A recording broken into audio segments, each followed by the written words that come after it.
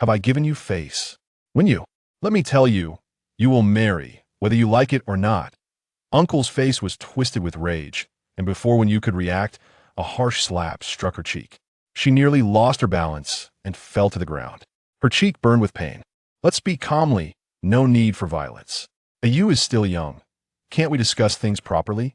Aunt feigned concern, tugging at the air, but her gaze towards Wen Yu held no pity, only calculation. Yu, don't blame your uncle. He is just anxious. After your parents passed away, you have been living with us.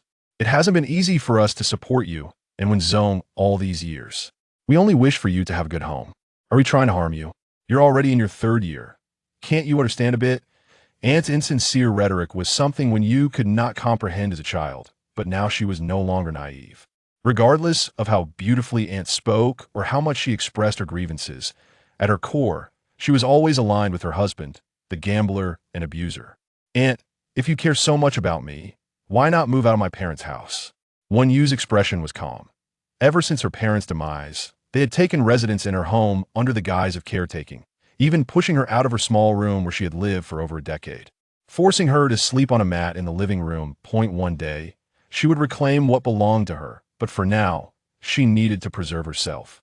Upon hearing her words, both uncle and aunt turned pale, their expressions shocked.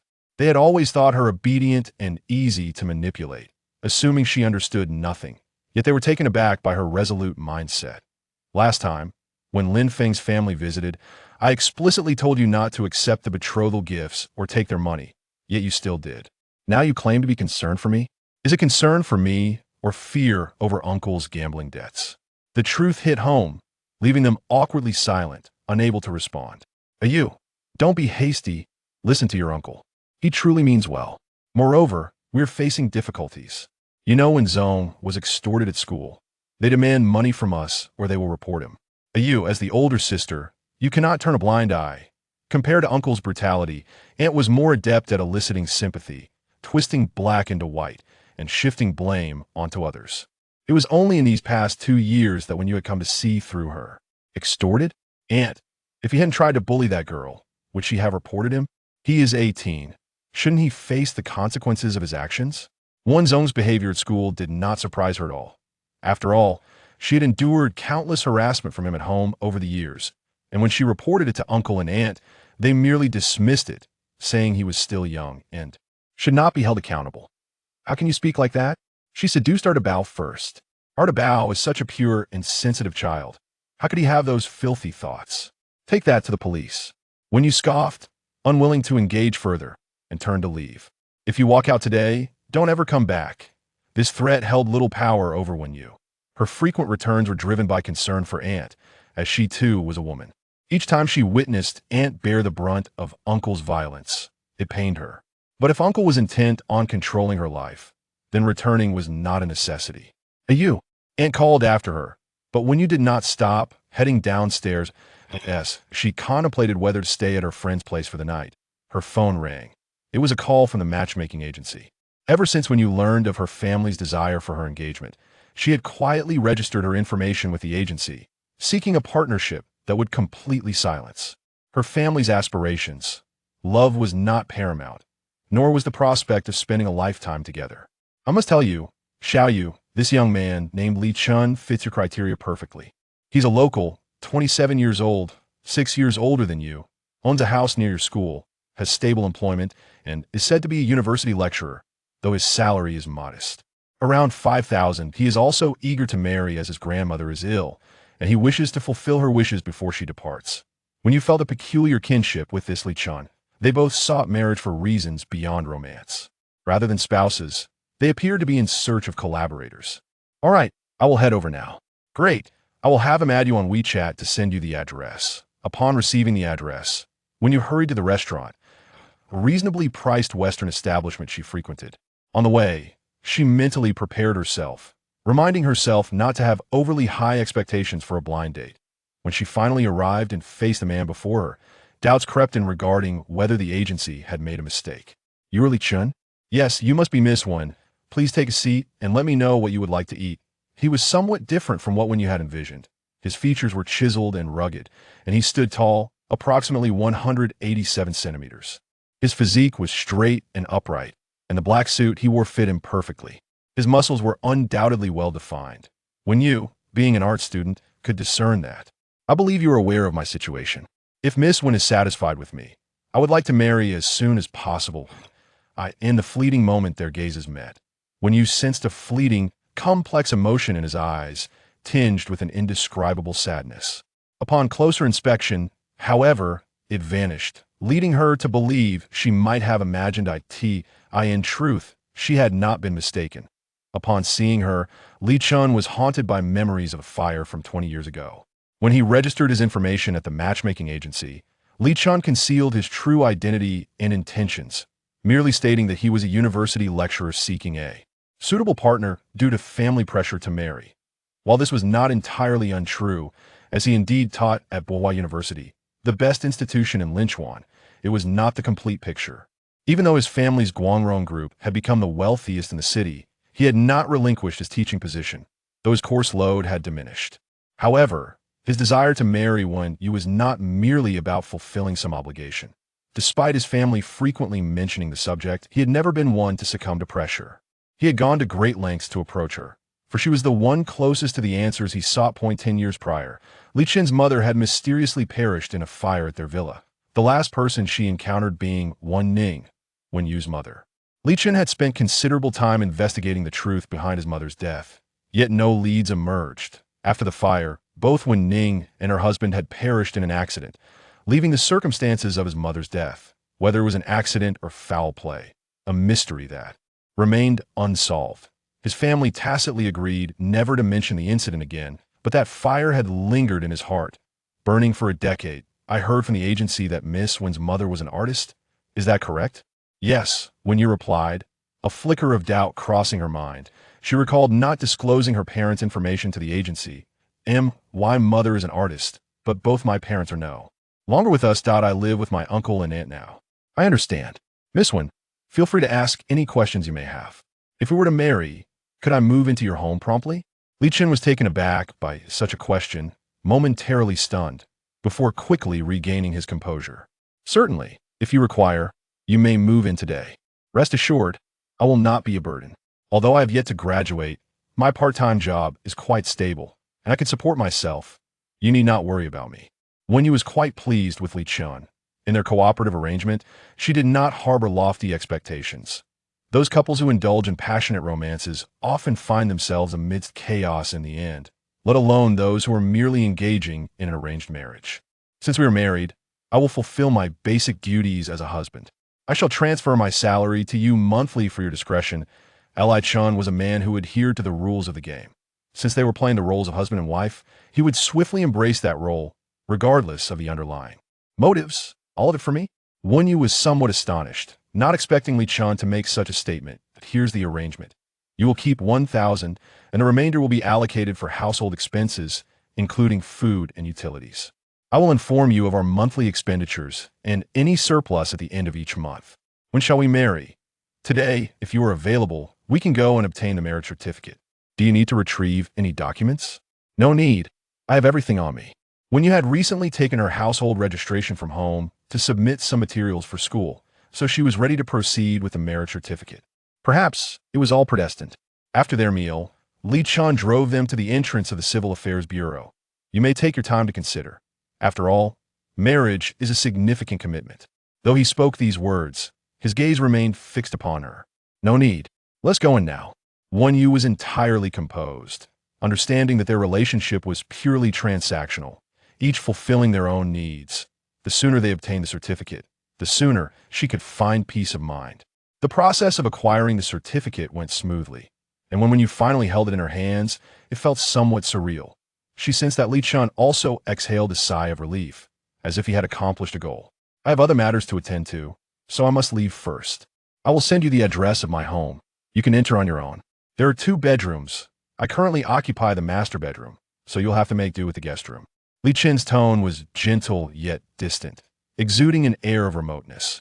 His smile was superficial, failing to reach his eyes, making it difficult for others to decipher his true thoughts.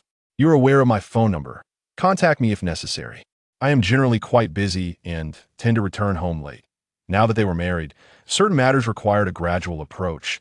Being overly eager could raise suspicions and be counterproductive. Moreover, I have a considerable amount of work-related documents in my study. Please refrain from touching anything in there. Do you have any further questions?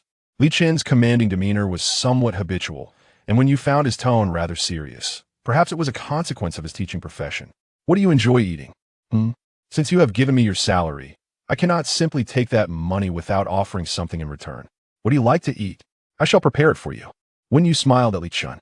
Since he had entrusted her with the finances, she intended to make the most of it and ensure their life together was pleasant. No need. I rarely eat at home due to my work commitments and usually dine out. Then, if you do return for a meal, just let me know. If I'm not busy, I will cook. Li Chen fell silent, not disclosing his true identity to Wen Yu, as he was cautious. After all, the events of the past remained uncertain, yet his intuition suggested that Wen Yu possessed a degree of sincerity. By the way, there is one more thing. If it is convenient, may I ask you to accompany me to visit my grandmother? Li Chen's tone carried a weight of melancholy. His grandmother had been ill for some time and had long wished to see him settled. Now that he was married, it would be prudent to leverage this relationship to provide his grandmother with some reassurance. Wen Yu readily agreed. Their marriage was mutually beneficial, and this was well within her professional purview. Of course, no problem. The car stopped in front of a rather upscale private hospital, a tranquil atmosphere enveloping the place. Li Chen explained that their family had pooled resources to secure her a better stay, hoping to enhance her later years, and Wen Yu did not dwell on it further. Li Chen, sister-in-law, second brother, you are here too. At the entrance of the ward, Li Chen was about to enter when a familiar voice called out to him. Li Chen, do you remember Bai Chu? His sister-in-law pulled him aside without noticing Wen Yu trailing behind him. Of course, what about her? Li Chen, you are no longer a child. Bai Chu is of similar age and comes from a reputable family. Did not the elders often suggest that you two should marry when you grew up? She has returned from studying abroad. What do you think about settling this matter? Sister-in-law, are you acting as a mediator on behalf of the Bai family? Li Chen scoffed. In the years prior to his company going public, the Bai family had secretly sabotaged him on numerous occasions, and now they were back with their schemes. Who knew what ulterior motives they had? His second brother and sister-in-law seemed overly eager, likely having received some benefit from the Bai family. What are you saying? Sister-in-law only wishes the best for you. Let us discuss this inside. Coincidentally, I intended to mention this to grandmother today as well. His second brother and sister-in-law appeared puzzled, unsure of Li Chen's meaning. Grandmother, we are here to see you. Grandmother, allow me to introduce you to Wen Yu, my newlywed wife. This was their first physical contact in front of others, and Wen Yu felt a bit awkward. She glanced at him, but he showed no emotion, naturally taking her hand. The act was convincingly staged, Wen Yu thought to herself. However, his expression was as cold as ice, yet his palm was warm. Taking a deep breath, a blush crept onto Wen Yu's cheeks. What? Married? How can you marry? His sister-in-law was somewhat flustered, further validating Li Chen's suspicions that they were indeed colluding with the Bai family. Why? Am I not allowed to marry? I did not say you cannot marry, but why not marry Bai Chu? This question was utterly absurd. Li Chen could not even be bothered to respond. Why should he seek her approval for whom he chose to marry? How could someone be so possessive of another's life and yet feel justified in their demands? Marriage is wonderful, truly wonderful. But how sudden? You never mentioned it before. Wen Yu, is it? How long have you known each other? How did you meet? What do you do? Where do you live? Grandmother was delighted. After all these years, Li Chen had been alone, becoming a source of worry for her. This girl had a pure gaze and appeared to be genuine. As long as they could find happiness together, that was sufficient. Grandmother, Wen Yu is a bit tired today. She has matters to attend to, so let us not ask too many questions. We merely wanted to share some good news with you. Seeing that Wen Yu looked somewhat dazed, Li Chen intervened, worried she might inadvertently reveal too much. Very well, I shall refrain from inquiring. If you two are happy in your marriage, that is all that matters. I shall visit Grandma for a meal once I am discharged from the hospital. After exchanging a few pleasantries, the atmosphere in the room grew decidedly uncomfortable. Both my sister-in-law and third brother cast unfriendly glances at Wen Yu, as though she had absconded with their fortune. After a short while, Li Chen took Wen Yu's hand, preparing to leave. As they approached the car, Wen Yu was suddenly yanked back with such force that her clothing nearly tore. She turned to see her uncle, his expression dark and foreboding. I knew it. No wonder you're not living at home. You're out, gallivanting with some base man. Wen Yu, you have no shame, but we still possess some dignity. You're on the verge of engagement. Look at yourself. Come home with me. Do not disgrace me in public. When we return home, I shall settle the score with you. Dare to cause trouble for me. You wretched creature, I will not hesitate to end you. Chapter 3. What if you don't return the betrothal gift? I shall not return. What will happen to the engagement then? I have already accepted the betrothal gift. That is your concern. It has no bearing on me. I have long stated that I will not marry him. When you cast a cold glance at him, her eyes devoid of warmth. Ungrateful wretch, have you grown wings? Let me tell you, this marriage is non-negotiable. Her uncle stepped forward, intent on confronting Wen Yu. But before he could strike, he was subdued by Li Chen, whose strong grip pinned his hands behind his back against the car, rendering him immobile. What are you doing? Who are you? This is a matter of my own child's upbringing. It is none of your business. I advise you to mind your own affairs. In this modern society, marriage is a matter of personal freedom. Do you intend to impose an arranged marriage upon her? Moreover, if you wish for her to return home to wed, should you not first discuss this with her husband? What husband? What nonsense are you uttering? She has no husband. Greetings, uncle, Li Chen interjected. Allow me to introduce myself. I am Li Chen, Wen Yu's newly wedded husband. Releasing his grip on Wen Yu's uncle, he shielded her behind him. What husband? You are speaking absurdities. She has no husband. He speaks the truth. Look, fresh from the Civil Affairs Bureau, the certificate is still warm. Who permitted your marriage? Her uncle glared at Wen Yu, his frustration palpable.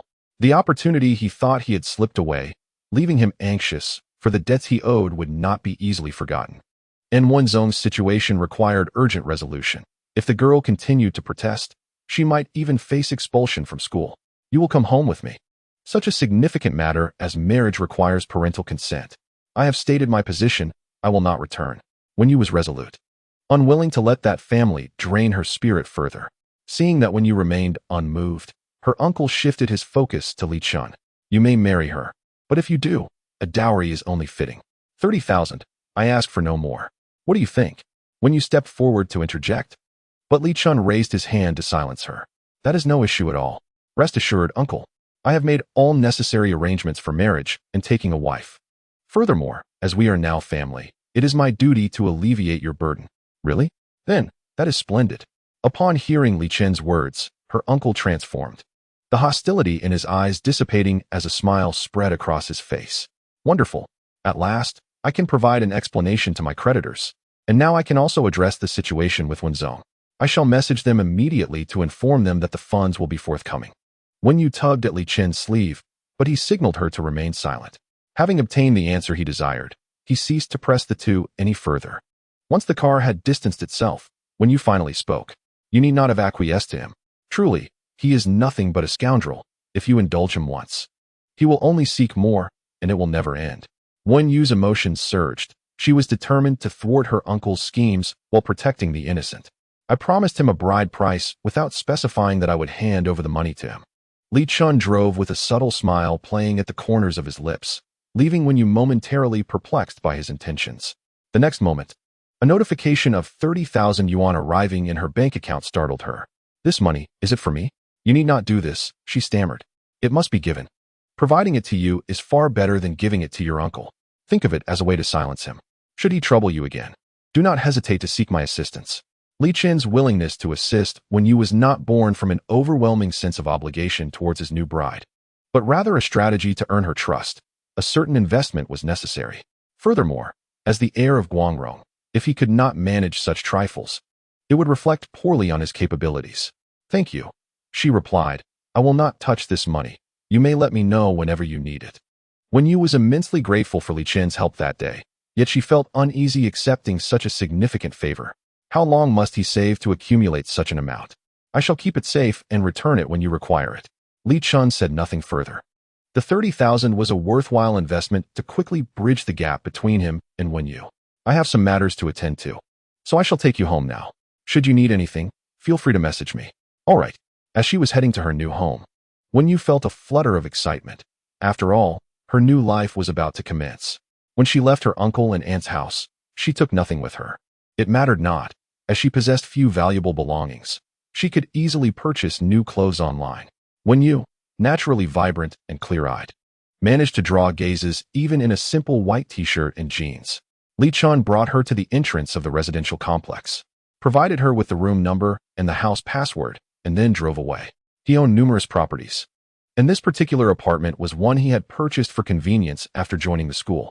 It was modest in size, comprising 3 bedrooms and a living room, roughly 120 square meters, on the 17th floor with a splendid view.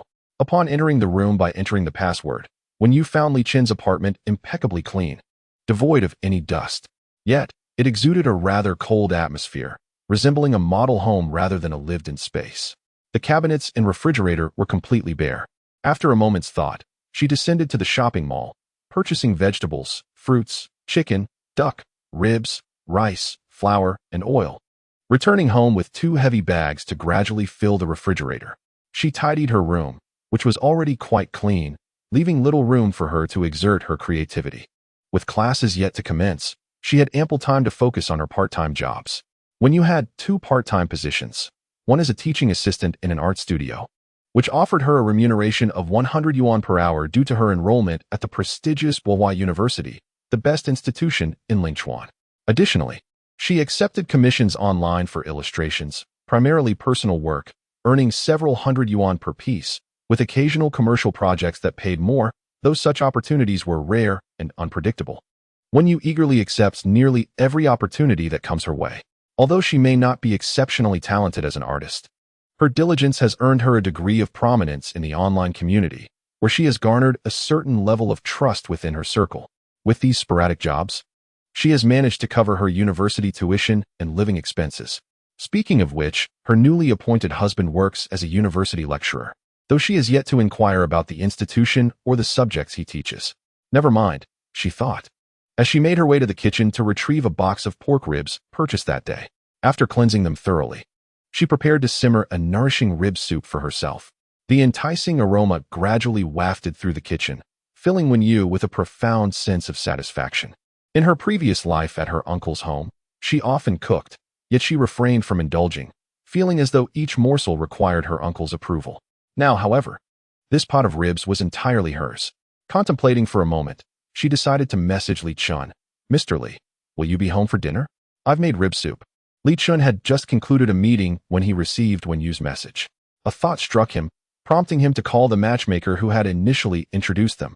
"Sister Zhao, may I ask you something? I recall you mentioning that Wen Yu is currently a university student. Which university does she attend?" "Bohua, the same university as you. In the design department. Don't you also teach courses in that department? To be honest, this seems like fate."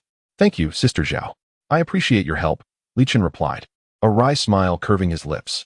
It was somewhat amusing and a bit exasperating that not only did she attend the same university, but she also studied the same discipline. How could such a crucial detail have been overlooked during the investigation into her background? Chapter 4. This fellow truly needs to be dealt with. After some thought, he decided to reply to Wen Yu. Considering he had no pressing matters that day, he pondered whether to disclose to her that he would soon become her instructor. Upon arriving home, the aroma of rib soup enveloped him, evoking an indescribable sensation. He seldom cooked at home, often opting for meals outside due to his busy work schedule. This scent, however, carried a nostalgic essence of home that relaxed him. Not wanting to linger in anticipation, Li Chen entered the kitchen to assist in setting the table, maneuvering around Wen Yu as they clumsily coordinated their efforts, nearly colliding several times. At last, they sat down to enjoy their meal. The warm rib soup paired with freshly steamed rice compelled even Li Chen, who typically maintained a polished demeanor, to eat with a certain abandon, loosening his tie mid-meal. Enraptured by the delightful flavors, Wen Yu stifled a chuckle, choosing not to comment. "I heard you study design at Bohua. How do you find the school?" "It's quite satisfactory for me. I do feel the workload is a bit heavy at times, which occasionally conflicts with my part-time job, but I generally manage. However, I heard that next semester we will have a new instructor for the architectural design course. Oddly enough, he shares your surname, Li. Do you know him?" "No, I don't. Unbeknownst to you, I have heard that he is indeed the quintessential tyrant. Submitting assignments even a minute late is unacceptable. He often calls on students in class, leading to a high failure rate, and the volume of homework is overwhelming. One might wonder why, at the university level, He insists on making our lives so difficult. I firmly believe that someone like him must have some psychological issues. Li Chen, while tidying up his desk, stifled a laugh. He had been contemplating whether to share this with her today, but now he was resolute in his decision to remain silent. It turned out she held such a view of herself in private. Surely, he must possess some merits. He must be a responsible teacher, I suppose. Well, there are some benefits. I have heard he is quite indifferent to girls, showing no interest outside of class, and remains rather enigmatic. One cannot help but wonder what he occupies himself with in his personal time. As for the rumors about Li Chen being aloof, he was unsure how they originated and chose not to concern himself with them. Yet, the more he refrained from addressing them, the more they seemed to take on a life of their own. In any case, encountering such a tyrant can only be described as unfortunate. By the way, Mr. Li, aren't you also a teacher? Which school do you belong to, and what do you teach? You need not call me Mr. Li. Simply address me as Li Chen. Li Chen did not respond further, diverting the conversation with a smile, which went unnoticed by Wen Yu. Then I shall refer to you as Brother Li Chen. You have no idea. For us design students, the workload is already heavy, and dealing with such an exacting teacher is simply intolerable. So what solution do you propose? There is indeed a solution. If the assignments become insurmountable, outsourcing them is an option. Outsourcing to whom? Li Chen was momentarily perplexed by Wen Yu's suggestion. He truly felt out of touch with the current generation, unaware of their thoughts. To have someone else do the assignments, who else could it be? The realization dawned on him as he watched Wen Yu methodically laying out her plans for academic misconduct, musing that he had not encountered such brazen students in many years. I advise you to focus on completing your assignments. Taking shortcuts is not advisable. If you are caught, it would be quite difficult to explain to the teacher. Li Chen adopted a serious demeanor reminiscent of a stern professor, which Wen Yu found unappealing and rolled her eyes inwardly. Li Chen, too, furrowed his brow in thought. Sometimes, being overly clever is not advantageous. It won't be discovered.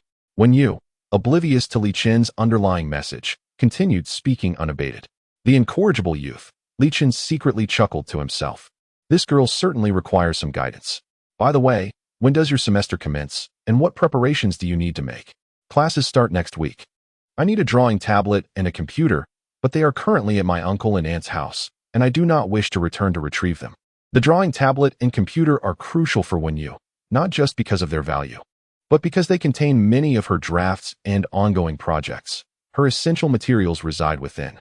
No worries. In a few days, I will have them sent back to you. Are you certain? He is not someone to be trifled with. Rest assured, I am well aware of what I am doing. Wen Yu was uncertain whether to trust him, yet it appeared that she had no better option than to place her faith in him. After exchanging a few pleasantries, the two fell into a silence and retreated to their respective rooms. It had been many years since Wen Yu had experienced such a comfortable bed. The soft mattress enveloped her, and as the moonlight streamed through the window onto the blue sheets, she felt a wave of emotion wash over her, almost bringing her to tears. She wondered if her mother was watching over her from above at that moment.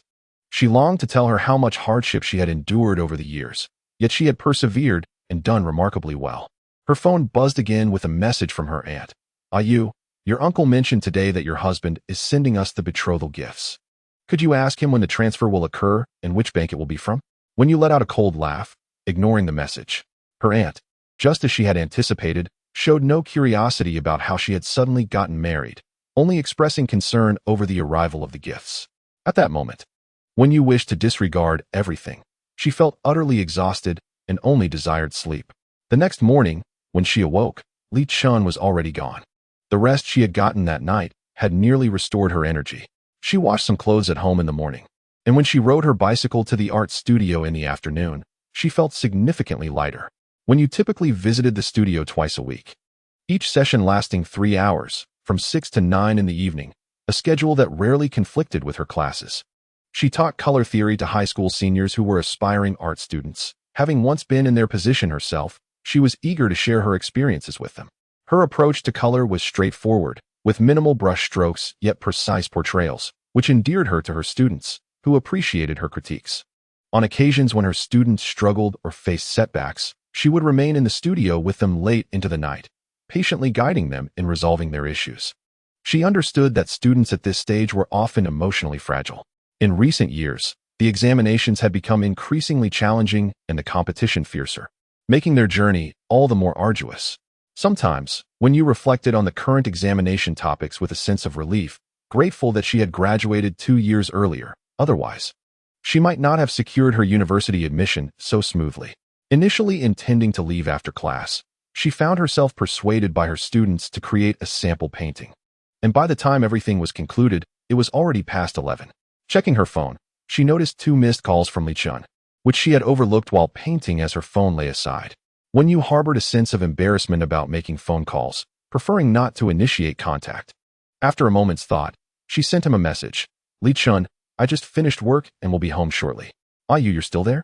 It's quite late. And it isn't safe for a girl like you to be out alone. I'll drive you home, said Ling Yu, the sketching instructor and owner of the studio. Wen Yu initially intended to decline the offer, but, upon stepping outside and feeling the unusual chill in the air, she acquiesced. Ling Yu drove her to the entrance of her apartment complex, where they exchanged a few more pleasantries before parting ways. Rushing home, Wen Yu was startled to find Li Chen sitting in the corner of the living room. Li Chen, why are you still awake? In the middle of work? Oh, then I'll go wash up first. Seated on the sofa, a sense of unease enveloped Wen Yu as she pondered the disquieting atmosphere of the late hour. The man before her appeared to be in a rather poor state. Who was he? What was he saying? As she stood at the sink, attending to her evening routine, she realized she was unable to comprehend his words. Upon returning, she sensed an unusual tension in his demeanor, as if he harbored something he wished to express. The man who had just driven her home. Who was he? Oh, he is the owner of the art studio. He drove me home today since class ran late. Is something the matter? In the future, do inform me of such occurrences. I can come to pick you up. I drive quite steadily. Li Chen rose and approached Wen Yu, their heartbeats resonating close to one another as he lowered his gaze upon her. Isn't it a bother? Ling Yu was merely giving me a lift. It's no bother, he replied, an air of subtle aggression in his expression. As their eyes met, Wen Yu felt her breath quicken, perplexed by his behavior. I understand now. I will call you next time. With a quiet affirmation, Li Chen turned and departed without further ado. Wen Yu, too fatigued to dwell on it, yearned for rest. Upon rising, she noticed several messages from her uncle on her phone, inquiring about the bride price and when it would be deposited into his account, as he awaited the funds. She sought out Li Chen, who, with a commendable demeanor, dialed her uncle's number. Uncle, as it stands, we are indeed married. If you're free today, perhaps I could treat you to a meal. Regardless, it is a marriage, and I believe it is essential to provide Wen Yu with a sense of ceremony. Sharing a proper meal with family is always worthwhile. I have arranged for the bride price. When you arrive, I will discuss it in detail. Absolutely, that sounds good. Oh, and remember to bring Wen Yu's computer and drawing tablet. She will need them. Of course, I will send someone to fetch you. Is that wise? What if he becomes agitated and causes a scene? Wen Yu expressed her concerns, tugging gently at his arm after the call ended. Are you worried about me? Li Chen inquired, causing Wen Yu's cheeks to flush. I am discussing serious matters with you. Rest assured, should he act irrationally, I possess some skills in self-defense. Just focus on your own safety and avoid any misunderstandings. Moreover, the restaurant has security to ensure he cannot misbehave. Is there security at the restaurant? Wen Yu questioned. Her curiosity piqued. Li Chen merely smiled reassuringly. The venue he had chosen was a prestigious private club under his ownership, aptly named Sun.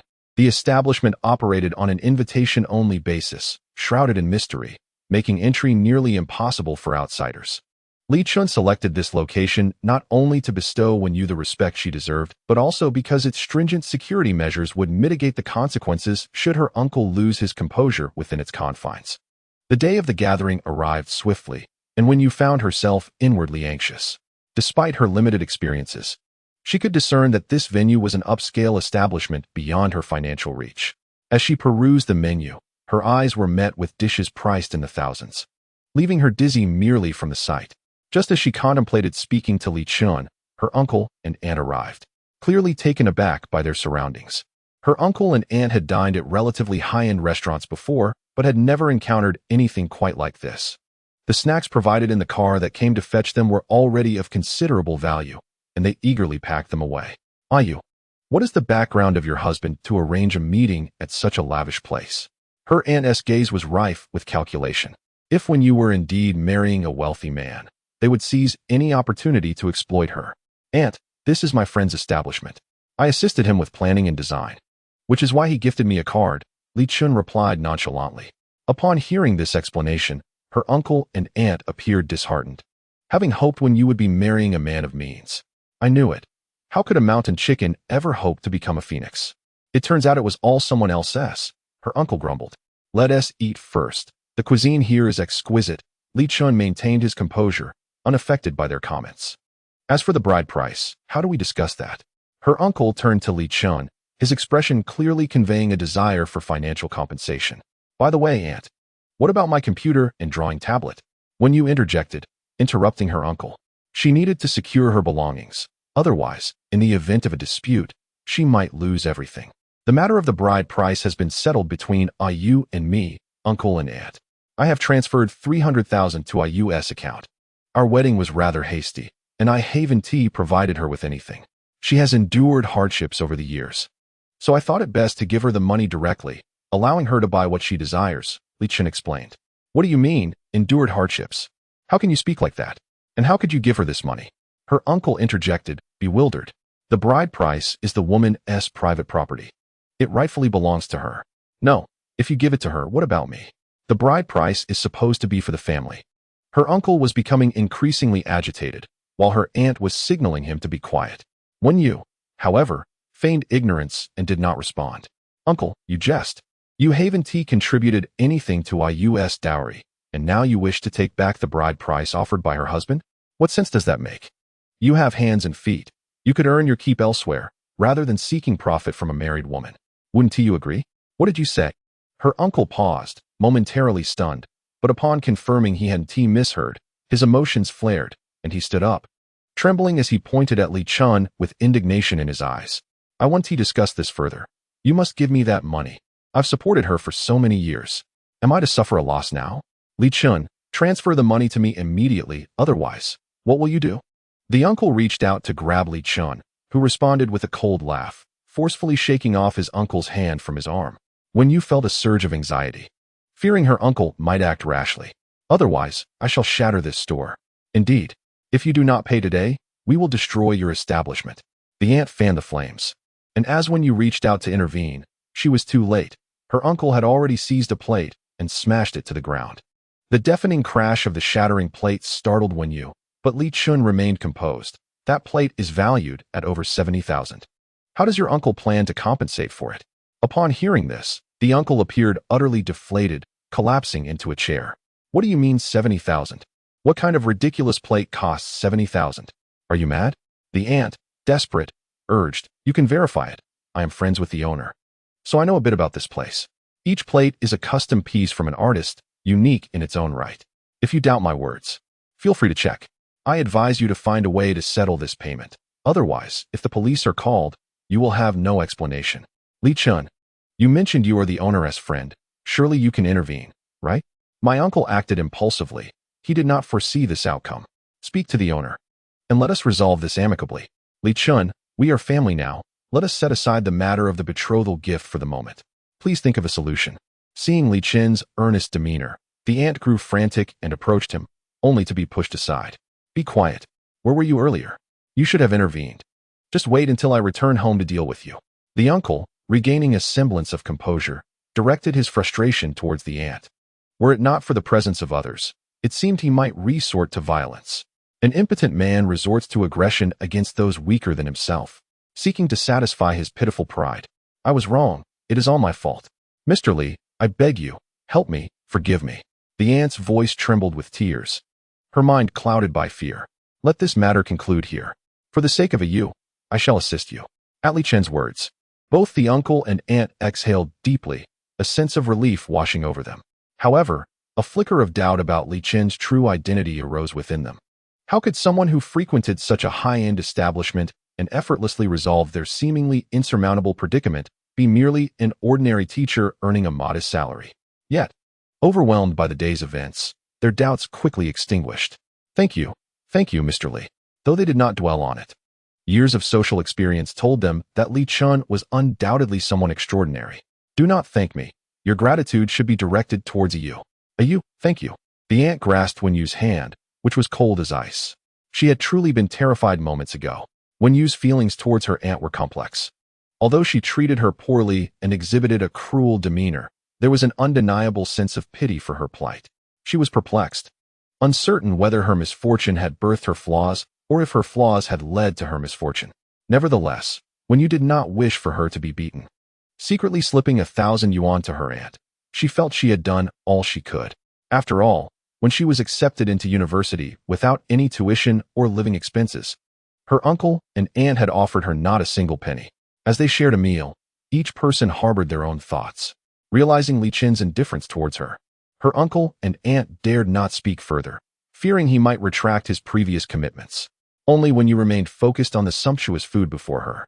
She had witnessed such turbulent scenes since childhood. What did it matter? Satiating her hunger was paramount.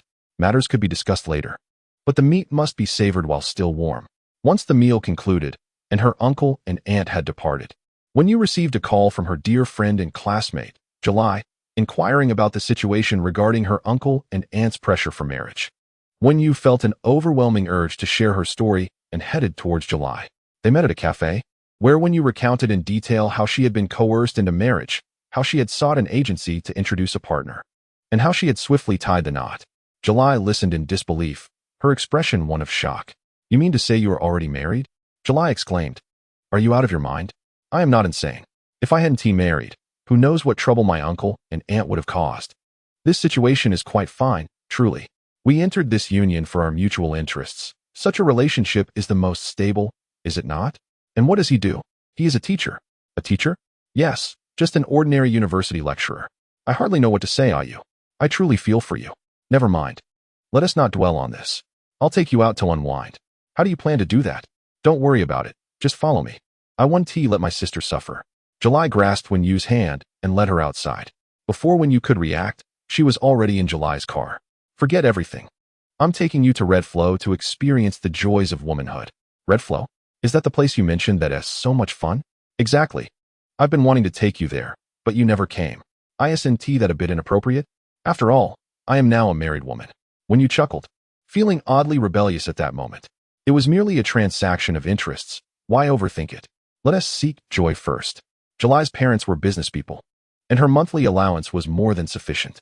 She had long suggested taking Wen Yu out for fun, but Wen Yu was always too busy, either working or cooking for her uncle and aunt. Even July was exasperated, yet Wen Yu endured. "You are too exhausted.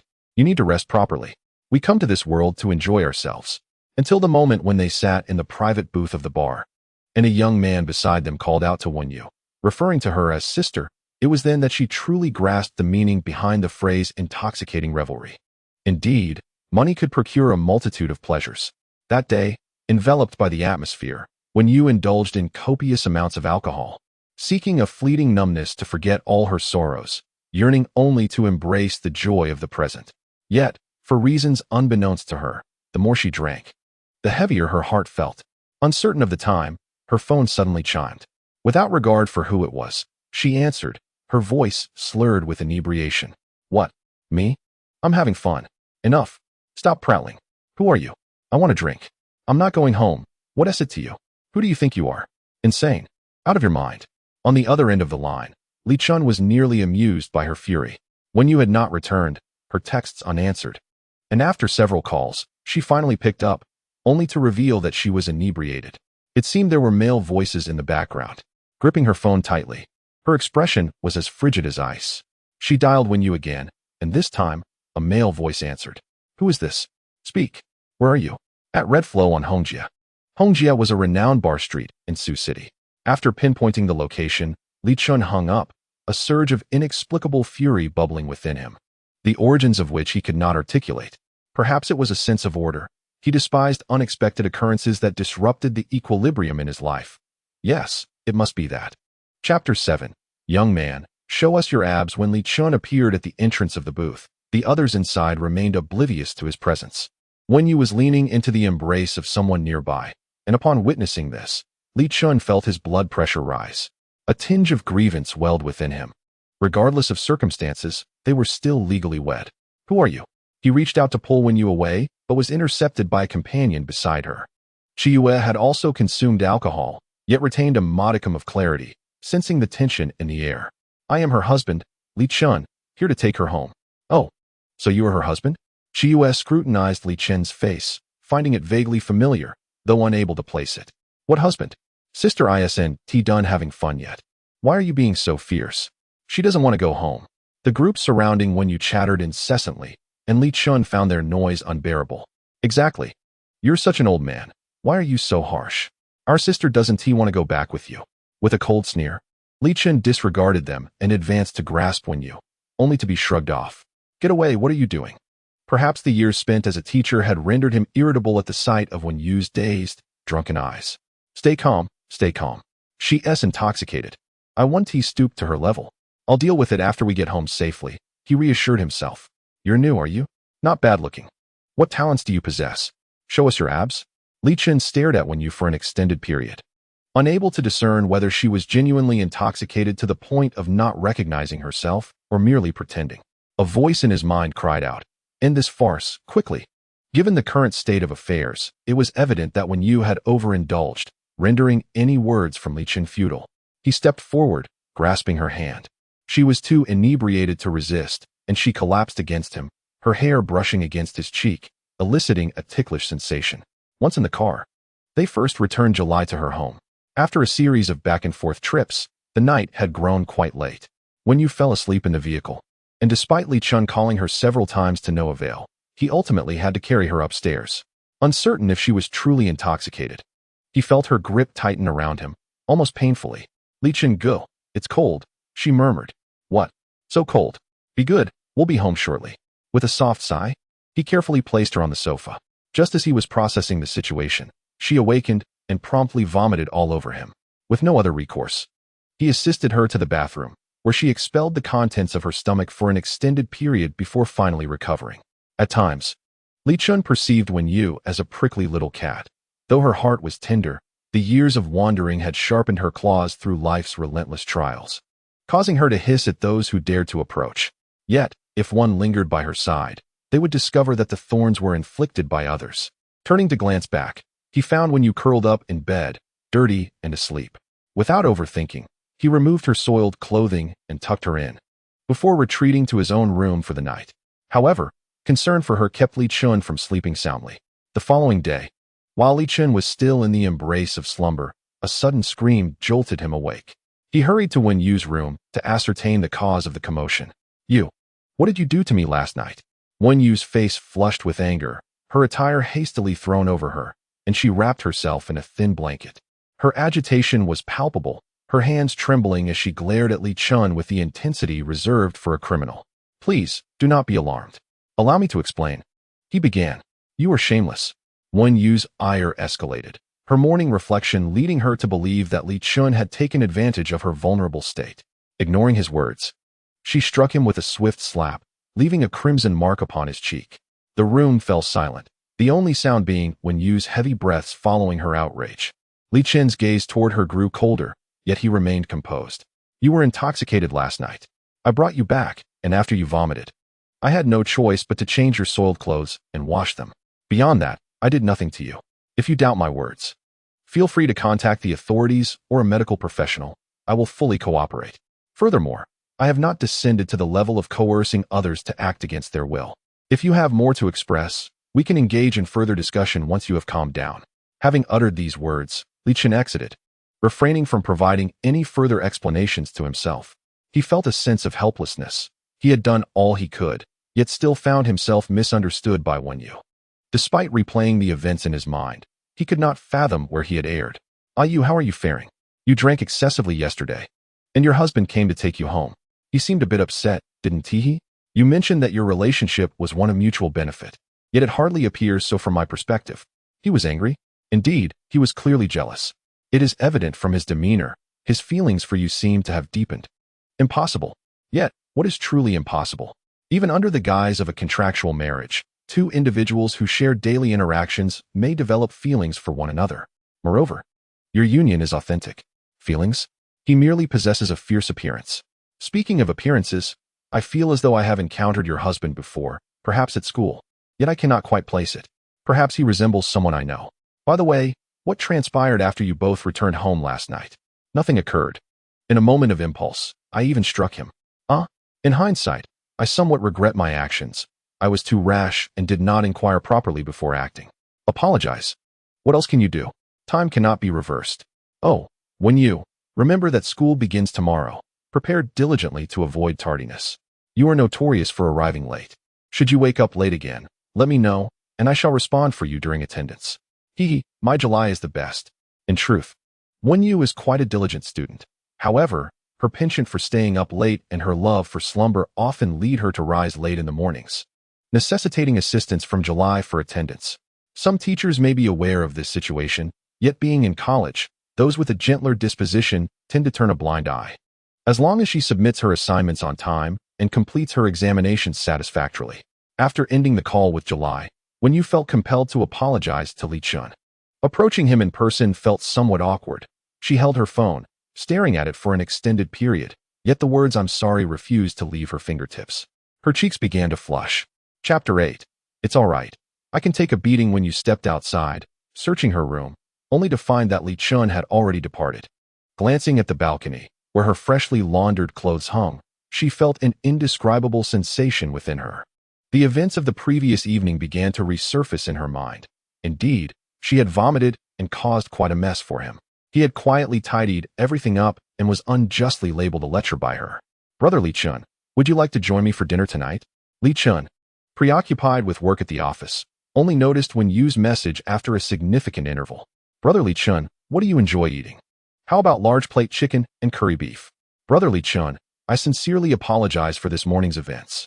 With considerable courage, Wen Yu finally sent the message, bowing her head in apology. For her, lowering her proud demeanor was a profoundly challenging endeavor.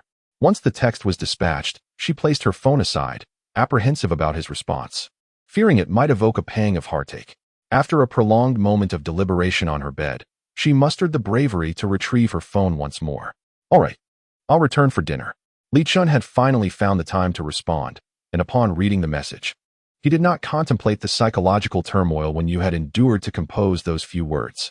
Yes, Wen Yu felt a surge of excitement. Leaping from her bed and exhaling a deep breath, his reply signified, in her mind, an implicit forgiveness.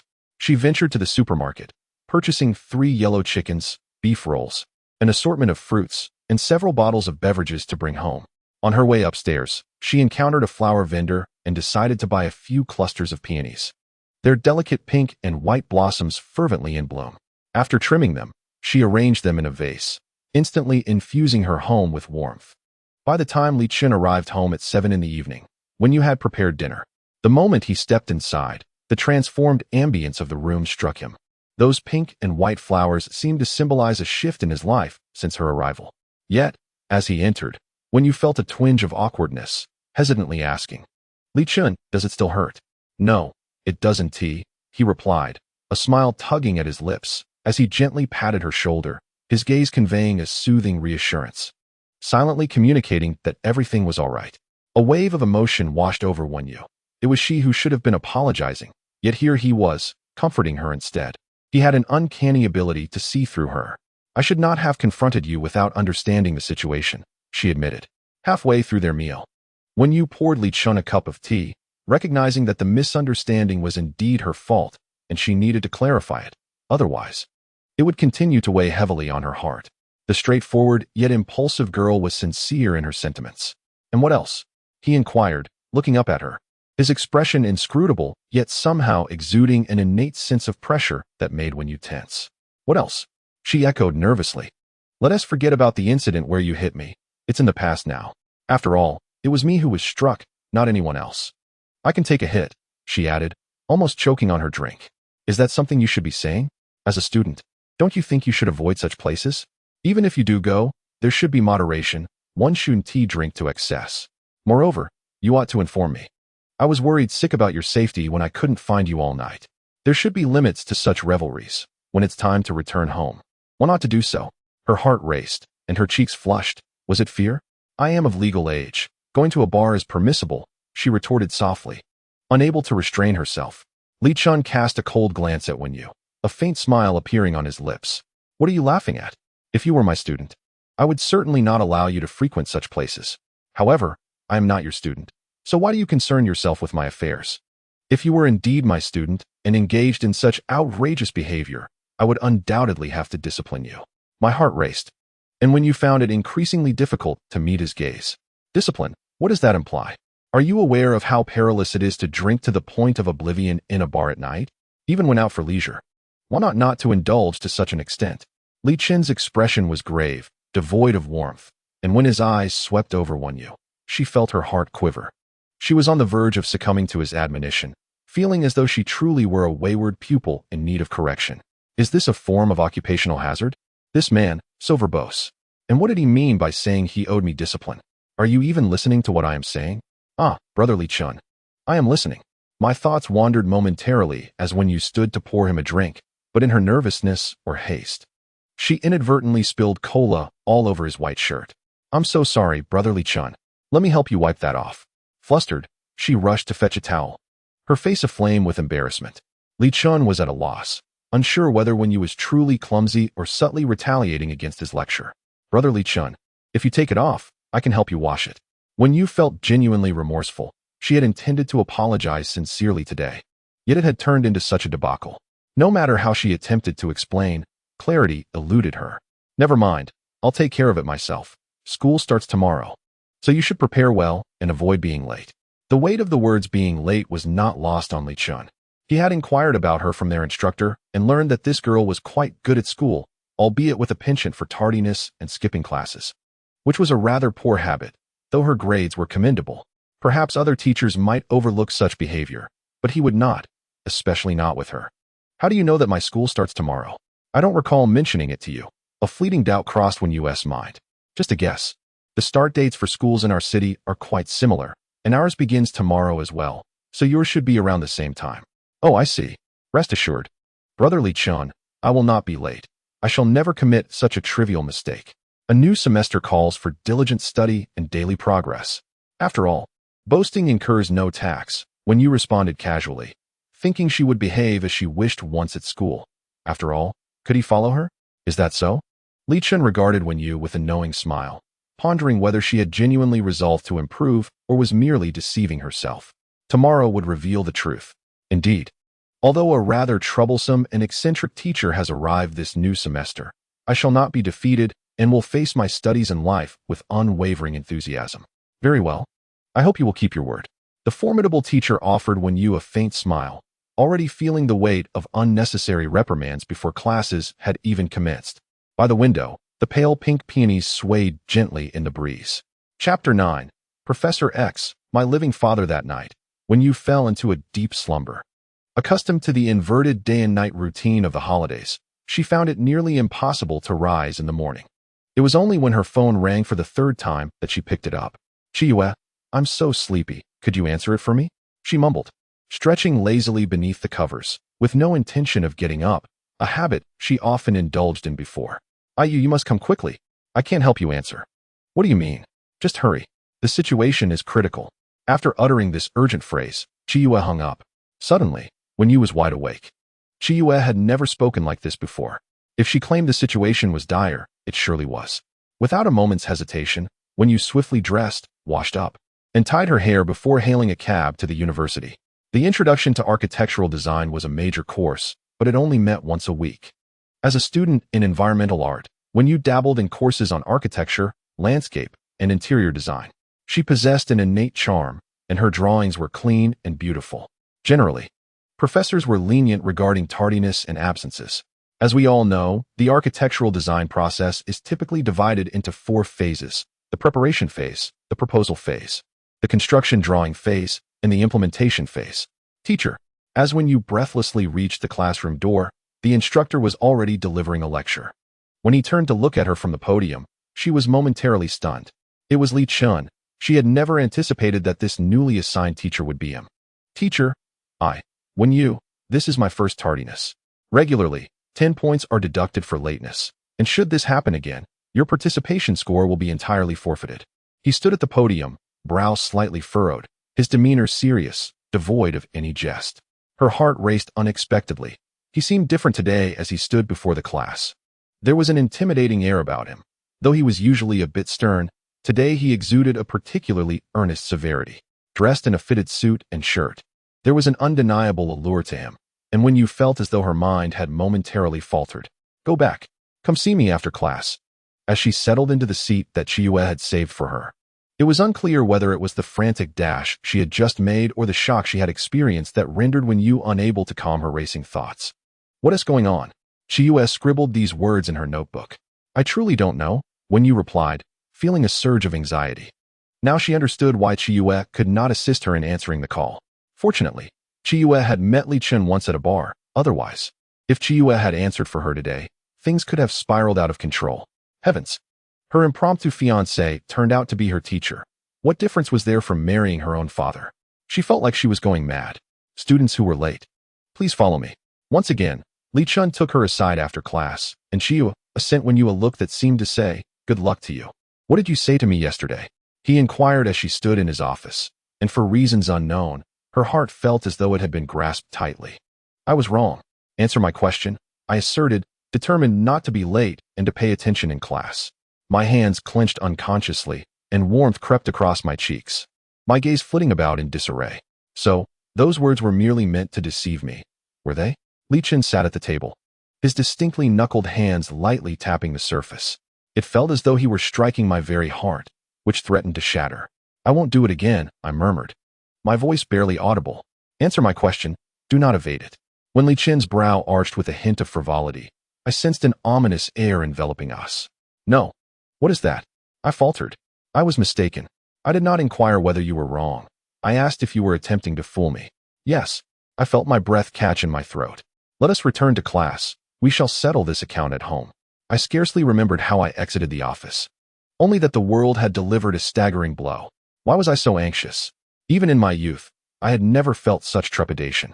Why did Li Chen induce this turmoil within me? What did this all signify? I was finished.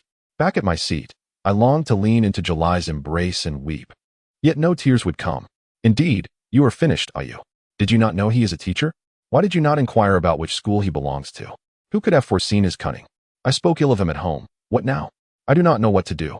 How could he be so stern? He even deducted my usual points. You, how do you manage your life? Do not mention it. It is a tale of bitter tears. The thought of returning home to potentially face reprimand made my head spin. In truth, Li Chen's residence was quite near the school, yet that day, I took an entire hour to return, wandering past several shops along the way. Upon arriving home, I found Li Chen had prepared a meal. Unbeknownst to me, when he lived alone, he rarely cooked, opting instead for takeout. However, since I had entered his life, he suddenly deemed takeout unhealthy. No, it must be due to his mother's situation. Until matters were clarified, I needed to be well. Stir-fried lettuce, boiled shrimp, and plain congee, though I wasn't hungry. I felt a sense of disorientation as I watched him remove his apron and serve me dinner. I realized I seemed to no longer understand him. Eat more. It will help you withstand the reprimand. A faint smile tugged at the corners of his mouth, as though he could see right through my thoughts.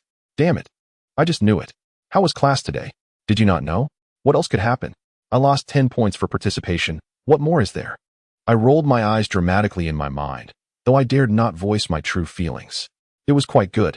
By the way, teacher, it's not that Brother Li Chen only has one class a week, so why are you so busy every day? Teaching is one of my responsibilities.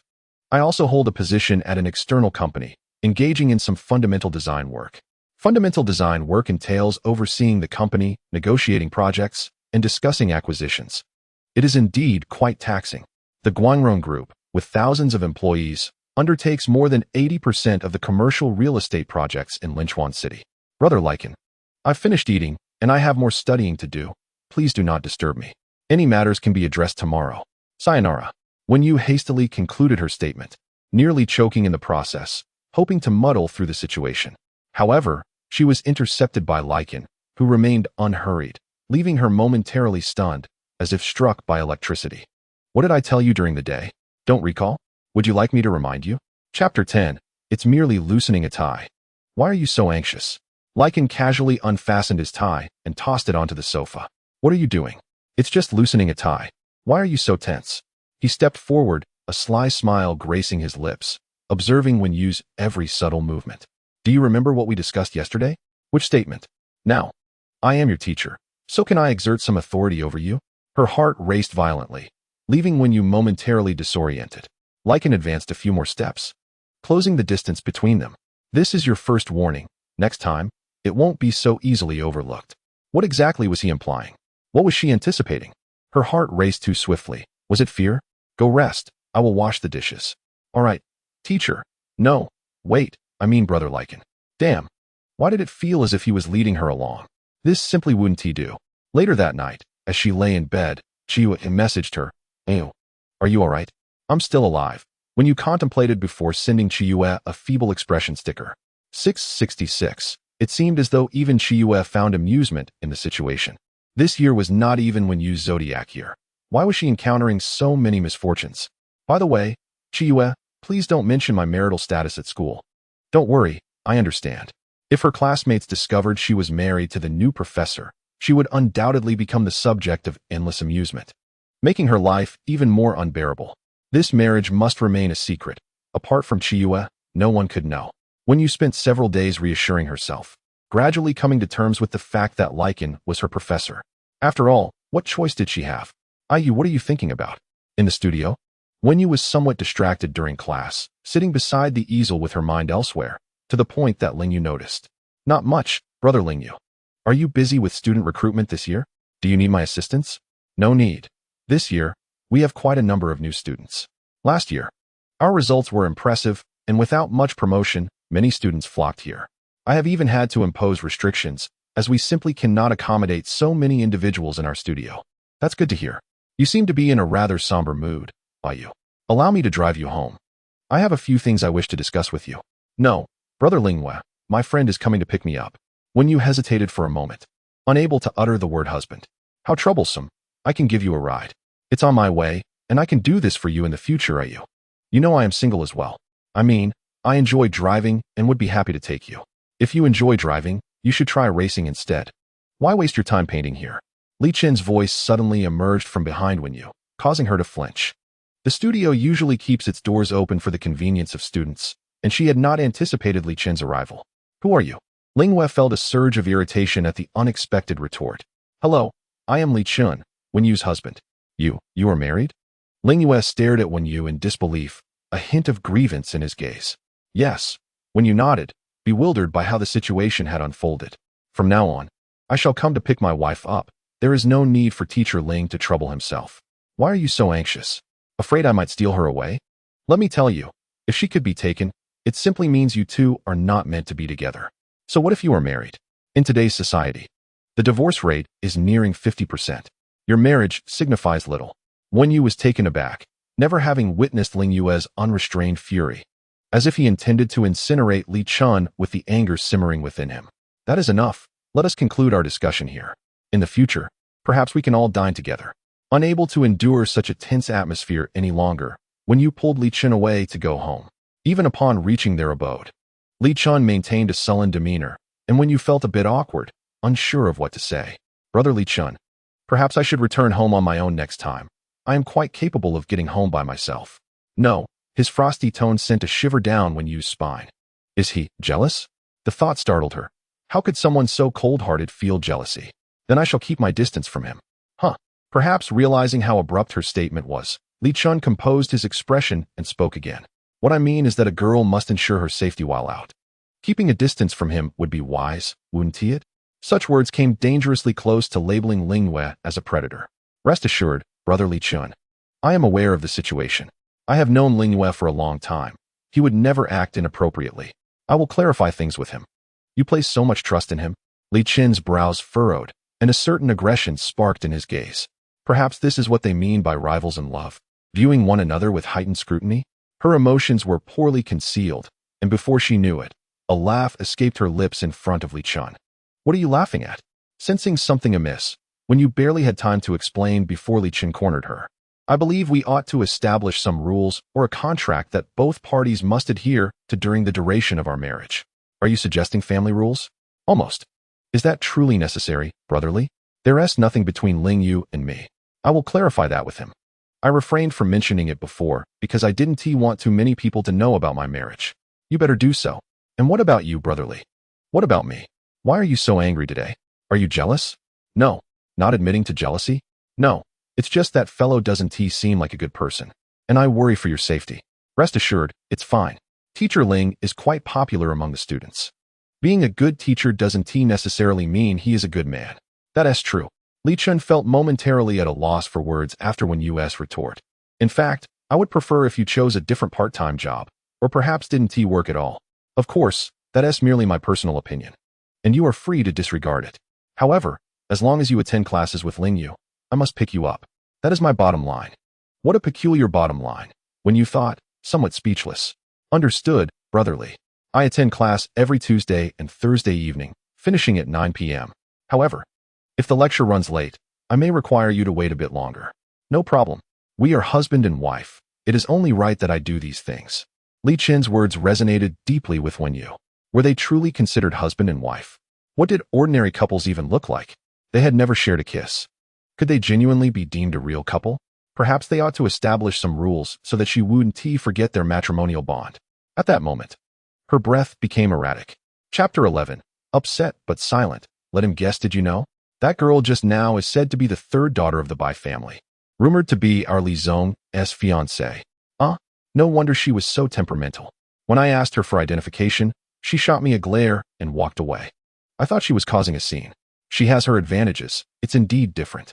As Li Chen entered the lobby of the Guangrong group, he overheard the whispers of the receptionists. Gossip is a human trait, and he had no desire to intervene. Yet, what was Bai Chu doing at the company? This girl had always clung to him since childhood. Surely she wouldn't still behave the same way now that she was grown. Li Chen let out a soft sigh as he made his way to the president's office. Li Zong, Miss Bai is waiting for you in your office. As expected, the secretary informed Li Chen of this upon his arrival upstairs. Brother, you're here.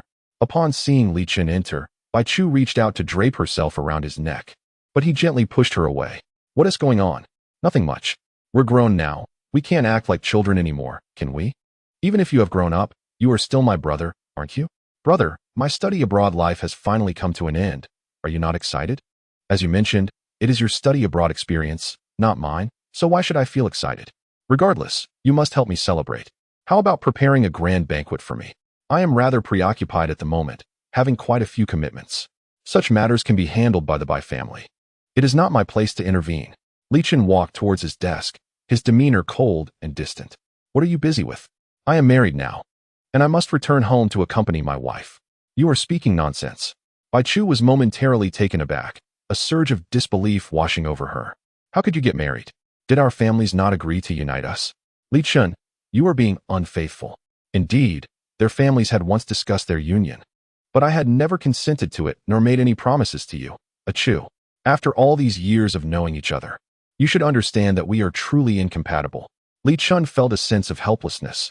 He had never harbored feelings for Bai Chu, but their parents were always trying to bring them together. Furthermore, Bai's family had ulterior motives in wanting to marry her off, and he could not allow such a scenario to unfold. Nevertheless, he believed that this had little to do with Bai Chu, considering her merely naive and unable to see through it all. Achoo, regardless of the circumstances, I am now married, and my focus must be on my family. I do not have the luxury of time to spend with you. You are lying. This must be a ruse, isn't it? You are merely appeasing them, aren't you? Li Chen, if you are getting married, why not marry me instead? What is wrong with me? I will not accept this. You must divorce her and marry me. Achoo, do not throw a childish tantrum. Li Chen, Bai Chu, agitated, stepped forward, twisting her ankle and nearly falling into Li Chen's embrace. Achoo, are you all right? Li Chen instinctively caught her. As she looked down, Bai Chu felt a pang of sadness. She did not wish for things to be this way. But if she could not win over Li Chen, she would undoubtedly face severe reprimands upon returning home. Li Chen, it hurts. Accompany me to the hospital. With his resolute attitude, she had no choice but to devise a way to create an opportunity for them to be alone. Very well, take it slow. I will assist you. Bai Chu understood Li Chen. Despite everything, he was a kind-hearted individual and would not abandon her in this situation. Newly married, then she would cling to him, keeping him occupied for an entire evening, and see how he would explain his absence at home. At the hospital, Bai Chu underwent numerous examinations. In truth, her ankle was fine, but after the checkup, she would complain of leg pain one moment and knee pain the next. Li Chen patiently accompanied her through each assessment, only to find that there was nothing amiss. Eventually, even the doctor grew weary of the charade, suggesting she return home to rest. She then insisted on having a meal with Li Chen and by the time they finished, it was already past midnight. Li Chen felt as though he had accomplished nothing that day, his head pounding with discomfort, and he finally dropped by Chu off at her home. Checking the time, he noted it was already past 12. Upon returning home, the room was enveloped in darkness. Li Chen softly called out Wen Yu's name, but there was no response. Perhaps she had fallen asleep, he mused as he removed his coat and settled onto the sofa, utterly exhausted from the day's tribulations, both physically and emotionally. Reflecting on their time together, he realized that no matter the circumstances, being with Wen Yu never left him feeling fatigued. In truth, Wen Yu had not succumbed to slumber. She cautiously opened the door a crack to observe him. The more she thought about it, the angrier she became. Where had he been all this time? Returning home in such a weary state? It infuriated her that he could be so carefree while she was left to worry. Her frustration was so intense that she lacked the desire to confront him. For several days, she had refrained from speaking to Li Chen, and whenever he attempted to engage her in conversation, she would claim to be busy. When the day of Li Chen's class arrived, Wen Yu chose to skip it altogether, opting instead for a day of leisure. It was as if she intended to convey the depth of her dissatisfaction through this act of defiance. Where are you? Why aren't you attending class? Li Chen seized a moment to text her, but received no reply. Are you all right? Still, silence met his inquiry. Skipping class would result in a deduction of her participation points. After a lengthy pause, she finally responded. Go ahead and deduct. You are the teacher, after all. Do as you please. It matters not. I want to be attending this semester. Li Chen was not oblivious. Since that fateful night, Wen Yu's demeanor had been distinctly awkward, and he could surmise the cause, yet he had not found the right moment to clarify matters. Where are you? I will search for you after class. What business is it of yours? Reading her message, Li Chen found himself stifling a laugh. He had once worried that her gentle nature might lead to her being bullied in life, but it seemed she could hold her own after all. After class, he called out to Chiyue, pressing her for information about Wen Yu's whereabouts, and eventually, Chiyue, unable to withstand the inquiry, divulged the truth. She was at the pedestrian street behind the school, a popular spot among students, and he felt confident he could find her there soon. Teacher. She mentioned wanting some time alone. Chiyue attempted to add, but Li Chen was already racing ahead. As he approached the pedestrian street, he noticed a commotion up ahead, and his heart sank. A group of drunken ruffians surrounded Wen Yu, who was clearly in a foul mood, likely simmering with pent-up frustration. Listen here. Don't push your luck. You should find out who you're dealing with. One of the thugs had yet to finish his taunt when Li Chen seized his hand and twisted it behind his back, transforming the previously arrogant expression into one of pain and surprise. Who the hell are you to meddle in this? Another thug demanded, while the rest hesitated. Intimidated by the darkness in Li Chen's gaze. Leave, he commanded, and the thugs, daunted, quickly dispersed. Chapter 12. A lesson from the past. How did you get hurt? It was only after the ruffians had retreated that Li Chen noticed Wen Yu's leg was marred with an unfamiliar cut. He crouched down to examine the wound. It was not deep, merely a scrape with a bit of blood, and he felt a sense of relief. We'll tend to your injury at home, he assured. Although it was not severe, a simple disinfection was imperative. I won't leave. Despite Li Chen's earlier assistance, Wen Yu struggled to escape her awkward emotions. The resistance she felt was more than mere defiance. Did he not understand? Why provoke my anger? Why could you not be more meticulous and handle everything properly? Let us return home and address the wound. We'll discuss other matters later. Li Chen, observing Wen Yu's indifferent demeanor, felt a flicker of irritation. Anger aside, there was no need to place oneself in jeopardy. I shall repeat, I will not leave. Are you certain? The arch of his brow sent tremors through her heart. What thoughts occupied his mind at that moment? The man before her smiled faintly, extending his hand, exerting a strong pull that drew her to his side. Without granting her a moment to ponder, Li Chen pulled her into the car. He locked the doors, reached over to fasten her seatbelt, and as she struggled against him, her frustration still simmering, Wen Yu pinched his arm sharply. Yet, Li Chen appeared unfazed, driving with an air of nonchalance. Ascending the stairs and returning home, Li Chen pressed Wen Yu onto the sofa, just as she prepared to unleash her pent-up frustration. He retrieved a first aid kit and knelt before her to treat her wound. In that instant, she found herself momentarily dazed. I understand your anger, he spoke softly, his few words puncturing the balloon of her ire. That day, Bai Chu came to see me. She insisted on going to the hospital for a checkup because she felt unwell. She complained about various ailments, and we conducted all the necessary examinations. which took longer than anticipated. When I returned that evening, I assumed you were asleep, but you were actually awake and upset, were you not? Under those circumstances, leaving her alone at the hospital was not appropriate. The tests were somewhat complex and time-consuming. I have wanted to discuss this with you for days. Yet you have been avoiding me, leaving me with no opportunity to explain. It is my fault for not clarifying things. Now, the wound is adequately treated. Yu, your clothes are dirty. Take them off. I shall wash the soiled areas before tossing them into the washing machine. A sense of regret washed over Wen Yu. She should have sought clarity sooner. Now it appeared as though she were the one being unreasonable. I have my period, she blurted out. Perhaps an indirect apology, hinting that her mood had indeed been less than pleasant these past few days. I will wash them for you. What? Go change in the room. I will hand wash the necessary items. Wen Yu's hands instinctively clenched tightly. For the man before her now seemed a stark contrast to the one who had just bound her to the car. When she handed over her blood-stained clothes to Li Chen, a hint of embarrassment washed over her. Yet, he merely smiled and accepted them with an unexpected gentleness. Regardless of the circumstances, was it not inappropriate for you to skip class? Thankfully, I arrived in time today. Otherwise, the situation could have turned perilous. Acting in anger is not wise, especially since you are still a student. As he washed, he rambled on. A phrase surged in Wen Yu's mind, cold-faced washing of undergarments, which aptly encapsulated Li Chen's current demeanor. Yet, it was inaccurate to describe him as cold. Rather, he was exquisitely engaged in his task. It was my fault. I was too impulsive. Once the clothes were washed, Wen Yu's spirits were entirely restored. Before meeting Li Chen, she had never dreamed of marriage. After encountering him, the unfamiliar warmth of domesticity began to take shape in her mind. Is this all there is? He stood by the window, casting a sidelong glance at her, the sunlight outlining his silhouette. Wen Yu felt a twinge of reluctance to meet his gaze. He always seemed to possess an effortless command over everything. What else could it be? Li Chen chuckled lightly, pulling Wen Yu to the wall beside the study desk. What are you doing? What do you think? Now that you dare to skip class, naturally, you must be punished. Face the wall for 10 minutes to learn your lesson. What? Are you joking? I'm not a child anymore.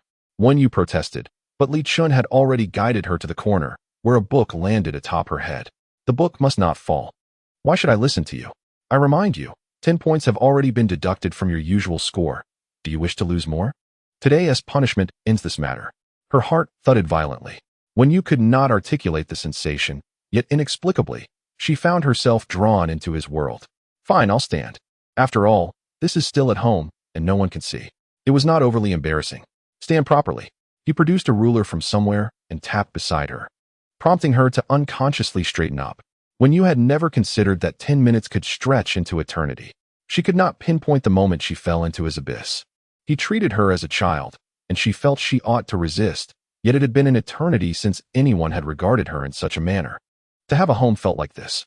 Skipping class would indeed incur consequences. She recalled that when she was with her uncle and aunt, they would have preferred her to fail her exams and marry young. All right, this is enough for today. Let us turn the page on this matter. It was only when he removed the book from her head that Wen Yu realized her face had turned crimson. Do not skip class again. Otherwise, next time, it will not be so simple, he said, his expression grave. Wen Yu instinctively lowered her head, feeling anxious. I understand, Brother Li Chen.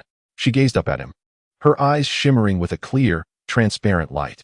He yearned to caress her cheek, but restrained himself. Before encountering him, Wen Yu exuded a somewhat aloof aura. Her long, jet-black curls framed her delicate features. However, after meeting him, her demeanor softened considerably, and though her face remained unchanged, the color in her gaze was entirely different, as if she was beginning to lower her defenses.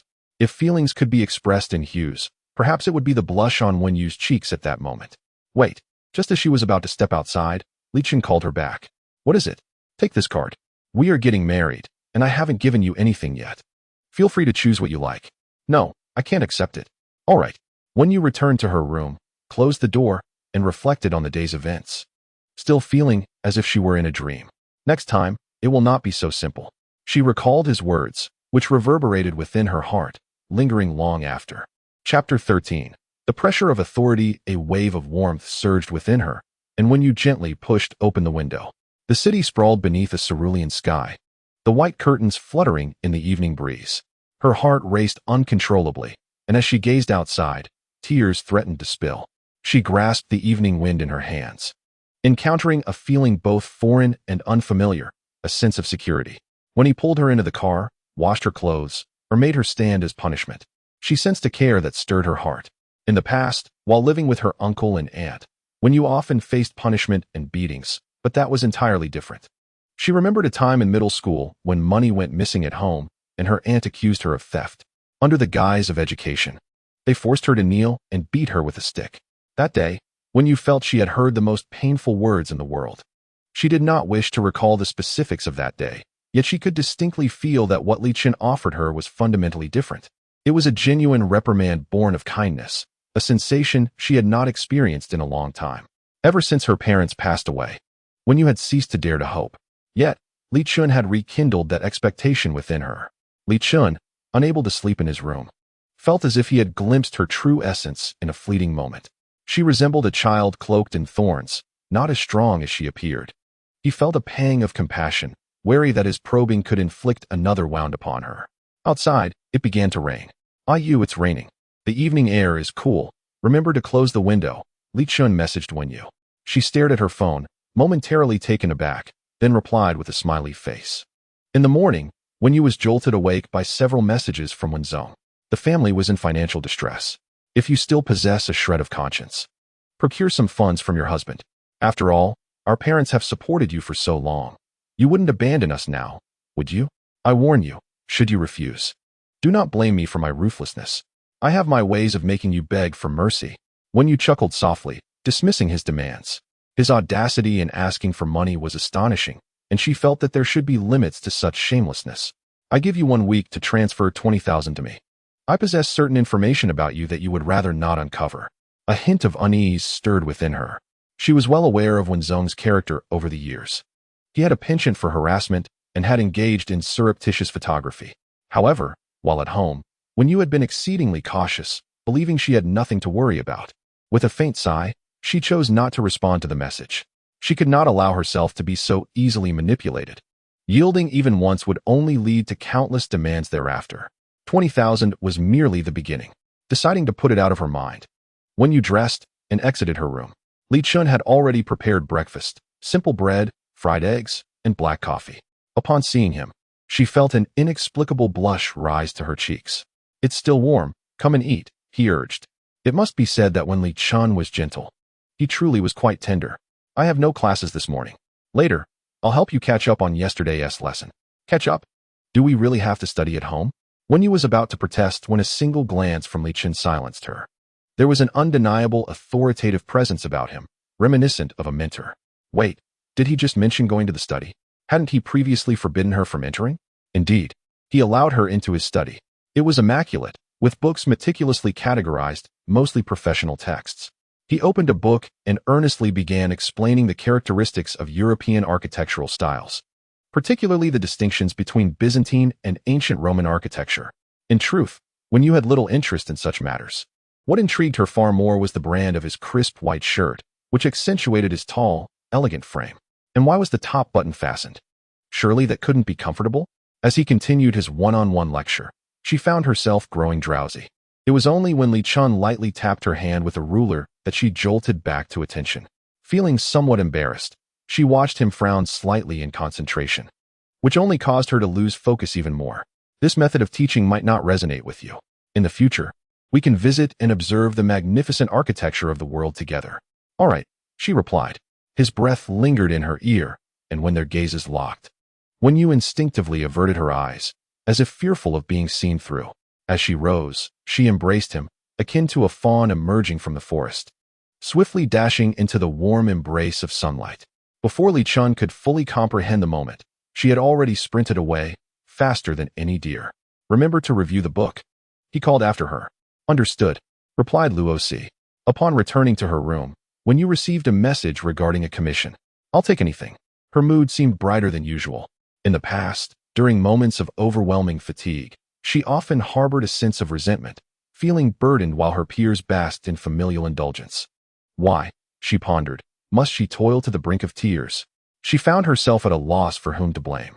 Her feelings towards her uncle and aunt were not of hatred, but rather a deep-seated disdain, so profound that it rendered them invisible. From the beginning, she sought every conceivable means to escape that home, refusing to waste her emotions on such individuals. When you communicated the requirements to the client, a cartoon-style fan art, as she opened her iPad and began to draw, a sense of clarity enveloped her. She swiftly completed the sketch on Procreate and confirmed the details with the client. Everything proceeded seamlessly. As the pen danced across the screen, when you suddenly realized that warmth and love could provide far more strength than suffering. For years, she had considered herself remarkably resilient, but upon reflection, it seemed she had merely learned to mask her emotions so well that she had convinced even herself. Are you well? How are things with the teacher? July messaged her. He pressured me. I had no choice but to tell him, she replied. Has he troubled you since you returned home? I suppose so, she thought. I knew that dog of a man would cause you trouble. July, where are you? I need to talk to you. My mind is in turmoil regarding my marriage. Aside from July, when you had no one else to confide in. Of course. Let us meet at our usual cafe. You enjoyed the last deal we had there, didn't you? I'll head over now. Great, I'll wait for you. Chapter 14. Neglecting studies. Just watch how I handle you. The two soon arrived at the cafe, where Wen Yu elaborated in detail about her whirlwind courtship and marriage with Li Chen. If you say you're marrying to escape your uncle and aunt's oppression, I can understand that, but something about him feels off. What do you mean?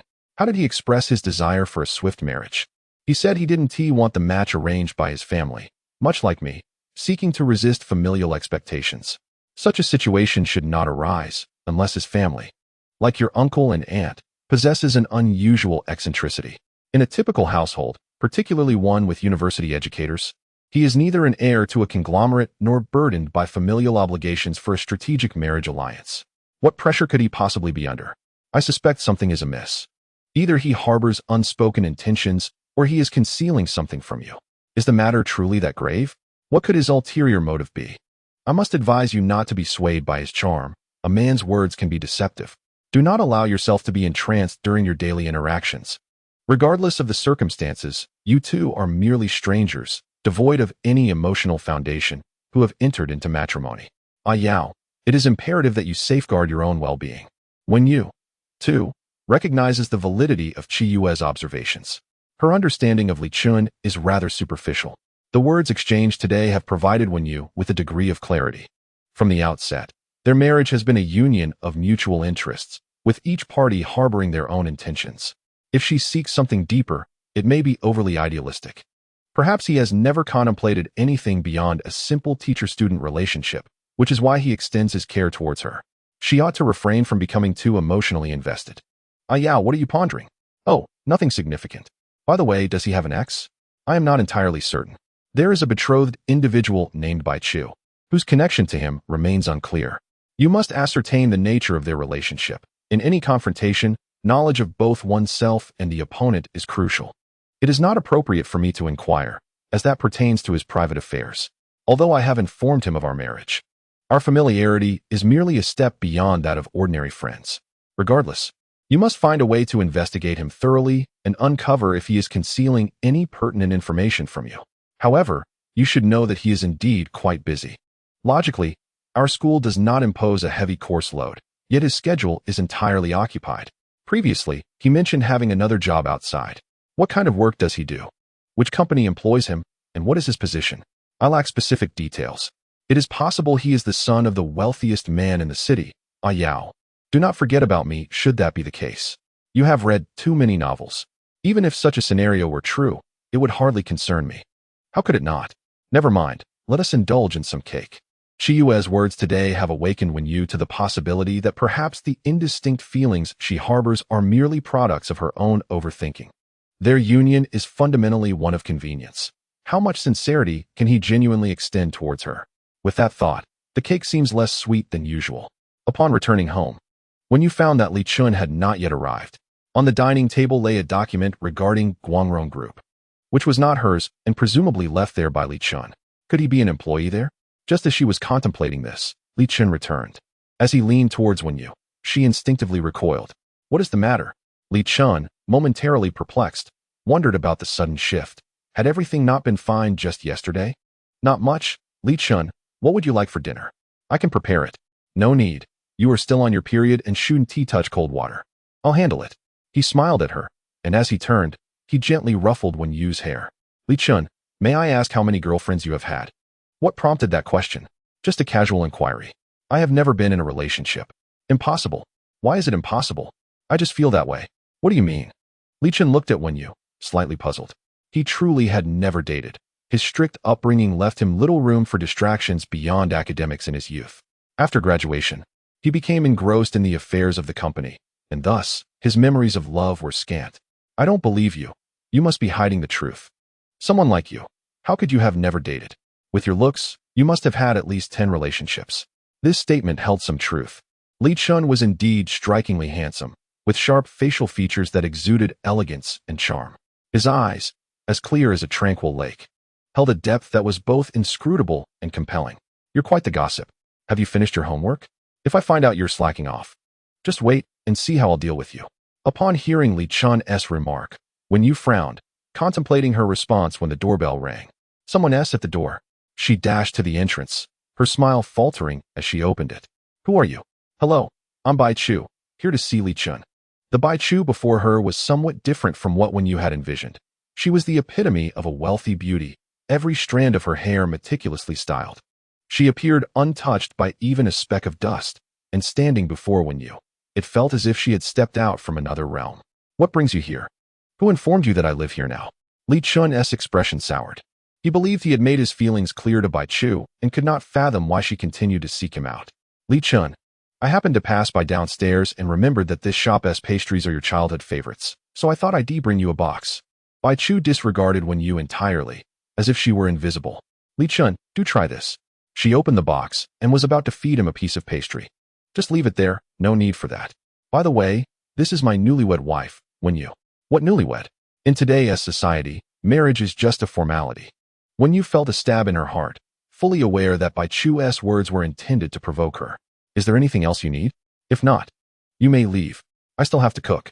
Li Chen subtly attempted to usher her away, yet to his surprise, Bai Chu seemed even more exhilarated by his remark. Cooking? How fortuitous that I arrived just in time. Li Chen, I'm not leaving. I want to taste your cooking.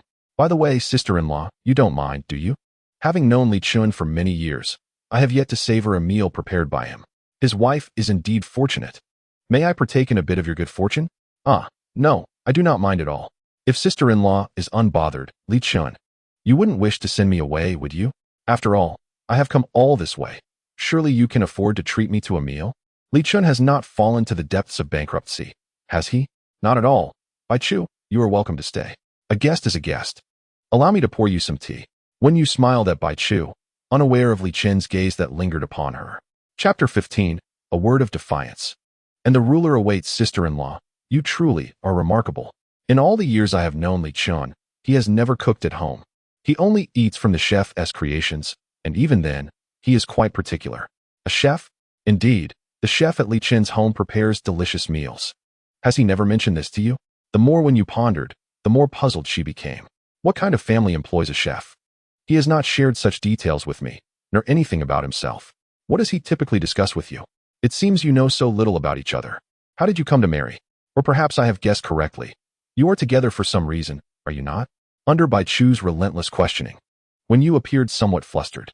She was uncertain of Bai Chu's intentions, but could clearly sense her hostility. What nonsense are you speaking? Do not say such things. Your sister-in-law is quite perceptive. If you continue, she may feel hurt. After being chastised by Li Chen, Bai Chu rolled her eyes. Is it really such a big deal? Sister-in-law's feelings cannot be that fragile, can they? It is indeed a matter of significance. Li Chen, we have known each other for so long. I returned to the country and sought you out. Can you not be considerate of my feelings? This is my home. If you require care, you may return to your own. Li Chen's calm rebuttal left Bai Chu flushed with anger, and she stormed off. This is rather unseemly, Wen Yu observed, feeling somewhat helpless. Let us enjoy our meal without concern for her. Her departure is for the best. Do not dwell on it. Eat more. I heard from your advisor that you have been a bit drowsy in class lately. Have you not been sleeping well at night? Not particularly. Some classes are simply dreadfully dull. Such occurrences must not continue. Whether you like them or not, you must pay attention. How tedious. I am grown. Do I truly need your oversight? Wen Yu protested softly. Speak back again, and the ruler will be applied. A glance from Li Chen silenced Wen Yu. And she recalled the words spoken by Yu earlier, along with Bai Chu's remarks, creating a sense of unease within her. Perhaps Yu was right. There must be many matters unknown to her regarding Li Chen. But why would he choose to conceal them? What Wen Yu did not know was that the seemingly glamorous Bai Chu, after that day, nearly lost the courage to return home. Mom, perhaps it is for the best. I feel that he and that Wen Yu seem to be quite genuine. What genuine? You are the one lacking. The Bai family has raised you to this age, and yet you cannot manage this trivial matter. You cannot even secure a man. Mother, can we not contemplate other means? What other means? A marriage alliance is the most effective approach, but he is already married. You dispatch someone to investigate, and his marriage certificate is authentic. He appears genuinely devoted to her and protects her well. What does it matter if it's real or not? What does marriage signify? Let me tell you. Men are impulsive and ignorant. They do not think at all. Achoo. In any case, you must devise a strategy. As long as it is effective, any method will suffice. If you cannot win his heart, then first seize his person. In time, his heart will inevitably follow. Do you understand? I do not wish to continue this, mother. Do you insist that I go out and be a mistress? What mistress nonsense? Those who are unloved are the true mistresses. Find someone else. I cannot do this. Cannot do it. Bai Chu turned to leave, but was seized by her mother's arm, and in the next moment, a slap landed on her cheek. Her fair complexion quickly bore the marks of the strike, and before she could react, another slap followed. Are you awake now, young lady? You chose not to listen to me, did you? Let me tell you. Do you think the Bai Yu group can continue like this? How many more days do you think you can maintain your comfortable life? Must you wait until the family has sold off these houses, your designer handbags, and your car before you awaken? Do you truly believe yourself to be a young lady? If you cannot handle this matter, then do not call yourself my daughter. You cannot even deal with that Wen Yu, who is merely a student. You are far from being my daughter. Achoo, do not blame me. I only struck you out of desperation. Your father and I have exhausted all avenues we could think of. The only breakthrough for us now is Li Chen. If you can secure him, then all our problems will dissipate. I understand, mother. Bai Chu ceased her resistance, feeling ensnared in a deep vortex from which she could not escape. My dear, do not be foolish. Once we have secured him, you will have whatever you desire. Do not concern yourself with futile notions. Accumulating wealth is the only matter of significance. Do you comprehend? I understand, mother. I have already enlisted the aid of Li Chen's sister-in-law to investigate. I am eager to uncover the true nature of this Wen Yu. Mother toiled for several days to unearth any dirt on Wen Yu, but found nothing substantial. All she discovered was that Wen Yu had lost her parents at a young age, and her uncle and aunt were questionable characters. Even her brother often caused trouble at school. Yet, none of this revealed anything significant. She works at an art studio every week. Perhaps you could visit the studio, find her, and engage her in conversation to uncover the situation? Would that not be inappropriate? What is inappropriate about it? What time is it now? I tell you, if the situation turns against us, we must muddle the waters. With your indecisiveness, the Bai family will surely face ruin. I understand, mother. I will go. Bai Chu took a deep breath. She had no choice. Her mother was right. Once she subdued Li Chen, what couldn't she have in the future? What was losing a bit of face in the grand scheme of things? In this day and age, everything is illusory. Only wealth holds true substance. Bai Chu drove to the place where Wen Yu was substituting for a class, intercepting her at a corner and leading her to a restaurant near Wen Yu's studio. Her mother's words echoed in her mind. When the situation is unfavorable, one must at least muddle the waters. Do you have a moment? I wish to speak with you. I'm not certain what you wish to discuss. Although she was not well acquainted with Bai Chu, Wen Yu could keenly sense the hostility in her gaze. I have known brother Li Chen for a long time, and so, since our childhood, our families have wished for us to unite. Sister, I understand him better than you do. I know what he enjoys when he is feeling down, why he has a troubled relationship with his family, and how to navigate the intricate web surrounding him. I know what brings him joy and what causes his sorrow. Why are you telling me this? Do you care for him? Do you feel pity for him? If you harbor even a shred of compassion for him, you should realize I am his best choice. His current relationship with you is merely an act of defiance against his family. The deeper you entangle yourself, the more you will be the one to suffer. Sister, I am merely warning you. He will eventually return. All of this is just a phase for him. When he has had his fill of it, he will return to the world he once knew. Do you comprehend? You need not share these thoughts with me. I know. But I say this to help you. We are both women. I do not wish to see you endure such a devastating loss. A wave of heat rushed to Wen Yu's head as she unconsciously clenched her fists. You and he are entirely from different worlds. Chapter 16. Disobedience and familial consequences. Moreover, take a good look at me and then at you. Do you truly believe you have a chance? What do you mean by that? If you were to choose between a 5-star hotel and a roadside stall, which would you select? Look at yourself. You are a mess.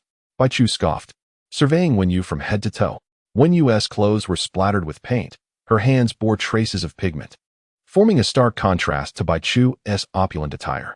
This is not dirt. Wen Yu's gaze dimmed, yet her grip tightened. You may call me unattractive, foolish, or mock my ineptitude, but you cannot deride the dreams I have pursued. In the studio, hands stained with paint and graphite are not unclean. They signify the journey of a youth. The path to the summit is always fraught with thorns and mire. Those who do not climb shall never comprehend. You will never understand. You will not grasp it in your lifetime. Wen Yu's words stung Bai Chu, who felt a flicker of irritation and was about to retaliate when Li Chen appeared. What brings you here? Brother Li Chen, look at her. She is speaking about me. Upon noticing the arrival of Li Chen, Bai Chu instantly adopted a pitiful demeanor. Why are you questioning me? It was she who bullied me. She then inquired, and you? What brings you here? Oh, nothing in particular. I merely passed by and thought I would take a look, Li Chen replied. Brother Li Chen, I am merely assisting you in educating your wife, Bai Chu said, her voice diminishing as her guilt surfaced. She was aware that Wen Yu was substituting here, but had not anticipated Li Chen's presence as well. My own wife does not require your guidance. Who do you think you are? Li Chen's voice turned stern. Bai Chu, dare to engage in such antics again and see what happens. He shielded Wen Yu behind him, his brow slightly furrowed. Bai Chu's face paled upon recognizing his genuine anger. She hadn't anticipated the situation escalating to this extent. Brother Li Chen, that was not my intention. Bai Chu protested, her voice tinged with a sob. Observing her demeanor, Wen Yu gently tugged at Li Chen, signaling him to let it go. Hand in hand, Li Chen and Wen Yu exited the dining area, his expression remaining grim throughout their journey. The city's neon lights danced across his face, rendering his gaze even colder than usual, concealing an indescribable depth of emotion. Did I cause you trouble today?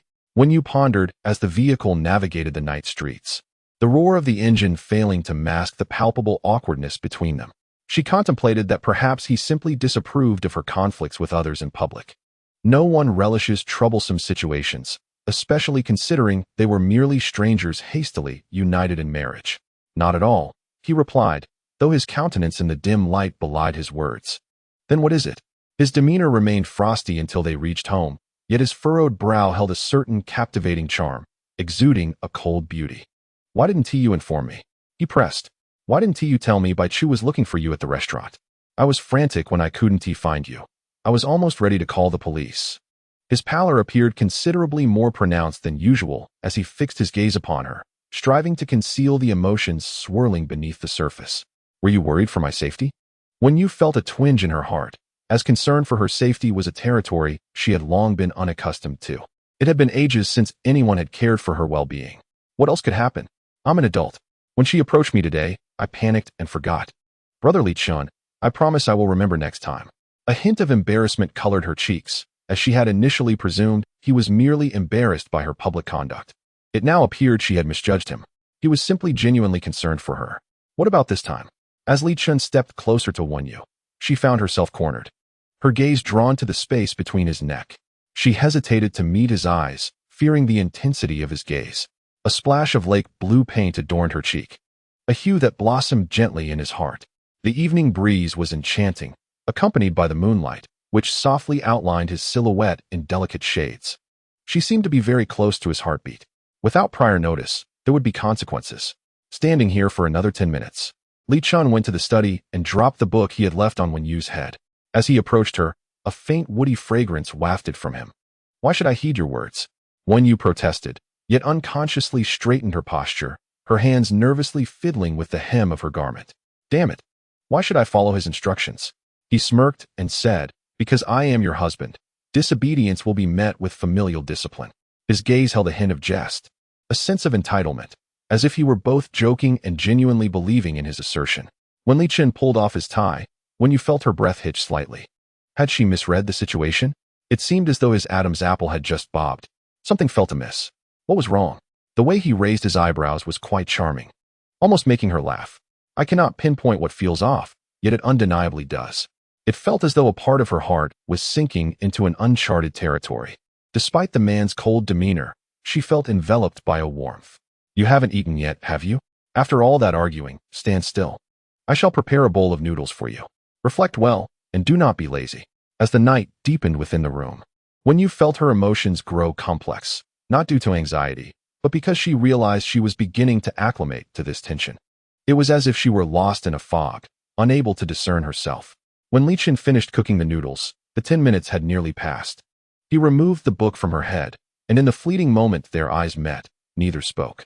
Before she even had the chance to feel embarrassed, Wen Yu eagerly seized the noodles and began to eat voraciously. She was far too hungry. In matters of food, she never hesitated. One of her life principles was that with a full stomach, there was no need for panic. If Bai Chu comes looking for you again, or if anyone else does, you must inform me. I shall take care of them. Fine. As Wen Yu ate hurriedly, Li Chen chuckled at her gluttonous display and handed her a handkerchief to wipe her sweat. Don't rush. Take your time. Li Chen, I have a question for you. Bai Chu mentioned you have a chef at home? Yes. When I was young, my parents were busy with work, so we hired a lady to cook for me. Realizing what Wen Yu was inquiring about, Li Chen hastily concocted an excuse. I see. But according to Bai Chu, it seems that chef is quite professional. The lady indeed cooks exceptionally well. What of it? Nothing much, really. Once you finish eating, get to bed early. You have classes tomorrow. Don't be late, pay attention, and remember to ask me if there's anything you don't understand. As Li Chen spoke these words, Wen Yu felt as though he resembled a nagging father. She discreetly rolled her eyes. I must warn you, I am acquainted with your teacher. Do not let me catch you slacking, or I shall show you the consequences, understood? Yes, yes. Rest assured, I shall devote myself to diligent study and strive for improvement. No frivolity is permitted. He smiled at her, gently ruffling her hair. That night, Wen Yu curled up in her blankets, taking several deep breaths, yet still unable to calm herself. July's advice resonated with her. She should not succumb to despair. Bai Chu's words, though possibly untrue, served as a reminder.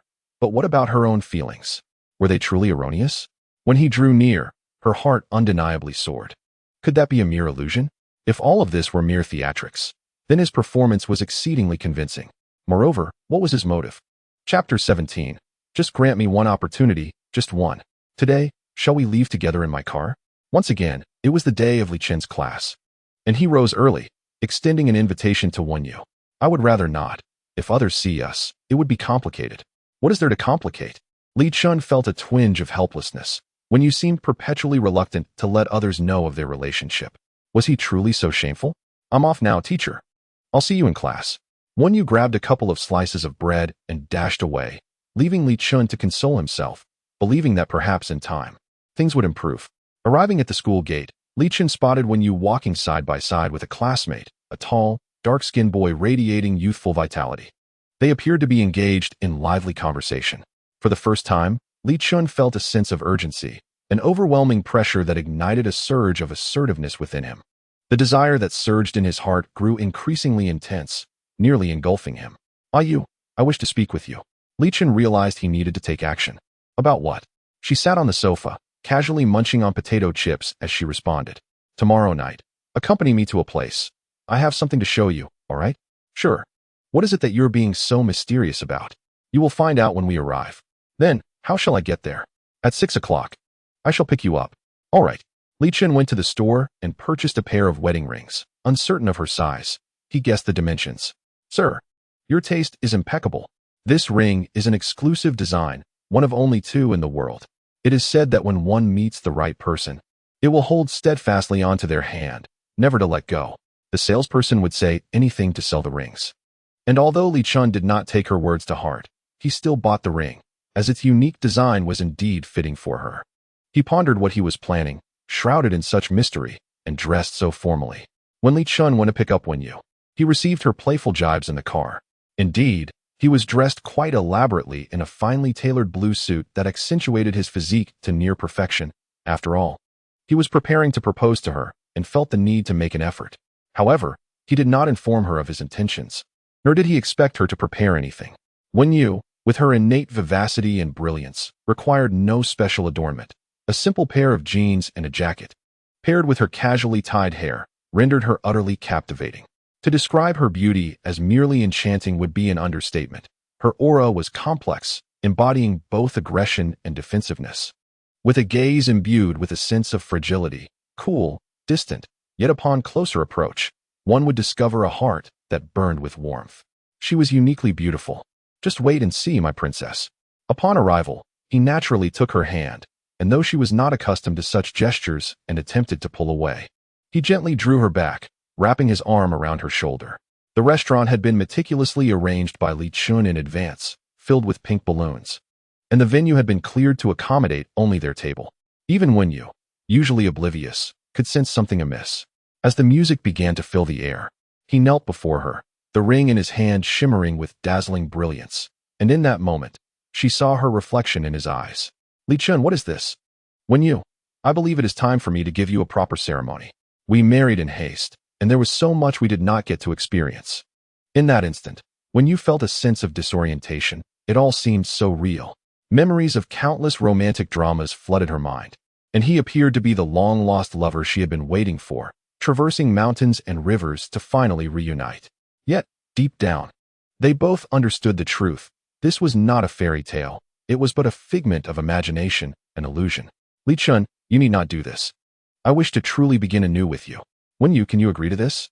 As he spoke, Wen Yu felt her heart tremble. She watched as he slipped the ring onto her finger, and when she finally came to her senses, she found herself unable to leave. When one encounters the right person, the bond becomes unbreakable. Li Chen, I am uncertain. Her heart raced, and the anxiety compelled her to flee, yet he held her hand firmly. Let us give each other a chance. We can try. If it does not work out, I will not pursue you further, will you? He gently kissed her cheek. A chivalrous peck, nothing more. Should she agree to him? Wen Yu herself could not articulate her feelings, her heart a tangled mess, colliding with his breath. Wen Yu still harbored reservations, but did those doubts warrant the abandonment of all beginnings? Someone once told her that love is perilous. Indeed, what in life is devoid of danger? Life, by its very nature, is fraught with danger, is it not? Li Chen, if you intend to reject me, then please refrain from responding. Wen Yu unconsciously clenched her hands, hesitant to meet his gaze, fearing that a mere glance would plunge her into depths of longing. He leaned closer, his breath brushing against her ear, and enveloped her in a firm embrace, eliciting a soft sigh from her as she leaned into him. Someone once told me that you and I inhabit entirely different worlds. So, must you distance yourself from me based on the words of others? Wen Yu found herself at a loss for an answer. This night, it would be disingenuous to claim her heart was unmoved. Yet a profound sense of insecurity held her back from taking the next step. As I approach you, I find myself retreating. Throughout her life, Wen Yu had encountered a myriad of individuals, couples, yet she had never witnessed a love or marriage that could truly be deemed beautiful. Not a single one. Oddities, certainly, but none of genuine affection. For a considerable time, she had even begun to question the existence of love itself. She had always perceived love as perilous. For a woman to fall in love was to court even greater danger. Feeling increasingly tumultuous, Wen Yu gradually extricated herself from his embrace, while Li Chen called after her. But she fled. He watched her retreating figure, his eyes dimming, choosing not to pursue her. Once outside the restaurant, Wen Yu realized that perhaps she was not escaping Li Chen in that moment, but rather, she was fleeing from herself. She felt utterly disoriented, unsure of her next course of action. Upon reaching the street, she exerted considerable effort to remove the ring, carefully stowing it away. The city bustled with traffic, and people hurried past, oblivious to the anxious girl standing amidst the throng. She stood there, gazing into the crowd, as if seeking some elusive answer. Later, while attending class, Li Chen wore the ring, whereas Wen Yu did not. Strangely, rumors began to circulate at school that Professor Li had married his male partner abroad. When Wen Yu first heard this gossip, she nearly burst into laughter. Do you all know? That ring belongs to a designer's custom collection. I've seen it in a magazine. The pair costs over 3 million. Is it true? Absolutely. I've checked it multiple times. I wouldn't mistake it. Who would have thought the professor was so wealthy? Perhaps he merely teaches out of passion. His true identity could be that of a tycoon. Listening to her classmates' discussions, Wen Yu felt the rumors becoming increasingly absurd. Just a marriage, is it not? Isn't it better to relish the present? Yu, why don't you ask your professor if that ring is truly worth 3 million? Yue exclaimed, her eyes sparkling with excitement. Who wouldn't he yearn for a friend to become a wealthy heiress? What is there to inquire? It surely cannot be so, if he were truly that affluent. Casually spending millions, how could he possibly marry me? Such matters were far from what Wen Yu wished to inquire about. She believed that anyone with a modicum of intelligence would not act so absurdly. However, observing the analyses conducted at school, they appeared to have some semblance of truth. They even suggested that the ring was a gift from him to his same-sex lover, a notion you would believe as well. Oh, if only you could truly become a wealthy woman, my life would be devoid of worries, relying on my parents at home and my friends when out. A perfect existence. But alas, I have been told since childhood that I am fated for a life akin to that of a beast of burden. Let us go? It is time to dine at the cafeteria. My stomach growls, and Wen Yu takes hold of July, leading her towards the dining hall. Wen Yu suddenly halted in her tracks. Wen Yu turned in the direction of the voice, which belonged to Jiang Ming from the physical education department. How handsome he looks in that outfit, July whispered excitedly, tugging gently at Wen Yu's sleeve. Are you free this weekend? Our club is hosting an event, and we can invite friends to join. If July is free, she should come along too, right? Jiang Ming, the charming star of the sports department, was a sunny, playful type, adored by many of his female classmates. Sure. Is there anything we need to prepare? July interjected before Wen Yu could refuse. Great. See you on Saturday. Wen Yu sighed softly, smiling at July. After all, I am a married woman. It is merely a regular student event. Being married does not preclude my participation. Besides, you could assist me, you. Jiang Ming originally intended to invite you. Bringing me along is merely incidental. If you do not attend, he will surely concoct some excuse to forego it as well. All right. With no way to resist July's enthusiasm, Wen Yu ultimately acquiesced. Lately, her mind had been quite tumultuous, and perhaps a brief outing would do her good. Upon returning home that evening, Li Chen noticed the absence of the ring on Wen Yu's finger and inquired why she had not worn it. It feels strange to wear it in class. I do not wish to draw all eyes upon myself, she replied with a smile. As he heard her words, the light in Li Chen's eyes flickered, as if he wished to speak but held back. Apologies. Wen Yu could not quite articulate why she felt the need to apologize. By the way, Li Chen, I have some matters to attend to this weekend. I will be going out. What matters? Just a regular club activity. With whom? With July. Of course, who else would it be? Do not be so anxious. We are merely going out to have some fun. I will try to return early, all right? Understood. Li Chen grunted in response, but when you sensed a peculiar tension in the air, he seemed rather displeased. She was uncertain as to what troubled him. Can we go public, then? What do you mean? I mean, at school, let us openly declare our relationship. Li Chen gazed at Wen Yu, cautiously extending the invitation. He had long desired to make their bond known, believing that even the pain of scrutiny would be preferable to the current state of secrecy. I can no longer endure this, Yu. We are legally married. There is nothing to hide, and the school will understand our situation. Absolutely not. Without a moment's hesitation, Wen Yu firmly rejected Li Chen's proposition as soon as he voiced it, leaving no room for negotiation. Why not? The color in Li Chen's eyes dimmed, revealing a hint of grievance. He found himself perplexed. Was he truly so unworthy of acceptance? I'm sorry, brother Li Chen, but I refuse to become a topic of gossip for others. Moreover, the longevity of our marriage is uncertain. You expect me to participate in this sentimental charade. Yet one day, when you tire of it, where will that leave me? Wen Yu averted her gaze, attempting to sever any connection between them, her frigid demeanor causing Li Chen's heart to ache. He could not comprehend why Wen Yu harbored such a formidable defense against him. Despite his considerable efforts, her trust remained elusive. It is not as you perceive, Yu. He wished to clarify, but Wen Yu showed no inclination to listen. I will not agree to make this public. If you wish to play, do so on your own. Do not drag me into it. Wen Yu's emotions surged, and after uttering her final words, she retreated to her room, shutting herself away. Li Chen sat in silence, his expression darkening for a considerable time before he finally rose, seething with frustration, to tidy up the dishes on the table.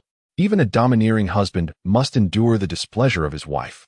On the day he had arranged to meet Jiang Ming, Wen Yu awoke earlier than usual for a weekend. By the time she got up, Li Chen had already left the room. The group convened at the school gate, and July arrived early, having applied a meticulous layer of makeup that made even Wen Yu acknowledge her beauty. I've never seen you so bashful before. Wen Yu teased, smiling, when suddenly, the roar of an engine interrupted them. As they turned to look, Jiang Ming dismounted from his motorcycle, removing his helmet. I forgot to ask. What club were you referring to? Wen Yu inquired, her expression one of confusion. The motorcycle club, of course. Why? A motorcycle club? That sounds perilous. I won't partake in anything dangerous. Fear not. Today, our primary plan is to ride to Bay Moon Lake for some leisure. There are no hazardous activities. And the area is spacious with few people. We have about 7 or 8 bikes, each capable of carrying a passenger. Hop on. Jiang Ming smiled at Wen Yu in July, perhaps inherently drawn to the allure of freedom. That day, July climbed onto Jiang Ming's motorcycle. And as the engine roared to life, the city whizzed past in a blur, evoking an unprecedented sensation. With the heart of youth, buoyed by the clear breeze. Wen Yu clutched Jiang Ming's shirt tightly, fearing to fall.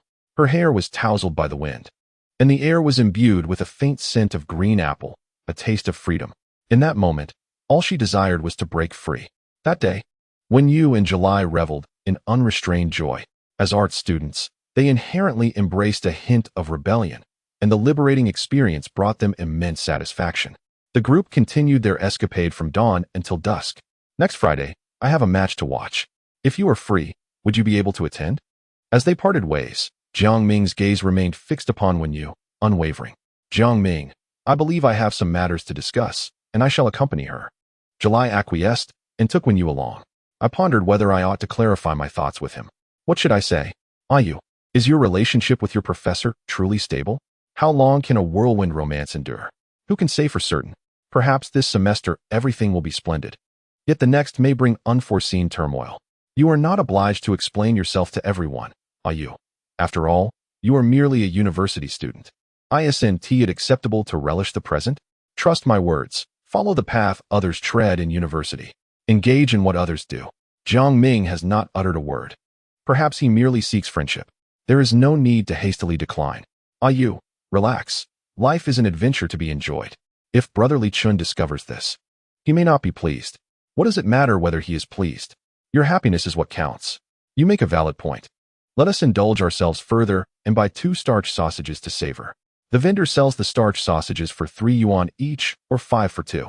It is just the right amount for Wen Yu in July. Excellent. Chapter 19. You will regret it upon returning to her community. Just as Wen Yu was about to ascend the stairs, a shadow darted out from around the corner, startling her. Upon closer inspection, it was her aunt. Aunt, if you have something to discuss, shall we not do so upstairs? Wen Yu remarked, bemused, as her aunt had evidently waited for her for an unknown duration.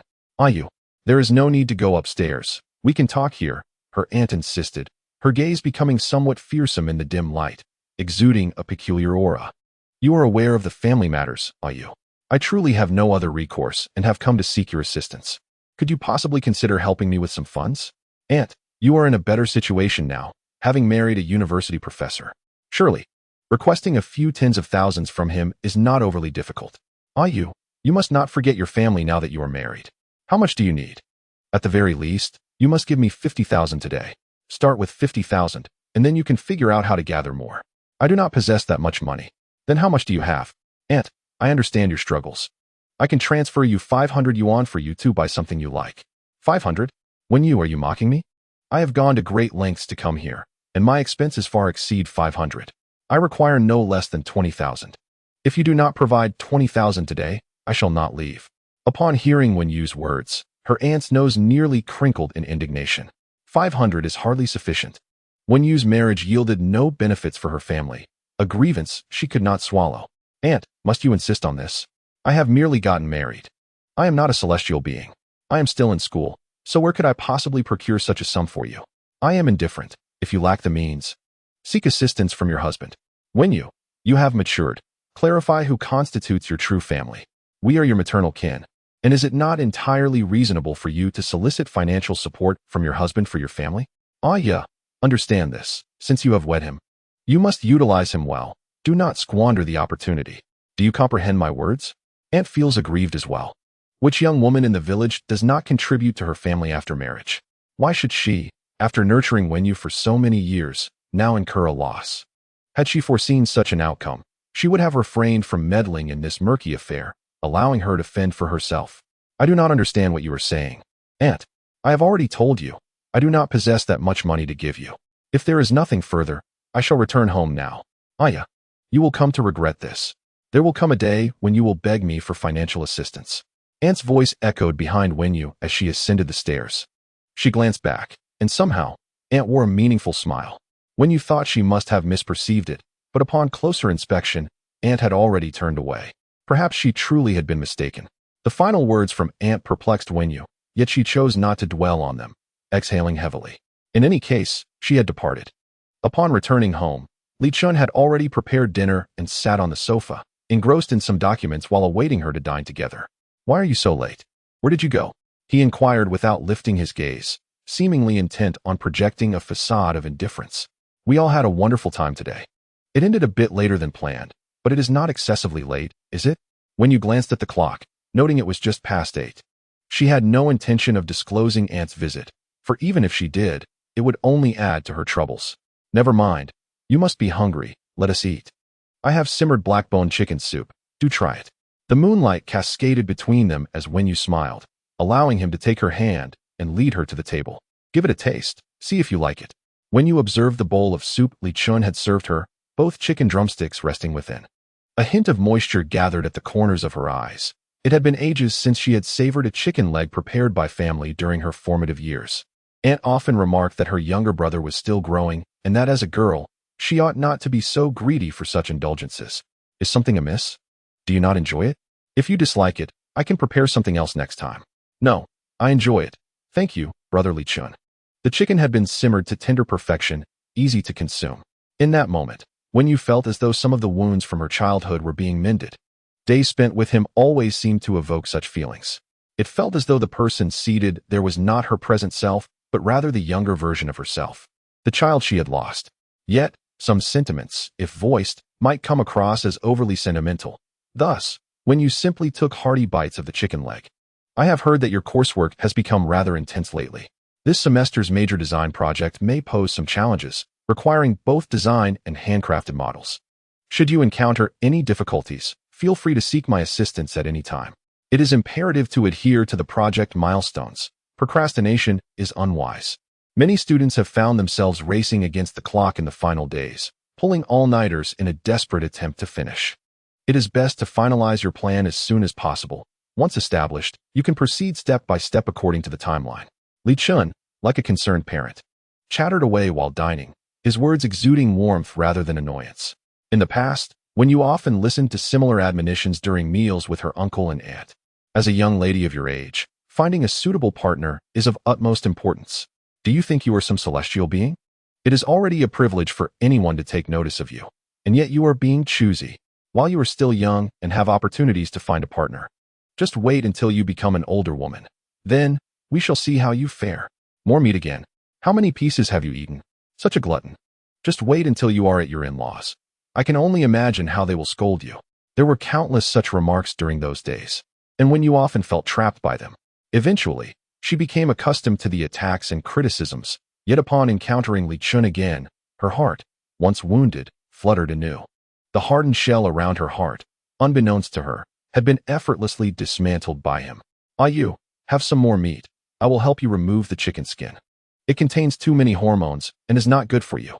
His words pulled her back to the present, and Wen Yu gazed intently at her surroundings, confirming that this was not a dream. "What is the matter? Is the food not to your liking?" "No, it's not that. Li Chen, today I went to Buyuan with July and a few friends from the sports department. Some classmates rode their motorcycles, and I observed that they all possess motorcycle licenses, ensuring our safety.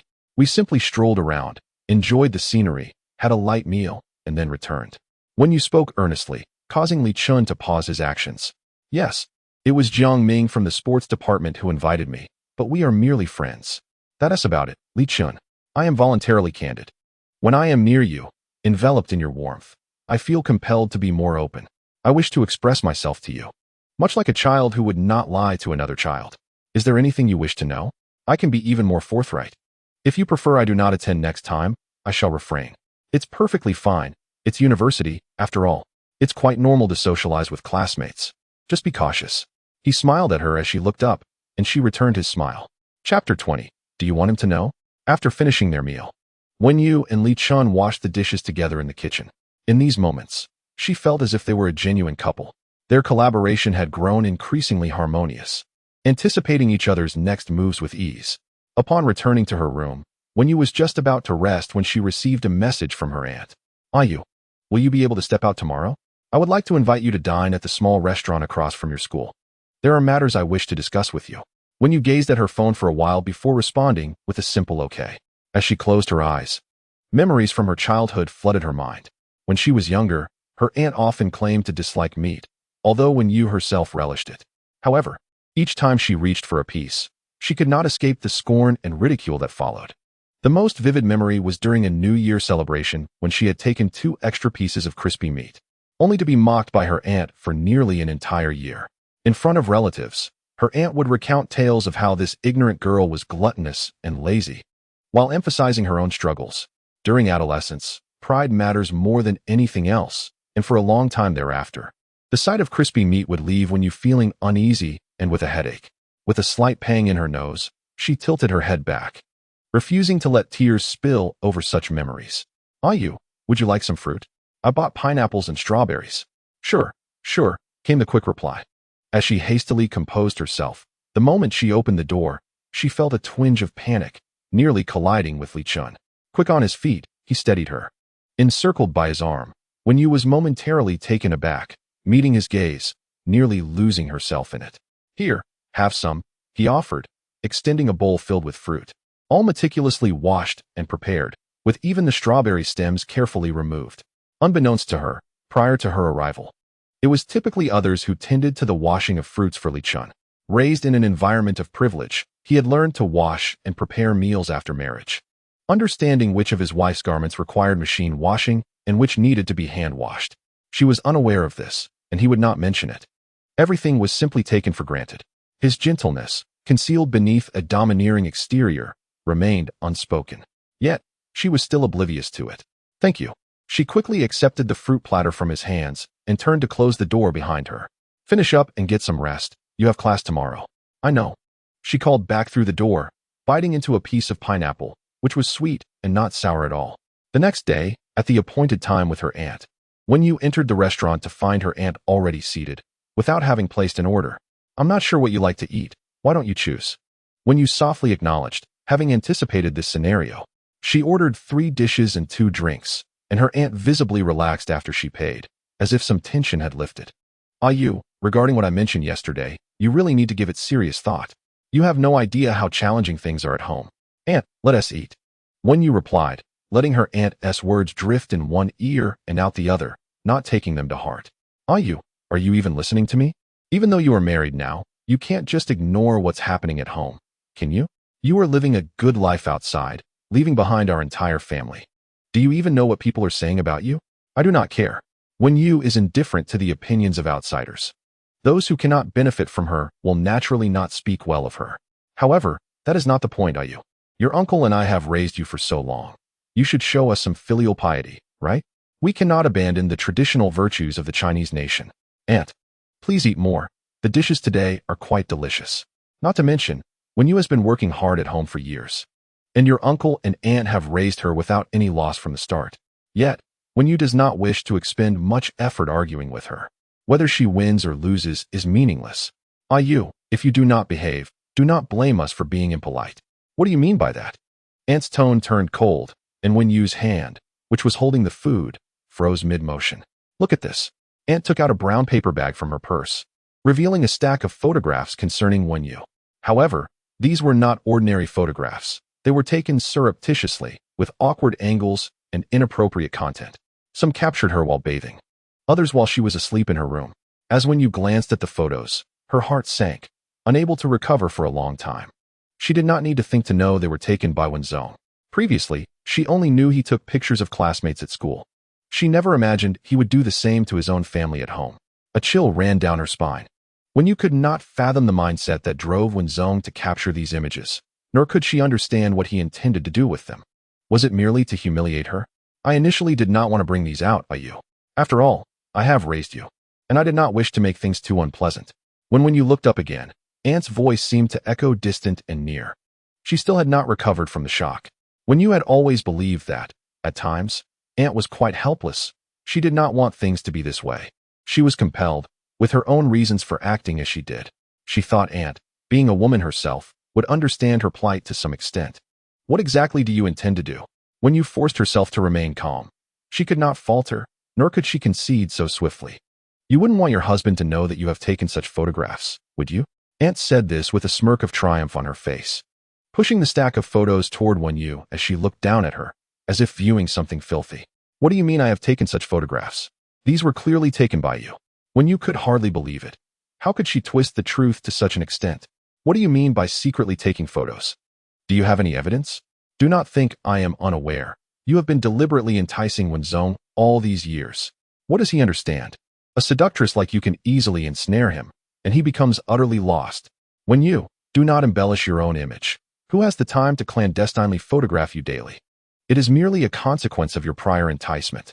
What are you rambling about? Look at these photographs of you, bending and twisting in such a manner. It is evidently intentional. Let me clarify. Our Wen Zong is not a mere voyeur. He is simply preserving evidence. When you felt a throbbing headache from anger, experiencing firsthand the perplexity of turning truth into falsehood. What exactly are you trying to achieve? Forcing herself to maintain composure, despite her unwillingness to confront this reality. She realized that what had transpired was now irrevocable. This is indeed the essence of negotiation. When you wouldn't want these photos to circulate, would you? Perhaps. You might consider purchasing them back. I can offer you a familial price of 200,000. 200,000? Where shall I procure such an amount? Or perhaps you could sell me to see if I can fetch 200,000. No money? That is not a problem. I can sell them to your new husband. I'll inquire if he has the funds to buy these photographs. No. Wen Yu's exclamation was perhaps too loud, drawing the attention of others in the restaurant. Panic surged within her. Sometimes, it is not hardship or adversity that shatters a person, but the weight of shame. When you found herself on the brink of losing her ability to think, at this moment, all she knew was that she could not allow him to see these. Absolutely not. She could not afford to let her past destroy the present she had fought so hard to build. The image she wished to maintain in his eyes should be one of pride and beauty, not one ensnared in an endless web of entanglement. Her heart felt as if it had been torn open, and when you could not fathom why she had to endure such trials. I could refrain from giving them to him, but I currently lack sufficient funds. I can transfer you 20,000 today. In just a few minutes. The color drained from Wen Yu's lips. 20,000. Very well, let it be 20,000. I see that you are struggling too. But do ensure you gather the remaining amount and send it to me promptly. When will you destroy the photographs? I mean, completely obliterate them. Once you have settled the payment, they will be deleted. Trust me. I am your dear aunt. How could I not be compassionate? I will not speak of this indiscretion to anyone, provided you comply and deliver the funds swiftly. I assure you, all these sordid affairs will remain buried within me, and I shall not divulge a word to anyone, especially not to your new husband. Chapter 21. A touch of humanity. When you could scarcely recall how she exited the restaurant that day. She had barely glanced at those photographs. Yet the close-ups lingered hauntingly in her mind. The angles of the images, coupled with post-production color grading, left her trembling at the thought of the potential ramifications should they reach the online realm. A chill coursed through her from head to toe. When you pondered when her aunt had discovered this matter, had she advised him, or had she simply chosen to ignore it, allowing it to unfold unchecked? Unable to concentrate on her studies, when you took a leave of absence and returned home, cocooning herself in her bed, wrapping herself tightly in her quilt. When wrapped tightly, when you could feel a faint breath of warmth, perhaps the time spent with her aunt had drained her of too much energy, and unbeknownst to her, she fell asleep. In her dreams, she envisioned her photos being exposed, and torrents of scorn rained down upon her. Harlot, wretched creature, how dare she capture such images? Jezebel, a disgraceful being. Indeed, it must be her fault for being caught unawares. Why is it that others are never caught? Surely, she must have orchestrated it herself. This is merely a facade to embellish her own reputation. Just look at her face. It exudes nothing but ill repute. I heard her parents passed long ago. A child raised without guidance. Could it be a misunderstanding? Someone pondered. How could that be? Just look at her. She embodies the very essence of depravity. In the dream, when you wished to speak, yet her mouth opened without a sound. Those around her continued to encircle her, mocking her mercilessly, and some even resorted to physical blows. She was oblivious to the origins of her assailants. Her aunt's family stood nearby, smiling quietly, watching the spectacle unfold. No one reproached Wen Zong. They claimed he was merely a child, incapable of understanding.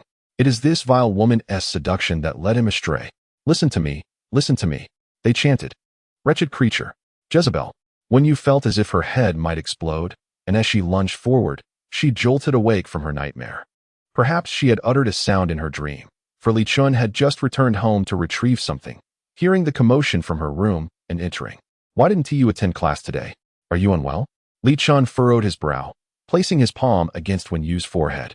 You don't feel hot. Shall I fetch a thermometer? His anxious gaze scrutinized her. At that moment, Wen Yu could no longer endure it. She emerged from her cocoon, without warning, wrapping her arms around his neck and burying her head in his chest, listening to the rhythm of his heartbeat. How could she not feel aggrieved? She had endured so much hardship along her journey, never once blaming anyone, always pushing herself to move forward, to rise higher. Yet those mired in the muck invariably sought to drag her down. What has happened? Li Chen inquired, momentarily taken aback, before encircling her waist. Wen Yu trembled violently.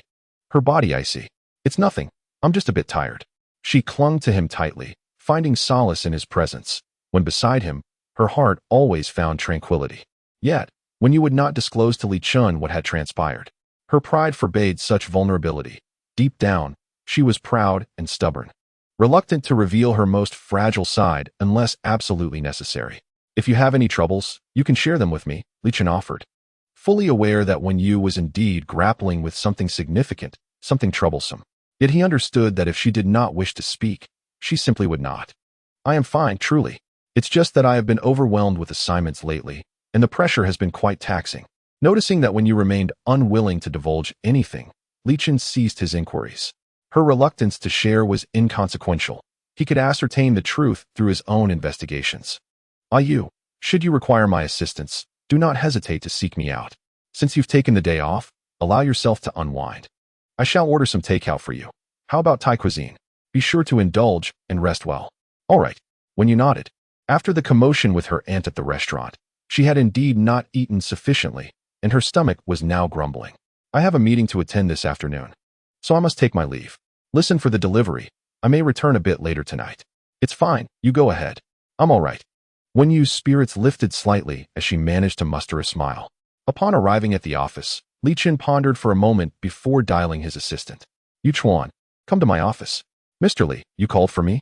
Yu Chuan was someone Li Chen had supported in the past, a steadfast aide since graduation, who had gradually become Li Chen's most trusted confidant. Anything Yu Chuan did not know, Li Chen would patiently teach him. Please assist me in investigating the details of these two individuals, and also look into what they have been up to over the past 5 days, where they have gone, whom they have met, including their phone communications and messages. Leave no stone unturned. Li Chen sought to uncover information regarding Wen Yu's uncle and aunt. He surmised that her recent peculiar behavior was undoubtedly linked to them. While the specifics eluded him, he was certain they were involved. Understood, Mr. Li. May I inquire if there is an issue at the company? No, this pertains to personal matters. Very well, Mr. Li. Please keep this matter confidential. Once you gather the information, do not share it with anyone. Simply report back to me. Do not disclose anything to anyone who inquires. Of course, Mr. Li. Are you prepared for this afternoon's meeting? It is all set. I have placed the materials on your desk, and the colleagues responsible for reception should be close to welcoming the guests. By the way, would you like me to prepare a cup of black coffee for you? Yes. Please, that would be appreciated, Yu Chuan. I shall attend to it right away, Mr. Li. Li Chen perused the documents on his desk. He typically conducted dozens of such project meetings each year. Long ago, he believed his heart would remain untroubled, until Wen Yu entered his life. Initially, he merely wished to resolve the matters surrounding his mother's past and bring closure to it all. However, as another presence began to weave itself into his existence, Li Chen felt certain matters slipping from his grasp, veering towards an unforeseen direction. He had never been fond of complications. Yet he found himself yearning for Wen Yu to complicate his life. He did not mind at all. Mr. Li, your coffee. Speaking of which, it seemed Mr. Li had been somewhat different lately. In what way am I different? Somehow, it seems that there is a touch of humanity in the air. Li Chen and Yu Chuan share a hierarchical relationship as well as a friendship. While others may hesitate to voice their thoughts, Yu Chuan boldly speaks up. Li Chen is, in fact, someone who can appreciate humor, yet most individuals are unworthy of jesting with him. Now, having gained some confidence, Yu Chuan dares to express himself freely to his superior. With a smile, he presented the coffee, chuckling softly as he scratched his head. Chapter 22. The rebellious phase in the new week. During the introduction to architectural design class, Wen Yu arrived late. Upon her entrance, Li Chen noticed her distracted demeanor. She had been frequently exhibiting such behavior lately, leaving him uncertain about her engagement in other classes as well. As she took her seat, he refrained from admonishing her, merely advising her not to be late next time. He continued lecturing while attentively observing her. Wen Yu sat for a considerable time, opening her book but then becoming absorbed in her phone, seemingly oblivious to its contents. When Li Chen called on her with a question, she stammered and failed to provide a coherent answer. "Pay attention in class," he instructed, his fingers gently tapping on the desk. His slightly furrowed brow exuded a certain charm. Under normal circumstances, Wen Yu would find this attractive. She relished the notion of his frustration, as it gave her a sense of power over him. Yet today, she lacked the mental space to ponder such matters. After class, Li Chen wished to discuss things further with Wen Yu, but in the blink of an eye, she had vanished, leaving him wondering where she had gone. In recent days, Wen Yu had been returning home later than usual. She seldom stayed out late unless she was working part-time. Alone, she prepared dinner and tidied the living room as Li Chen waited for her arrival. By the time she returned, the food on the table had grown somewhat cold. "Yu, I believe we need to talk," Li Chen remarked, somewhat irritated by her recent behavior. There were matters that could be discussed rationally. Problems should be addressed rather than allowing oneself to be drawn into a whirlpool of despair. Constantly evading issues was futile. One must ultimately confront them. "I'm fine. There's nothing to discuss," Wen Yu replied, her thoughts in disarray, so tangled that she struggled to articulate them. "Let us eat first, and then we can talk." "I don't want to eat. I'm not hungry." She shrugged off Li Chen's attempt to restrain her, feeling inexplicably irritable in recent days. Tension and fear can render one discourteous. Regardless of the circumstances, one must eat. Food is of paramount importance. Li Chen suppressed his frustration, striving to remain patient. "I've said I won't eat. Are you not tired of pestering me?" Before he could finish, Wen Yu's temper flared, and she shouted at him, feeling overwhelmed and devoid of energy to deal with anyone. She turned and stormed out, leaving Li Chen unable to stop her. Like a rebellious child, she ran aimlessly down the street, convinced that Li Chen could never comprehend her struggles. How could he, having grown up in such privilege, possibly understand her pain and helplessness? After Li Chen composed himself within the confines of the room, he let out a sigh, resolving to venture out in search of her. After all, she was his nominal wife. The weather today was rather chilly, and the thought of Wen Yu venturing out alone at such a late hour filled him with unease. He felt a twinge of regret, pondering whether he had perhaps been too harsh earlier. Li Chen meandered through the neighborhood, but found no trace of Wen Yu. When he called her, she did not answer. He proceeded to the garage, retrieved his car, and drove slowly along the street, hoping to catch a glimpse of her. He surmised she couldn't have wandered far, likely lingering somewhere nearby. The weather forecast on the radio announced a drop in temperature, with the high expected to plummet to 47 degrees. Li Chen furrowed his brow, recalling that Wen Yu had left the house wearing only a lightweight zip-up hoodie. If she remained outdoors for long, he feared she might fall ill. After wandering for over half an hour, Li Chen's anxiety grew, but fortune smiled upon him as he finally spotted her at a street corner. She sat there, seemingly lost in thought, appearing quite cold as she huddled into herself, a cup of freshly purchased milk tea resting beside her.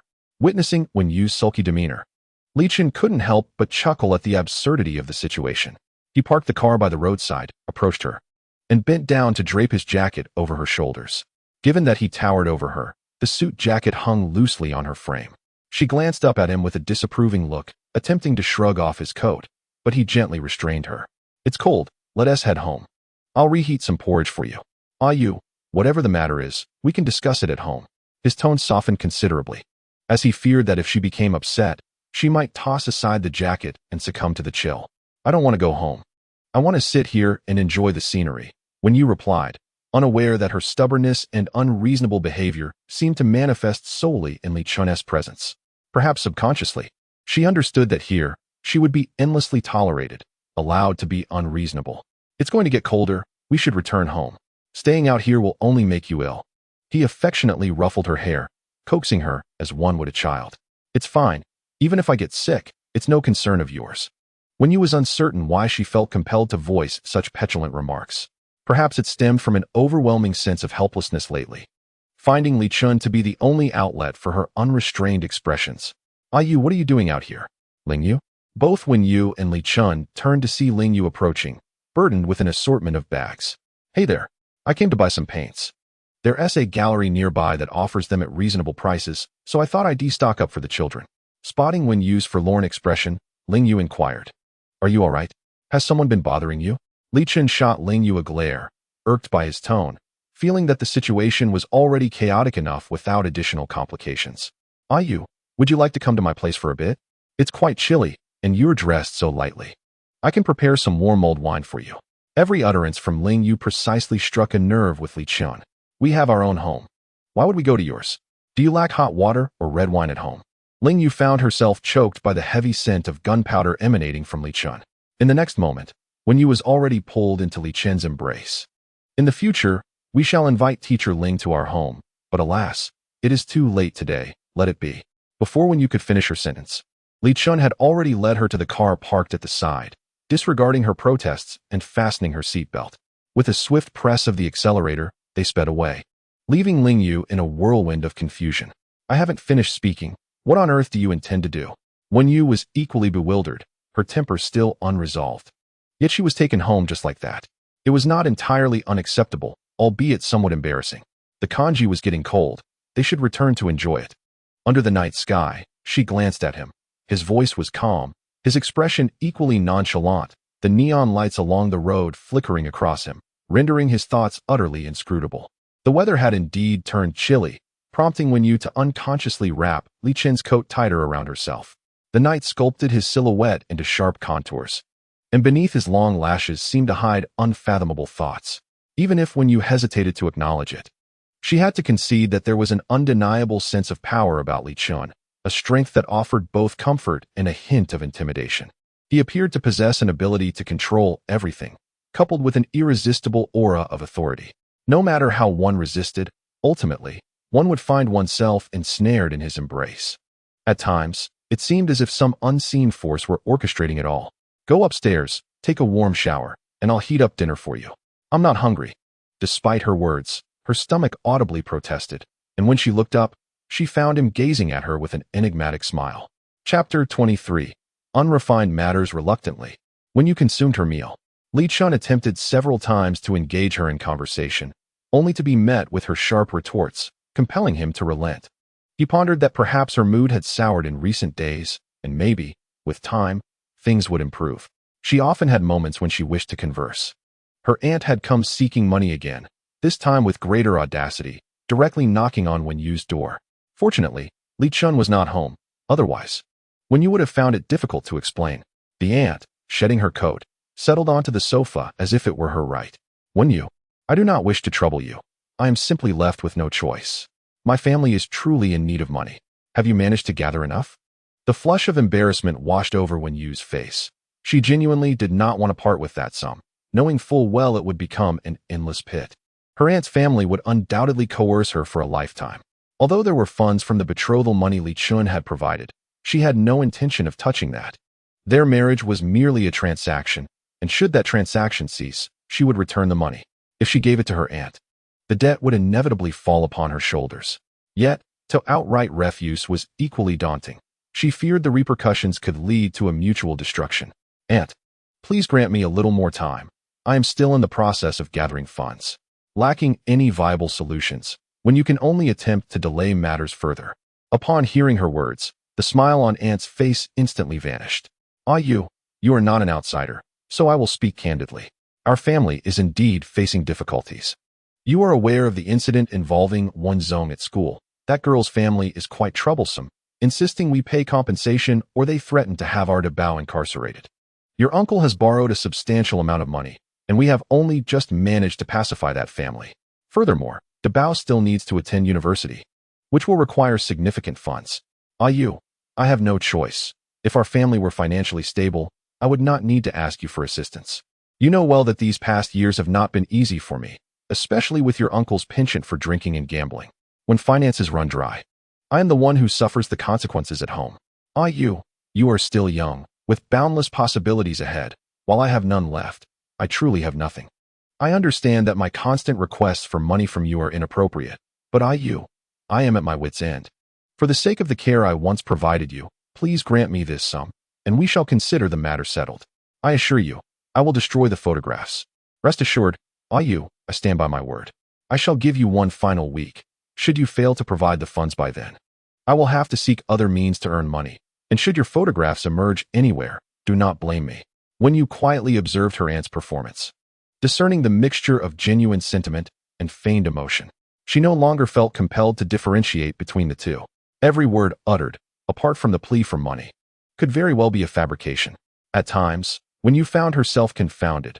While her uncle's abuse was real, her aunt's unwavering defense of him was equally genuine. The nature of their relationship remained an enigma to her. I understand, aunt. As you wish, I shall have 1 week. Wen Yu clenched her teeth, knowing that refusing would not deter her aunt, especially with the photographs still in her possession. In a week, I will have the money and will transfer it to you. Very well, it is settled. Upon hearing Wen Yu's assurance, Aunt's eyes sparkled with excitement as she stood up, pulling Wen Yu's hand with a hint of enthusiasm. 1 week is not a long time. She can wait. Since Wen Yu had acquiesced, she would surely follow through. Exiting Wen Yu's home, Aunt felt buoyant, her mind racing with calculations as she busily typed messages on her phone. In her distraction, she collided with someone. Can't you watch where you're going? Aunt lifted her gaze and shot a glare at the individual before her. The person, initially taken aback, recognized Aunt and composed themselves after a brief pause. Hello, I am Bai Chu. Bai Chu had intended to visit Li Chen that day, but unexpectedly encountered Wen Yu's aunt. Aware of the complexities surrounding them, Bai Chu decided to seize the opportunity to explore potential avenues for assistance. And you are? Aunt, I am a friend of Li Chen's. I have heard much about you from him. As his family, you are also mine. Since we have crossed paths, may I invite you to a meal? Bai Chu also conducted an investigation into several of Wen Yu's family members, knowing that her aunt would not refuse such a trivial gain. Oh, how embarrassing. While her aunt spoke these words, her face was already beaming with delight, and without a hint of hesitation, she followed Bai Chu. Bai Chu took her aunt to an upscale restaurant, where her aunt sat at the table, her lips nearly stretching to her ears as she incessantly praised Bai Chu's youthful beauty. Aunt, did you come to the house today for a particular reason? Bai Chu inquired, her eyes sparkling with mirth as she served her aunt dishes while subtly probing for information. You know, we are family. If you encounter any difficulties, feel free to share them with me. We can think of a solution together, can't we? Well, I do have something to discuss today, but I fear it may prove futile to tell you, her aunt replied, hesitating momentarily before Bai Chu's persistence broke her resolve. She even showed Bai Chu a few photos, though she refrained from disclosing their origins, aware that her son's actions were hardly presentable. She did not recall her earlier promise to Wen Yu. Aunt, could you spare me a copy of those photos? Bai Chu was pleasantly surprised to discover that her aunt possessed such material. No, that wouldn't be appropriate. I can't give them to you, her aunt protested. Aunt, the price is negotiable. Upon hearing Bai Chu mention money, a flicker of unmistakable delight crossed her aunt's face. After feigning reluctance for a brief moment, she sold the photos to Bai Chu for 8,000 yuan. It was a fortunate twist of fate, akin to getting 2 uses out of 1 fish. As for how Bai Chu would utilize the photos and the impact they would have on Wen Yu, it was of no concern to her aunt. That evening, her aunt returned home without preparing dinner and, for the first time, ordered takeout. Some home-cooked dishes and beverages were delivered. Such luxuries were seldom indulged in at home. When her uncle arrived and saw takeout on the table instead of a meal prepared by his aunt, he did not inquire further and slapped her without hesitation. What on earth? You can't even cook now? Do you know how much this costs? Have you not been tidied up for days? No. Dear, listen to me. I earned some money today and felt happy, so I decided to celebrate. Though she received a slap, her aunt did not react strongly. Perhaps having long since grown accustomed to it, numb to the reality. Perhaps she had become so assimilated that she considered it all quite normal, without any significant repercussions. What money did you earn? Her uncle asked, his expression still puzzled. As her aunt rubbed her face, she recounted the entire sequence of events, causing his demeanor to gradually soften. Indeed, you've learned to be clever alongside me. In that moment, as her uncle raised his hand, her aunt instinctively flinched. And under her uncle's visibly displeased gaze, she cautiously repositioned herself. Those who have endured violence often develop reflexive responses that are impossible to feign. Dear, you eat first. I will call Debao to join us. As she picked up the chopsticks, she muttered in frustration, "How am I supposed to eat without chopsticks? You really have no sense, do you? Just wait, I'll go get them." The aunt strode towards the kitchen, while the uncle continued to grumble behind her. She listened, her expression devoid of any emotional fluctuation, resembling a robot. Chapter 24. Do you still wish to attend university? After Bai Chu acquired the photographs, she refrained from discussing them with anyone and carefully stored them in a box. As a fellow woman, she understood the devastating impact these images could have on a girl. She knew that if she revealed this matter to her family, they would undoubtedly urge her to make the photographs public, potentially exacerbating the situation and sowing discord between Wen Yu and Li Chen, aiming to drag Wen Yu into the mire. Yet, she too was a girl, and her objective was to fulfill the family mandate of reclaiming Li Chen from Wen Yu's side, thereby strengthening the ties between the Li and Bai families. Rather than destroying Wen Yu, Bai Chu felt somewhat helpless. She recognized that she was not a paragon of virtue, yet she found herself unable to act with such cruelty.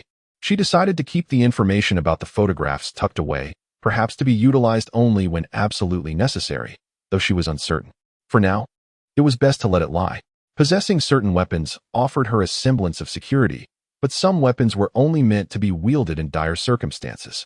When you chose not to attend class, remaining at home alone for an extended period, caught in a tumult of indecision over whether to consult Li Chen about how to address the situation. She truly did not wish to involve him. Yet the current predicament felt increasingly beyond her control. A gust of cold wind wafted through the window, rousing her from her reverie. She reached for her phone, contemplating calling Li Chen to hear his voice, which always bolstered her spirit. However, before she could make the call, her phone rang. Upon seeing the name Wen Zong on the screen, a wave of unease washed over her. While the intentions of others might be ambiguous, Wen Zong's call was undoubtedly a harbinger of trouble. "Hey, sis, I have some friends who want to meet you. Why not come over and hang out? I'll send you the address." Wen Zong's voice was clearly imbued with alcohol, exuberant and animated. Wen Yu was initially reluctant to engage, but his next words sent a shiver down her spine. "Sis, you'll come, right? If you don't, I'll show my friends what I have here." "What do you mean?" she asked, her heart racing. "What do you think I mean? Don't you know?" Laughter erupted from the other end of the line, a jarring sound that grated on Wen Yu's ears. When she ended the call, her hands trembled slightly. She had always sought a peaceful resolution to her problems. Yet here was Wen Zong, treating her with utter disrespect, reducing her to a mere source of amusement. Now, it seemed he wanted her to join him for drinks. Her hand instinctively clenched into a fist, her nails digging into her palm, leaving deep imprints. Her skin felt as though it might break, yet she did not register the pain. What outcome can be achieved by continuously evading? "Sister, hurry to room 237 at Insi on Geo Street." As she glanced at the message from Wen Zong, Wen Yu tightened her grip. "Very well." A surge of murderous intent spread from the corners of Wen Yu's eyes. She could endure, but they must not overstep their bounds. Returning to her bedroom, Wen Yu opened the cabinet and discreetly tucked a utility knife into her pocket. "I'm on my way now. Dabao, wait for me." Responding to Wen Zong with a voice message, Wen Yu's tone was unusually calm, as if she had made a resolute decision. Quickly hailing a taxi, she arrived at Insi, where the bars on Geo Street boasted a high standard of consumption. The thought of Wen Zong gathering friends, boasting, and drinking in such a place struck her as absurd. The relatives of her uncle and aunt were indeed a talented bunch. "Sister, which room are you headed to? I'll guide you." In this top-tier bar, the staff at Insi were exceptionally skilled. A youthful server with a charming demeanor and expressive eyes seemed to communicate without words. Ahem, but this was not the time for daydreaming. There were pressing matters at hand. "Oh, room 237. I'm going to room 237. "Very well, sister, please follow me." The coolly dressed server led Wen Yu to the door of room 237. Standing at the threshold, she took a moment to steady her breath before pushing the door open. Inside were 4 individuals. In addition to Wen Zong, 3 young men, likely his peers, were present. "Sister, you've come. I knew you would." Upon seeing Wen Yu enter, Wen Zong greeted her with an unnaturally enthusiastic demeanor. "Wen Yu, right? I've heard Wen Zong speak of you. He says you possess a certain allure." One of the boys beside Wen Zong stood up, surveying Wen Yu from head to toe, his gaze more akin to that of an observer appraising a toy than a person. "Come, drink this glass of wine, and we shall be friends." Unmoved, Wen Yu regarded the drink offered to her. Those who mingled with someone like Wen Zong could hardly be virtuous. One could not ascertain whether the drink contained anything untoward. What's the matter? Are you refusing to honor your brother? The boy's eyes darkened with displeasure, revealing a hint of menace as he turned to Wen Zong, who appeared visibly anxious. Sister, I invited you here to accompany my brothers. You better do it well. If you fail to entertain them today, the things I hold might not be in your favor tomorrow. Do you still wish to continue your studies at the university? Wen Yu's hands began to tremble, not from fear, but from fury. Her uncle, aunt, and Wen Zong had gone too far. Mere photographs were not enough to bind her for a lifetime. If they sought money, that would suffice. But now they wanted her to drink with them. What did they take her for? In the worst-case scenario, she would fight back with all her might. Neither would emerge unscathed. With this thought in mind, Wen Yu accepted the drink thrust toward her without a second thought, and the next moment, the glass was hurtling toward Wen Zong's head. The glass struck Wen Zong's head, producing a dull, resonant sound, even as beer and blood dripped onto the floor. The occupants of the room seemed oblivious to the unfolding chaos. You wanted my company, didn't you? This is how I accompany people, Wen Yu remarked, a smirk gracing her lips, her voice laced with a seductive yet mocking tone. She had endured his behavior for far too long. Initially, she believed that marriage would bring an end to their tumultuous entanglement, allowing them to lead separate lives. She had never intended for matters to escalate to this point. How dare you strike me? Upon realizing that the crimson stain on the floor was his own blood, Wen Zong's eyes darkened with rage as he reached out to grasp Wen Yu. Unfazed, she seized a bottle from the table, aiming it at him. Unable to gain the upper hand, Wen Zong called his uncle and aunt, seeking their assistance to subdue Wen Yu. The commotion in the room grew louder. When Wen Yu had entered, the door had been left ajar, and a vigilant server outside sensed the disturbance. Consequently, they reported the situation and discreetly captured photographs. In the bars along Jujia, half were owned by the Li family, and Insi was no exception. Occasional disturbances were not uncommon, usually unnoticed by Li Chen. However, since Insi was under Yu Chuan's management, upon receiving the photos of the individuals involved, he felt an unsettling disquiet. The girl bore a striking resemblance to Li's hastily married wife. Without hesitation, he promptly informed Li Chen while simultaneously instructing the bar's security to calm the situation, ensuring that nothing escalated further. Yet, by the time the server relayed the report and Yu Chuan issued directives, it was somewhat too late. In the room, Wen Yu faced four men, all significantly larger than herself and under the influence of alcohol. She could only withstand their advances for a short while before they overpowered her, failing to even retrieve the utility knife from her pocket, and soon two of them had her firmly restrained. That damned woman is asking for it, Wen Zong declared, without a hint of hesitation, delivering several slaps to Wen Yu. Come on, fellas, doesn't she look down on us? Let us show her. Wen Yu remained silent, raising her chin defiantly towards them, a gaze that ignited a flicker of fear within Wen Zong. It was Wen Zong's uncle and aunt who arrived first. Upon seeing them, Wen Zong embellished the tale of how Wen Yu had struck him, inciting their fury to the point where they were ready to retaliate against her on the spot. Chapter 25. Do you enjoy taking pictures? This room is yours for the night. The air was thick with tension, with his uncle and aunt now involved. The prospect of police intervention loomed, threatening to complicate matters further. Don't stop. Keep hitting her. She initiated this. Even if it goes to the police, it would only be deemed mutual combat. Keep going. The individuals in the room were no strangers to brawls, often engaging in drinking and fighting at school. The aunt's words stoked the flames of their aggression. A group of individuals, eager and restless, appeared to believe that the act of assaulting a solitary woman would showcase their valiant prowess. What are you doing? Bellowed the bar security at the few individuals in the room. Oh, it's nothing. Just some kids having fun. You go about your business. There's no need to concern yourself with us.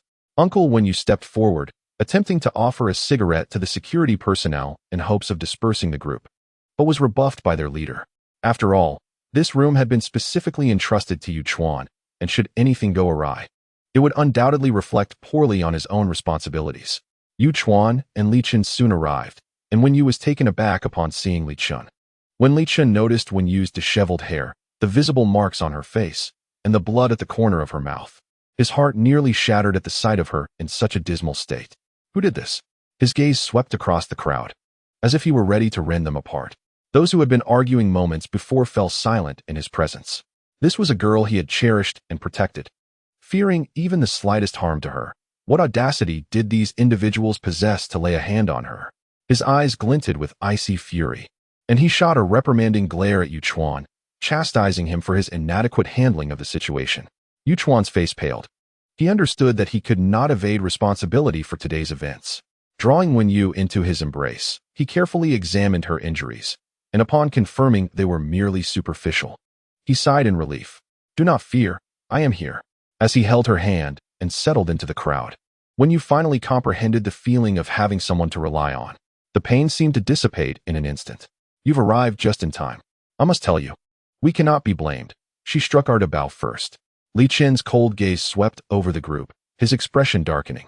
He paid no heed to their chatter, instead summoning Yu Chuan to report the specifics.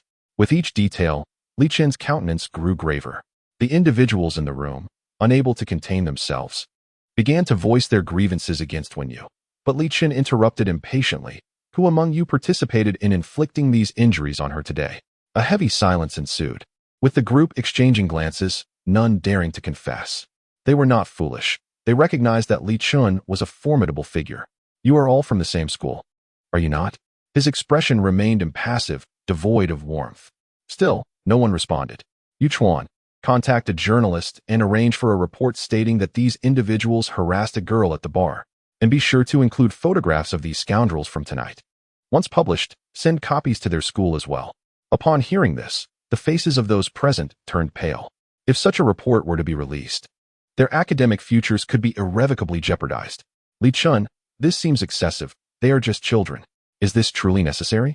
Auntie was equally taken aback, unable to fathom how the situation had escalated to this extent. "Please, do not report this or take it to school, Mr. Li. We did not intend any harm today. It was merely a jest." Wen Zong and several classmates were also flustered. Upon hearing the prospect of being in the news, their legs turned to jelly. "Li Chen, for the sake of our families, let us put this matter to rest. As you can see, Dabao has been injured, and Yu has also suffered. Let us disregard the incident and each return to attend to our ailments." The uncle stepped forward, wishing to mediate, but he sensed that the atmosphere was fraught. If this continued, Wen Zong might truly find himself in grave trouble. The uncle had never anticipated that Li Chen would be so unyielding. Yu Chuan stood silently nearby, observing the group desperately pleading for mercy, knowing that nothing they said today would alter the outcome. Li Chen's intent to make this incident public was unmistakable. He aimed to sever these youths' futures. They would bear the repercussions of their actions. "Since you dared to act in such a manner today, you must be prepared to face the consequences." Li Chen's words left no room for negotiation. Had he not arrived in time, these individuals would have certainly wreaked havoc on Wen Yu. Some individuals only deserved to dwell in the gutter. Wen Yu's heart was shaken. Her emotions had been akin to a roller coaster in recent days, rising and falling unexpectedly. She could hardly fathom how Li Chen's few words could dismantle these individuals so thoroughly. "Brother-in-law, I acknowledge my mistakes today. I truly understand my errors. Please do not be angry. It was a moment of folly. I beg you, let this one incident go." Wen Zong was on the verge of tears. Having been domineering for years, with his uncle and aunt always shielding him, he could not comprehend how he had miscalculated so drastically. Li Chen cast a glance at Wen Zong, seemingly indifferent, before turning to Yu Chuan and inquiring, "Are there any cameras here?" "Yes, I will retrieve them," Yu Chuan replied. Fetching several cameras for Li Chen, he distributed them among Wen Zong's classmates, leaving everyone momentarily bewildered by his intentions. "Once the news breaks tomorrow, you will not return to school. If you seek someone to blame, let it be your poor choice of companions. I have heard that your family enjoys photography. This room is yours for the night. You may seek vengeance or right wrongs as you see fit. Capture as many images as possible. Should they turn out well, there will be rewards." The faces of Wen Zong and his uncle and aunt paled further at this proclamation. Wen Zong's classmates glared at them in fury, for the events of tonight had obliterated their futures. How could they not be enraged at the instigator of this chaos and the one who had steadfastly defended him? "By morning, I will send someone to clean the room." Li Chen's tone was devoid of warmth. All of this was self-inflicted. He had already made considerable concessions. "Please, sister. Brother-in-law, do not act this way," Wen Zong pleaded, collapsing to his knees in front of Li Chen, his heart racing as the others glared at his family. He dared not meet their eyes. "Be careful. We must avoid any fatalities," Li Chen admonished, turning his attention to the nearby security personnel. "Yes, sir." Rising, she led Wen Yu out of the room, her hand still cold to the touch. Sister. Wen Zong was stopped, her voice diminishing. When you glanced back, the door to the room firmly shut, and Wen Zong was pulled inside. Taking a deep breath, she found herself in a hospital ward upon awakening. The events following her departure with Li Chen from the previous night remained but a blur in her mind. It seemed she had simply fallen asleep once she got into the car, utterly exhausted from the past few days, finally relaxing against his shoulder. She vaguely recalled Li Chen bringing her to the hospital, but the details following that eluded her. "Sister, you're awake." Yu Chuan had refrained from leaving the previous night, thinking that remaining there to assist would somewhat mitigate his shortcomings. Had he departed, he feared the repercussions from Li Chen upon his return. However, he had not been of much help. Li Chen was not one to allow others to interfere in matters concerning Wen Yu, and Yu Chuan stood by, akin to a child caught in wrongdoing. Unable to assist, he dared not sit. Standing there merely obstructed the way, and after enduring Li Chen's palpable annoyance, he finally complied and sat down. "Sister, what would you like to eat? I shall go fetch it for you." In stark contrast to Yu Chuan's eagerness, Li Chen's gaze upon Wen Yu was filled with concern. He gently brushed his hand over her wounds, internally chastising himself for failing to protect her adequately. "What is the matter?" Wen Yu felt a twinge of unease under Li Chen's scrutinizing gaze. She had merely sustained some superficial injuries, yet his look made her believe something far worse had transpired. "Sister, I sincerely apologize for last night. It was my ineptitude that led to the failure of the task entrusted to me by my brother." Yu Chuan was genuinely remorseful, being a simple soul at heart. Even if Li Chen did not blame him, he felt the weight of self-reproach. It was this untainted nature that had initially drawn Li Chen to keep him close for careful guidance. "Yu Chuan, I do not hold it against you. I understand you did your utmost." When Yu discerned Yu Chuan's trepidation around Li Chen, a mere glance from Li Chen would render him mute. She found it somewhat amusing. "Yu, I spoke with the doctor. All tests have been conducted, and there are no significant concerns. A period of good rest is all that is required. The events of yesterday have already made the news. Look." Li Chen handed her a newspaper he had retrieved from beside him. "Those individuals should receive their expulsion notices from the school today. They do enjoy taking photographs, don't they? Last night at the inn, your uncle, aunt, and Wen Zong were captured in quite a number of shots. I have kept the photographs. Rest assured, they shall not trouble you again." It was not merely a matter of them not returning. Last night, as they faced three furious youths, devoid of any prospects, Wen Zong and her family were overwhelmed. Unable to retaliate, with numerous photos capturing their plight. Was this not retribution? After all, Wen Zong had been unscrupulous for many years, and her uncle and aunt had consistently indulged her. This family has merely reaped the consequences of their own actions. However, what awaits them is far from over. The three individuals, battered and bruised, returned home only to find several debt collectors waiting for them, having forcibly entered their dwelling. The uncle and aunt were utterly perplexed as to how these individuals had discovered their address. Naturally, the family lacked the means to repay their debts, and the collectors showed no mercy, seizing every valuable item within the house. When the uncle attempted to intervene, he was restrained and beaten. The family fell silent. Gripped by fear, they were warned to repay their debts, or else face violence with each encounter. Trembling, they dared not utter a word, confronting the grim reality that their home was no longer theirs. They could not return to this house. Moving away had become imperative. The uncle, aunt, and Wen Zong gradually realized the severity of the consequences they faced for offending Wen Yu and Li Chen. After hastily packing their belongings, the three vanished into the shadows of the city.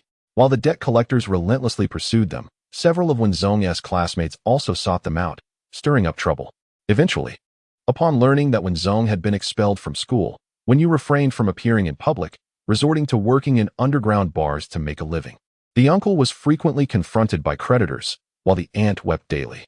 The family felt like pariahs in the city, scorned by all, cautiously navigating the dark underbelly of society. "Yu, I will no longer allow anyone to bully you." That night, after the doctor had outlined the care instructions for Wen Yu, Li Chen took her out.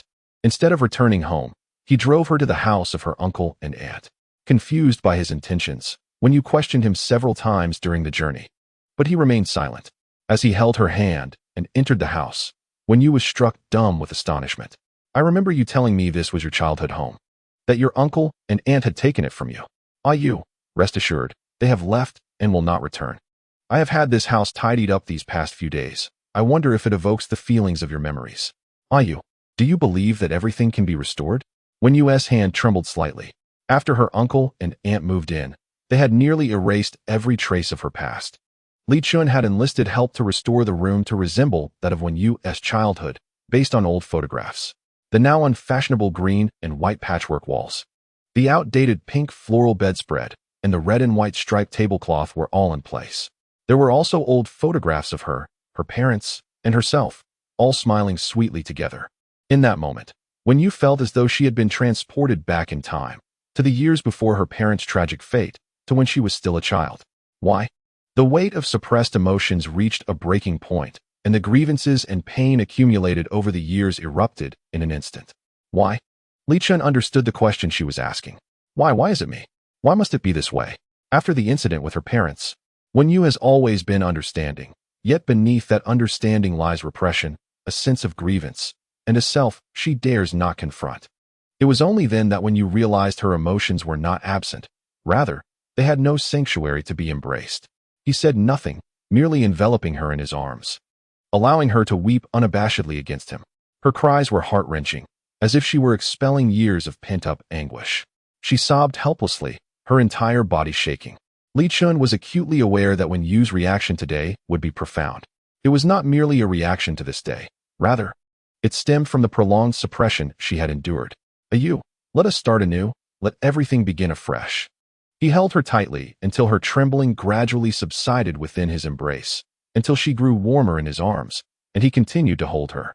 As she pressed closely against him, the rhythm of his heartbeat resonated in her ears, causing them to flush with warmth. Chapter 27. Useless. Worthless. Useless, worthless things. So swiftly defeated. In the Bai family mansion, Bai Chu had just learned of Wen Yu's uncle and aunt's news, left speechless. Initially, he had hoped they would complicate matters for Wen Yu, indirectly providing him with more time and opportunities. Little did he expect their ineptitude. I have always said that relying on others is futile. What you desire must be fought for with your own hands. Bai Chu's mother, Yen, scoffed, her gaze tinged with disdain. I heard that Li Chengjuan's stepson, Si Qi, is returning from the branch company. Isn't Li Chen quite close to his stepbrother? Use your wits. Perhaps this could be a new breakthrough. Si Qi, you mean Li Chen's elder brother, Si Qi? Why is he suddenly returning when he was doing well at the branch? I do not know, but I have heard that he is gentle and well regarded at the branch. He is easy to approach. Think of a way to win him over, and then you can leverage that to approach Li Chen. Men are simple. With a bit of thought and strategy, nothing is insurmountable. Yan's impatience was understandable. The Baiyu Group's investment strategies had been excessively ambitious over the past 2 years. They had ventured into numerous fields, including cosmetics, dining, and e-commerce, spending lavishly on celebrity endorsements. However, despite throwing vast sums of money, they had seen little return. Meanwhile, Bai Chu's father, Bai Yi, was struggling to keep things afloat, relying on Bai Chu to win over Li Chen in hopes of salvaging Bai Yu. In all of Linchuan, only Guangrong could save Bai Yu. Li Chen was also aware of his brother's impending return. Their father had invited him to dinner, and without hesitation, he agreed. Although Si Qi was a stepbrother by circumstance, Li Chen shared a bond with him that surpassed even that with his biological brother. When Li Chen's mother passed away, the young man was on the brink of collapse, with Si Qi steadfastly by his side, gradually pulling him from the depths of despair. Li Chengjuan's work was excessively demanding, even arranging the welcome dinner for Si Qi at a restaurant conveniently near Guangrong, allowing him to continue his work post-meal. Li Chen arrived at the restaurant with Wen Yu, who felt a twinge of anxiety. Their last encounter with his family had been rather discordant. Yet, some matters are inescapable. Indeed, Li Changjun had yet to formally invite Wen Yu to dinner. Perhaps in his heart, he had never acknowledged her as part of the family. Father, elder brother. Long time no see. As the restaurant door swung open, Li Chen's excitement was palpable. For a few seconds, Wen Yu distinctly felt the scrutinizing gazes of the two men upon her, decidedly unfriendly. This is my wife, Wen Yu. Li Chen held her hand and introduced her with a hint of pride in his tone. Father, elder brother. Wen Yu awkwardly echoed Li Chen's greetings, feeling stiff and out of her element in social situations. Please, have a seat. Li Chengjun's expression was inscrutable, leaving Wen Yu uncertain of his feelings towards her. And she sighed inwardly. You are the sister-in-law, I presume? Ah Chen has mentioned you, saying you share a wonderful relationship. Si Qi approached warmly to shake hands with Wen Yu. However, for reasons unknown, she felt discomfort looking at Li Chen's smile, a lingering sense of unease simmering within her. For our first meeting, a small gift. Li Chen handed her a box, a Patek Philippe case. Unfamiliar with the brand. When you opened it to find an exquisitely crafted watch. The Li family, after all, belonged to the upper echelon of society, regardless of their acceptance of Wen Yu. They maintained an appropriate facade of courtesy, adhering to expected decorum. Yet, with her limited experience, Wen Yu remained oblivious to the fact that she held a timepiece worth several $100,000. Li Chen was aware of her lack of familiarity with such luxury brands. And perhaps it was for the best, sparing him the need to explain. "Thank you, father." Wen Yu thought little of it, captivated by the beauty of the box, believing it to be a precious gift worth thousands, something she would cherish, as she had never owned a watch exceeding 300 yuan in her life. Throughout the meal, everyone harbored their own thoughts. Li Chen, his father, and elder brother discussed corporate matters that Wen Yu could not comprehend, while she busied herself with her food. Chi occasionally posed questions to her, which made her feel as though he had ulterior motives, though she could not articulate why. Fortunately, the banquet passed without incident. And Wen Yu felt a sense of relief. As Li Chen drove Wen Yu home, she had fallen asleep. How could she not?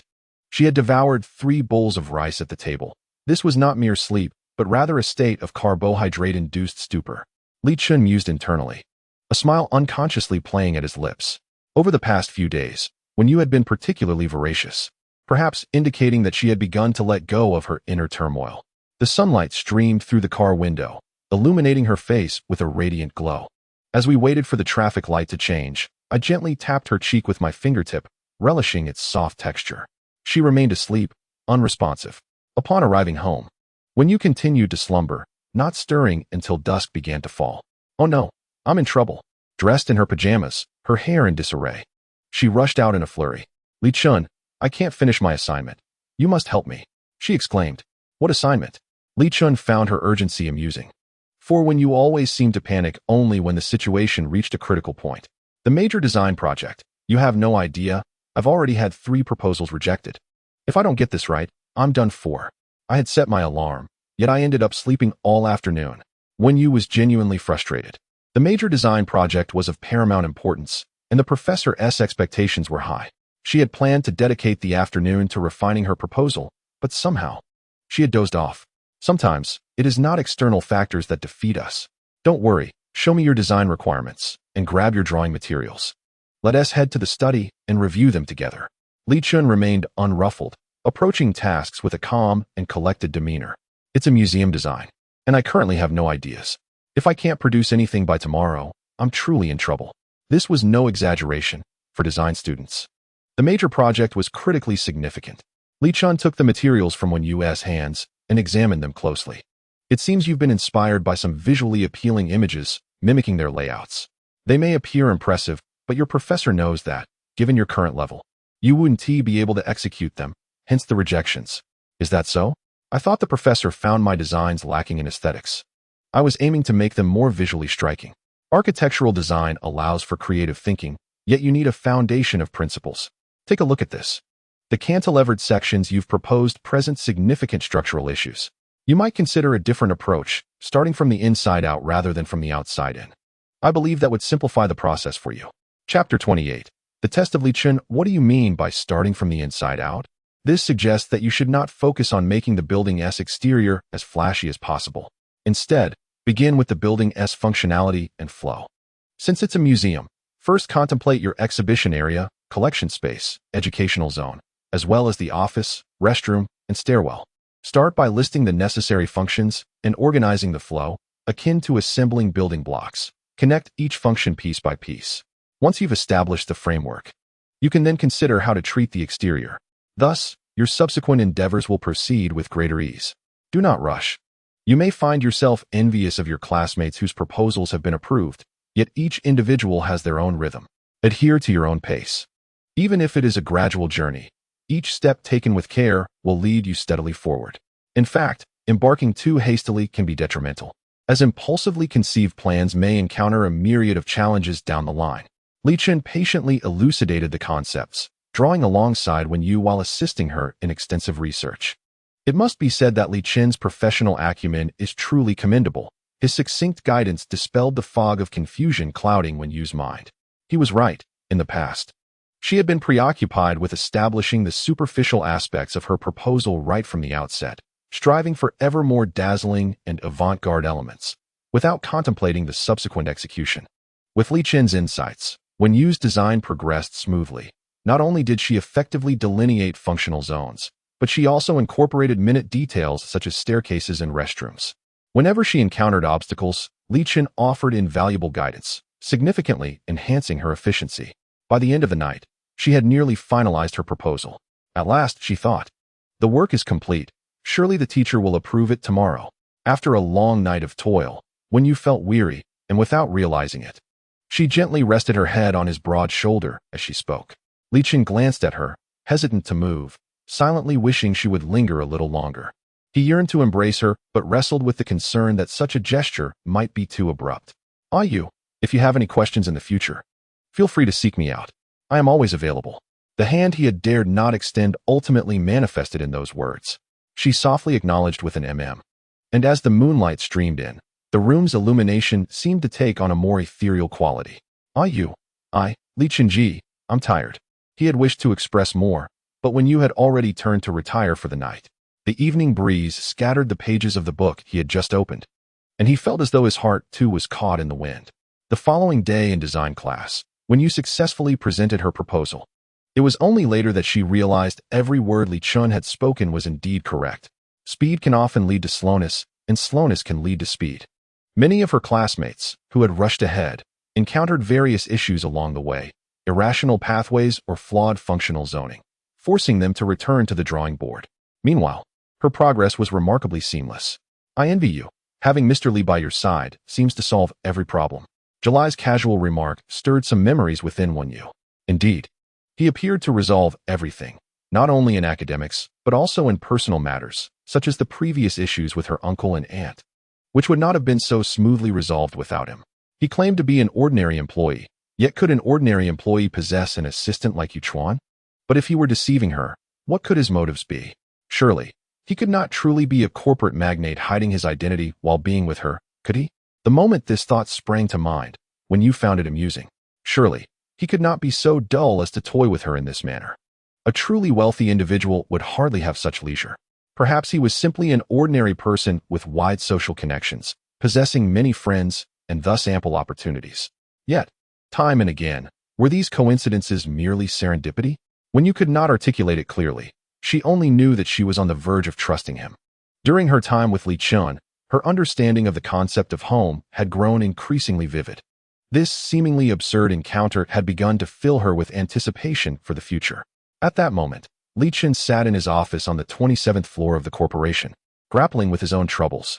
Initially, he had concealed his true identity out of concern for potential complications, but during his time with Wen Yu, he realized he had genuinely developed feelings for her. He hesitated to confess, fearing that once Wen Yu discovered the truth, she would be angry and feel betrayed. Yet, if he continued to hide it, he worried that the situation would become increasingly difficult to navigate.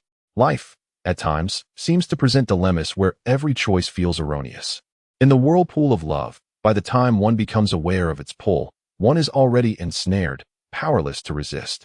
Presently, a notification arrived from Chairman, stating that next week, General Manager Si Chi would be appointed as the head of the marketing department, and he had specifically requested Miss Bai Chu to serve as his secretary. While Li Chen was still mired in his tumultuous thoughts, Yu Chuan entered, updating him on the latest board announcements. Bai Chu. The news of Si Chi joining the company did not surprise Li Chen. It was a logical development. What astonished him was how Bai Chu had ended up as Si Chi's secretary. Did she truly wish to work at Guangzhou? Very well, I understand. Let it be, after all. She is not my secretary. They may do as they please. By the way, please ask the administrative department to inquire about General Manager C's requirements for the office, and ensure that both administration and procurement arrange it according to his specifications. Understood. And what about Bai Chu? That is General Manager C's affair. If he wishes to employ her, let him do so. We shall not interfere. Understood. That evening, Li Chen returned home early. Wen Yu, who had no part-time job that day, had prepared seafood porridge and arrived home ahead of time. Brother Li Chen, I have something to ask you. What is your main responsibility at the company? After consuming half a bowl of porridge, Wen Yu casually initiated the conversation. Just miscellaneous duties. overseeing various matters, yet mastering none. Would you say you are important at the company? Not particularly. The earth would continue to revolve without anyone. Wen Yu had intended to inquire indirectly, but the implications were unmistakable, and Li Chen immediately understood her probing. If I, the person you see before you, were truly different, perhaps even better than what you perceive now, would that make you happy? Li Chen cautiously ventured a test of his own. No. Why not? Wouldn't you be surprised? There were no surprises, only the feeling that you did not trust me. Upon hearing Wen Yu's words, the light in Li Chen's eyes dimmed. When I stand before you, I yearn to draw closer, yet feel a pang of trepidation. I wish to act, yet fear the possibility of erring. Chapter 29. The CEO's Vengeful Heart. Li Chen. What has transpired? Why do you inquire? Oh, it's nothing, merely a casual question. By the way, have you heard of the Ideal Realm National College Student Design Competition? Li Chen deftly shifted the topic, retrieving a stack of documents from his bag to present to Wen Yu. Ideas of the Ideal Realm. I've heard of it. The standards are exceedingly high. Only the finest works from across the nation make the cut. There are designers who achieve fame in this competition, securing positions at prestigious firms even before graduation. I believe your grand design is commendable. We could submit it for the competition, and this year's exceptional works will be showcased in France. If you are interested, I can assist you with the registration. France. Wen Yu's voice trailed off. My mother was a free-spirited artist. I recall her wish from my childhood to hold an exhibition abroad one day. If my work could be displayed internationally, it would fulfill her dream, wouldn't it? Memories surged forth. And Wen Yu felt a pang of emotion, her nose tingling. Without uttering a word, Li Chen gently took her hand. Li Chen, I will participate. Upon lifting her gaze once more, there was a resolute glint in Wen Yu's eyes. My mother passed away in a car accident. She must have had many unfulfilled desires. Allow me to fulfill one on her behalf. Very well, I shall handle the trivial matters for you. During this time, focus solely on your design. He understood her. They shared a common pain. In that fleeting moment as he gazed at Wen Yu, Li Chen nearly divulged everything to her. He even began to contemplate that once he revealed the truth, they might embark on a quest for answers together. Yet, as Wen Yu turned to attend to other matters, the words lodged in his throat remained unspoken. The following days unfolded with relative tranquility. Li Chen assisted Wen Yu in completing all registration requirements and provided her with an abundance of reference materials. Wen Yu dedicated herself wholeheartedly, refraining from scrolling through her phone and instead devoting her spare time to contemplation and sketching. At the company, after Si Chi's arrival, many of Li Chen's tasks progressed more smoothly. According to Yu Chuan, Si Chi was quite popular in the marketing department, characterized by his humble demeanor and respectful attitude towards both clients and subordinates. Si Chi possessed a distinct charm, different from Li Chen's, in addition to youthful vigor. His eyes bore an innate allure that captivated when he smiled. Then there was Bai Chu. Li Chen initially anticipated that Bai Chu's entry into Guangrong would be troublesome, yet, following Si Chi, she consistently clocked out after 9 o'clock, never arriving late in the mornings, and performed her duties exceptionally well. Li Chen found everything to be unsettlingly normal. Li Chen, have you eaten? I noticed the lights in your office are still on. We ordered an extra meal here. If you haven't eaten, you can have it. Bai Chu, feigning nonchalance, gently rapped on the door of Li Chen's office. This rare opportunity to approach him had been long awaited, as she had consistently worked late at the company, hoping for a moment of solitude with him. Ah Chu, you haven't left yet. Li Chen invited her in. His demeanor noticeably softened now that she was a dedicated employee at Guangrong. How could I leave when you, Mr. Li, are still here? Have you begun to see me in a new light? Bai Chu replied playfully, pushing a warm meal towards him before taking a seat across his desk. It appears you've been faring quite well at Guangrong, he remarked. Indeed, exceedingly well. I am beloved by all, flourishing like a flower in bloom. As she spoke, Bai Chu's gaze fell upon the materials for the National College Student Design Competition titled Ideal Realm on Li Chen's desk. She had heard of this prestigious contest, undoubtedly the one that Li Chen's hastily wed wife intended to enter. This dinner had proven fortuitous, yielding unexpected insights. After leaving Li Chen's office, Bai Chu returned home with Si Chi, where they discussed their subsequent strategies, as the Bai family and Si Chi had now formed an alliance. What more could arise from a design competition? Bai Chu's mother, Yin Yin, scoffed, applying a facial mask while casting a glance at the two. Regardless, Ah Chu has performed commendably this time. Some information may seem trivial now, but it could prove to be invaluable in the future. If stirring the waters at Guangrong proves challenging, then perhaps entangling Li Chen and Wen Yu would suffice.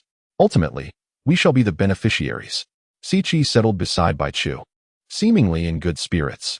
As their conversation progressed, he gently wrapped an arm around her shoulders, only to be met with a sharp glare from Yin Yin.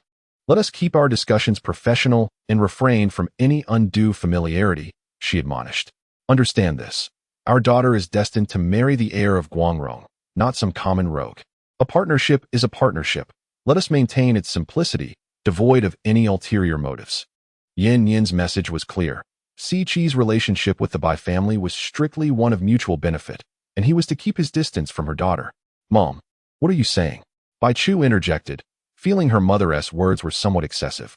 Some matters are best clarified early on to prevent any unrealistic notions from taking root. Mom. Si Chi sat quietly beside them, unnoticed as Bai Chu and Yin Yin failed to see the change in his expression. Auntie is correct. One should indeed avoid harboring unrealistic aspirations, he remarked, a faint smile gracing his lips. Bai Chu glanced at him, feeling an inexplicable chill at his smile. In that fleeting moment, he seemed to transform before her, becoming someone entirely different, emerging from unfathomable darkness. Just as Bai Chu sought to discern more, Si Chi had already turned and departed. Mother, why do you say that? Bai Chu retorted. What is wrong with what I said? After a brief squabble with her mother, she ascended the stairs and pondered for a moment before sending a message to Si Chi. Si Chi, please don't be upset. My mother is just like that. So don't take it to heart. Si Chi, seated in his car, read Bai Chu's message and chuckled softly. Those who looked down upon him in this world would invariably meet a dismal fate. None would escape it. Whether from the Li family or the Bai family, there was nothing that Si Chi was unworthy of possessing. For what he could not attain, he would seize forcefully. All who had ever derided him would find themselves kneeling at his feet, begging for his mercy. They deserved their fate for having scorned him. It's all right, Achu. Come to the company early tomorrow. There's a client I need you to accompany me to meet. Si Chi sent Bai Chu a voice message, his smile tinged with an unmistakable thrill. Chapter 30. Are you itching for trouble? Si Chi arranged to meet the client at a hotel restaurant.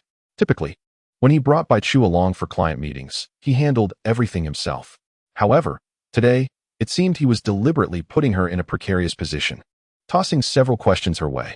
Bai Chu, flustered, stumbled over her words, repeatedly apologizing to the client. By the time the client departed, she remained dazed, unable to grasp what had just transpired. With your level of professionalism, having you by my side is truly embarrassing. Even in collaboration, I refuse to work with fools or incompetents. What?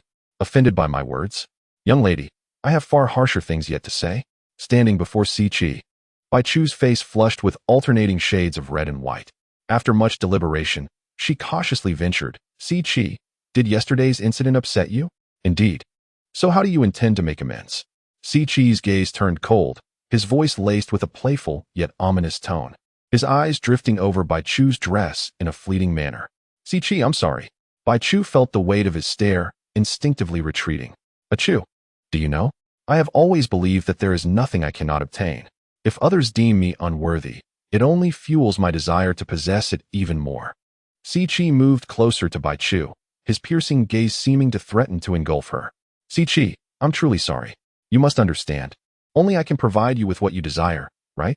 His icy hand grasped her wrist, causing her to shudder, feeling as though she would plunge into the abyss that loomed so near.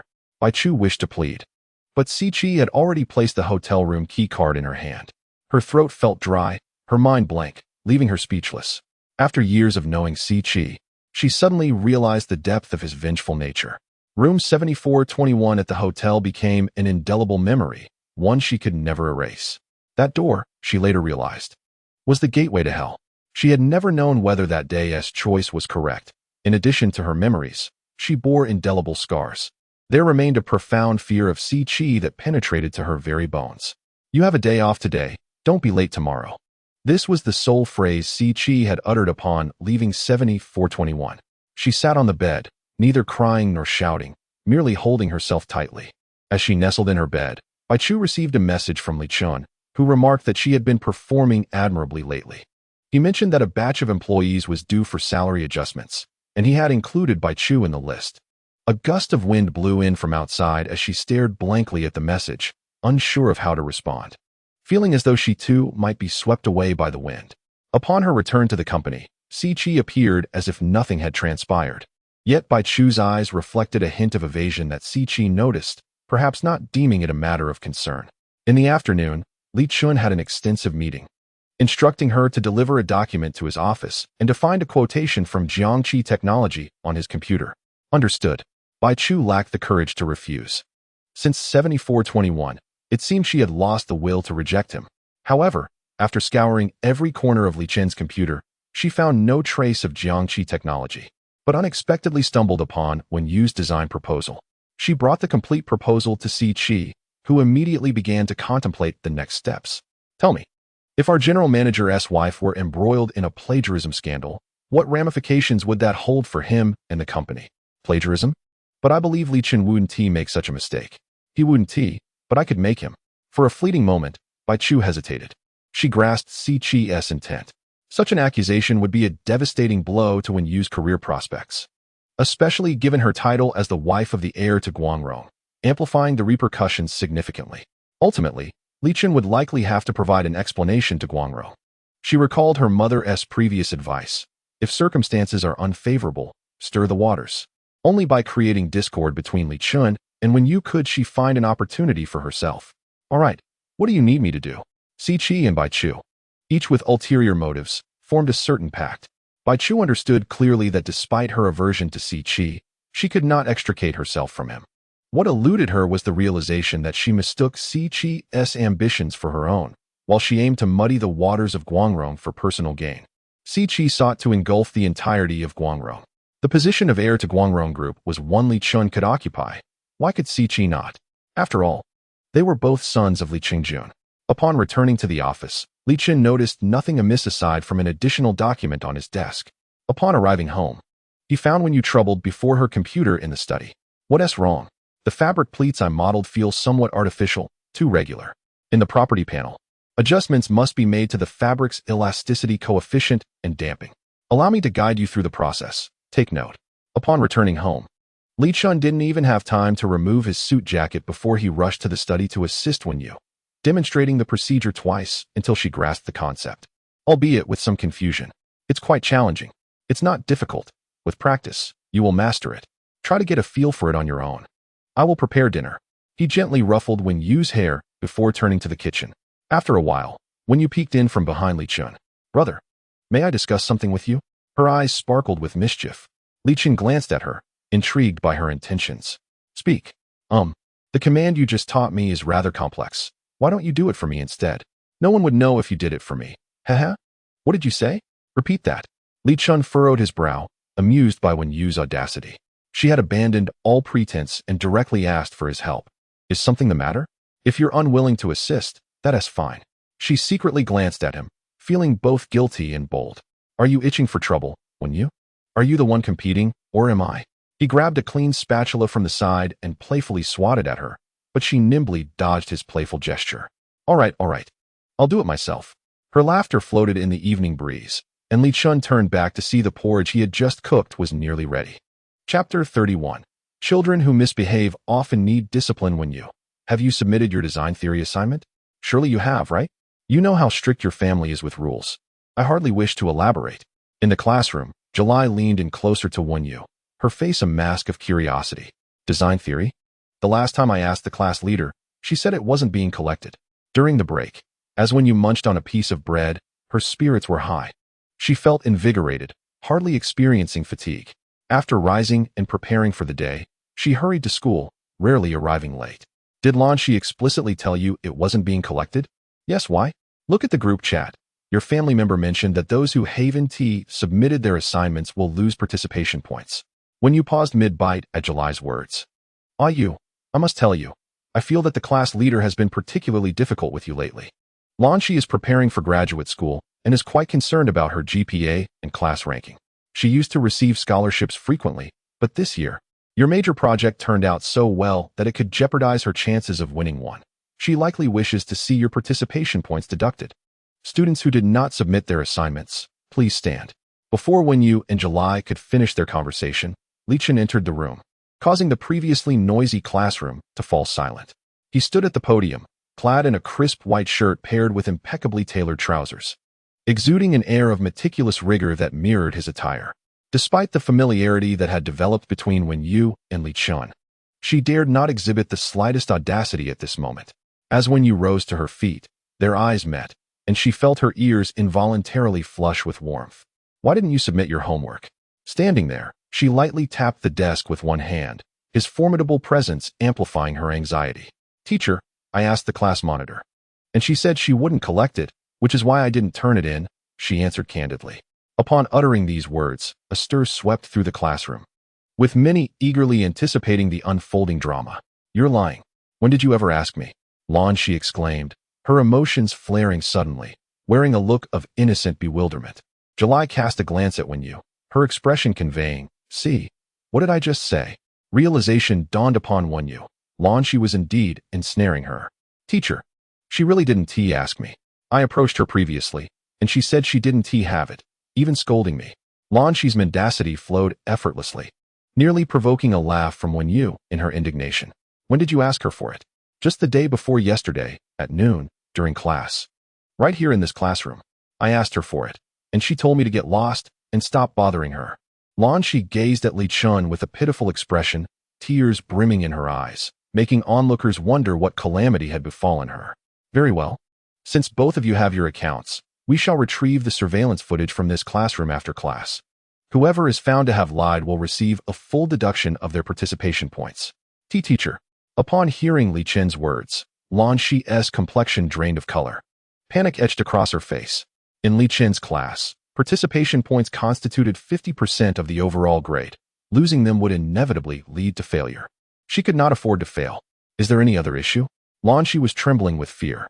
"Teacher, it seems there might have been a misunderstanding. I may have forgotten whether I asked Wen Yu for it. Perhaps I misremembered." "Misremembered? So, did Wen Yu ever submit her homework to you?" "She did submit it. I was a bit preoccupied at the time and forgot to collect it." Lon Shi's cheeks turned crimson, each word barely escaping her clenched teeth, her voice dwindling to a whisper. This time, tears genuinely threatened to spill forth. "Lon Shi, being the class monitor does not grant you the right to bully your classmates. If you cannot perform your duties, then perhaps you should reconsider your position. I will be informing your instructor, and your class will need to elect a new monitor." Should this matter reach the instructor, Lon Shi would lose her position, effectively nullifying her eligibility for any accolades this year. Yet, this was a consequence of her own making. Wen Yu felt a sense of relief, though she remained sullen until she arrived home. "What's wrong?" Li Chen noticed Wen Yu's thin attire and draped a blanket over her, settling beside her. "I am pondering why Lon Shi insists on this. I have had little interaction with her. Cease dwelling on such matters. When others wish to entrap or harm you, they will invariably find justifications, regardless of your diligence or excellence. Those who harbor disfavor will continue to do so. Simply focus on being your authentic self, for certain occurrences lie beyond our control. It is irrelevant whether it pertains to your actions or inactions. Some events transpire without explanation, yet they unfold just the same. We must learn to permit and accept the unfolding of all things." Li Chen's gaze drifted to the window, his thoughts wandering to a distant past, recalling the devastating fire from years ago. At times, he felt as though that inferno had never truly ceased. It had continuously smoldered within his heart throughout these years. Yet he dared not confront it. "Thank you, Li Chen, for your help today," Wen Yu murmured, leaning gently against his shoulder. Since Li Chen had entered her life, a sense of security enveloped her, whether at home or in school. Though he bore a fierce countenance, Wen Yu had never confided in anyone that she felt warmth during his reprimands. She was uncertain if others could comprehend such sentiments, akin to being pulled by a powerful yet gentle force, guiding her through a process of rebirth. In this journey, her past scars had gradually healed, even flourishing into something more robust than before. The sensitive and fragile heart that had once been ensnared by sorrow now thrived with resilience and vivacity. After over 20 years of life, when you realize that only in the presence of those who truly care can one afford to be audacious and unruly. The blatant errors and defiance were my repeated tests, uncertain if you understood, unable to conform to the role of a compliant child. I wondered if you would grant me exception after exception, showering me with your affection. I have a fantasy about love. Is it possible to remain willful and disobedient? I speak too soon. I still have accounts to settle with you. Li Chen's tone remained calm as he gently draped his arm around her shoulder, triggering an alarm within Wen Yu. What is it now? You know I don't avoid my assignments, she protested. I did not mention your homework. I inquired whether you were eating bread just before class ended. What? I didn't realize that was your concern, her mind raced. How dare you be so brazen here? Adhere to classroom decorum, young lady. Should you dare eat bread in class again, you shall witness my response. What else am I permitted to eat? With a mixture of indignation and delight, she couldn't suppress a smile, yet her instincts prompted her to make a hasty retreat, swiftly escaping to her room. Wen Yu's heart raced. Was it anxiety? Yet, upon closing her eyes, his profile lingered in her mind. She cautiously opened the door a crack. He still sat there, seemingly lost in thought. Chapter 32.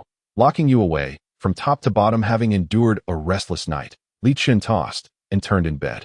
Once, his father had always told him that the tragic demise of his mother in a fire was an unfortunate accident.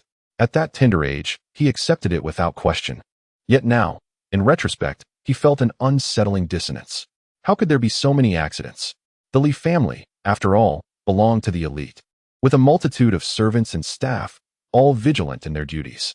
Couldn't anyone have extinguished a fire? Or were they perhaps under orders to refrain from intervening? Sir, you have returned. When Li Chen drove up to the Li family mansion, the butler, Chi Yao, expressed surprise. It had been quite some time since Li Chen had last visited after moving out. Where's my father? He inquired. Oh, the master has gone to the company. Young master, do you require my assistance with anything? Do not mind me. I will find something for myself. Very well, young master. Should you need anything, do not hesitate to call. Since starting his own career, Li Chen had seldom returned. On one hand, the distance of the old residence made visits inconvenient. On the other, he seemed to desire to distance himself from those haunting memories. Yet, over the past few days, restless sleep had plagued him, fragments of memories crashing into his consciousness. Upon re-entering the study where his mother had met her fate, he felt a surreal sense of disconnection. The room had long been refurbished, leaving no visible trace of the fire. As he opened a drawer and caught sight of his mother's photograph, his heart trembled. In the far corner of the cabinet lay a sketchbook, seemingly untouched for ages. The sketches within appeared to be of his mother, with the signature on the first page reading, Wen Ning. He opened the book. Wen Ning's artistic style was gentle, her lines crisp and fluid. Perhaps some of her traits had been passed down to Wen Yu. Yuchuan, please retrieve the detailed information regarding the artist who had previously painted my mother, who met with an accident. Bring it to the old residence. I wish to see it. Also, include any records from Wen Yu's childhood. Understood, Mr. Li. After placing the call to Yuchuan, Li Chen lingered in the room for a considerable time. Why are you back? As he finally emerged from the room, he encountered his brother, Li Chengjun, just returning home. Father, about Wen Ning, when she came to our house, did she leave anything besides the sketchbook? Li father, initially pleased by his son's return, felt his smile falter at Li Chen's question. It has been so long. Why do you ask about this now? Ah Chen, let those thoughts fade. Your mother has departed. Let her rest in peace. Li father's displeasure was evident. He had consistently avoided Li Chen's inquiries about their mother over the years. For a fleeting moment, Li Chen wondered if his father was concealing something. Sir, Mr. Yu has arrived. Chi Yao interrupted their conversation, ushering in Yuchuan, who had remained devoted to Li Chen throughout the years, well known among the household staff. Hello, Uncle Li. Hello? Brother Li Chen. Here is the information you requested. Herein lies some information regarding Wen Ning, including the specific details of the accident she was involved in. Yuchuan paused momentarily, hesitating slightly. What is it? Speak. President, these are also the details concerning Wen Ning's daughter, Wen Yu, who is, in fact, your newlywed wife. Upon hearing this, Li Chen was momentarily taken aback, while Li Chengjun's complexion shifted dramatically. What did you say? Wen Yu is. Ah Chen's. Yes, Uncle Li. Wen Ning's daughter is indeed Wen Yu. Don't you think this could be considered a peculiar kind of fate? What fate? What are you all scheming? How could you be connected with her daughter? You must sever ties with this Wen Yu immediately. I tell you, Li Chen, this farce must come to an end. Why should I sever ties? Father, please tell me what truly transpired back then. Li Chengjun abruptly interrupted Li Chen with a sharp slap, causing him to stumble sideways. Impudence. Li Chen, I have long harbored suspicions regarding Wen Ning's involvement in your mother's fire. When I later learned of her car accident, I ceased my inquiries. I had overlooked your reckless behavior before, but now that you wish to be with her child, It is unacceptable. Can you truly face your mother? Can you face her? Li Chen was visibly agitated, gasping for breath. You hastily accuse someone without any investigation.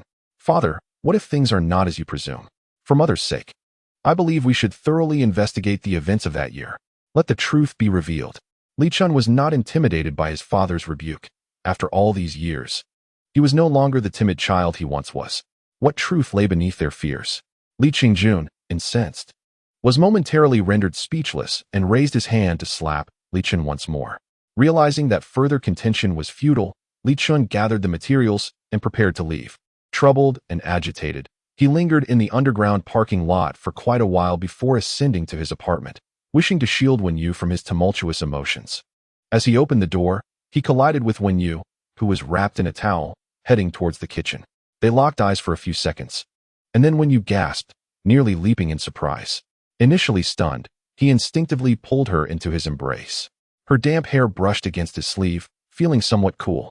I just finished showering and wanted a glass of water, so I didn't change my clothes. I didn't expect you to return just then, she said, her cheeks flushed. Looking up at him, her gaze was clear and gentle, stirring a sudden pang of compassion within him. Ah, you, let us remain like this, always, shall we? Li Chen tightened his hold on Wen Yu, who wrapped her arms around his waist. She sensed that Li Chen was behaving unusually today, as if he had taken something that altered his demeanor. Brotherly, is something the matter? First, promise me. Promise what? Promise me you will stay by my side, never to leave me. Ah, you, no matter where you flee, I shall pursue you relentlessly, confining you by my side, locking you away from head to toe. I am unaware of your musings. I am a free spirit. The moment I lifted my gaze to him, my heart raced, for his features appeared even more captivating up close. You are not free. His voice, deep and laden with an intense sense of aggression, made my heart quiver. You belong to me, ah, you, entirely and irrevocably. As he pressed a kiss to my ear, I felt myself on the brink of succumbing to his gaze. In the fleeting moment that love ignited, freedom began to fade. I sensed a chain binding us tightly together in the air. I am yours. Chapter 33. What? Do you wish to lament to your dear brother? Bai Chu felt she could scarcely endure Si Chi any longer. Ever since the incident on 7421, he had grown increasingly unrestrained, behaving as he pleased within the company. At times, Bai Chu considered confiding everything to Li Chen, contemplating ending it all. Chu, what troubles you? Li Chen inquired, finding Bai Chu lost in thought outside his office, unaware of how long she had been standing there or when he had returned. Li Chen, it's nothing. Come in. If you have something to say, please do. He gently patted her shoulder. Is work treating you well? If you find joy here, it's perfectly fine to stay. If not, feel free to share your thoughts with me. I am here to help. Li Chen continued to speak, yet in that moment, Bai Chu felt a pang of sorrow. Having known him for so many years, it was evident he cared for her as a younger sister. And she could not fathom why, as she matured, everything had become so distorted. By the way, what brings you here today? Oh, nothing much, Li Chen. Just wanted to say hello. Ultimately, Bai Chu remained silent. At times, she felt burdened by invisible shackles. She could betray herself, yet she could not betray the Bai family. Exiting Li Chen's office, she inadvertently glanced and found Si Chi leaning against the doorframe, an enigmatic smile playing on his lips. That gaze sent a shiver down her spine. She was oblivious to how long he had been there, his intentions, or his thoughts. Returning to the office with Si Chi, Bai Chu had barely opened her mouth before he forcefully pushed her into a chair. What's this? Do you wish to share your woes with your dear brother? Chu, you must understand that here, absolute obedience is paramount. Do you comprehend what absolute means? Si Chi's voice, cold and devoid of warmth, resonated as if from the depths of the earth. Even the pleading look in Bai Chu's eyes failed to elicit any semblance of compassion from him. At times, Bai Chu felt that Si Chi possessed no heart at all. Let me remind you, you would not want to discover the fate of those who betray me. He seized her arm, pulling her closer with a force that drained the color from her lips, yet she dared not cry out or evade him. He was not fond of her tearful demeanor, thus she resolved to smile. Brother Si Chi, I shall not betray you. We are allies, are we not? Bai Chu's voice trembled, as though it were torn apart, and at times, she felt as if she had already collapsed in a pool of blood. No matter the direction she chose, it seemed to lead to a wrong turn. Do not provoke my displeasure. He chuckled lightly, leaving a crimson mark upon her skin, which Bai Chu stifled her cries to conceal. President Si, There is a document for your signature. Yu Chuan entered, and Si Chi's expression darkened as he released Bai Chu. Has Li Chen not taught you to knock before entering a leader's office? His gaze, as frigid as ice, swept over Yu Chuan, who appeared unfazed. I apologize, President Si. I forgot. Should I come back in? Si Chi shot Yu Chuan an exasperated glance. Seizing the moment while Si Chi was occupied, Bai Chu finally managed to step out and catch her breath. Just as she poured herself a cup of coffee at the bar, Yu Chuan emerged from seemingly nowhere. Are you all right? I just saw you, and you didn't seem very happy. His large eyes sparkled with genuine concern. Thank you for helping me earlier. It was nothing serious. Just a work-related issue that drew President Si's ire. She offered a bitter smile, the ache from Si Chi's earlier actions still lingering, and she endeavored to appear untroubled. If anyone bullies you, remember to seek me out.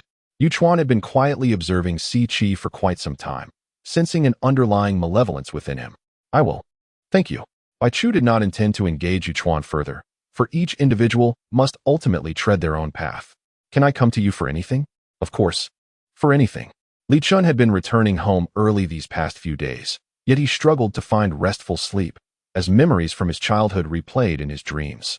Just as he seemed on the verge of grasping something significant, he would awaken. Brother Li Chen, are you awake? I made porridge. Would you like to join me? Yes. I'll be right there. Glancing at the clock, he noted it was already past 8.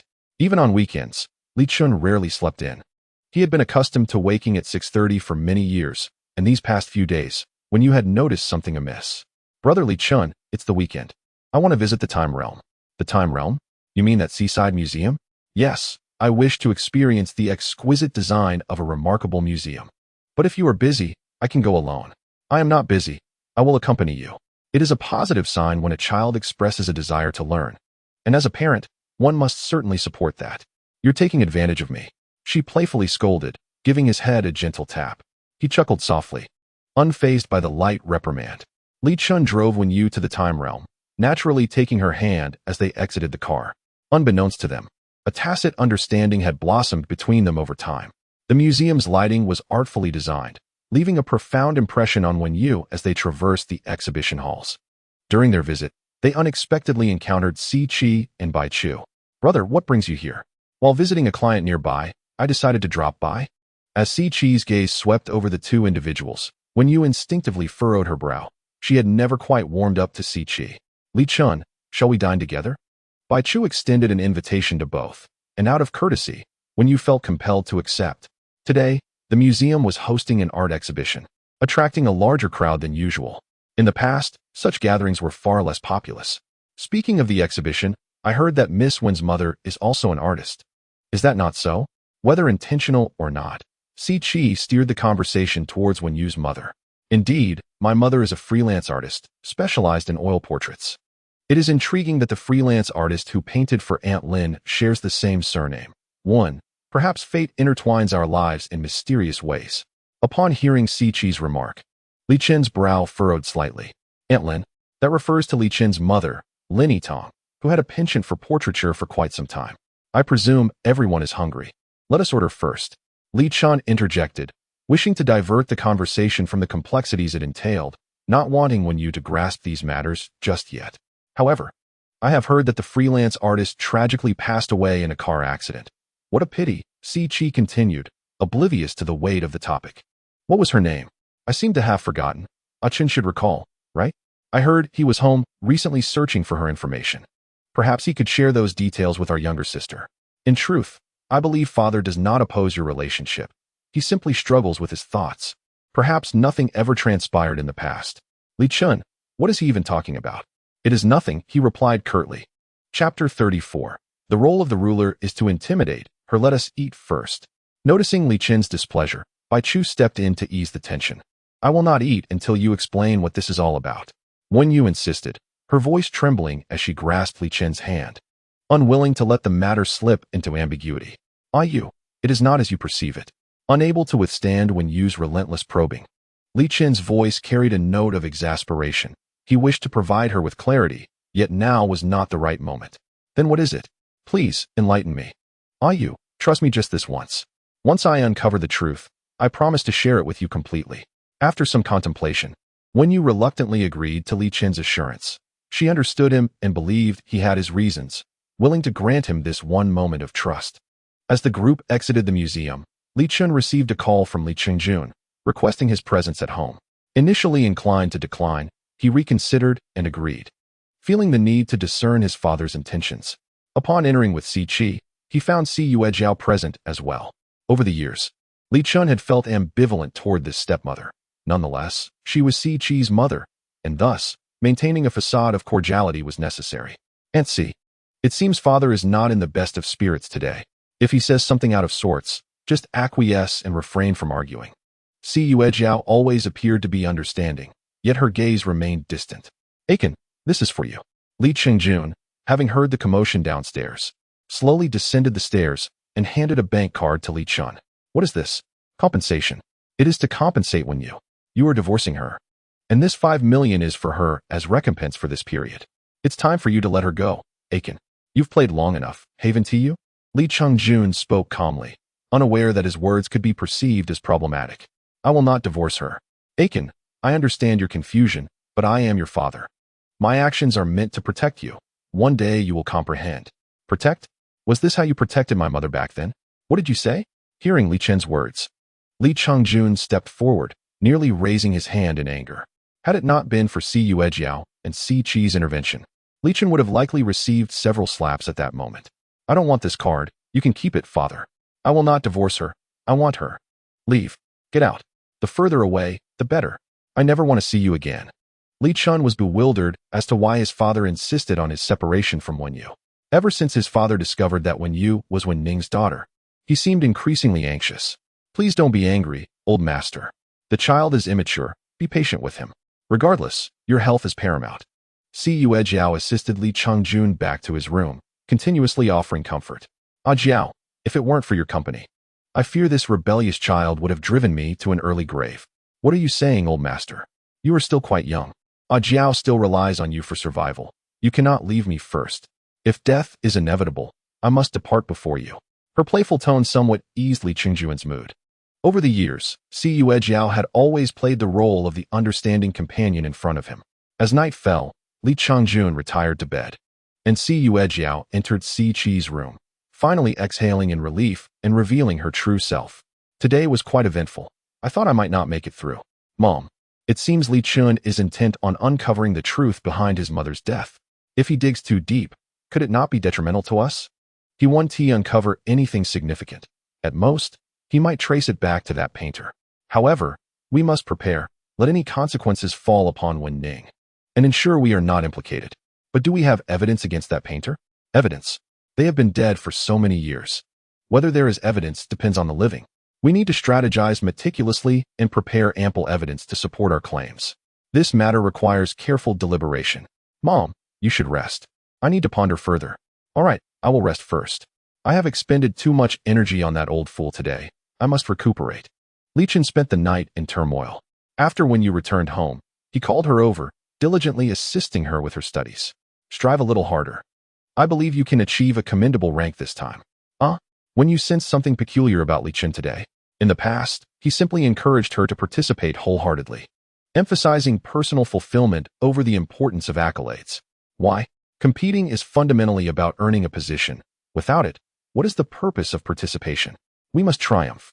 While those words ring true, securing a position among over 3,000 entries nationwide is no trivial feat. A look of concern crossed Wen Yu's face.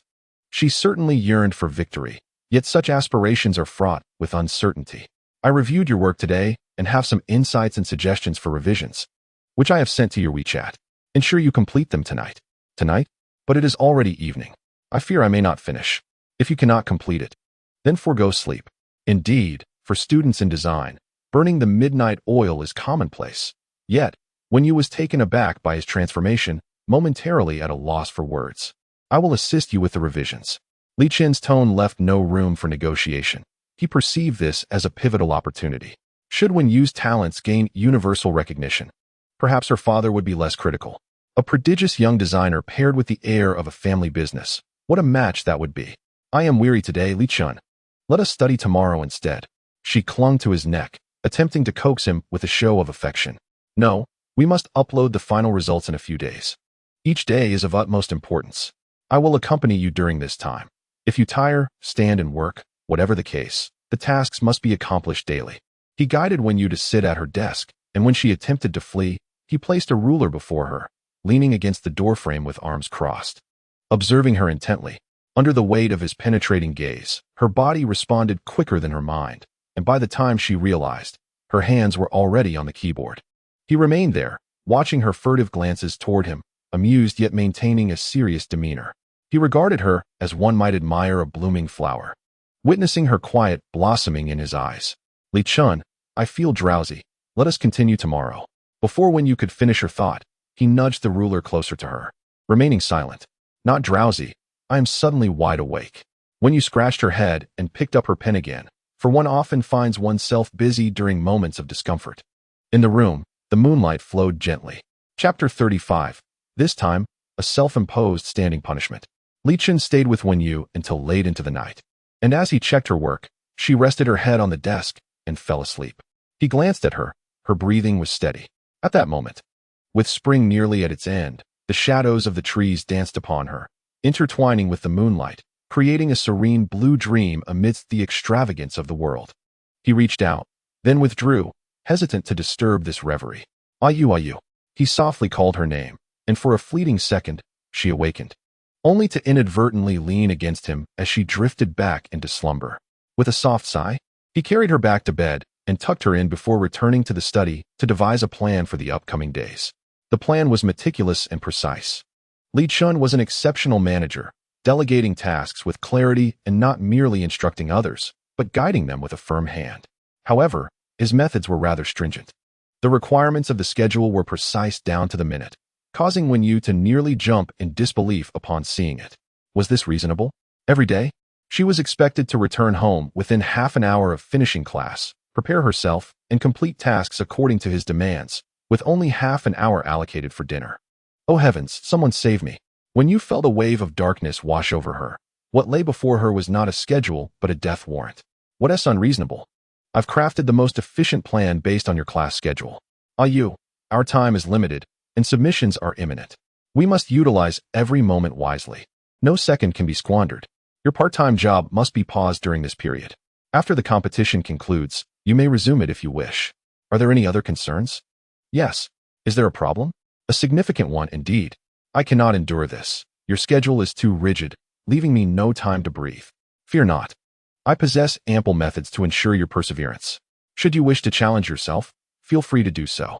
Li Chen loosened his tie, a casual smile playing on his lips as he spoke, his deep-set eyes conveying an enigmatic allure that intensified the charged atmosphere between them. He was undeniably handsome, his tall, graceful figure complemented by a refined, austere presence, leaving Wen Yu somewhat entranced.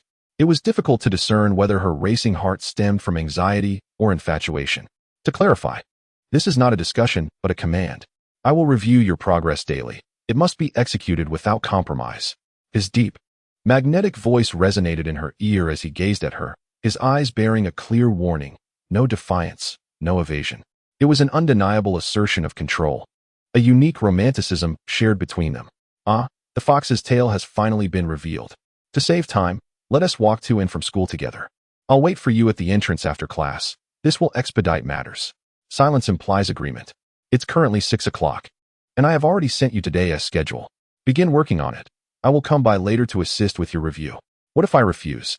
If you refuse, I possess a modicum of physical prowess myself. Wen Yu was nearly amused to the point of laughter by Li Chen's audacious remarks, yet her hand, seemingly independent of her mind, accepted the plan he offered. A cursory glance revealed that, in addition to refining the floor plan, she needed to modify her 3D model. Notably, several node diagrams she had already rendered to his dissatisfaction required further revisions. Yet, she could sense how much effort and care he invested in her. She had never encountered anyone who could so earnestly support her as he did. No longer a child, she understood the rarity of such steadfast companionship through the passing days and nights. Encouraged by Li Chen, Wen Yu was truly determined to embark on a significant endeavor. After approximately 3 days of diligence, on the 4th day, she became so engrossed in conversation with Chiyue that time slipped away, resulting in her returning home late and leaving her tasks unfinished. Li Chen chided her lightly, and this time, Wen Yu, displaying self-awareness, took the initiative to retrieve her books and stood in the corner as a form of self-imposed punishment. Li Chen observed her actions, momentarily taken aback. She lowered her gaze. Unable to meet his eyes, her striking features now tinged with a hint of shyness. Her breath hitched as a few strands of hair fell, framing her face exquisitely, causing his heart to flutter. She was quick to acknowledge her mistake, yet it remained uncertain whether she would amend her ways. Next time you behave like this, I might have to discipline you, he admonished seriously, feigning indifference. She remained silent, attentively listening. I mused that his gentle reproach was a declaration of love. A melody I replayed in my mind as we prepared for our next adventure. Just be gentle, Li Chen, I'm afraid of pain, she replied. Her eyes pure and devoid of any blemish, her ears flushed crimson, contrasting beautifully with her fair neck. When she glanced up at him, even a fleeting look stirred tumult within his heart, as if it had been struck forcefully, sending shivers down to his very bones. He had initially intended to scold her further, yet at that moment, his mind went blank. The world seemed to tilt unexpectedly. Li Chen's rigorous training soon bore fruit. Wen Yu's work successfully passed the first round of evaluations and advanced to the next stage. Although further documentation was required, it was nonetheless a modest victory. Upon hearing this news from Li Chen at home, Wen Yu leaped up and embraced him.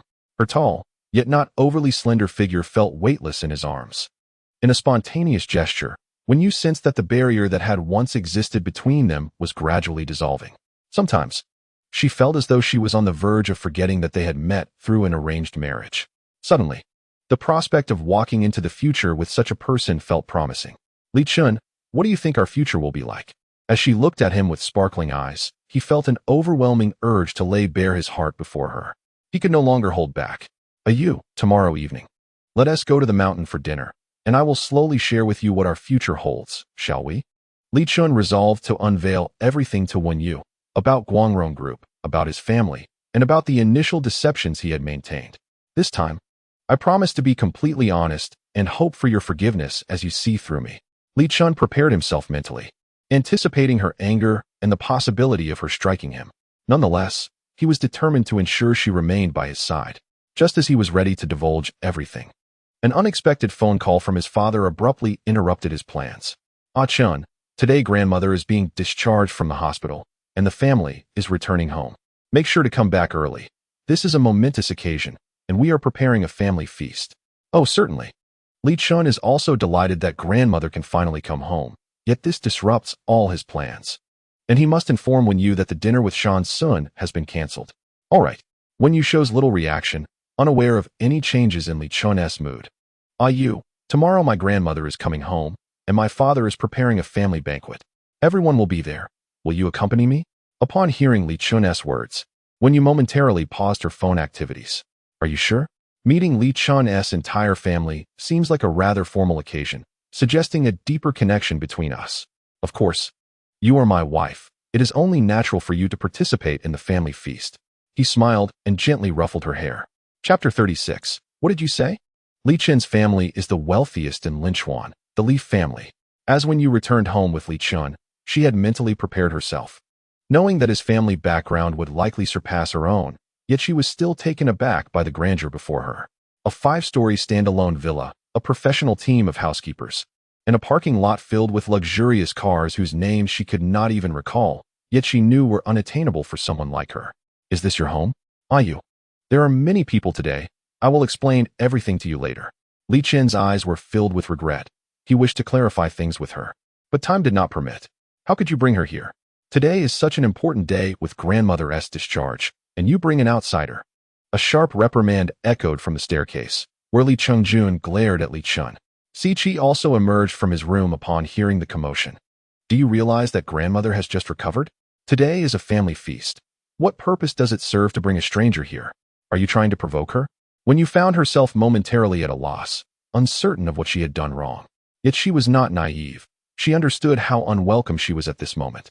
Li Chen tightened his grip on her hand. She is not an outsider. Father, she is my lawful wife. What is wrong with bringing her to the family feast? I have told you to separate from her. Separate? Do you not understand human language? You come with me. Ah Yu, please wait for me.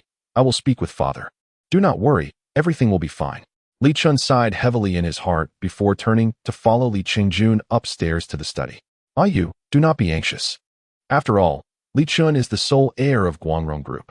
It is only natural for father to have strict expectations of him. Siqi approached Wen Yu, gently patting her shoulder, yet his words left her momentarily stunned. What did you say? Li Chen is the heir of Guangrong Group? You mean, Li Chen's family is the wealthiest in Linchuan? Yes. Haven't you been told this after all this time you've been married? Siqi's expression was one of concern, while Wen Yu's cheeks burned like fire. Her mind was a whirlwind, leaving her uncertain of how to react. He is the heir of Guangrong, a young master raised in luxury, a wealthy individual perched atop the food chain. What, then, is the connection between them? Is it merely a game of make-believe, where the young master descends to earth to play house with a girl from a modest background? Is it the case that a president who has never known hardship seeks to add some vibrant flavor to his life? And what about her? Is she merely a condiment to the young master's idle moments? How foolish of her to mistake the young master's casual amusement for sincerity. In the end, she realizes she is not even worthy of knowing his true identity. She foolishly claims to be his wife and finds herself unreasonably moved, only to discover that she is the greatest joke in this game. With a sudden turn, Wen Yu fled from the villa, ignoring Siqi's calls behind her. In that moment, all she wished for was to escape, to distance herself as much as possible. She walked along the road for what felt like an eternity, unaware of how long she had been walking, yet her body was still brimming with untapped energy. Li Chen must have sensed something was amiss, as he called her numerous times, but she ignored them all. She had no desire to read the messages he sent, so she found a spot by the roadside to sit down. The bustling city around her only amplified her profound sense of loneliness. A wave of suffocation washed over her. Was it not cold sitting there? Siqi had appeared without her noticing, draping his coat over her shoulders and offering her a cup of freshly brewed hot coffee. What are you doing here? I want to be alone. Wen Yu snapped, her mood sour and her irritation directed at Siqi. She tossed his coat back at him. Yet he remained unfazed, simply placing it back around her. You'll catch a cold, and then you won't have the strength to be angry, he replied.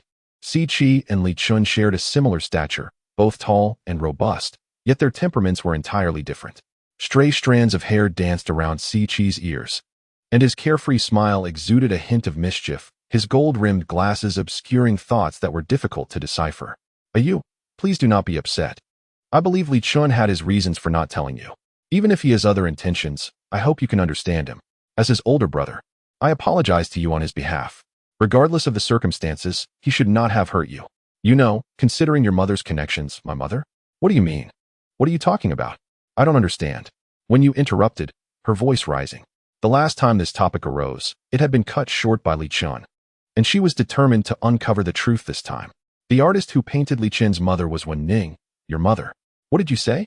I don't know if Li Chen has mentioned it, but his mother, Lin Tang, passed away after a fire. Uncle Li has always suspected that the fire was somehow connected to Wen Ning. What are you saying? Wen Yu could no longer remain seated, her emotions surging as she stood up, her breathing becoming noticeably heavier.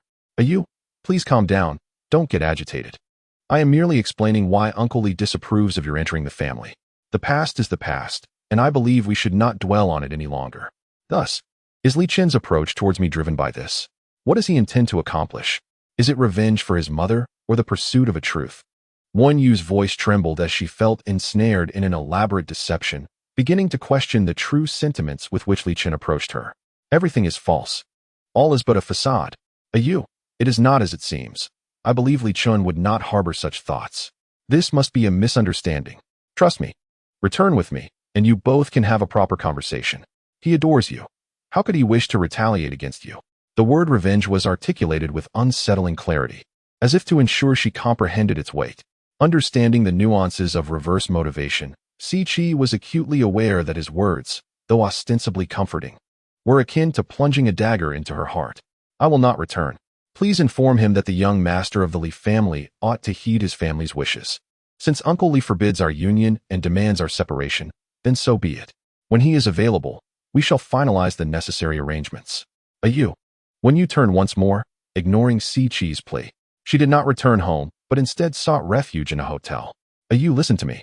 It is perilous for a young woman to roam alone at such an hour. I have a property in the west of the city. Allow me to escort you there. You may stay as long as you like, and should you wish to leave, you are free to do so at any time. Is that agreeable? Why do you wish to assist me?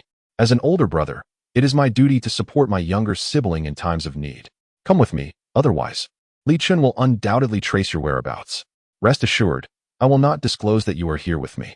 He extended his hand towards Wen Yu, who, after a moment of contemplation, acquiesced to Si Chi, as she truly wished to avoid encountering Li Chen.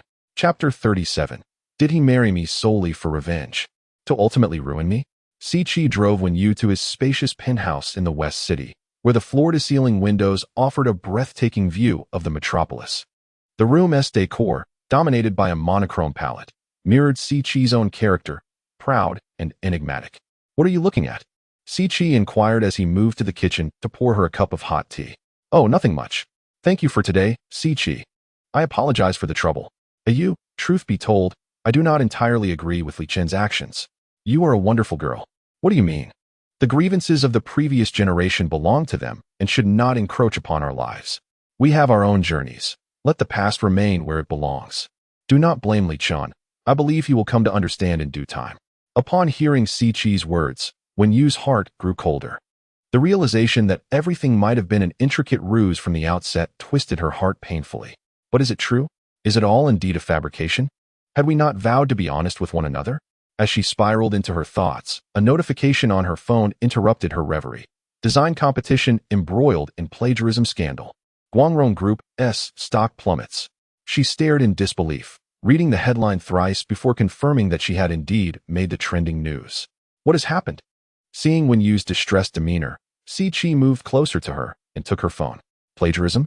Surely, a Chen would not act so ruthlessly. Perhaps it is merely a misunderstanding. Yu, please do not be alarmed. How can one remain calm? After dedicating countless days and nights with unwavering effort, feeling so close to success, must everything be destroyed simply because the truth has come to light? Is it truly necessary to bring ruin upon oneself? Must one obliterate their career? The phone began to vibrate. It was a call from Li Chen.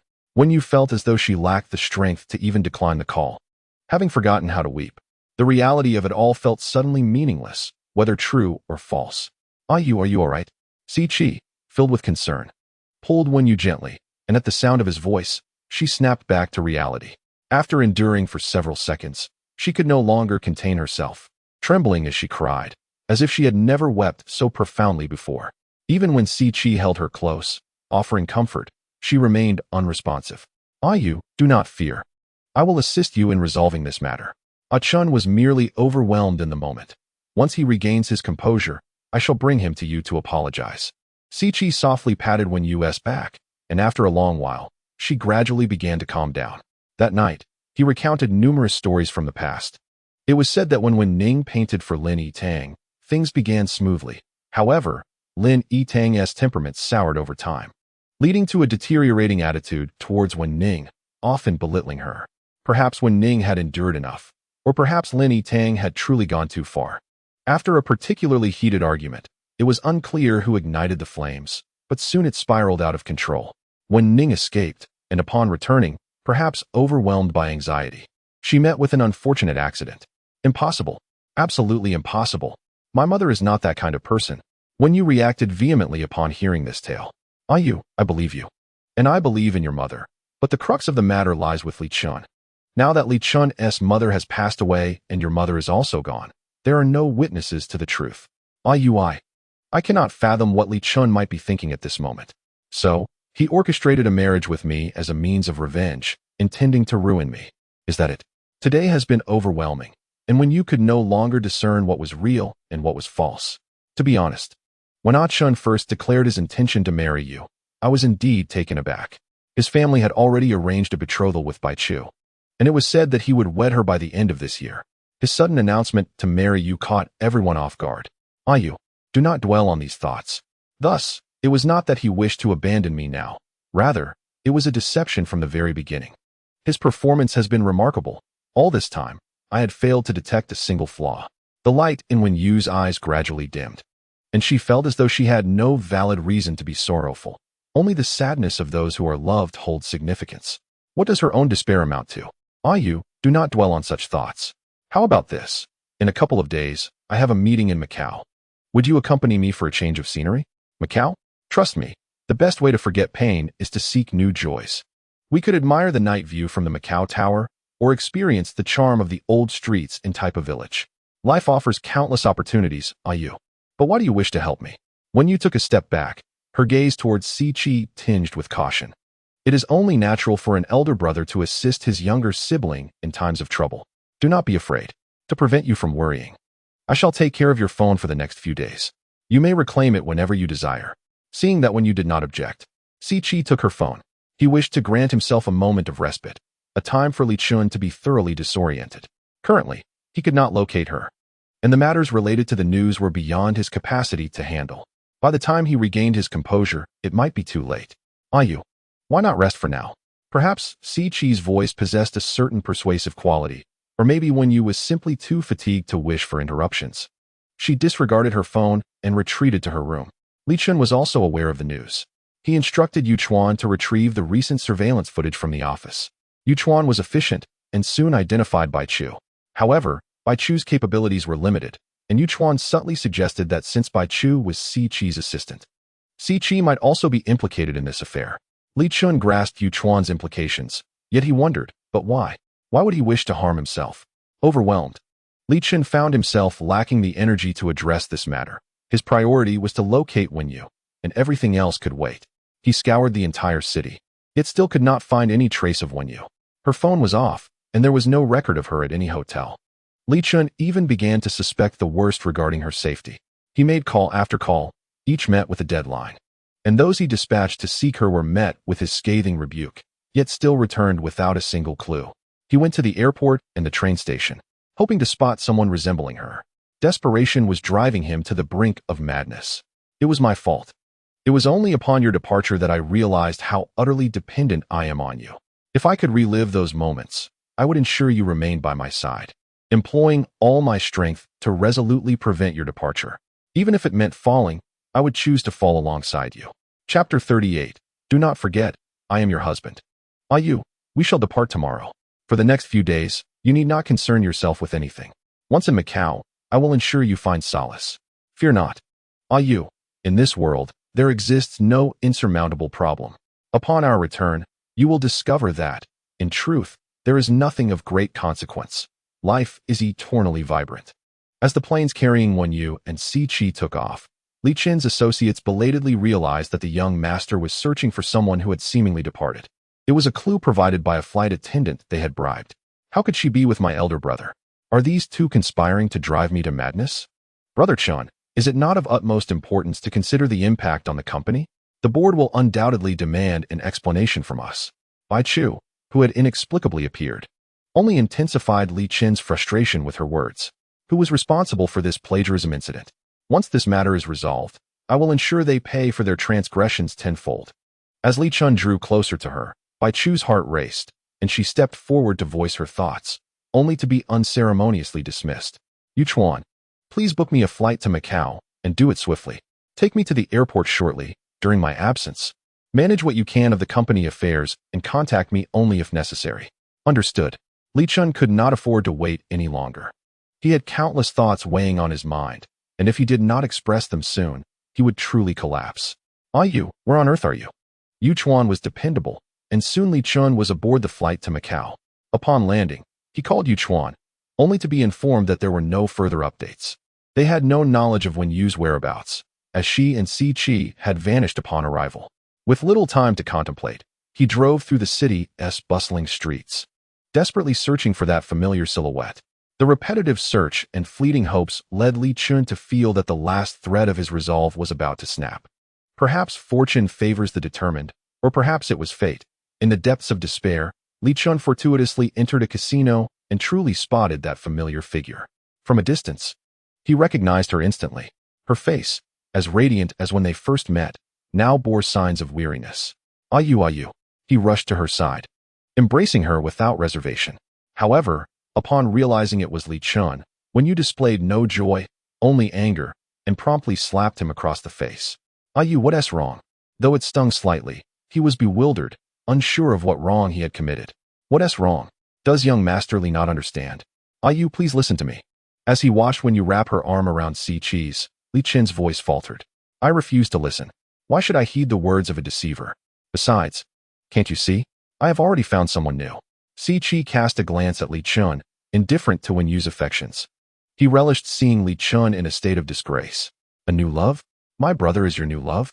Your husband hasn't he even passed away, and you've already sought a replacement? Why don't you ask if I consent? Your consent matters not to me. Is that so? If the last thread of Li Chen's resolve had been on the verge of snapping before he found her, at that moment, it had indeed shattered completely. With reddened eyes, he let out a light chuckle and effortlessly hoisted Wen Yu onto his shoulder. Aiken, what are you doing? Let me go? Chi attempted to intervene, but was taken aback by Li Chen's furious roar. He had never witnessed such irrationality in him before. What are you doing? Put me down. Let go of me. Wen Yu kicked and struggled against Li Chen, yet he seemed impervious to her distress, steadfastly carrying her back to the car. This time, no matter what, I will not allow you to leave. Have you lost your mind? I'm telling you, release me at once. I've said I don't want to see you. Once we return, we shall proceed with the divorce. I refuse to be with someone like you any longer. Upon hearing the word divorce, the crimson in Li Chen's eyes deepened, and he accelerated the car towards the mountaintop. This is all a charade. You do not truly love me. Young master, are you not tired of this act? It must be exhausting, right? Rest assured, I will not take advantage of you. I will return every single penny. Are you done? The car halted at the summit, surrounded by solitude, with the city's twinkling lights shimmering not far away. Li Chen exited the driver's seat and moved to the back. It was a spacious business vehicle. I do not want your money. I want you. I want you for a lifetime. Li Chen drew closer, locking the doors. While Wen Yu, no fool, comprehended his intentions. I warn you, stay away from me. You, do not forget, I am your husband. He whispered in her ear, laughing softly, as he nearly completely subdued her. The confined space of the car left Wen Yu with no room to escape. Her wrist was ensnared by him, tinged with a hint of crimson. Have you gone mad? I am indeed mad. You, I love you to the point of insanity. How can you leave me? You are mine, do you not remember? In her moment of helplessness, Wen Yu struck Li Chen several times, yet it seemed to only invigorate him further. Strike me if you wish. You, as long as you remain by my side, you can treat me however you desire. I want you wholly and completely to belong to me. Your heart, your love, your entirety, all belong to me. Even if the heavens were to fall. When I fell in love with you, it was an utter loss of reason, an inability to restrain myself, a blend of anguish and torment. You, dare you say you have never loved me? Do you dare to say it? If you do, I shall let you go. He leaned in closer, their gazes intertwining, and she suddenly found tears streaming down her cheeks. She opened her mouth, yet no words emerged. The depth of my hatred for you is matched only by the depth of my love. I cannot deceive myself. Li Chen's hand gently caressed her neck as he lifted her into his arms, the moonlight casting its glow upon her, making her tremble. Do not leave me, you. Never leave me. Inside the car, he embraced her waist, his eyes firmly fixed upon Wen Yu, his movements tender, careful not to cause her discomfort. Her body would not deceive her. For the first time, Wen Yu comprehended what this truly meant. Pressed against his body, her legs began to tremble. Their first time together. She never anticipated it would unfold in such a manner. Raising her gaze, she noticed tears glistening at the corners of his eyes. Let us divorce. Regardless of whether your approach is genuine or feigned, driven by vengeance or merely a desire for companionship, I am indifferent. I wish to extricate myself from the complexities of your family and do not wish to delve into the entanglements of your past. Let this end here. No, it is impossible, he declared fervently. Once again, you, I will not permit you to leave. Whatever you say, I will not allow you to go this time. If it is divorce you seek, it shall only happen over my dead body. And what if I were to fall in love with another? Chapter 39. Can you care for me for a lifetime? What did you say? The warmth in Li Chen's eyes abruptly cooled. His once handsome face now marred by a somber intensity, causing the atmosphere within the vehicle to grow heavy. I do not love you. We came together purely for mutual benefit, did we not? Li, you and I both had our own agendas. Wen Yu lifted her gaze to meet Li Chen's, her indifference piercing his heart like a dagger. If you do not love me, then why did you? If I have done anything to cause Mr. Li to misunderstand, I apologize. Li Chen was rendered speechless by Wen Yu's anger. How could she claim not to love him? The body does not deceive. Why could she not simply acknowledge it? How could she turn her back so easily? Regardless of your feelings, we are married now, and I demand that you come with me. Li Chen leaned closer to Wen Yu, the confined space of the car feeling even more oppressive following their earlier confrontation. I will not consent to a divorce. Abandon that thought. Li Chen ceased to explain, returning to the driver's seat, locking the car, and driving straight to a hotel. Under the glow of the neon lights outside, Wen Yu sat in the back seat, struggling to discern Li Chen's features. He felt somewhat unfamiliar to her. She had never witnessed him displaying such obsessive conflict before. Wen Yu found it difficult to articulate, yet she sensed that something was shifting. Perhaps they could never return to what they once were. With a soft sigh, she gazed out the window, pondering what thoughts occupied his mind at that moment. The car halted at the entrance of a hotel, and Li Chen opened the door, grasping Wen Yu's wrist to lead her to their room. As if fearing she might escape, Wen Yu found it somewhat amusing. Could he truly keep watch over her for a lifetime? We shall stay here for a few days until matters at home are settled. Trust me, Yu, I am not responsible for the news. I will handle it. I assure you I will manage my family's affairs as well. Just grant me a little time, and I will provide you with an explanation. Mr. Li, there is no need for you to say these things to me. I am indifferent to your family matters, and our past is inconsequential. You have utilized me for whatever purpose you had. That goal has surely been achieved. Why, then, do you not let me go? Yu, do not say that you love me. Li Chen, you have been deceiving me from the start. What right do you have to profess your love for me? What do you perceive me as? A mere pet, a trivial creature to summon and dismiss at will?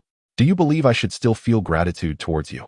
As if your presence on this earth is a benevolent gift that grants me the privilege of this earthly game? Li Chen, you are wealthy and have time to spare. I have no leisure to indulge you. Why will you not let me go? What is it that you truly desire? Wen Yu, overwhelmed with emotion, splashed water from her glass onto Li Chen in a moment of fury. Unable to contain her ire, she hurled the cup at him. I want you. The architect of her turmoil stood there, unflinching before her wrath. The cup struck him painfully, yet he bore it willingly. The pain of his body paled in comparison to the anguish within his heart. Yu, can you grant me a chance? I acknowledge my wrongs. I truly understand my mistakes. It was my shamelessness, my deception and concealment, and I never anticipated that things would devolve to this point. Yu, I was wrong. Li Chen had not foreseen such an outcome. Initially, both believed it was merely a contractual arrangement devoid of emotion. Give me an opportunity, and I shall atone sincerely. Li Chen's eyes glowed crimson, consumed by a singular thought, to keep her by his side, willing to do anything for her to remain. Your clothes are wet. You should wash up first. Wen Yu sighed deeply, turning away, unwilling to further entangle herself with Li Chen. Prolonging this standoff would yield no resolution. Very well. I shall wash up first. Li Chen nodded obediently. If she wished for him to cleanse himself, he would comply. He stepped into the bathroom, where the mist enveloped him, his senses gradually blurring. Li Chen pondered, is this what one might call tranquility? Outside the door, Wen Yu stood on tiptoe, straining to hear the sounds within. The hotel suite was spacious, and he likely could not hear her. She longed to leave this place. Twisting the doorknob, she managed to open it smoothly. Blood surged in her veins as she glanced back into the room, preparing to step out when a waiter blocked her path. Miss, may I assist you with something? His voice rang out, seemingly deliberate. Wen Yu nearly reached out to silence him. No, there is nothing I need.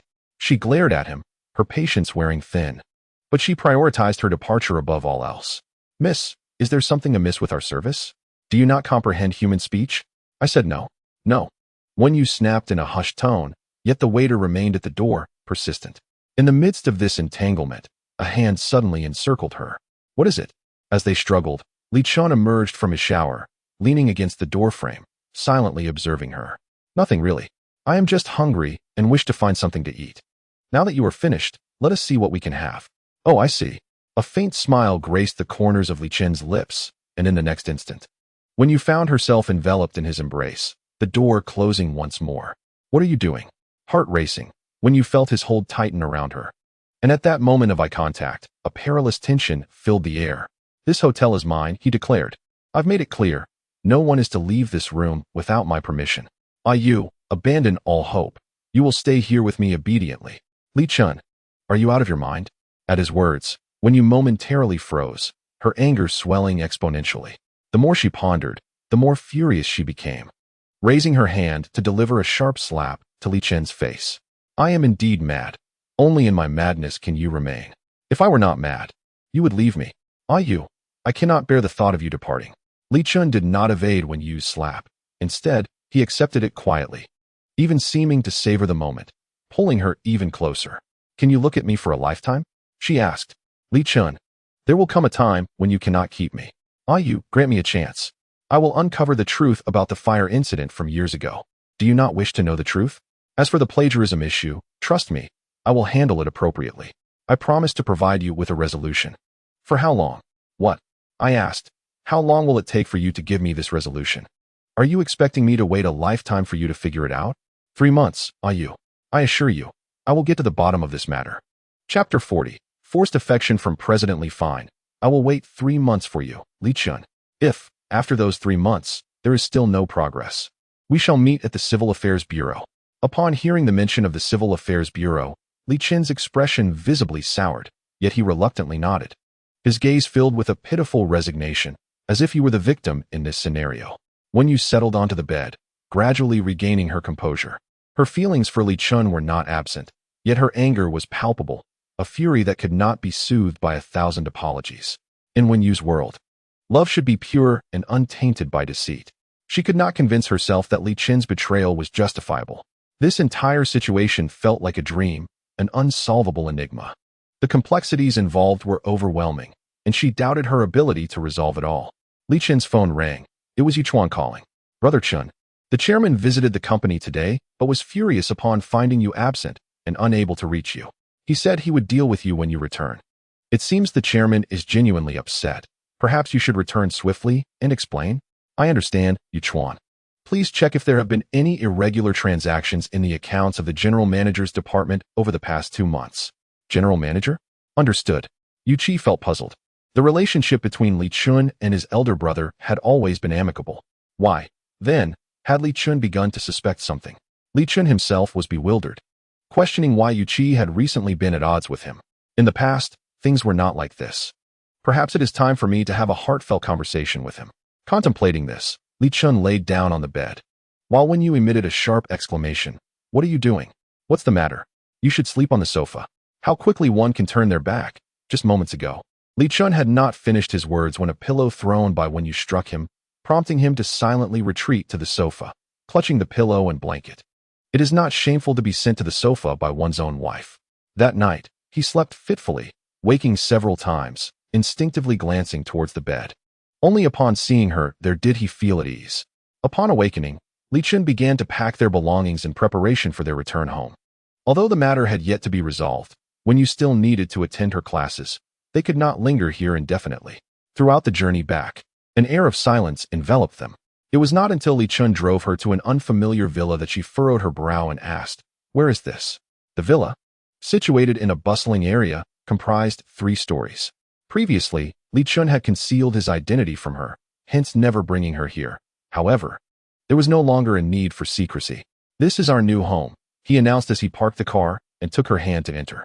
The butler awaited them at the entrance. The opulence of the interior did not shock Wen Yu, for she had been mentally prepared. Yet, she was unexpectedly drawn to the villa's decor, with its clean lines and expanse of white, creating an ambience akin to another realm. "In the days to come, we shall reside here. Allow me to introduce you. There are 12 staff members in total, including the butler. The common areas are equipped with surveillance cameras. Yu, let us make the most of our time here." Li Chen stepped closer to Wen Yu, a smile gracing his lips, though she sensed an undercurrent of menace in his words. "You need only communicate your needs to Uncle Chi, and he will see to them. A driver will escort you to and from school, but beyond that, you are not permitted to leave this house without my consent." On what grounds? When you finally grasped the chilling reality, this exquisite villa was her beautiful prison, designed to confine her. The staff were not there to serve her, but to watch over her.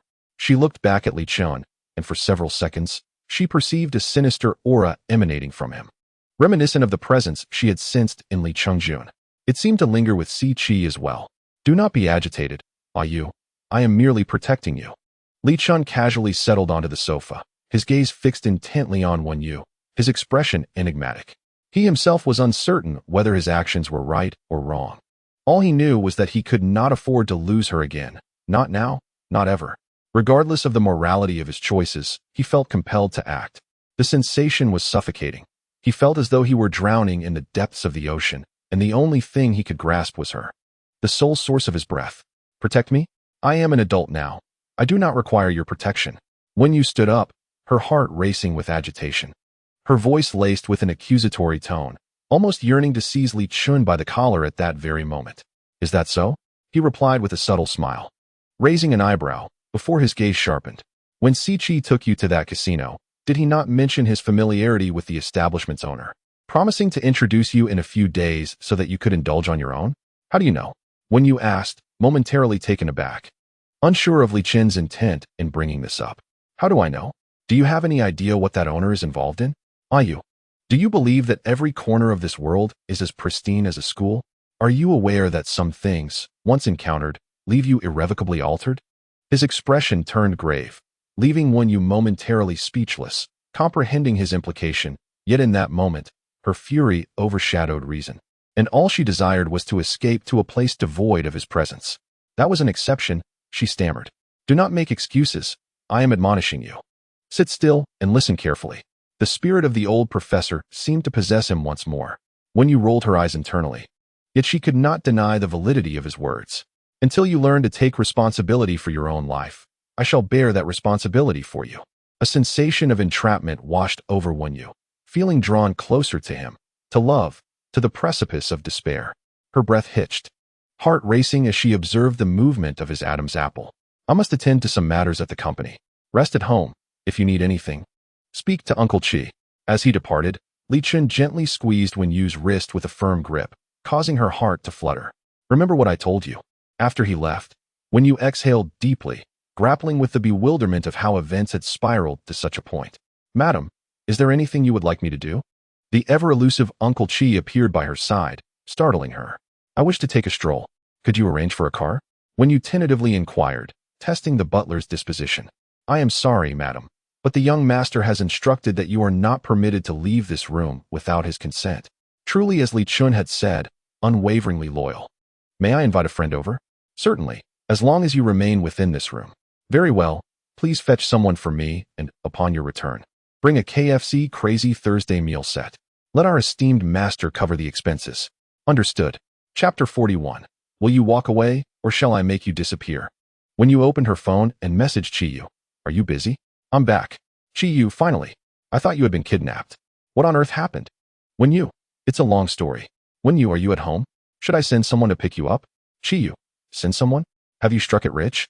No, you're not involved in telecom fraud, are you? Planning to have someone abduct me and sell me off in northern Myanmar? Wen Yu, why are you silent? Speak up. Wen Yu, I ordered KFC. Are you coming or not? July, I'm on my way. Wen Yu, all right, I'll send you the license plate number shortly. You mentioned that Teacher Li is a super domineering figure, and now he has you confined in this grand mansion. My goodness, how bizarre. I absolutely adore it. July was soon escorted to Li Chen's residence by Uncle Chi. During Wen Yu's disappearance, July had been in a state of anxious turmoil. Yet she never anticipated such a dramatic turn of events. Teacher Li is indeed a member of the Li family. Who would have thought? He has hidden it so well. As July spoke with fervor, she could not help but pat Wen Yu on the back, causing her to wince in pain. July, my heart is in turmoil. I don't know what to do. Wen Yu was genuinely distressed. The relationship between her and Li Chen, intertwined with the entanglements of the previous generation, was becoming an increasingly complicated knot in her heart. What is there to be confused about? He loves you. You are married. He is a super domineering figure with a strong possessiveness over you. Isn't that a good thing? Properties in this area command a staggering price of 100,000 per square meter, not to mention such luxurious mansions. My heavens! July surveyed her surroundings. Every detail of the house exuded opulence. Julia's family was relatively well off, yet compared to the Li family, they were still worlds apart.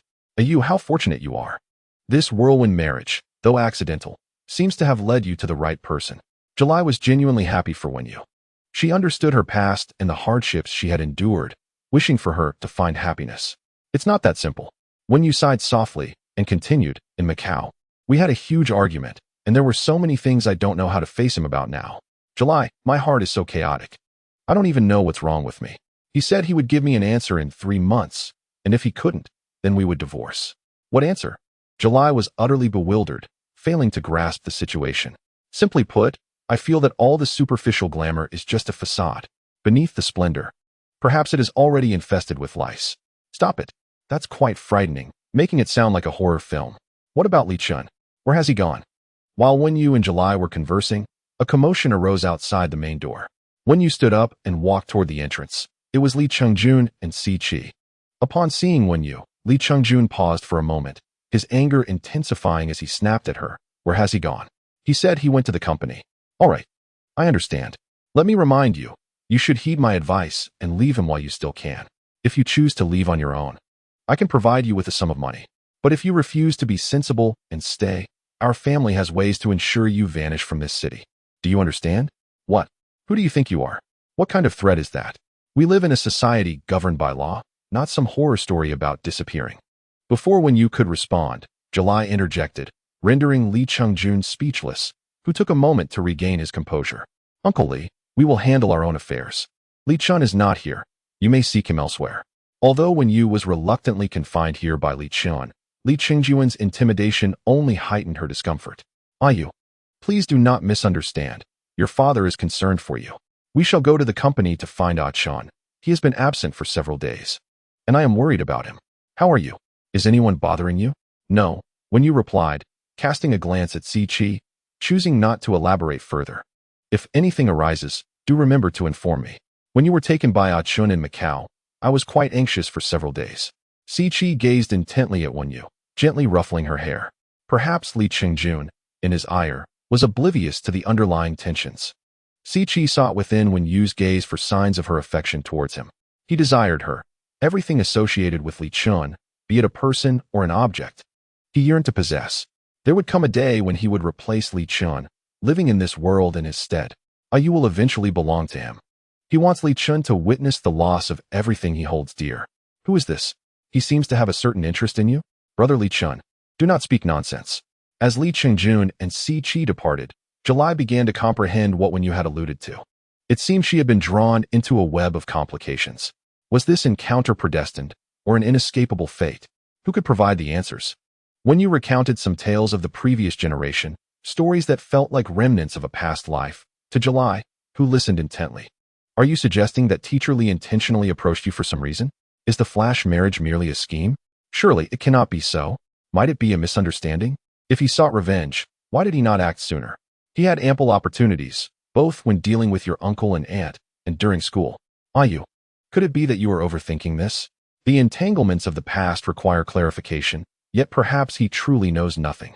In truth, Teacher Li could also be seen as a victim, much like you. His mother is gone as well. Yu, I believe you two could engage in a meaningful conversation. I am uncertain what to discuss or how to initiate such a dialogue. July, I feel as though I have fallen into an immense pit, bewildered by the circumstances. As events unfolded, Wen Yu found herself at a loss regarding her predicament. By the way, I must remind you, with my absence these days, remember to catch up on your assignments. Really? What do you mean, really? If you do not submit your work, prepare to fail. July chuckled, covering her mouth.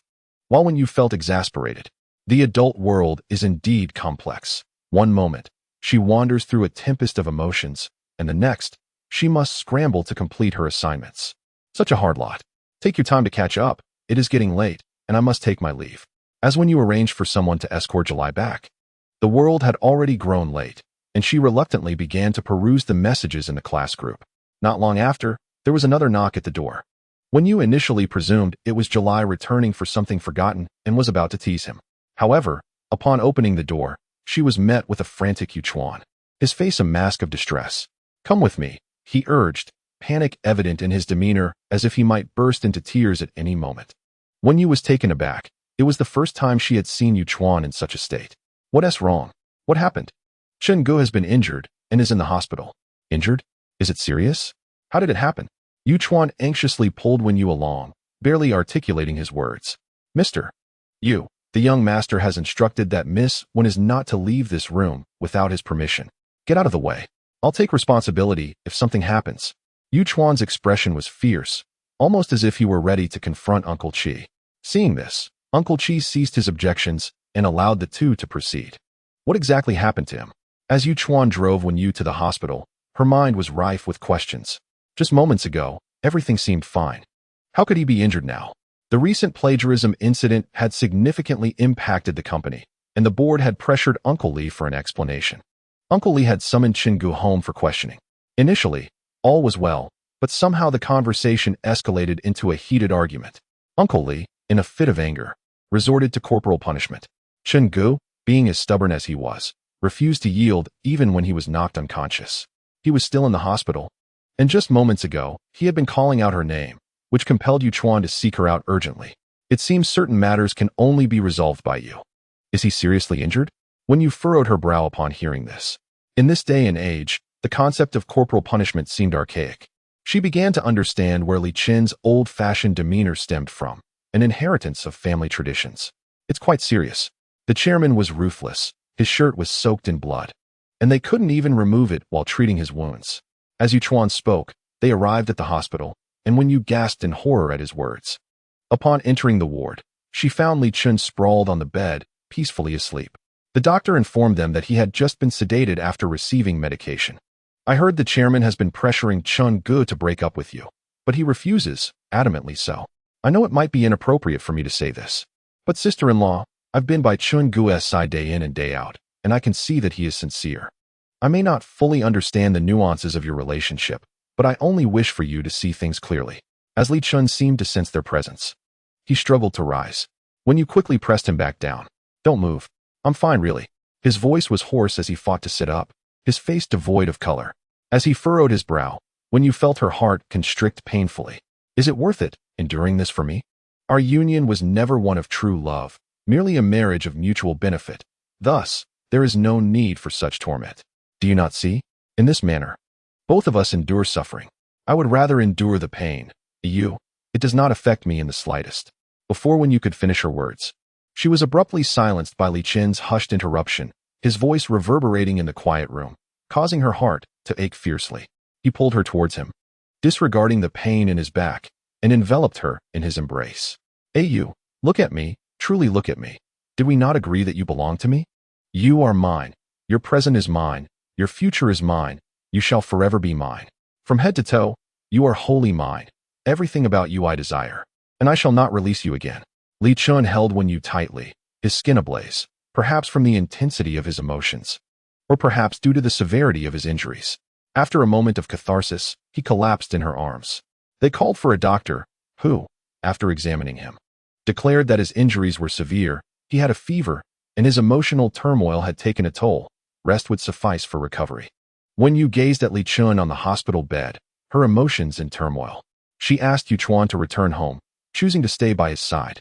Beneath the night sky, she observed his profile, memories flooding her mind, rendering her vision unclear. To draw closer to him was to draw closer to pain, a prospect she wished to avoid, yet she could not bear to leave. Is Chen all right? A voice at the door jolted Wen Yu from her reverie. It was Si Chi. What brings you here? I came to see if Chen is in serious condition. It's nothing. He just needs rest. That's good. Si Chi sat beside Wen Yu, casting a glance her way. And you? Are you well? I am fine. Really? There are matters I struggle to convey to you. My brother is a good boy, yet his temperament can be overly intense. As a partner, this is not advantageous. What exactly do you wish to tell me? If you feel the need to leave, you can come to me. I believe I have made my intentions clear. Why? Strangely, my brother and I have always shared similar tastes. What he desires, I also cherish. As the elder, I would never compete with him, but should you ever need, you can seek me out. You must understand my meaning, correct? When you cast a glance at Li Chen, remaining silent, Si Chi's implications were unmistakable, even for a fool to comprehend. My brother has always been prone to emotional outbursts and possesses a strong desire for control. If there comes a day when you choose to leave him, seeking refuge with me would be your best option. I will protect you from harm. I cannot leave him. He has suffered because of me, and I do not wish to, she replied. I understand. It matters not. I merely wish to assure you that if you ever decide to come, I will always be here. By the way, when Li Chen awakens, please inform him that I will be here for the company during this period, allowing him to rest without any haste to return. Understood? Wen Yu escorted Si Chi out the door, exchanged a few pleasantries in the corridor, and upon turning back to her room, she found that Li Chen had awakened at some point. His complexion appeared even paler than before as he leaned against the doorframe, observing her. Wen Yu felt the intensity of his gaze, as if she had strayed from her path, her scalp tingling with unease. She wondered if he had overheard her recent conversation with Si Chi. When did you wake up? When would you prefer I awaken? Or would you rather I remain in slumber? A smile played upon Li Chen's lips, yet at that moment, Wen Yu only wished to flee. However, he swiftly pulled her back into the room, pinning her against the door. I ask you, during those days in Macau, what transpired between you and him? Nothing, truly nothing. Li Chen's voice carried a distinct threat, both dangerous and alluring, causing Wen Yu's heart to tighten involuntarily. You better be truthful, Yu. If I discover you have engaged in any improper conduct, I would not hesitate to impose some discipline upon you. His breath brushed against her ear, and her heart raced as he suddenly pressed a kiss near it. Disobedient children ought to be taught a lesson. Her heart trembled. Chapter 43. Once again with you my apologies. General Li Yuchuan entered from outside, witnessing the scene between Li Chen and Wen Yu. Realizing he had arrived at an inopportune moment. What is it? Li Chen did not seem to mind the situation. Oh, I see, General Li. The doctor recommends staying in the hospital for another 2 days to recuperate. No need for that. I am discharging myself now. I am perfectly fine. Li Chen could not bear to remain in the hospital, the unfamiliar surroundings instilling a sense of insecurity within him. There was too much he needed to accomplish, leaving him no time to pause. But the doctor said, enough of that. Just listen to me. I am well aware of my condition.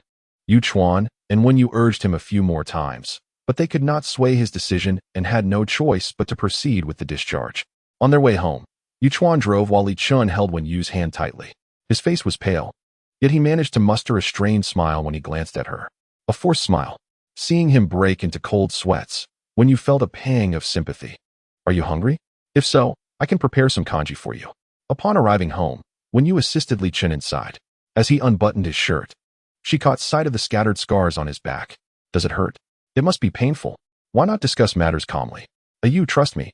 I will uncover the truth for both of us. Do not speak. Just rest for now. I will prepare you some congee. She went to the kitchen to cook a bowl of century egg and lean pork congee and fried 2 eggs. Reflecting on it, it had been a while since they had shared a proper meal together. As when you observed the congee simmering in the pot, its thick consistency and fragrant aroma gradually filled the entire room. She was uncertain whether all of this was right or wrong. Once the congee was ready, she brought it to Li Chen's room. Despite having admonished herself countless times not to trust him easily, her heart ached when she saw the redness in his eyes as he looked up at her. The dish consisted of century egg and lean pork congee, accompanied by a fried egg. She handed him the bowl, and as he sat up, he sipped the congee while gazing at her. Is it delicious? Yes, it truly is. This flavor made him feel that he and she were genuine family. Li Chen thought this to himself, but refrained from voicing it aloud.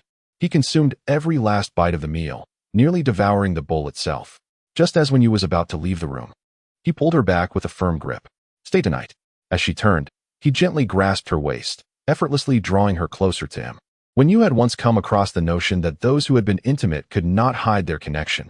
An affectionate aura would emanate from them, having witnessed each other's truest selves, devoid of all pretense. My wounds are not yet healed. You should pity me and stay. If I were to die, at least you could contact the crematorium early. What nonsense are you spouting? Do not utter such things. Li Chen, noticing Wen Yu's serious demeanor, couldn't help but smile. She clearly cared for him. We are husband and wife. We ought to share a room. From now on, we shall sleep in this room together, shall we? The moonlight cascaded like a delicate veil, imbued with a hint of intimacy. Li Chen drew Wen Yu close, holding her hand tightly, as though fearing her rejection. Upon feeling her warmth, the pain seemed to dissipate. If my suffering could elicit your compassion and concern, then I would wish for this pain to linger a while longer. Rest assured, I will not leave. Wen Yu's heart raced. Although they had been married for some time, this was their first true cohabitation. Externally composed, her thoughts wandered far away. I have considered it. During this period, I wish to uncover the truths of the past. This involves not only your mother, but also my parents. For a long time, I believed it to be merely an accident, but if it was not an accident, there must be an explanation. When I have the chance, I will return to my home to see if any information remains. And you? What are your thoughts? Wen Yu's sudden inquiry caused Li Chen to pause in his breath, uncertain of how to respond. My parents were once the envy of all, a couple seemingly blessed by the heavens. Yet after my mother's incident, my father appeared untroubled and forbade me from mentioning it again. At times, I sense he is fearful of something, though I cannot articulate it clearly. Perhaps I am overthinking. Later, Aunt C came to my home. I had no particular opinion about her and seldom engaged in conversation, yet I quickly grew close to my elder brother. At that tender age, I believed he was always accommodating of my mischief. He would take the blame when I got into trouble, standing protectively in front of me when our father threatened punishment. Perhaps it was those childhood memories that allowed me to overlook his occasional covert actions at work as we grew older. I often thought that he must have his own struggles. I was aware that our father did not favor him, not exactly dislike, but rather indifference, as he neglected to acknowledge his existence and had no intention of nurturing his potential. Nevertheless, my brother excelled, consistently ranking first in his class. At times, I felt that anything he desired would inevitably come to him. I wish to confess that in the beginning, I deceived you. I lacked the courage to defend myself and was at a loss for how to explain it. I only asked for another chance, a true opportunity for us to start anew. I do not dare to hope for your forgiveness, I simply seek another chance. If you perceive any faults in me or believe I have erred, I am willing to change, as long as you choose to stay. Once you graduate, let us embark on a journey around the world. You may pursue whatever you desire. I have committed an unforgivable mistake, and however you wish to punish me, I shall accept. As Li Chen spoke, he gently wrapped a blanket around Wen Yu, who lay with her back to him. When he glanced at her once more, he found she had succumbed to a steady breath. Li Chen couldn't help but feel amused. This girl revealed her heart so openly, drifting off to sleep so easily. Sleep on, he thought, softly patting her side, conversing with her regardless of whether she could hear. A sense of fulfillment blossomed within him. Regaining what was lost is among life's greatest joys. As the room dimmed, only the faint moonlight illuminated the floor. She gently opened her eyes, glancing at the moon outside. Li Chen's words had indeed stirred something within Wen Yu, yet it was insufficient. The chasm between them felt insurmountable. She neither wished nor could allow herself to become a mere possession in his hands. Chapter 44. Caught skipping class when Yu had long since prepared herself. Yet she hesitated for several days to return to school. Yu mentioned that their relationship had become the talk of the school, echoing through the halls, causing Wen Yu's heart to ache at the mere thought. However, some confrontations must be faced. She could not forsake her education simply due to Li Chen. Eventually, she steeled herself to go to school, sighing as she packed her bag. I have a meeting at the company this morning, so I will arrange for a driver to take you. Remember to catch up on any missing assignments. I will inquire with your teachers. Do not try to evade responsibility, he instructed. All right, I know. You're so nagging, she replied, accustomed to their banter, and he merely chuckled, shaking his head. Li Chen remained oblivious to Wen Yu's sentiments. This time, she was truly agitated. She went to school, where she would hardly garner any attention. He merely assumed she was troubled by unfinished assignments. Come home early tonight. I'll return after handling some company matters, and we shall dine together, he called out as she walked towards the door. Madam, you've forgotten your sketchpad, the butler shouted from behind. As when you got into the car, she glanced back at the villa, feeling an overwhelming sense of unreality. Ayu. Upon arriving at school and preparing to enter the classroom, Yu spotted Wen Yu from a distance. Here, I bought 2 cups of milk tea from the cafeteria. They're still warm. Wen Yu smiled and accepted the offering. In times of financial strain, Yu often treated her to food and drinks, and she continued this kindness. In the eyes of a close friend, no matter how much life transforms, one remains the same person at heart. Yu found a spot, and Wen Yu sat beside her. Wen Yu's presence in class stirred quite a commotion, with various gazes making her increasingly uncomfortable. It felt as though they sought to see through her. They whispered and snickered, treating her not as an individual, but as a spectacle, a source of amusement. Relying on a man and resorting to plagiarism. How pathetic. Who cares who she depends on? She is fortunate to have a man to rely on. I heard the Li family disapproves of her. That's uncertain. Perhaps in a couple of months, if she becomes pregnant, she'll hold all the power, and everything will be hers. What nonsense are you all spouting?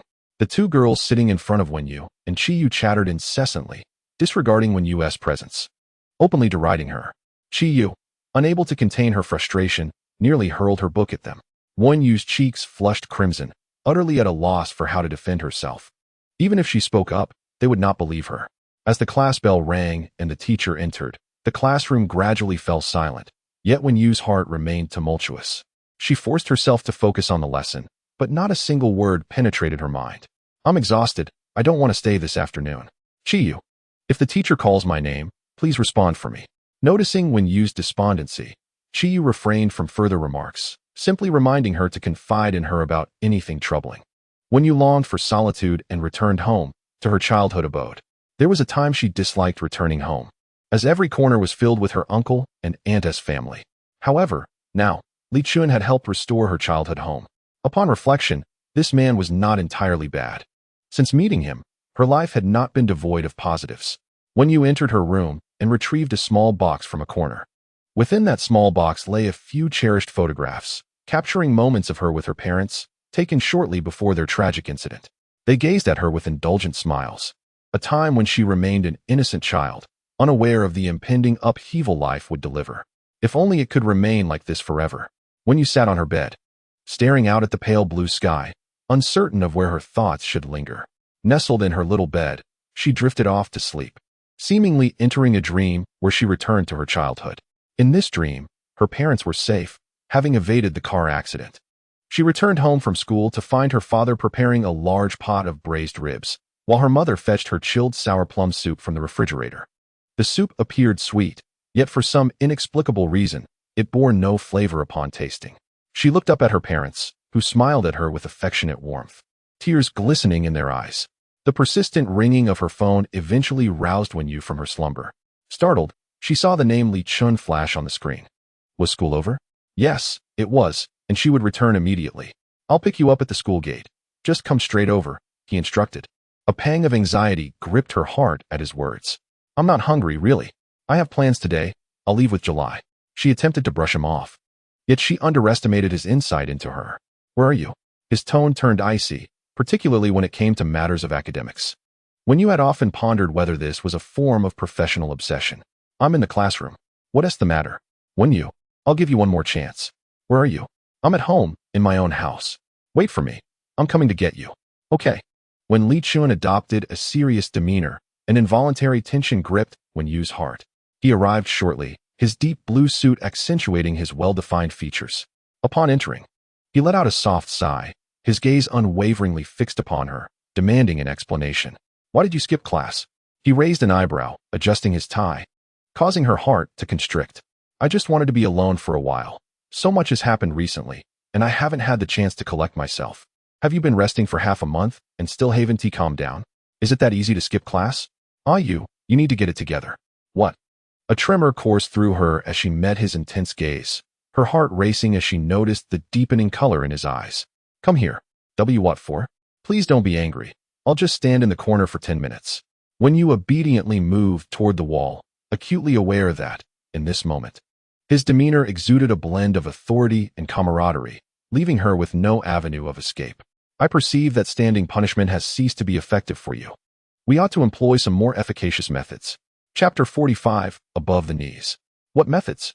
I am unclear as to what you are referring. I did not intend for this to happen.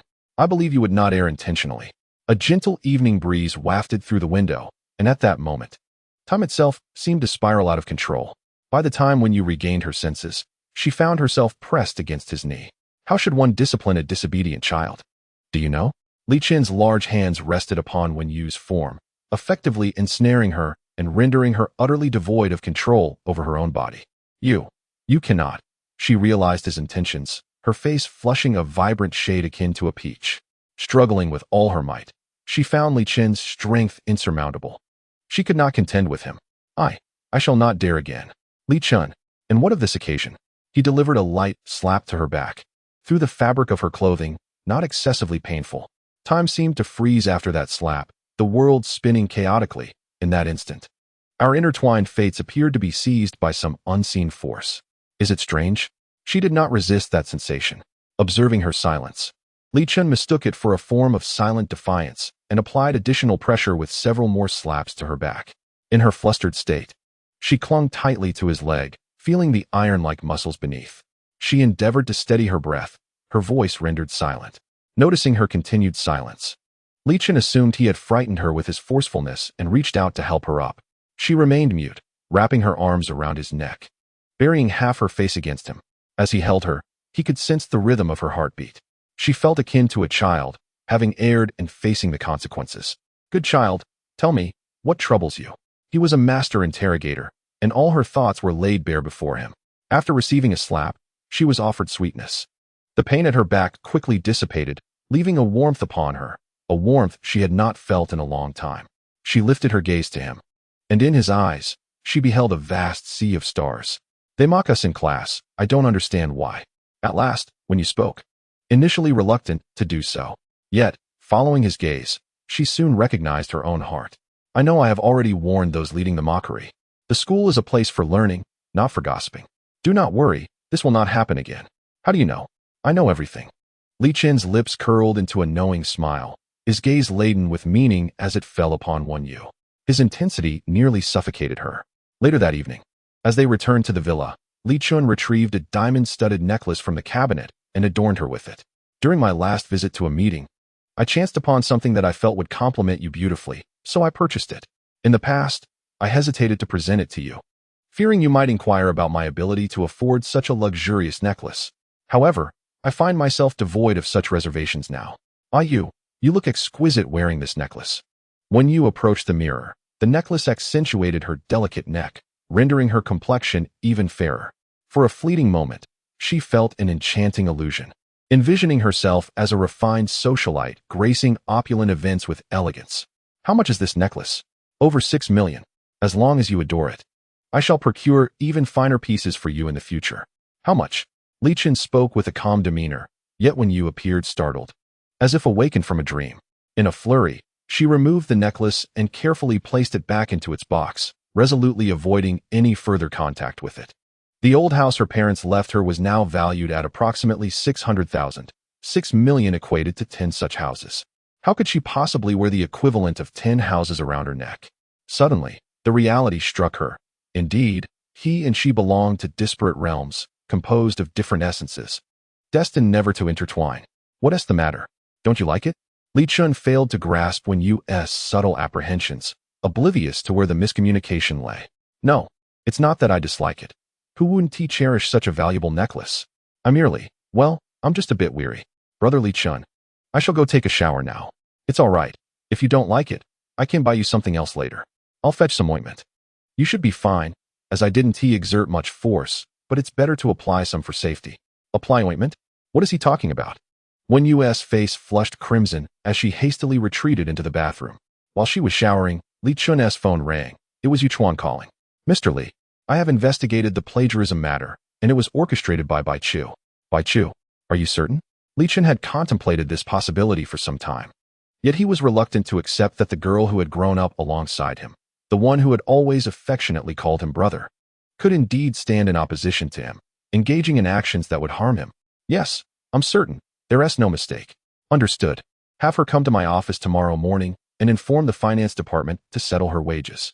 Additionally, regarding the Southern Commercial Real Estate project that the Bai family has sought for our collaboration, please respond on my behalf and decline directly. All current collaborations with the Bai family will not be renewed upon expiration. Understood. After ending the call, Li Chen gazed out the window, his expression troubled. Over the years, he believed he had treated Bai Chu with kindness, offering assistance whenever she needed it. Yet, he was blindsided by how his goodwill had inadvertently thrust both himself and his beloved into a deep pit. He had once thought that the Bai family was one entity while Bai Chu was another, and there remained some semblance of camaraderie between them. In retrospect, his perspective on their relationship had been overly optimistic. I feel nothing but remorse for Wen Yu. It is my own weakness that has led to this excessive mercy towards our adversaries. She should never have had to endure such trials. The following morning, Li Chen arrived at the office at an uncommonly early hour. He afforded Bai Chu the courtesy of resigning on her own accord. Suspecting that her actions were orchestrated by the Bai family, he wished to avoid placing her in an uncomfortable position. Brother Chen, how could you be so heartless? Bai Chu exclaimed, struggling to accept his decision to let her go. She could not return home, for her objectives remained unfulfilled, and she would have no explanation for her family. Am I heartless, or are you? Every action you have taken has been aimed at undermining the corporation. Do you comprehend the magnitude of the repercussions on the group? And what about Ayu? She was on the brink of collapse. Why did you have to treat her this way? Do you not understand why I acted as I did? Brother Chen, I care for you deeply. Have you ever cared for me? For your sake, I have chosen to remain here as an ordinary employee. We promised each other in our youth that we would be together when we grew up. How have you changed so drastically? I acknowledge my faults. I have lost my sanity in my devotion to you. Brother Chen, I truly care for you and do not wish to part ways. Please, allow me to stay by your side. I ask for nothing. No title, just the privilege of being near you. Just a glance from time to time would suffice. Chapter 46. What do you wish to become? My mistress? Bai Chu, have you lost your mind? What do you take me for? I command you to gather your belongings and leave at once. Furthermore, I do not wish to see you at Guangrong again. Inform your family that, effective immediately, the Li and Bai families shall never collaborate again. Li Chen was nearly driven to laughter by his indignation. He could not fathom that Bai Chu would utter such words. Yet upon hearing his dismissal, she grew even more agitated. Brother Chen, I speak the truth. I promise to be obedient, 1,000 times more so than Wen Yu. Whatever you ask of me, I shall comply. I will not trouble you, so please do not be angry. I was merely momentarily unhinged. Grant me one chance, will you? I genuinely wish to remain by your side. And the photographs? Yes, the photographs. Brother Chen, you cannot dismiss me. I possess images of Wen Yu, given to me by her aunt. If you insist on forcing me out, I shall release these photographs to the public. In her frenzy, Bai Chu recalled the photographs bestowed upon her by Wen Yu's aunt. Li Chen, upon hearing this, was not enraged but rather found amusement in her desperation. Bai Chu, do you know what became of the last individual who attempted to threaten me with such images? I warn you, I have merely ceased collaboration with the Bai family for now. Should even a single photograph you possess see the light of day, I will ensure your family knows no peace. As Bai Chu absorbed Li Chen's words, her final glimmer of hope extinguished, leaving her pale and trembling. Her hands unsure of where to rest, her gaze towards Li Chen pleading. Yu Chuan, come in. Yu Chuan entered swiftly, having anticipated that today would undoubtedly bring forth a fierce battle. Yet, upon witnessing Bai Chu's distress, he felt a pang of shock. Yu Chuan, take her out. Yes. Yu Chuan gently tugged at Bai Chu's arm, sensing her current state of disorientation. He sighed softly, leading her to the entrance of the company. It was merely a job, one that could end here and restart anew. It couldn't be that grave. Yu Chuan longed to offer her solace, for the sight of Bai Chu, so lost and forlorn, stirred deep pity within him. What happened? Are you all right? At the entrance, they encountered Si Chi, who had just arrived at the company. Yu Chuan harbored an aversion for him. Though he knew little, it was clear to him that Si Chi had caused Bai Chu distress. It's nothing. Miss Bai is unwell. I'll see her home. Mr. Si, please attend to your matters. I believe I overheard Mr. Li say he was looking for you. The lie slipped from his lips almost instinctively, as he felt that such a fragile Bai Chu could not fall into Si Chi's hands. Watching Yu Chuan escort Bai Chu away, Si Chi felt a sense of bewilderment. Where do you live? I can take you home. Regardless, one's health is paramount. Rest is essential. Given the situation I've created, returning home won't yield a favorable outcome. You needn't concern yourself with me. I wish to go to the riverside and reflect in solitude. The riverside? Surely not. Miss Bai, please don't say that. No matter what has transpired, one can always start afresh. It's too late. It's truly over this time. Brother Li Chen has halted all collaborations with the Bai family. There is no possibility of a fresh start. My family is doomed. Everything is ruined. Bai Chu's emotions surged, and she began to sob uncontrollably, leaving Yu Chuan momentarily at a loss, as he had never witnessed her in such a state. It won't end here. When I was young, I could barely afford food or wear suitable clothing.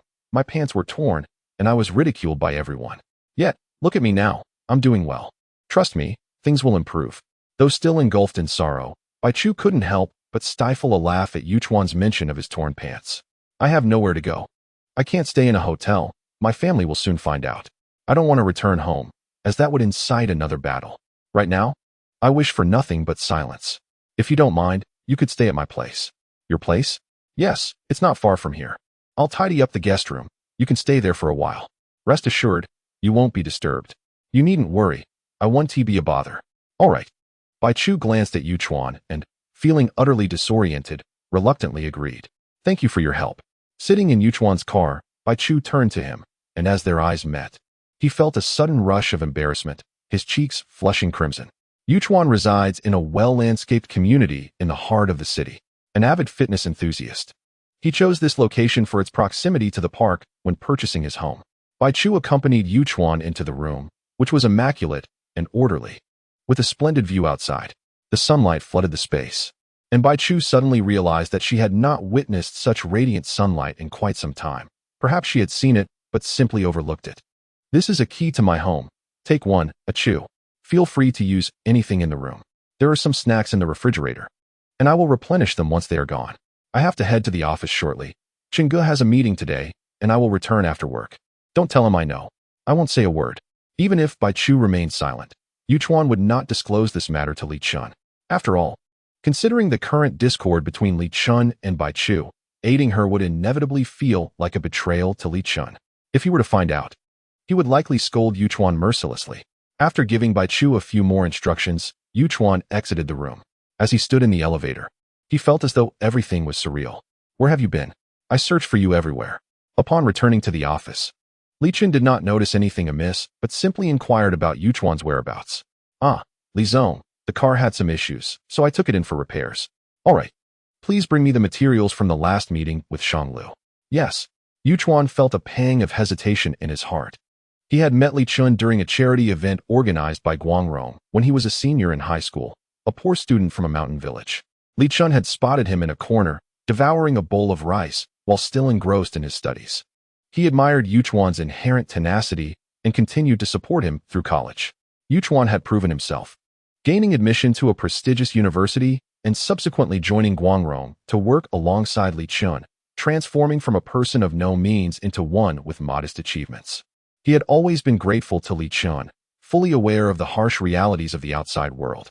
Without Li Chen's assistance over the years, he might still be living a life akin to countless others in the city, struggling day by day and fearing dismissal by age 35. Reflecting on this, Yuchuan felt compelled to share his thoughts with Li Chen. Perhaps he would understand his perspective. Why are you still standing there? Get on with your tasks. Oh, right. After a prolonged moment of hesitation, he remained unable to voice his thoughts. Chapter 47. Let go of me, it hurts. Achu, what happened? I heard you had a falling out with Li Chen. As soon as Yuchuan left, Bai Chu had barely settled in her room when she received a call from her mother. The tone was unmistakably accusatory, causing Bai Chu to momentarily catch her breath. Mom, I'm so tired. I don't want to continue. What do you mean by that? Achu, if you can't hold on to Li Chen, what are we to do? What about your father and me? Li Chen has ceased all collaborations with the Bai family, and now you say you want to give up? This is a matter of our very survival. Achu, are you truly going to stand by and watch me perish? Mother, do not call me that. You are driving me to the brink of madness. Mother, why can't you approach Guangrong from a corporate perspective and negotiate in a businesslike manner? I believe that if the conditions are right, Li Chen will reconsider. Why must you compel me to do this? Are you intent on driving me to despair? Do you think that everything in the business world can be settled at the negotiation table? Some matters are simply beyond negotiation, Achu. However, if you align yourself with him and whisper sweet nothings, many seemingly unresolvable issues could indeed be discussed. I do not wish to quarrel with you. Return now and explain everything to me thoroughly. I need to know what has transpired and see if there is still a chance for remedy. I will not go back. My mind is in turmoil, and I desire solitude. You have grown bold, have you not? The call from mother was abruptly ended by Bai Chu, who could not bear to hear another word. Bai Chu understood why her mother insisted she get close to Li Chen.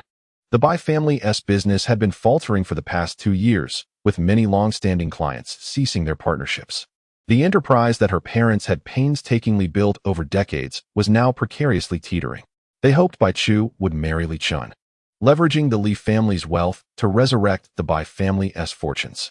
Yet, navigating the Li family's waters was no easy task. Her phone vibrated once more. It was a message from Siqi. 7421. Arrive in half an hour, or you may not wish to learn of the consequences. Upon seeing the ominous digits, Bai Chu felt a chill. She never wished to relive the events that had transpired in that room before. However, she knew Siqi well. If she did not comply, he would undoubtedly resort to even more ruthless measures for retribution. Fine, I shall go now. Bai Chu's hands trembled slightly as she replied to Siqi. Then she went to the kitchen to find a folding fruit knife, slipping it into her pocket. She caught a glimpse of her reflection in the mirror, barely recognizing the person staring back at her. This cannot continue any longer. When Bai Chu finally arrived at the room, an hour had already passed. Upon opening the door, she found Siqi seated inside, wearing a bemused expression that made him seem like a devil from hell. I am aware of your situation with Li Chen. I see he has already dispatched news, clearing up the plagiarism issues, and the public perception has improved, causing the company's stock to rise several points. This time, fortune favors him, but this trajectory is detrimental to us. Achoo! We must devise an alternative strategy to ensnare him in turmoil. Only then will we have a chance. I no longer wish to participate. What? I no longer wish to participate. I want to end this all. I understand you are weary, Achoo.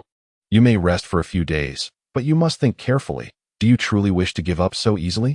The position of daughter-in-law in the Li family. Do you intend to forsake that? Are you genuinely willing to concede to that, Wen Yu? Why are you so concerned about my affairs? I have my own motives. Achoo, you need not worry so much. We are merely seeking our own benefits. Siqi lowered his head with a faint smile, gazing into the distance. His ambitions were more radical than Bai Chu's. He sought not only to stir chaos, but to seize everything they possessed. He desired that all submit to his authority. In any case, I have a plan. Would you care to hear it? What do you have in mind? Bai Chu regarded Siqi with skepticism as he approached her, causing her to instinctively retreat. Next week, there will be a charity gala held at Guangrong, attended by the main corporate leaders of Linchuan. And Li Chen will undoubtedly be present. So, I can invite you to be my companion for the evening. During the event, we can devise a way to slip a little technology into his wine glass. Whatever happens between you two thereafter will be beyond his control. What kind of plan is that? Do you have a better one?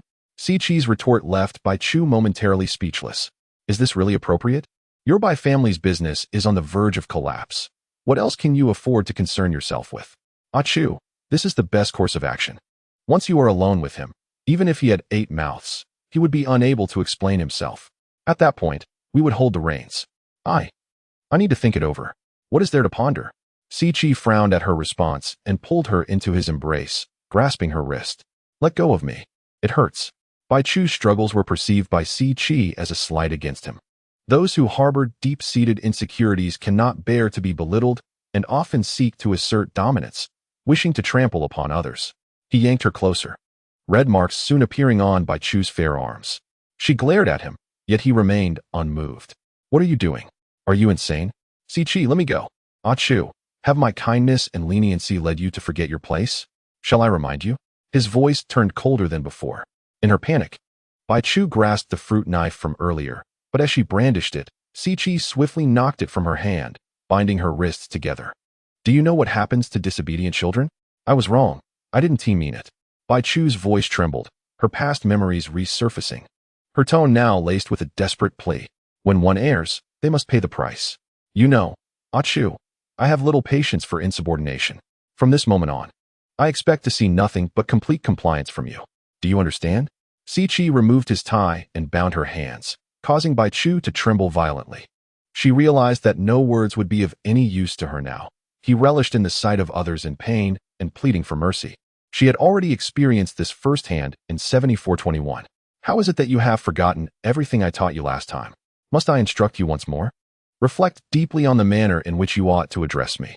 Chapter 48. The taste of submission, observing Bai Chu tremble and gradually kneel before him. A profound sense of satisfaction surged within Siqi. She was so frightened that she dared not raise her gaze, nor could she breathe audibly.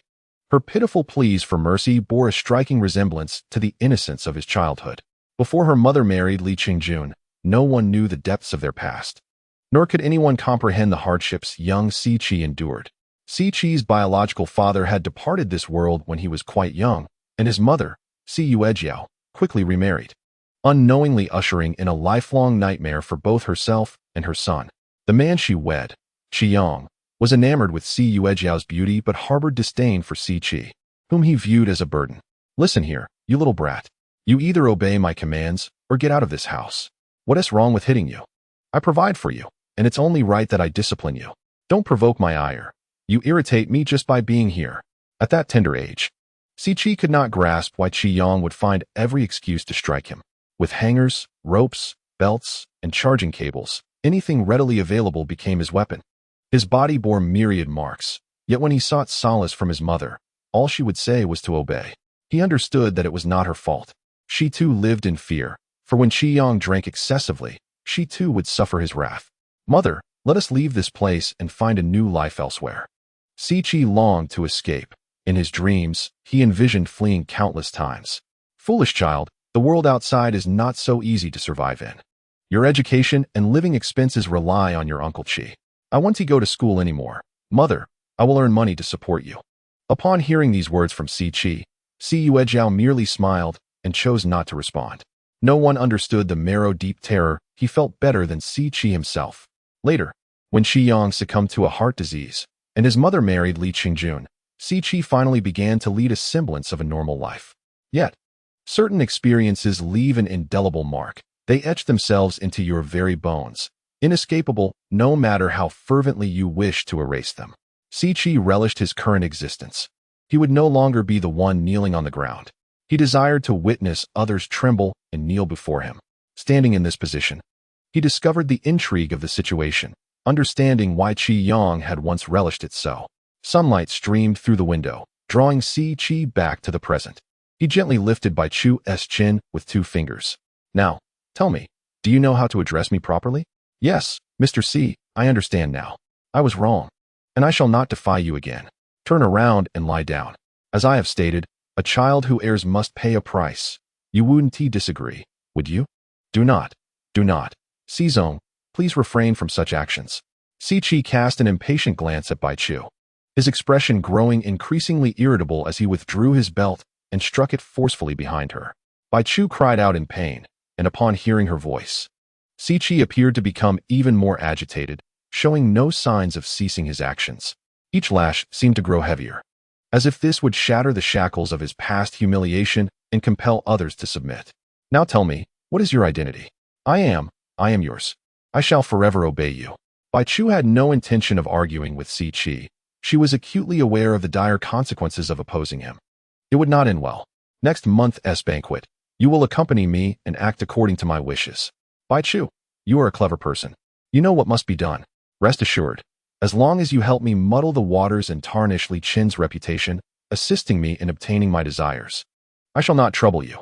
Once the situation becomes uncontrollable, will not Li Chen be at our mercy? Si Chi halted his hand, his fingers grazing Bai Chu's skin, sending a shiver through her as tears streamed down her cheeks. It was only now that Bai Chu began to understand. Once entangled in this web, one could neither choose their actions nor refrain from them. It was not as simple as stopping at will. Once this matter concludes, I shall grant you an extended leave. Bai Chu had forgotten how she had exited 7421 that day. She did not return to the Yu family, but left a message stating she had matters to attend to at home. She did not wish to involve Yuchuan further, as he had no connection to this affair. Upon returning home, she spent a considerable amount of time explaining the situation to her parents. Seeing their daughter return to her usual self, her mother's heart finally found peace. Yuchuan had called her numerous times, but she did not answer. She had heard snippets about Yuchuan. He was a scholarship student supported by Li Chen, who regarded Li Chen as a brother. He was an innocent soul, unworthy of being dragged into their chaotic affairs. They were from different worlds. It is over, all of it. I have resolved everything, and we can start anew. The competition can continue, and no one will speak of it again. In the study, Li Chen presented the materials he had prepared over the past few days to Wen Yu. The news of the plagiarism scandal had reversed, and everything was clarified.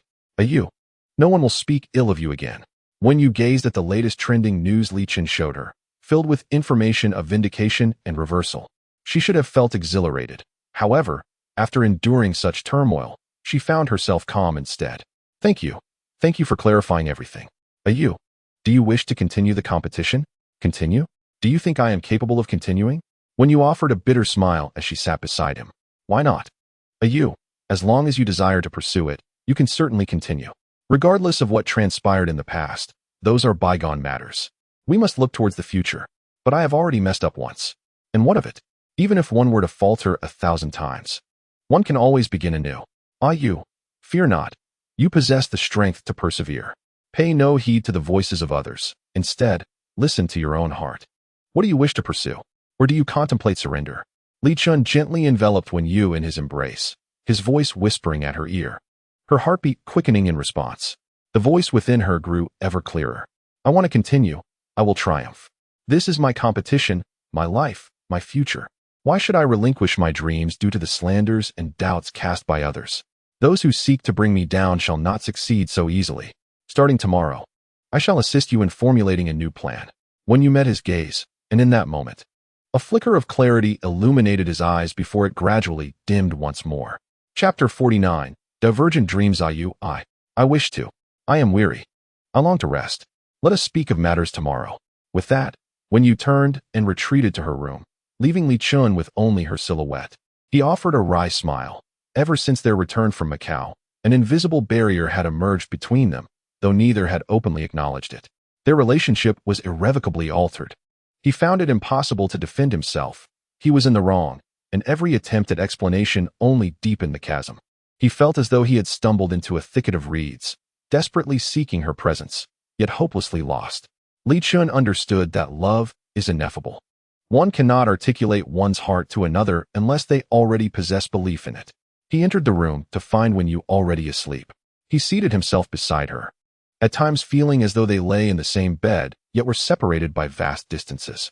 All he could do was wait, allowing time to reveal the truth. Meanwhile, Yu Chuan was also ensnared by matters of the heart. He and Li Chen were akin to brothers facing trials together. Upon returning home, he discovered Bai Chu had already departed, leaving him a brief message stating her decision to return home and resolve her affairs. Yu Chuan found it hard to accept that matters were as simple as Bai Chu had claimed. He surmised that it must involve Si Qi, either through threats or demands. At work, Yu Chuan could hardly tolerate Si Qi, nearly seeking any pretext to confront him. Even Li Chen noticed something amiss and inquired about his well-being. But Yu Chuan hesitated, unable to articulate his distress.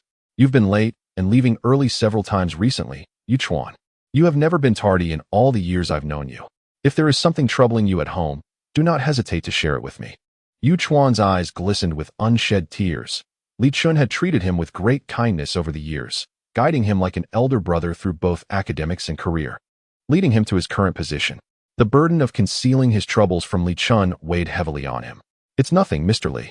Perhaps I've been playing games a bit too late these past few days, and my mental state is not quite right. I apologize. I shall be more mindful in the future. It's not just the late gaming. It seems that Chuan is troubled by matters of the heart and cannot help himself. Yu Chuan, I must remind you that lamenting here serves no purpose and will only invite disdain from others. At that moment, Si Qi entered, having overheard their conversation. He addressed Yu Chuan with an unmistakable tone of derision. I would like to inquire, Mr. Si, does one who recklessly harms others not risk being held in contempt? I am merely offering a kind reminder. Whether you heed it is entirely up to you. Si Qi chose not to engage further with Yu Chuan, while Li Chen furrowed his brow slightly, sensing the palpable tension between the two. However, if it pertained to matters of the heart, he felt it prudent to refrain from intervening. Yu Chuan, focus on your work. Older brother, is there something you wish to discuss with me? To prevent the situation from escalating, Li Chen tactfully separated the two. Oh, I see. Father has invited us to dinner at home tonight. He ought to be pleased.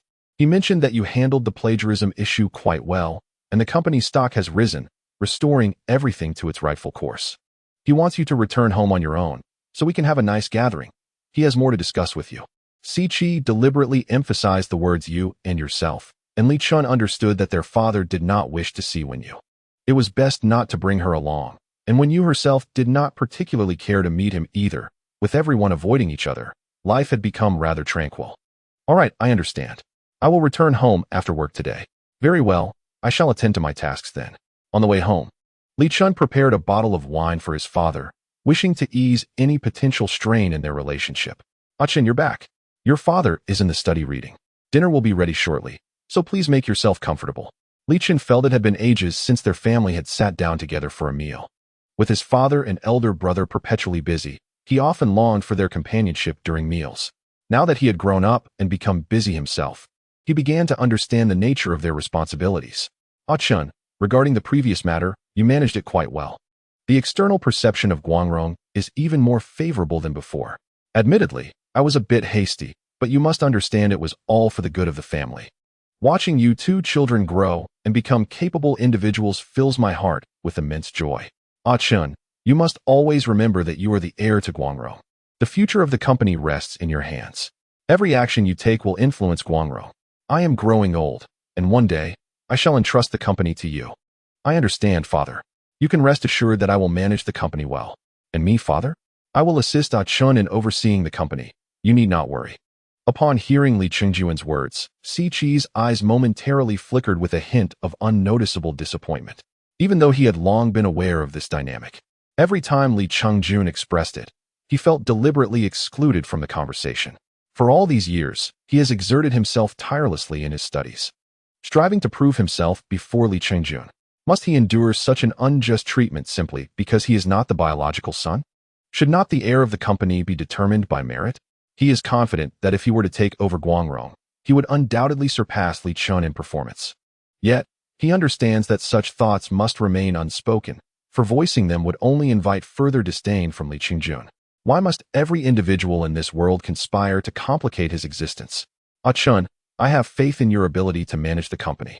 I am certain that Guangrong will ascend to greater heights in the near future. In a few days, I wish to discuss another matter with you regarding your new bride. Wen Yu, the inevitable must return. Li Chen comprehends his father's nature. His father will not relent until he witnesses the end of his relationship. Father, please allow me to speak. Chen, I understand that young people today enjoy the freedom to love. In the past, I often envisioned you uniting with the daughter of a prominent family, believing that such a strong alliance would benefit Guangrong. I no longer hold that view. Marriage and love are your own affairs, and I sincerely wish for your happiness. I have but one request, Chen. You may be with whomever you choose, and I shall not interfere, but with Wen Yu, that is not permissible. She is the exception. You may call me authoritarian or old-fashioned, yet Chen, you must comprehend a father's heart. I am fearful, apprehensive. I worry she may resemble her mother, and I dread that you might suffer a similar fate to your mother-s. Chen, your journey ahead is long. Do not disregard everything for the sake of love. Chapter 50. She is a murderer. Father, I am well aware of the stakes. I understand your concerns. Yet Wen Yu is truly not the person you imagine her to be. Moreover, the news surrounding Guangrong has only just begun to settle. If I were to part ways with Wen Yu at this moment, it could be exploited by those with ulterior motives, thrusting us back into the limelight. Let us wait a while. Once this matter has passed, you may end the relationship. Grant her whatever she desires. We are not lacking in wealth. I simply wish for her to depart from your life. Li Chengjun contemplated this and conceded that Li Chen's reasoning held some merit. Indeed, divorcing at this juncture would invite unwarranted scrutiny. Father, why do you harbor such strong opinions about Wen Yu? You do not even know her. Perhaps you might attempt to understand her. She may not be as you envision. I may lack familiarity with her, but I have encountered her mother. Chen, when your mother passed, you were still quite young, and there were many matters I never disclosed to you. In her final moments, your mother clutched a cobalt blue tube of oil paint tightly in her hand. It took considerable effort to pry it from her grasp. She died, holding that paint so firmly. Even the dimmest of minds could discern that your mother was conveying a message to us, revealing that Wen Ning is indeed the murderer. Listening to his father's account, Li Chen furrowed his brow. He had never previously heard of anything pertaining to cobalt blue pigment.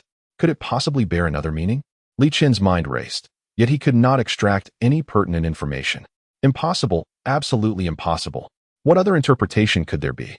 The implication was quite evident, but at the time, there was no concrete evidence to support it, and with Wen Ning's tragic demise in a car accident shortly thereafter, I chose not to pursue the matter further. Chen, now you understand why I insist on your breaking up with Wen Yu. What parents in this world could possibly accept their child associating with someone from such a family? I am truly considering your best interests. Chen, do you comprehend? Moreover, even for the sake of your mother's peace of mind, you must not continue this relationship with that girl. Chen, it is quite generous of me to offer her monetary compensation. In reality, I do not believe she is entitled to any at all, and I even suspect she approached our family with ulterior motives. Li Chen stirred the spaghetti on his plate, momentarily at a loss for words. He found it impossible to refute Li Chengjuan's statements. To say more would seem like an attempt to exonerate Wen Yu. I understand, Dad. I will do as you say. Once this storm passes, I will find an appropriate opportunity to end things with her. Rest assured, I will not be involved with the daughter of a murderer. Upon hearing his son's words, Li Chengjun exhaled deeply, his furrowed brow relaxing instantly. Father, you need not worry. If anything were to happen, I would certainly lend my support to help Chen through any difficulties. Si Qi expressed his loyalty to Li Chengjun, yet his words went unnoticed, as Li Chengjun bypassed Si Qi to clink glasses with Li Chen. Si Yuejiao perceived Si Qi's discontent and subtly gestured for him to conceal his feelings. Rest assured, my dear, our two sons will undoubtedly surpass one another in the future. Yue Jiao assured Li Qingjun with a radiant smile. Though he remained largely indifferent, his thoughts solely focused on Li Chen. After all, flesh and blood were paramount. And he was acutely aware that only Li Chen would inherit the family legacy. Even unspoken, Si Qi and Yue Jiao understood his sentiments.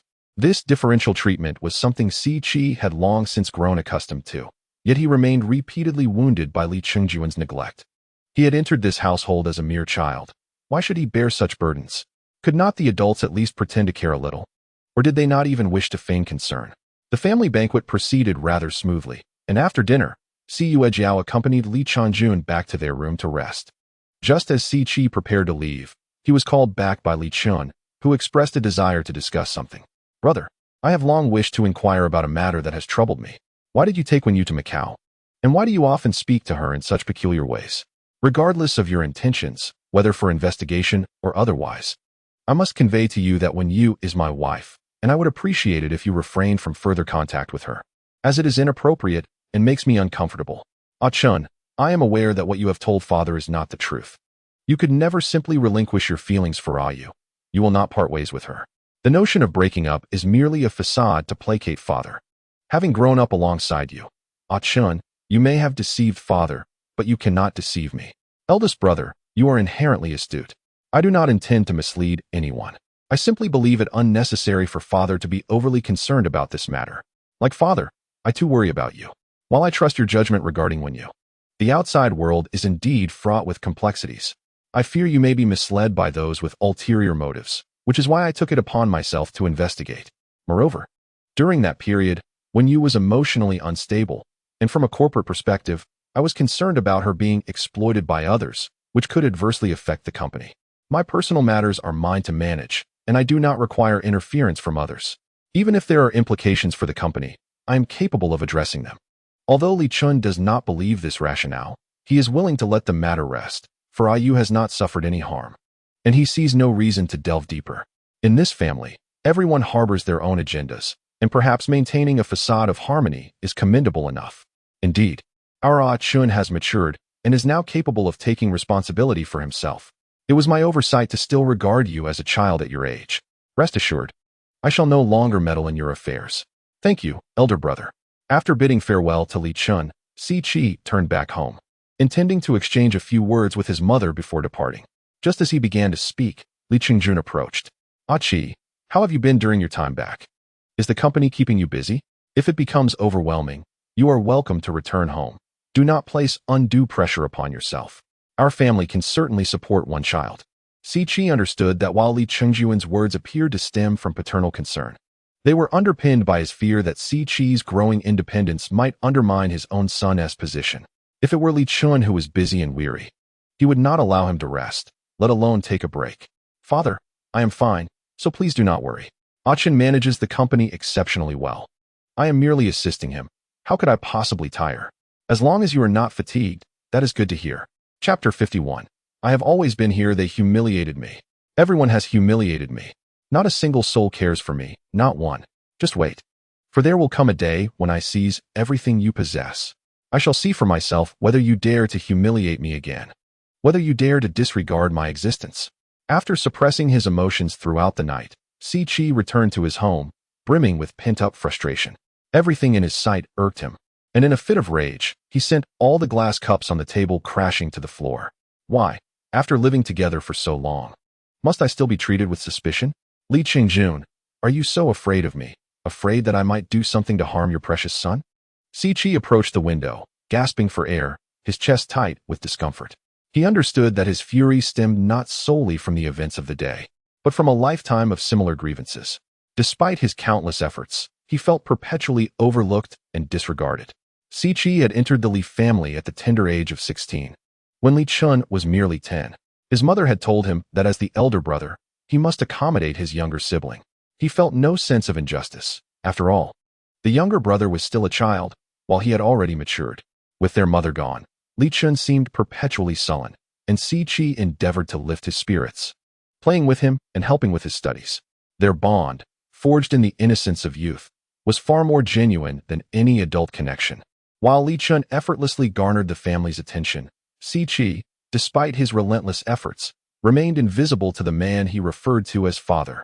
On Father's Day, he secretly entered his father's study, tidying up the chaotic desk, moving chairs, and cleaning every nook and cranny. He believed that such gestures would earn him his father's praise. Instead, he was met with harsh rebuke. "Control that little bastard. If I see him in my study again, you both can get out." He never anticipated that his father would not only withhold commendation, but would also scold his mother. She, fearful of speaking up, implored him to remain silent, which pierced Si Chi's young heart deeply. "Ah Chi, do not blame your father. He is old and confused. Do not mind him. As a boy, you must endure all of this. Though Li Qingjun has a temper, he is indeed wealthy. We must rely on his money for our livelihood, for your education, and for your aspirations. One day, he will grow old, and many things will no longer be under his control. But mother, I do not wish for you to lose your dignity in front of him." "Dignity? What is dignity worth?" "Ah Chi, you are still young. What you must do now is gather strength. Whether you feel humiliated or uncomfortable, you must endure it all. When you grow up and possess power, you will repay those who have wronged you 1,000-fold. Furthermore, our current circumstances are already quite favorable. Have you forgotten Qiyang? No matter how Li Qingjun behaves, he is still far better than him. Do not engage in conflict. Whatever he says goes. All may be false, but the money we hold is undeniably real. While sincerity may wane, wealth remains steadfast." Thus, Si Chi continued to endure, bearing it all until this very moment. Others have always perceived him as mild-tempered and easygoing. Yet only he comprehends that his demeanor is not one of gentleness. Rather, he is biding his time, amassing strength for the day when he can erupt unabashedly before all. "Ah Yao, why are you not at home?" Upon returning home, Li Chen found Wen Yu absent. After a brief search, the housekeeper informed him that she had left shortly after returning in the evening, with no knowledge of her whereabouts. Li Chen sent a text to Wen Yu, inquiring about her location. Since Wen Yu resumed her studies, Li Chen refrained from overly controlling her. He merely wished for life to continue in tranquil harmony. "I'm at the studio, forgot to mention it, brother Li Chen. I've resumed my part-time job this week. Once I earn some money, I'll treat you to skewers." After responding to Li Chen's message, Wen Yu proceeded to the studio. As she entered, her classmates, upon seeing her, erupted with excitement, surrounding her enthusiastically. "Sister Wen, we thought you wouldn't return. The internet says you've married into a wealthy family. We figured you'd stop coming to paint with us. Ignore the rumors online. I was a bit busy recently, but now that I've settled my affairs, I'll continue attending classes. Sister, don't listen to their nonsense. Here, have some candy. Life in a wealthy family isn't easy. If he ever mistreats you, just let us know. We'll stand by you. Yes, sister. If he bullies you, we'll confront him together. I'm fine. Just focus on your painting." When you popped a piece of candy from her classmates into her mouth, savoring its sweetness. "Ah Yao, let us talk inside." Ling Yu pulled Wen Yu into the office and poured her a cup of tea. "I saw the news, Ah Yao. If you're feeling exhausted lately, you should take some time to rest at home. You are always welcome here. When you're not around, I want to seek out others. I can manage on my own. I just miss you a bit." "Oh, I meant, the children miss you." "Ling Yu, since you've seen the news." "Ah Yao, you don't need to say anything. I understand." "What do you understand?" Wen Yu was bewildered. "Ah Yao, being with someone like that must be incredibly burdensome for you, right? He must be mistreating you, or perhaps threatening you. I understand you must have your reasons for being with him. Much like in a novel where your family has used you to settle debts. Or perhaps you are bound by some system that requires you to stay together for a certain number of days before you can break free. What are you talking about?" "Ling Yu, you really should read fewer novels." Wen Yu was perplexed by Ling Yu's imaginative deductions. "I just want to tell you, Ah Yao, that I am always here for you. I believe, regardless of the circumstances, I am far more suited to you than he is. Ah Yao, I understand you. Even if I don't know you well enough yet, I will strive to learn more about you. You do not deserve to live this way, Ah Yao. Lingwei, you do not understand me. I cannot leave him now, for there are matters I must attend to. Ayu, I will always be here, should you choose to look back." Ling Yue gently clasped Wen Yu's hand, speaking earnestly. Wen Yu's lashes fluttered, leaving her momentarily at a loss for words. "I must attend class," she said hurriedly. Pushing open the office door, Li Chen stood just outside. Chapter 52. In the bathroom, what brings you here? A hint of guilt tinged Wen Yu's expression. Surely, he could not have overheard her conversation with Ling Yue. "Can I not come? I am here to fetch my wife from class." "Sir, We are still in session. We kindly ask that unauthorized individuals wait outside and refrain from disrupting our classroom environment. Ling Yu cast a sidelong glance at Li Chen, who he had always found disagreeable, and at this moment had no kind words to spare. During class, instead of paying attention, you summoned the teacher to your office for idle chatter? Li Chen's displeasure was evident. Yet this was not Guangrong, and he was not Ling Yu's superior. Ling Yu would not indulge his temperament. Mind your language, sir. My discussion with teacher Wen is a professional matter, not the trivial gossip you insinuate. What do you mean by sir? Who is the sir here? Are you so old that you cannot hear my voice? What I discuss with my wife is none of your concern. Li Chen's face flushed with anger, alternating between red and white, as he sensed that a confrontation was imminent. Lower your voices, both of you. The students are still in class. When you found the situation rather amusing, taking a moment before separating the two men. Li Chen, I still have class. Please head home first. I will return as soon as I finish, so do not worry about me. Li Chen sighed softly, caught between words unspoken. He disliked Ling Yu intensely, yet he could not hinder Wen Yu. She was an adult with her own path to forge. While he might be somewhat authoritarian, he certainly was not devoid of decency. Understood. Li Chen felt somewhat disgraced by his departure. However, after pondering at the door for a while, he realized that his frustration stemmed from his concern for his wife. How could one consider it a grievance when it was merely a test from his beloved? With this thought, clarity washed over him. Wen Jia, was that your husband just now? The president of Guangrong? Oh my, how handsome. How can there exist such a perfect man in this world? Wealthy, handsome, and caring for his wife? Return to your work. How can you let your skills deteriorate like this? Do you not wish to attend university? It is high time to stop gossiping about others. Ling Yu's low pressure silenced the surrounding students. He maintained a high professional standard, rarely exhibiting gentleness in his teaching. Yet the students admired him. They understood that he genuinely cared for their well-being, rather than merely possessing a pleasant manner of speaking. These children require an individual capable of incisively identifying their shortcomings and guiding them toward a broader horizon. In essence, they need someone who can command their respect. The children's gaze is direct and discerning.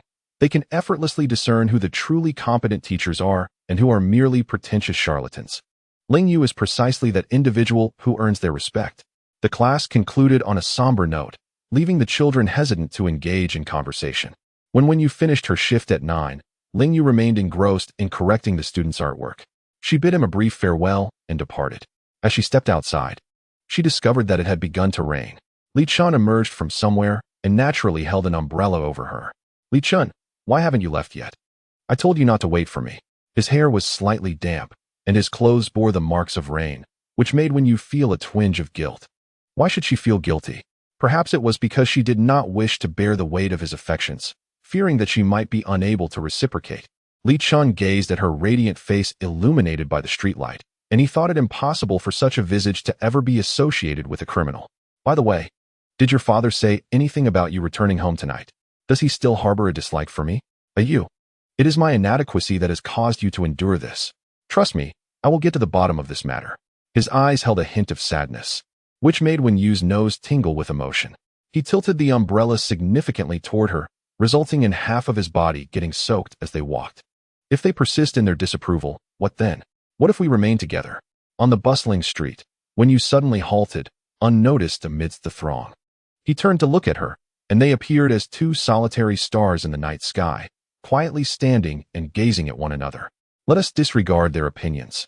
This is our affair, and it is not necessary for everyone to endorse it. As long as you consent, isn't that enough? He lowered the umbrella, and rain began to drench them. He pressed a kiss against her cheek. It feels a bit chilly, she said, instinctively wrapping her arms around him tightly. I understand that love is a fleeting illusion. I should be rational, lucid, and escape.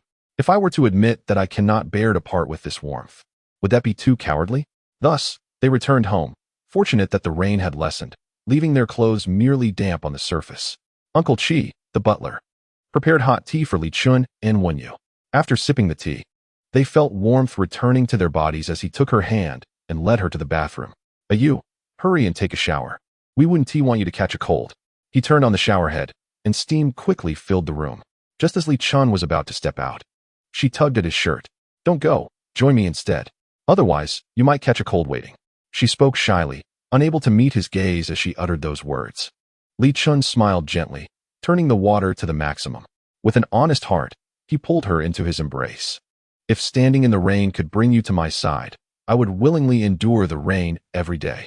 Aren't you curious about what Ling Yu said to me in the office today? No need to ask, my Au is flawless, whatever was said. It must surely be his fault. Wen Yu was taken aback by his words, momentarily lost in thought. He softly placed a kiss on her neck. The moonlight cascaded over his back as her fingertips traced his skin, her hair brushing against his chest. In that moment, the atmosphere between them became somewhat uncontrollable. They were drawn tightly together, the room growing warmer amid the soothing sound of rain outside, their hearts inching closer, as if pent up for far too long. He claimed her time and again, and only when Wen Yu's legs grew weak did he carry her back to the room. Outside, the rain began to fall once more. Wen Yu watched as Li Chen dried his hair, droplets glistening on his prominent nose, and she felt a part of her heart begin to fill with warmth and affection. Chapter 53. Return home on time. Au, since we've decided to continue the competition, I have devised a new study plan for you, tailored to fit your class schedule, except during your part-time work. Uncle Chi will send a car to take you home after your classes. The journey from school to home takes around 20 minutes.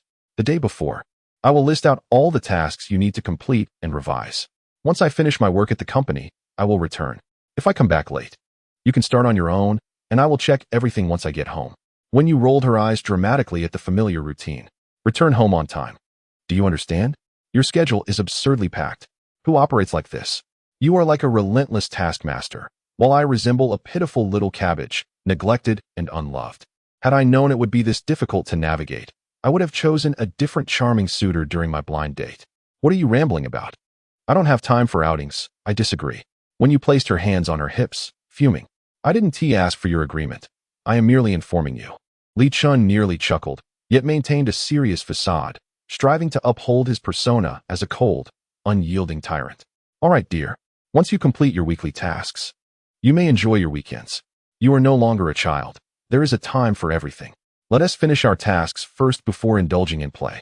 He bid her farewell, ruffling Wen Yu's hair, his gaze softening with unspoken affection.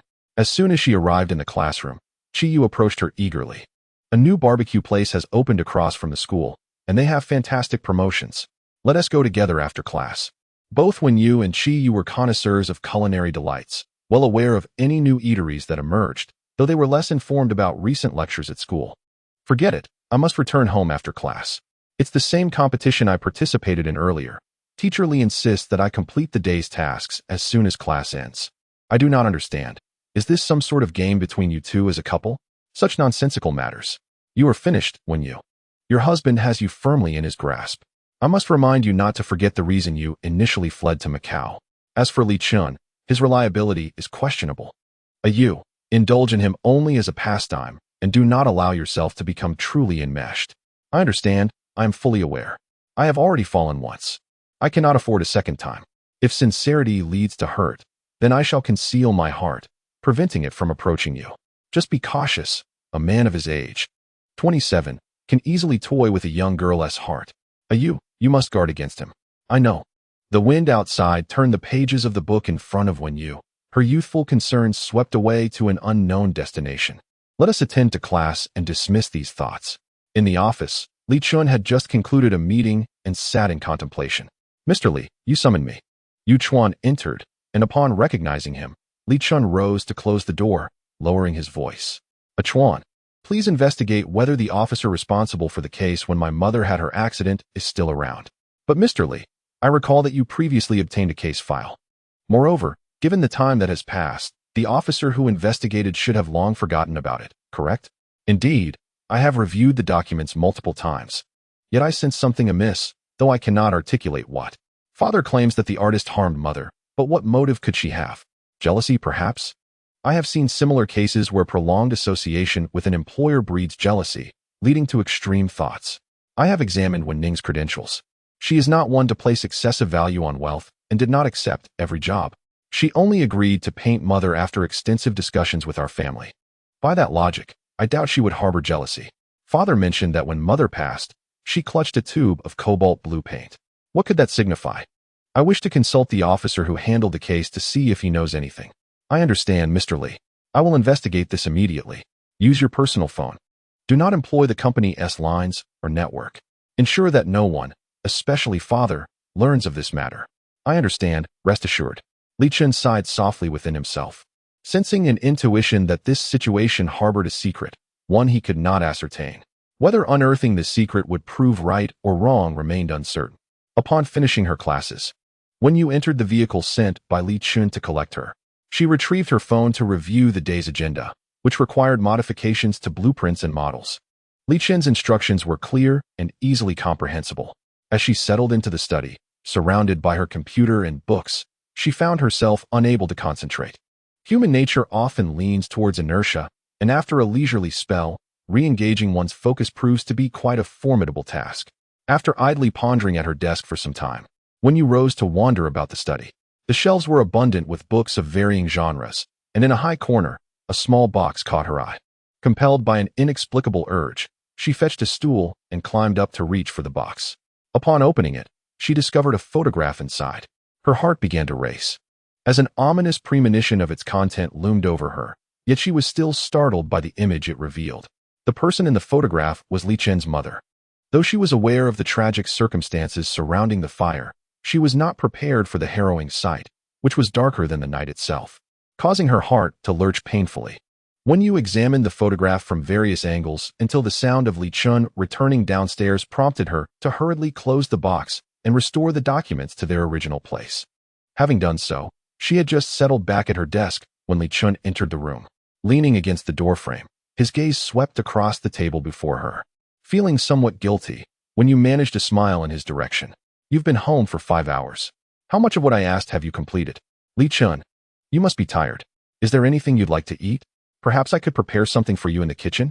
Wen Yu refrained from answering his question, her eyes evasively lowering as she instinctively sought an escape. Standing beside him, she felt a palpable sense of pressure. You need not concern yourself with that. Focus on your studies instead. First, answer my earlier question. He blocked her path with an outstretched arm. Wen Yu attempted to rush past him, but his piercing gaze made her hesitate. Chapter 54. A lesson to remember. Wen Yu felt her heart leap to her throat. Li Chen's serious demeanor was quite intimidating, perhaps due to his prolonged role as a teacher, which endowed him with a natural authority.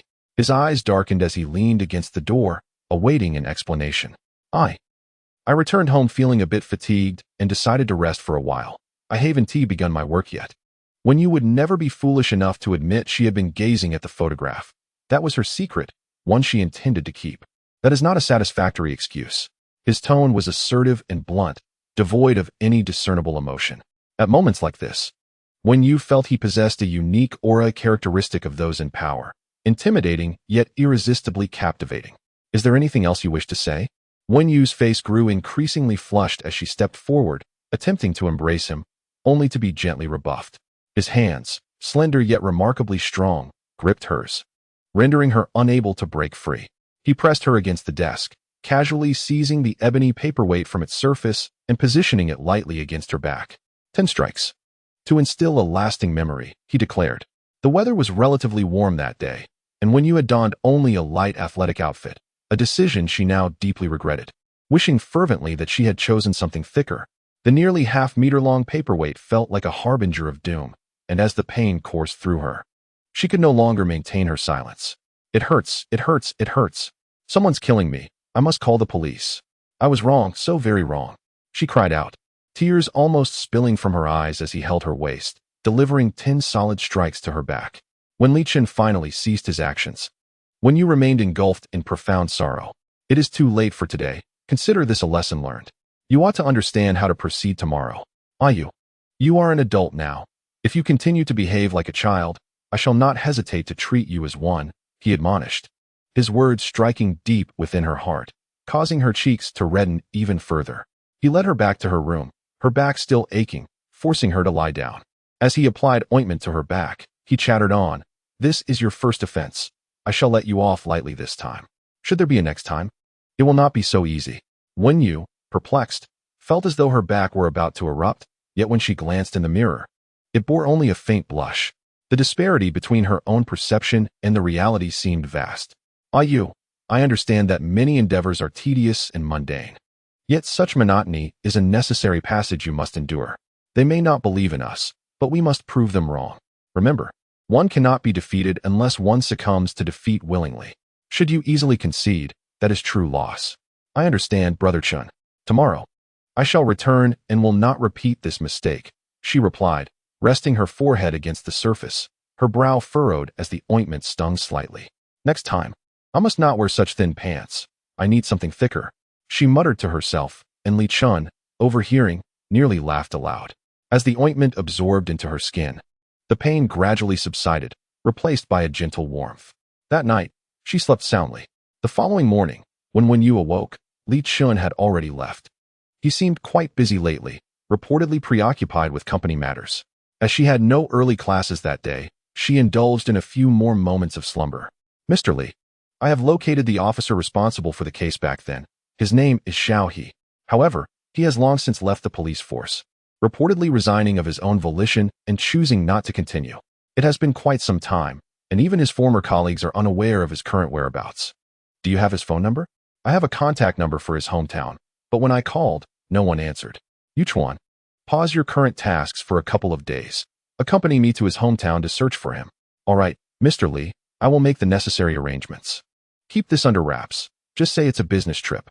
Understood. Li Chen felt an undeniable urge to embark on this journey. Uncertain of its significance or the potential revelations it might yield, yet he sensed an intrinsic need to go. Upon returning home that evening, he informed Wen Yu of his impending business trip, advising her to focus on her studies during his absence, as he would be checking in on her progress upon his return. A business trip? For how many days? Her tone carried a hint of excitement, reminiscent of a child elated by the news of their guardian's temporary absence. It could be 5 or 6 days. Should you need anything or feel unwell, reach out to Uncle Chi. He will assist you. Just ensure you inform me in advance when you return. I fear the surprise of your sudden arrival more than anything else. Wen Yu, are you feeling a bit mischievous again? When Li Chen called his name, there was an undeniable authority in his voice. Look at you, so anxious and emotionally unstable. Making a face at him, Wen Yu swiftly dashed away. July. I must tell you that Teacher Li will be away on a business trip for about 5 or 6 days. I have a plan. When you sent a message to July, feeling guilty at the thought of not doing something while the formidable Teacher Li was away. Pray tell, what is it? I intend to work diligently over the next 3 days to complete the tasks I should have finished last night, allowing us 2 days afterward to go out and enjoy ourselves. Is that it? I expected a plan that would astound the heavens and move the earth. Oh, my dear Wen Yu, how have you found yourself in this position? Let us not dwell on the details, July. Did you not say that I shouldn't become too immersed in Teacher Li's world? You were right. I should not be enraptured. I must explore the splendid world beyond. Very well, sisterly pact. Name the destination, and I shall accompany you wholeheartedly. What is it that brings that smile? Oh, it's nothing, nothing at all. Mr. Li, do you require assistance with organizing your belongings? Li Chen had approached Wen Yu from behind unbeknownst to her, prompting her to hastily hide her phone, her eyes sparkling as she looked up at him. No need. I can manage on my own. If there is nothing else, you should return to your studies. When you turned off her phone screen, watching as Li Chen meticulously packed his suitcase, her thoughts drifting far away. Chapter 55. I see you are in need of a good lesson. Xiao He hails from a picturesque village nestled among verdant mountains and clear waters, where transportation is rather inconvenient. Li Chen and Yuchuan first took the high-speed train from Linchuan, then navigated several transfers before finally arriving at the place known as Guanxing Village. Ah, this is it, this is it. The car can't go any further. You'll have to walk from here. Get out. The taxi driver gestured for them to alight. Yuchuan pulled out his phone and checked the navigation. It appeared they were still several kilometers away from Xiao He's home. Brother, the mountain path isn't easy to traverse. Shall we find a place to rest for a bit? Yuchuan suggested. No need. Let us find someone first. If I can't locate him, I won't be able to sleep tonight, Li Chen replied, his determination palpable. Over the years, the matter concerning their mother had lingered in his heart like an insurmountable obstacle. Li Chen often pondered. If only he had returned home earlier that day and noticed something amiss, would his mother still be alive? Could he have saved her? Though he understood that time could not be reversed, he could not help but indulge in such fantasies time and again. As Yuchuan turned a corner, he slipped and fell to the ground. I told you to strengthen your physique back in school. You never listened. Look at you now, stumbling while walking, Li Chen admonished, his tone reminiscent of a bygone era filled with lectures. Still so fond of lecturing at your age, Yuchuan muttered softly. But Li Chen's sharp ears caught his words. He swiftly grabbed the back of Yu Chuan's neck, lifting him up like a chick. Feeling brave, are we? Now you dare to challenge me? I think you need a good spanking. I wouldn't dream of it, brother. I was just joking. How could I ever stand against you? You are my brother, my own flesh and blood. Their playful banter continued, and Yu Chuan found himself quite content. As if he had returned to his university days. Li Chen had always been caring, but he also knew how to discipline him when necessary. As they strolled and chatted, the journey felt less taxing.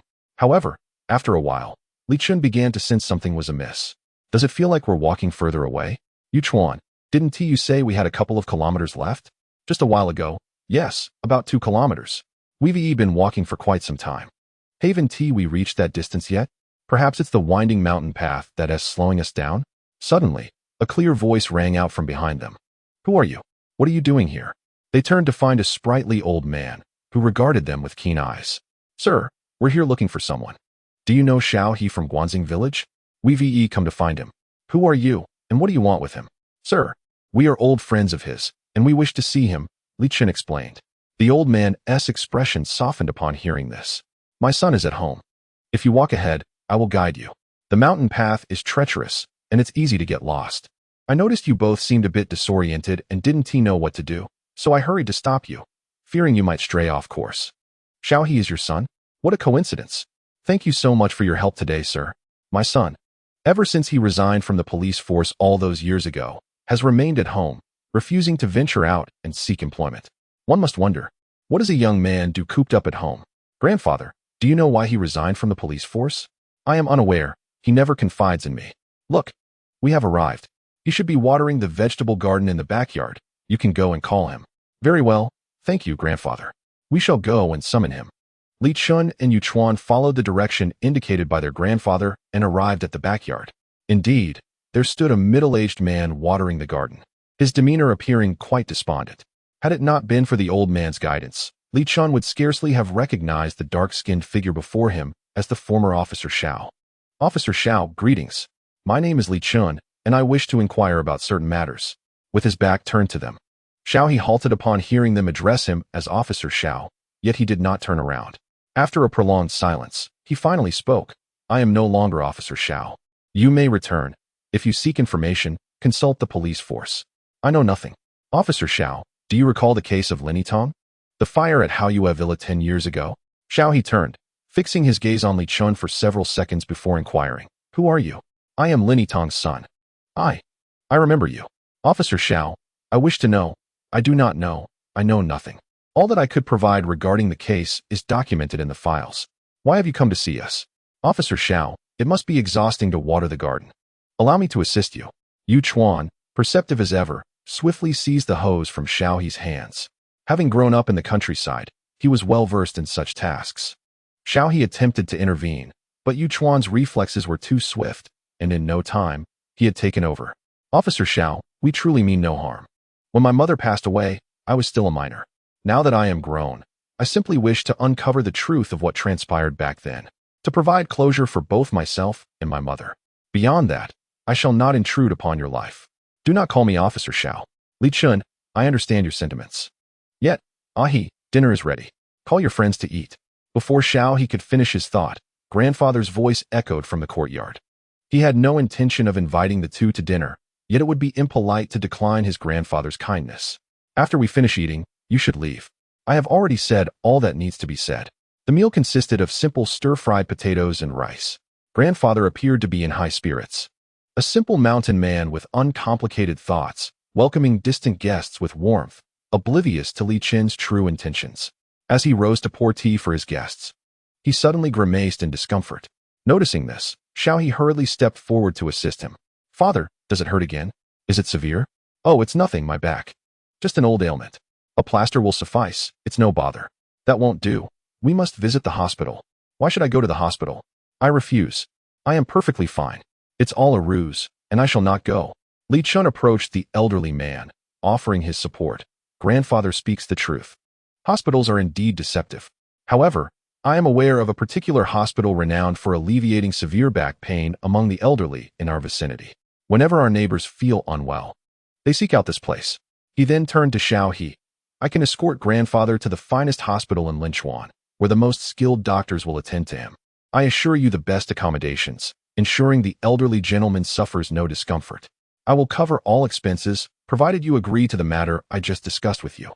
Chapter 56. Brother Yuchuan, could you assist me, please? Xiaohe pondered for a moment, glancing at his father. The conditions proposed by Li Chen were undeniably enticing, leaving him with no grounds for refusal. Very well, I agree. Yuchuan, let us arrange a room for grandfather immediately and schedule a comprehensive medical examination as well. Xiaohe displayed a grateful expression towards Li Chen, hesitating to articulate his thoughts. He returned with the finest tea from his home to prepare for the two of them. My father's back has long been afflicted, and our local doctors are unable to treat it. I appreciate your help. Do not mention it, Officer Xiao, or rather, Xiaohe. We consider this a fair exchange. Rest assured, I shall assemble the best team to address grandfather's condition. Xiaohe assisted his father back to his room, closing the door behind them, before returning to sit before Li Chen with a demeanor that shifted to one of calm seriousness. What inquiries do you have? Please ask. Years ago, the police concluded that my mother's death was an accident. Officer Xiao, I have always found this perplexing. Our residence is not an ordinary apartment. It is a villa. Even in my father's absence, there were others present in the house. While the studio was somewhat secluded, it could not have gone unnoticed by anyone outside when a fire ensued. Xiaohe furrowed his brow slightly, listening intently to Li Chen's words. He turned to retrieve a book from a cabinet, revealing an undisclosed document within its pages. Li Chen, do you comprehend the distinction between those who are burned alive and those whose bodies are cremated post-mortem? To simplify, one notable difference is that individuals who are burned alive will have soot and ash present in their trachea and bronchi, whereas those who are cremated typically only exhibit soot around their mouth and nose. When your mother's incident occurred, I was among the first to arrive at the scene. I examined it closely and found only traces of soot on the exterior of her mouth and nose. So, my mother was not burned alive. Li Chen hesitated, struggling to grasp the revelation, a thunderous realization echoing in his mind. After all this time, he realized there was much he had yet to understand. She was not burned alive, not burned alive. Li Chen felt a surge of relief. His mother had not suffered such a fate. But then, how had she died? Li Chen, a decade ago, the technology was exceedingly limited. At that time, I was merely an ordinary police officer. I expressed my opinions, yet they went unheeded. Your father did not acknowledge them either. The prevailing sentiment was to hastily conclude the case, so your mother could be laid to rest. Li Chen, did your mother suffer from any other ailments? Do you recall? Other ailments?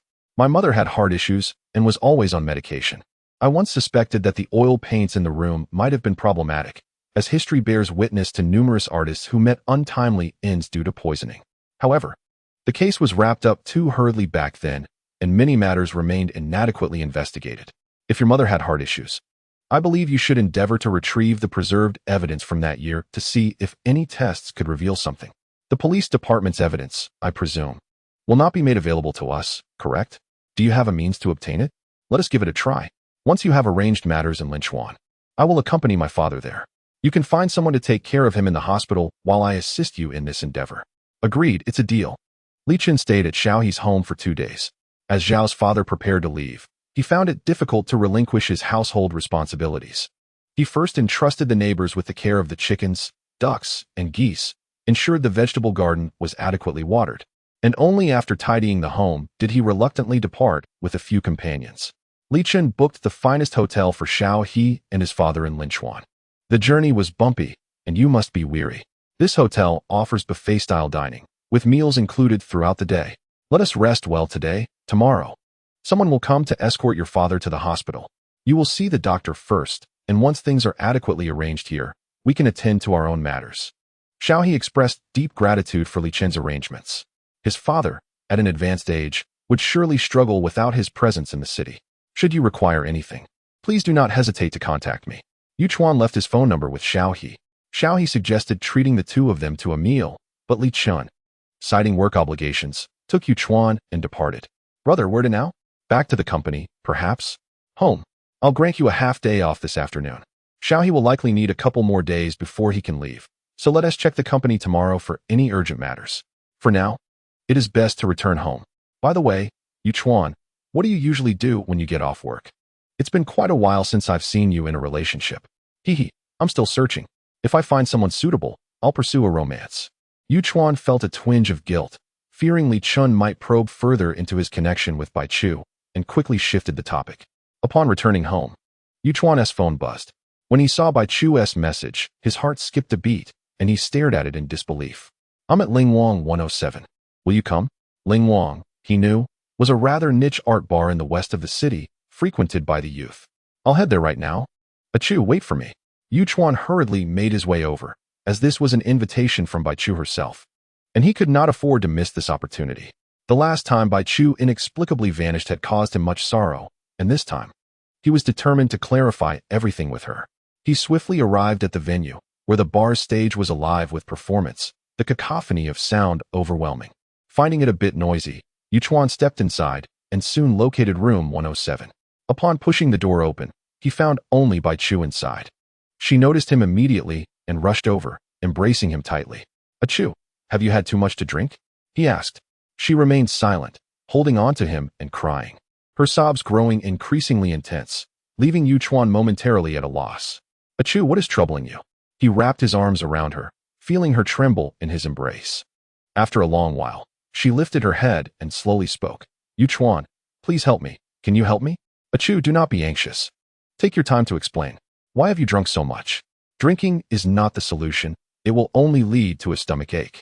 Allow me to fetch you a cup of warm milk. Just as he intended to head toward the door, Bai Chu tightly grasped his arm, causing him to pause. His tone softened considerably. Do not worry, I will not leave. As long as you need me, I will stay. Bai Chu looked up at him. Her eyes and nose reddened from crying. Tears cascaded down her cheeks as she stammered, reaching her hand toward his heart. Brother Yu Chuan, this time, only you can assist me. Chapter 57. What happened to these wounds? Chu, please calm down and speak slowly. Brother Yu Chuan, look. Bai Chu extended her arm toward him, rolling up her sleeve to reveal several glaring red marks on her fair skin. Who did this? Chu, tell me, and I will help you confront them. Brother Yu Chuan, if this continues, I cannot remain at home any longer. Please, help me just this once, will you? What do you wish me to do? At next month's gathering, Li Chen will also be present. He may not drink the wine I provide, so please assist me in delivering it to him. Wine? Chu, what are you plotting? I am not plotting anything. Brother Yu Chuan, I beg you. I only wish to bring him to a room and have a chance to explain things clearly to him. Truly, that is all. I cannot agree to this. Chu, regardless of what you intend to do, you should not resort to such means. If you wish to speak with Li Chen, you should approach him directly. Why go about it in such a roundabout way? If I go directly to him, he will never listen to me. Yu Chuan, I implore you, I truly beseech you.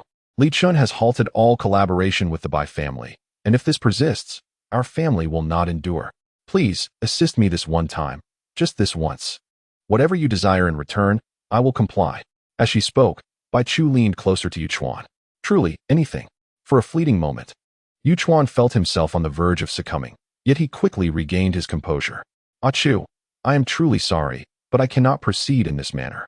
He gently pushed Bai Chu away, her silent tears cascading down her cheeks as she gazed at him. I understand this is difficult for you. Li Chen has treated you well, and you are grateful to him.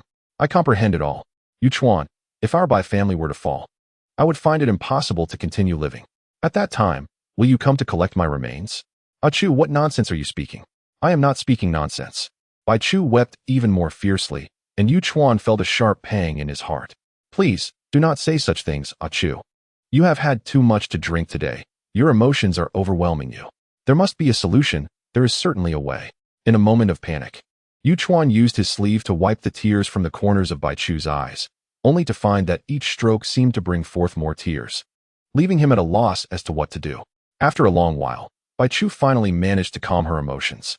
Do not cry any longer, Chu. Let me take you home, shall I? Whatever the matter may be, we will find a way together. There is no need for such sorrow. It is not as dire as you believe. All right. She lifted her head, and to his surprise, there was a hint of a smile in her eyes. As Yu Chuan beheld her smile, he found himself momentarily entranced, much like a solitary rose standing resiliently in the desolate sands of a barren desert. He escorted Bai Chu home, offering her continuous comfort along the way. Bai Chu listened quietly, her gaze fixed upon his sharply defined profile illuminated by the neon lights. In truth, Yu Chuan possessed exquisite features, His slender eyes and fine brows created a strikingly handsome visage that was both sophisticated and enduring. There was no shortage of young women in the company who were intrigued by him, yet he had never confided to anyone his affection for Bai Chu. Ah Chu, if, and I emphasize if, I were to earn more money and acquire a larger home, do you think there could be a possibility for us? In the car, Yu Chuan summoned considerable courage to voice this deeply buried question that had lingered in his heart for an eternity. I am acutely aware that I am currently far from your standing. I will strive diligently. I, Yu Chuan, am not as you perceive. You are a good person, far better than nearly all the men I have encountered. My parents wish for me to be with Li Chen, yet he despises me. He does not regard me with any affection. His kindness is not extended to me in the slightest. Yu Chuan, if I could choose for myself, I assure you, I would. You are truly a remarkable person. I understand that you may lack their wealth, but what does money truly bring? Throughout my life, it seems I have never lived for myself. They acquire wealth only to crave more, disregarding their own child in pursuit of riches, sacrificing everything in the name of money. But I cannot abide by that, Yu Chuan. My parents would never consent to my being with you. My marriage must yield value, serving as a means to exchange for corresponding benefits. They would never agree to my being with Li Chen's assistant, regardless of how extraordinary that assistant might be.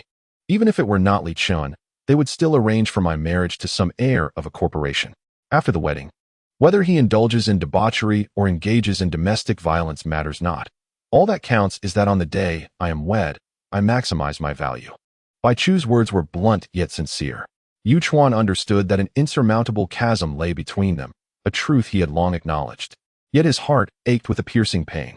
As he listened to Bai Chu's words, a heavy silence enveloped him. Who could he blame? It was his own inadequacy. Gently, he squeezed her hand and let out a sigh. What you spoke of today, I promise you. If it is destined that we cannot be together, allow me to do something for you. Thank you. After bidding farewell to Yu Chuan and returning home, she found her mother there, along with Si Qi, who had suggested the idea of seeking out Yu Chuan. So did he agree? He did. Upon hearing Bai Chu's reply, her mother let out a deep sigh of relief. Good, good. I knew our Chu could manage it. Mom, is this really going to work? I always feel it's unreliable. What if something goes awry? It wouldn't end well. And besides, is Li Chen a fool? He won't let us manipulate him so easily. Success depends on effort. Let me tell you, Chu, you haven't even tried yet. And you're already feeling defeated. That is not like your mother at all. Our family has weathered countless storms, and now is not the time to concede. I want to see if you will still want to collaborate with us. Bai Chu glanced out the window. Yu Chuan was already gone. In the past, she often assisted her family, leveraging various individuals, and she believed her heart had grown cold. Yet today, seeing Yu Chuan's expression had left her feeling unsettled. What is the matter? You're not really falling for that boy, are you? Si Qi approached from behind, sensing that Bai Chu's downcast eyes were not typical of her demeanor. Don't be ridiculous. How could that be? She retorted anxiously, glancing at her mother. Si Qi chuckled inwardly. Her tension was a clear indication that he had hit the mark. Indeed, how could that be? Our Chu is destined to marry someone of equal standing. She could never be interested in someone like Yu Chuan, who is worlds apart from her. Chu, would you like some fruit? I can have Annie cut some for you. No, thank you, Mom. I'm tired. I want to go upstairs and rest. Bai Chu retreated to her room and pulled out her phone, where a message from Yu Chuan had just appeared. I'm home. Chu, remember to be happy every day. Accompanied by a charming emoji, she couldn't help but smile. Silly boy. Chapter 58. Is it unbearable to be beaten? When Li Chen returned home, he searched the house, but found no trace of Wen Yu. Calling her yielded no response. Young master, do not worry. Today, when Madame left, she mentioned going out with classmates. She should be fine. Should be fine? What does that even mean? Uncle Chi, after all these years of working alongside me, do you not know how to conduct yourself? She has left, yet no one has informed me. Where has she gone, and with whom? I know nothing. Is this how all of you operate? Li Chen, who seldom loses his temper at home, found himself enraged today due to Wen Yu's situation. The people in the room halted their actions, momentarily at a loss. Young master, the young lady did not inform us when she left, and we hesitated to inquire further. We acknowledge our mistake today. How about we all go out together to search for her? Perhaps the lady is nearby, engrossed in some entertainment, having lost track of time. Search? Where shall we search? In which direction? Never mind. I will go out and look for her myself. Li Chen drove towards Wen Yu's school. Recalling Uncle Chi's words that she had gone out with classmates, likely in the vicinity of the school. Just as he was growing anxious, he received a call from July. Her voice laced with panic, almost in tears. "Teacher Li, a Yu is at the school gate. She has been injured. Please come quickly. Wait for me. I will be there at once." Li Chen sped to the school gate, where he found Wen Yu sitting on the ground, unable to straighten her back due to the pain. "Teacher Li, a Yu has hurt her foot. We must take her to the hospital." Li Chen's mind raced as he lifted Wen Yu into the car. As the doctor attended to her, July explained that she had fallen from a tree and twisted her ankle. Li Chen frowned at the thought. This girl had learned to climb trees now. Fortunately, the injury was not severe, just some scraped skin that required a tetanus shot. The doctor assured them that her ankle would be sore for a few days, but with proper care, she would recover soon. The doctor worked with practiced skill, while July and Wen Yu stood by, hesitant to speak. Li Chen, not wanting to scold her in front of others, merely shot her a few disapproving glances, which made Wen Yu avert her gaze. It seemed that at some point, she had begun to avoid looking at him when she had erred. Once the doctor had briefed Wen Yu on the care she needed for the coming days and had escorted July home, only Li Chen and Wen Yu remained in the car, the atmosphere suddenly heavy with silence. "Just now, I asked Uncle Chi where you had gone. I tried calling you, but you didn't answer. I was almost considering calling the police." His fingers, long and defined, gripped the steering wheel as he turned to give Wen Yu an expressionless glance. Sometimes, she felt that his calmness was far more intimidating than a storm. "Provide me with a reasonable explanation, or this evening will not conclude easily. I saw in the school group chat that there was a small tabby cat trapped in the branches of a tree." Wen Yu told a minor fib. She hadn't seen it in the group chat. In truth, she had planned to go out with July for some amusement, and upon arriving at the school gate, she had spotted the pitiful little tabby, prompting her immediate decision to rescue it. She had considered various methods, ultimately climbing the tree but inadvertently falling in the process. The pain had momentarily disoriented her, but thankfully, July had promptly called Li Chen for help. Wen Yu was unaware that Li Chen had returned today. He stumbled upon her in a rather unexpected manner, leaving her uncertain whether to consider it fortunate or not. "Ah, Yu, your actions are rather reckless. You are fortunate that you only sprained your ankle. Had your injuries been more severe, the suffering would have been considerable. You are not a child anymore. Why do you still act with such childish impulsiveness? You could have called someone. You could have reached out to me. I could have found someone to assist you with this matter. Must you insist on proving your own capabilities? Do you realize how worried I was when you didn't answer your phone? In this perilous world, I dread the thought of you encountering any misfortune while out there. Wen Yu, do you derive some twisted comfort from enduring hardship? Should you cause me further trouble on your next escapade, I shall ensure you face the consequences." Li Chen was evidently upset, his murmurs of discontent continuing throughout their journey. Wen Yu listened quietly, unperturbed by his somewhat harsh rebuke, finding it merely a tad tedious how he could sustain his scolding for so long. She mused that if she were to record his tirade and listen to it before sleep, it might even serve as a form of lullaby. The thought elicited a faint smile from her. Upon arriving home, as Wen Yu prepared to exit the vehicle, she was met with a sharp glare from Li Chen. "Stay still, stop fidgeting." He circled to the other side of the car, opened the door, and gently cradled her in his arms. His embrace was steady, and as she gazed up at him, she noted his furrowed brow, a clear sign that his irritation lingered. His touch was incredibly gentle, as if he feared causing her any pain. "If it hurts, do let me know."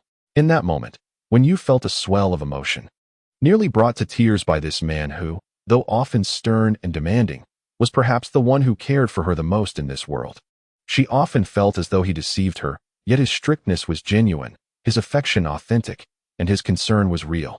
He may not utter many sweet words, but each time he tenderly admonished her, it struck her deeply, making her realize she was indeed cherished. He carried her into her room and gently set her down. As he drew close, Wen Yu pressed a kiss to his ear.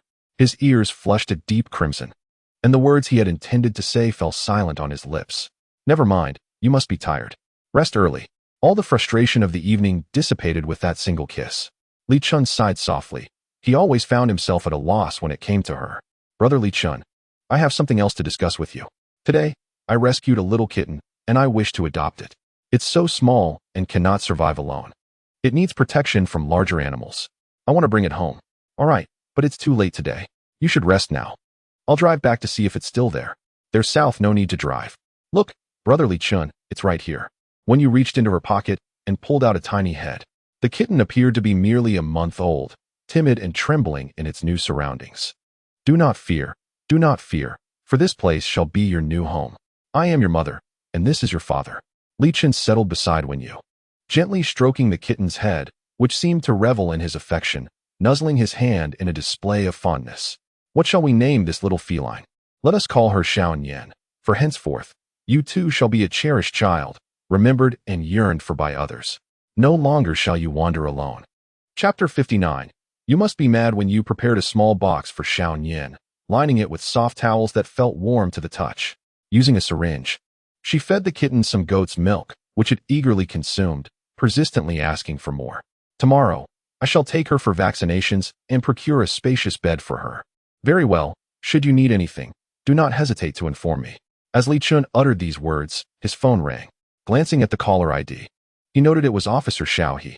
Casting a brief look at Wen Yu, he stepped outside to the corner of the hallway to take the call. Officer Xiao, you were saying? Li Chen, 20 years ago, the head of our department's evidence section was Han Yao. We have not been in contact for quite some time. I just attempted to call him, but it appears his number has changed. I believe the fewer who are privy to this matter, the better. Could you look into obtaining Han Yao's current contact information? Certainly, I will find a way. However, is it possible he no longer works at the precinct? Let us investigate first. I had a decent rapport with him back then. Perhaps we can unlock this channel. Officer Xiao, what do you think is the likelihood that the oil paint is the issue? If it indeed is the paint, what could the perpetrator's motive be? Let us not jump to conclusions just yet. We are merely speculating. The actual situation remains unknown. We cannot definitively assert that the oil paint is at fault. Even if we do ascertain that, numerous questions remain. Who administered the poison, and what was their motive? There is much still to investigate. Patience is key. This matter has lingered for quite some time, and results will not materialize overnight. Li Chen's emotions were tumultuous. He yearned for clarity to provide answers for himself, for his mother, and for Wen Yu. Yet, he was also gripped by fear, apprehensive that the truth might be one he could not bear. Xiaoyan darted out of the room, and as Wen Yu pursued her into the hallway, she overheard Li Chen's conversation. The notion that the oil paint could be problematic had never crossed her mind. And now it dawned upon her that he was suspecting her mother as the potential culprit behind her demise. In that instant, it felt as though a bucket of icy water had been poured over her, awakening her to a chilling realization. He harbored suspicions, secretly conferring with the officer. Why could he not share these thoughts with her? Suddenly, she perceived herself as a mere jest. The kindness he had carelessly bestowed was something she had treasured, almost forgotten, and his approach toward her had always been with ulterior motives. Yu. Li Chen cradled Xiaoyan as he approached Wen Yu, gently leaning beside her. Wen Yu exhibited little reaction. What is the matter? He inquired, attempting to embrace her, only to be subtly evaded. It's nothing. I'm just tired and wish to rest. In that fleeting moment of turning away, Wen Yu felt a pang of grievance. Every second spent together seemed to have been consumed by his relentless investigation, a ceaseless pursuit. What, then, did their relationship signify? Yu, did you just hear something? Are you unhappy? Li Chen realized that Wen Yu might have overheard his recent phone call, and her discontent likely stemmed from unfounded worries. He had no intention of divulging the intricacies of the ongoing investigation, fearing that the myriad complexities would be too much for her to bear. He planned to wait until matters had settled before revealing the truth. I didn't hear anything, just a reminder of our previous agreement. 3 months. If there is still no resolution after that period, we shall conclude this. The light in Li Chen's eyes dimmed. He recognized this was a promise he had made. Yet hearing Wen Yu articulate, it caused a heaviness in his heart. I understand, rest assured. He finally spoke, his cool voice tinged with fatigue.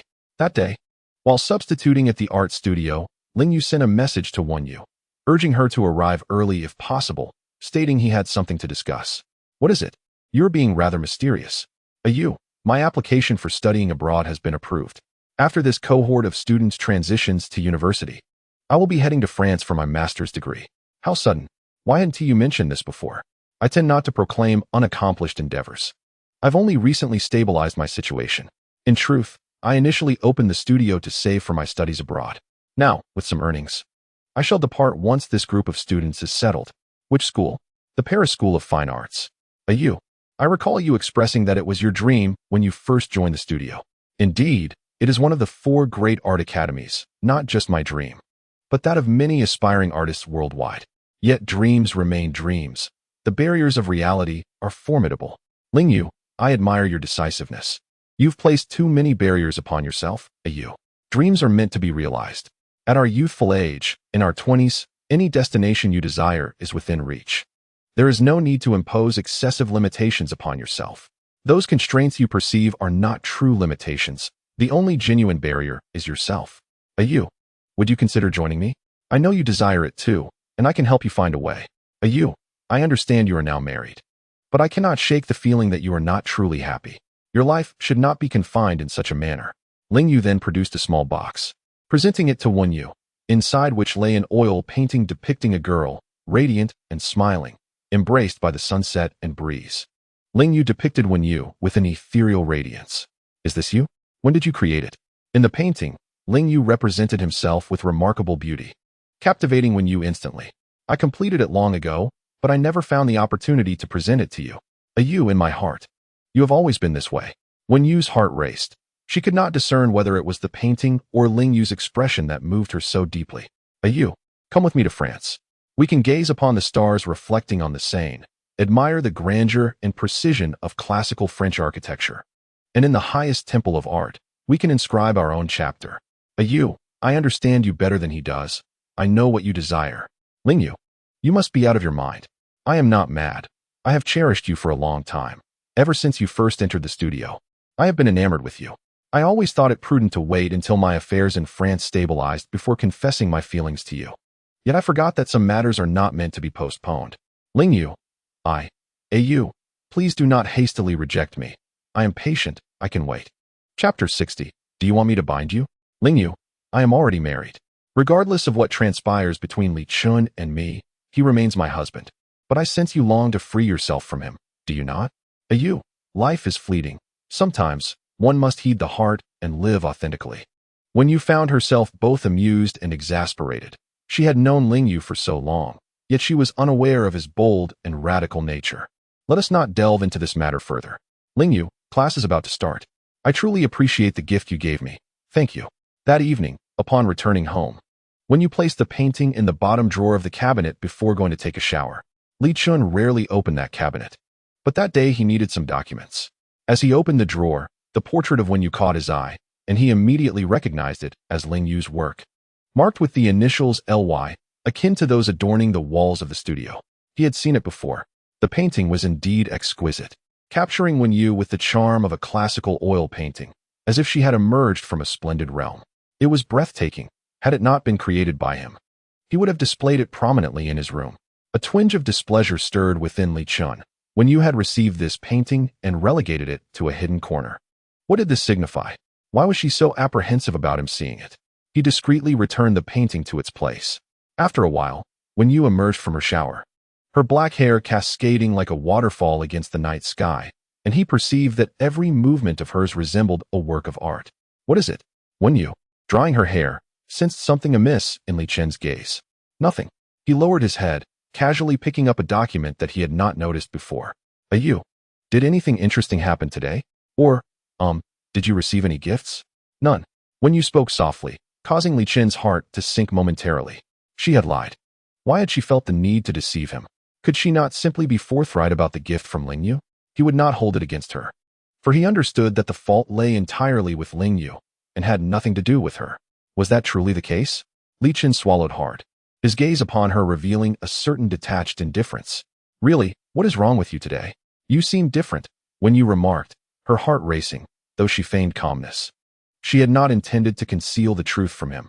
Rather, she wished to avoid unnecessary complications. Li Chen's eyes remained fixed on her, and Wen Yu felt a tremor run through her as the towel she wore slipped to the floor. Her face flushed crimson as she reached to retrieve it. But Li Chen's cool voice broke the silence. Come here. Panic seized Wen Yu's heart, the towel now stripped from her grasp as he pulled her into his embrace. Lowering his gaze to meet hers. What are you so anxious about? We are husband and wife. What part of you have I not seen? Li Chen, what are you doing? Wen Yu's face reddened further. While Li Chen spoke the truth, standing before him in her bare state was overwhelming. What are you so nervous about? Have you done something to betray me? His brow arched as he tightened his hold around her waist, drawing her closer. No, I have not done anything to wrong you. I don't know what you are talking about. Her cheeks burned hot, and she attempted to break free, but his embrace was unyielding. If you haven't wronged me. Why the tension? The room was dimly lit, Li Chen's expression obscured by the shadows, yet her heart raced incessantly. It's just a painting. Must you react this way? Trapped in his arms, Wen Yu felt flustered, having inadvertently let slip more than she intended. What painting? He asked, looking directly into her eyes, feigning ignorance. And nothing, she stammered, biting her lip and lowering her gaze in silence. She understood his temperament and recognized that he was clearly displeased. Just as she contemplated speaking, he swept her off her feet and gently placed her at the edge of the bed. She had to admit, the way he looked down upon her while untying his tie was rather appealing, so captivating that her heart fluttered. "Yu, I do not appreciate your lies." His voice, firm yet laced with a tinge of pain, sent a shiver down her spine.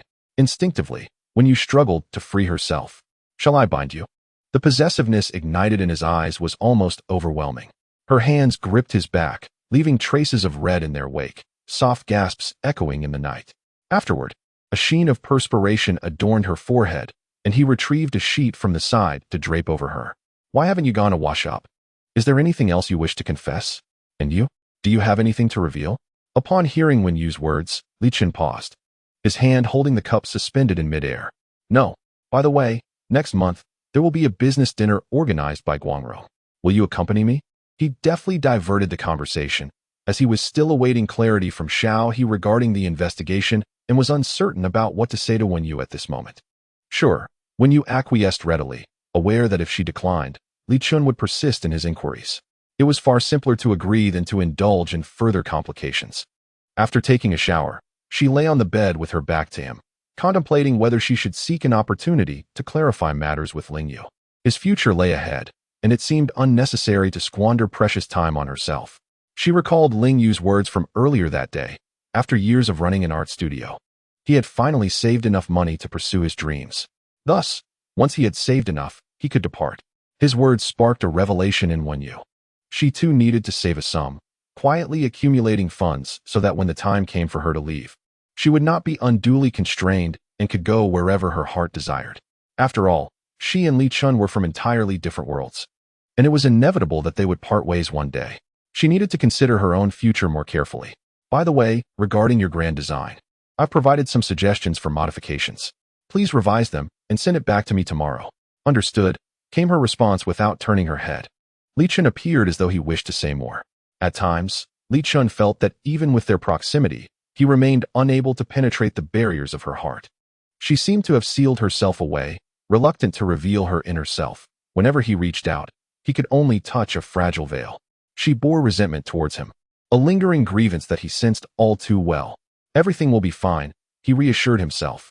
Once he had clarified the situation, he would be able to provide answers to everyone. This chapter would conclude, allowing them to start anew. Just a little longer. Chapter 61. If you're feeling restless, just say, "Yu, it's time to rise." Every week on the day of Li Chen's class, Wen Yu found herself with a headache, for he would not tolerate tardiness. Li Chen himself felt a pang of frustration. On such a splendid morning, he had already completed his run, had breakfast, and responded to several emails. Yet, upon returning to the room, he found Wen Yu still asleep. "It's only 7. Let me sleep a bit longer," she murmured, extending a hand from under the covers to fumble for her phone, glancing at the time before retreating back beneath the sheets. "What nonsense are you speaking?" "It's an 8 o'clock class," Li Chen chuckled softly, furrowing his brow as he lifted a corner of the blanket. "Rising so early can make one foolish." With the blanket now gone, Wen Yu had no choice but to get up, pouting in Li Chen's direction. "People need their sleep. If you're feeling restless, just say so," he replied leisurely, handing her the clothes hanging nearby. "That's not my claim. It's Kafka's," she retorted. Li Chen nearly laughed in exasperation. This girl certainly had her reasons. As she watched her enjoy her meal, Wen Yu recalled that she had forgotten her water bottle when preparing to leave. She returned to fetch it and took the opportunity to prepare a box of fruit slices for her break. Li Chen waited in the car, watching the minutes tick by, his headache intensifying. "Fortunately, Wen Yu managed to leave just in time. I have provided you with all the modifications for the grand design. The design documentation needs to be rewritten thoroughly. Do you understand?" Wen Yu sat in the car, basking in the splendid sunlight of the day. In the distance, a bus approached with only a few passengers aboard, among them several students in uniforms, excitedly discussing something. clearly gossiping. "Ah, are you listening?" A man's boisterous voice interrupted her thoughts. The grand design, is that all you care about? You show no interest in my soul, the dramas I watch, the novels I adore, what I ate today, my favorite colors, or the types of boys I fancy. You only care about the grand design." Wen Yu quietly muttered to herself, stealing glances at him from time to time. He caught her grumbling, his eyes curving into a smile that danced in the gentle breeze. "Tonight, let us hold a family meeting to discuss what type of boys you like." "I'm too busy. I still have to work on the grand design." Wen Yu firmly declined. Li Chen's lecture today revolved around sustainable architecture, a topic that failed to pique Wen Yu's interest. Throughout her college days, she realized her preference leaned more towards whimsical expressions rather than theoretical concepts, which she found unappealing. Suddenly, her phone buzzed. A stark disruption in the quiet classroom as she had forgotten to silence it. Quickly silencing the device, she glanced at the screen to see a message from Li Chen. Are you free today? I would like to invite you to dinner. I have something important to discuss. It's quite significant to me, and I hope you can come." Li Chen was not one to use flattery. His earnestness indicated that it was indeed important. After a moment of contemplation, Wen Yu agreed. "All right, I finish class at 3. No need for a meal. Let us meet at the cafe next to my school to talk." "Thank you, Yu." Wen Yu put her phone away and, upon looking up, found him gazing at her. After class, Li Chen called Wen Yu to his office. "I reviewed the advancement list for the ideal realm, and your work barely made the cut. However, compared to previous submissions, it lacks advantages. Yu, too many distractions are pulling at your focus. I maintain my previous suggestion. I hope you can pause your part-time job for now. You can always resume it later." "No," Wen Yu interrupted him. Her refusal immediate and resolute, leaving Li Chen momentarily taken aback. Her reasoning was straightforward. Teaching art as a substitute was a skill that could one day sustain her should she part ways with him. She cannot simply sever her own wings. Nor can she allow herself to become accustomed to the lavish lifestyle he provides. It would be perilous for her to grow too dependent on him, as it would render her unable to extricate herself and obscure her own identity. Why? Wen Yu finds herself unable to articulate this question. She cannot possibly disclose that she is contemplating a divorce. She has her own plans. Is it because of him? After all, he can merely create a few paintings that, in her opinion, are not even as commendable as those made by her 4-year-old nephew. How can she be so enamored? Wen Yu finds this notion somewhat amusing, pondering the absurdity of it all. What nonsense are you spouting? Li Chen is a graduate of the Central Academy of Fine Arts, and many of his works have been retained by the school. He was even interviewed by a magazine in the past. It's just that in recent years, he has prioritized teaching and earning a living, resulting in fewer paintings. It's utterly ridiculous to suggest he is inferior to your nephew. As soon as Wen Yu uttered these words, she noticed a hint of grievance on Li Chen's face and realized that he had just exhibited a pang of jealousy. You must distinguish between the main course and mere snacks. If Ideal Realm wins an award, it will significantly benefit your future career. I will do everything within my power to take you where you wish to go. Trust me. For some reason, today, Wen Yu feels that Li Chen carries a certain peacock-like demeanor, displaying his feathers before her. I understand. Once Wen Yu exited the office, Li Chen took out his phone and began searching for several queries. What is the closure rate of art studios? How many years do art studios typically last? Will a Central Academy of Fine Arts graduate studio fail? His head throbbed. Finally, as school let out, Wen Yu hurried to the cafe. Li Chen ordered her an iced latte, and feeling quite warm, she gulped down nearly half the cup in one go. Here's the thing. After I go to Paris, I plan to hold an art exhibition. Currently, I have dozens of works, both large and small. If fortune smiles upon me, I would like to invite you to be my model for one of the most significant pieces of the exhibition. Your beauty is uniquely exceptional, one of a kind. I know this request may seem a bit excessive, but I still wish to try and see if you would agree. Model? What kind of model? Will I be wearing clothes? Wen Yu's eyes widened, and she lowered her voice, speaking cautiously to Li Chen. Of course, you will be clothed. It will be a simple portrait. Wen Yu's question nearly caused Li Chen to spew his lemonade in surprise. He found it both amusing and exasperating. You'll have about 2 days to consider it, Yu. Being a model can be quite exhausting. If you choose not to, I completely understand. However, from my personal perspective, I sincerely hope you will agree. Naturally, for your efforts, I will compensate you appropriately. Discussing money in our relationship feels rather awkward, doesn't it? Wen Yu fidgeted slightly before her eyes sparkled as she looked at Li Chen. But how much will it be? 3,000. 3,000. If you feel it is insufficient, you may certainly add more. No, it is truly ample. I promise you it is sufficient, yet I must consult the calendar to select a propitious day. When did you become so superstitious? Wen Yu smiled quietly, saying nothing. Indeed, one must choose an auspicious day, especially while the family member is away on business. Otherwise, should he discover it, I would surely face dire consequences. In truth, aside from monetary considerations, Wen Yu would willingly serve as Li Yu's model. After all, he is a highly skilled artist, albeit one who has remained in obscurity for several years.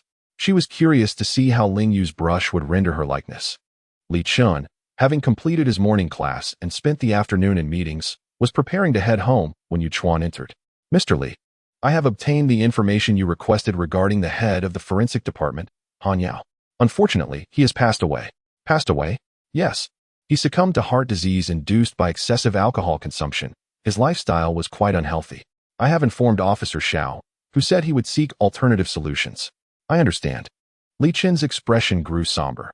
Having finally reached this juncture, he hoped he might devise another approach.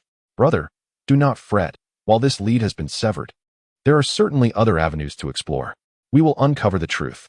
Yu Chuan was acutely aware of how long this matter had troubled Li Chen. It was his obsession, a quest for resolution that he needed to relinquish his burdens. There is no rush. This is not a matter to be resolved overnight. By the way, Yu Chuan, I heard someone spotted you gazing at a girl the other day. Are you in a relationship? The abrupt change in Li Chen's tone caught Yu Chuan off guard. That moment was indeed the day he was with Bai Chu. Cold sweat broke out as Yu Chuan's mind went blank. He wondered if Li Chen had any inkling of whom he had been with. The bond Yu Chuan felt for Li Chen ran deep. He was grateful to him for guiding him out of destitution and revealing the world's brilliance. When Li Chen had supported him, it was not merely financial assistance. He had mentored him as if he were a younger brother, allowing Yu Chuan to intern with him during university to gain insight into the workings of the company. When Yu Chuan excelled, he was rewarded, and when he faltered, Li Chen would impose consequences. Throughout those years, Yu Chuan perceived him as a beacon in his life, illuminating his path and future. He had silently vowed never to betray or harm Li Chen. Yet, at this moment, standing before him, he felt a nervous sweat forming in his palms. What troubles you? Why the anxiety? It is merely a romance. There is no prohibition against it, is there? Li Chen shot him a quizzical glance, as if Yu Chuan were being unreasonable. A semblance of relief washed over Yu Chuan. It seemed Li Chen was unaware that the girl in question was Bai Chu. Brother, no, rest assured, if I were truly in a relationship, I would certainly inform you. There is no need for me to report to you. You have grown up, no longer a child, and if you wish to pursue romance, you may do so on your own. Should financial constraints arise, simply communicate with me. Yu Chuan felt a pang in his chest, nearly compelled to confess his transgressions. It was not the fear of facing the consequences of his honesty, but rather the dread of disappointing him. There were not many matters to attend to today, so it would be best to return home. As Yu Chuan exited Li Chen's office, he realized that half of his shirt was drenched. Li Chen also paused, his pen still in hand. Yu Chuan was a person incapable of deceit, and his unease was glaringly evident. Anyone with the slightest perception could discern it. With a soft sigh, he acknowledged that the child had matured, and perhaps some matters could no longer be controlled. Ah Chu, I wish to discuss the previous incident with you. I fear I may not be able to continue. After much hesitation, Yu Chuan sent this message to Bai Chu, overwhelmed by the psychological burden he bore, which had become increasingly intolerable. He recalled a time during his university years when he had experienced love, albeit with scant financial means. He would save a considerable portion of his monthly allowance for romantic endeavors, often feeling dizzy from hunger during weekends spent interning with Li Chen.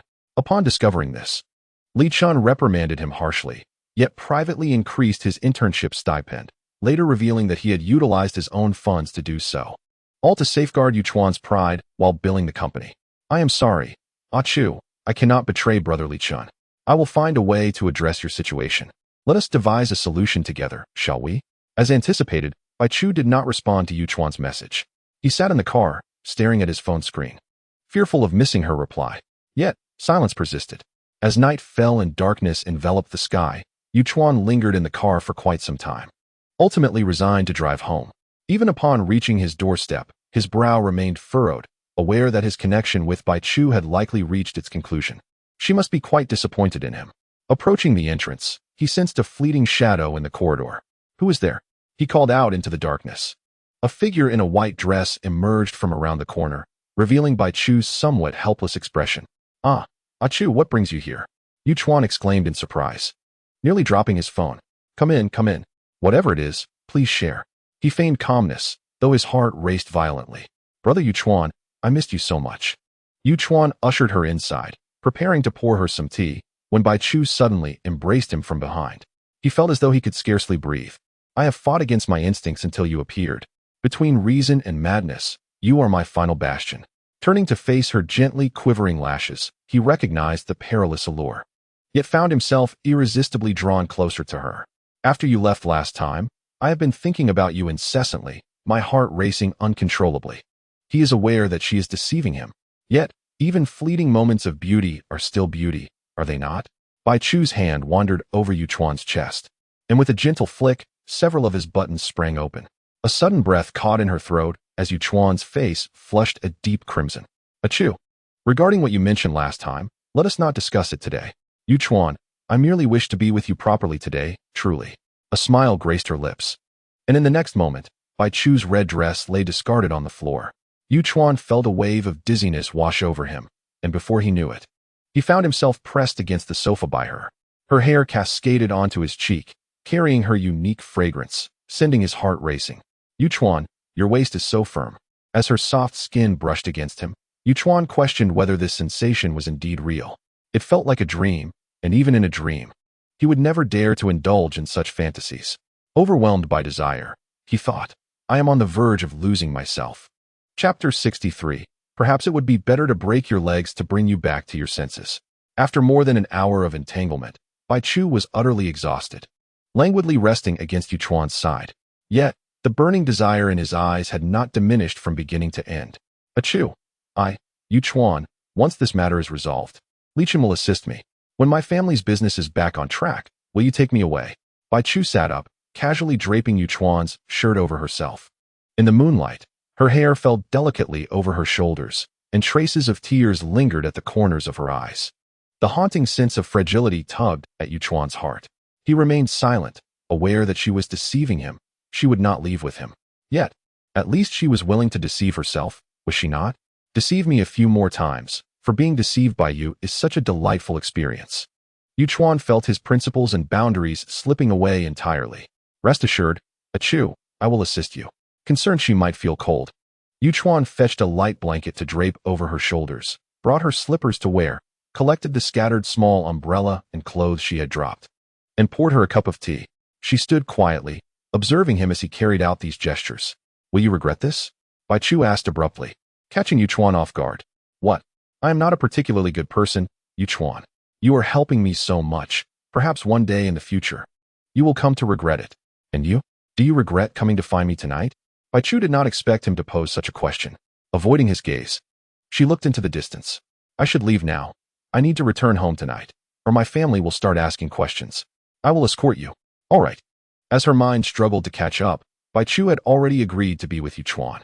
In his presence, she felt an unusual sense of relaxation. Seated in his car, she quickly succumbed to slumber. Upon arriving at Bai Chu's doorstep, Yu Chuan parked the vehicle and allowed her to rest for a while before gently rousing her. The following day at work, Yu Chuan's eagerness was glaringly apparent in front of Li Chen. He meticulously wiped Li Chen's desk until it gleamed, organizing various documents with utmost care, almost as if the words "I have a guilty conscience" were written across his face. Li Chen suppressed a smile. It was precisely this sincerity that had drawn him to Yu Chuan in the first place. Such genuine honesty is impossible to feign. Or perhaps it could be said that he was somewhat naive.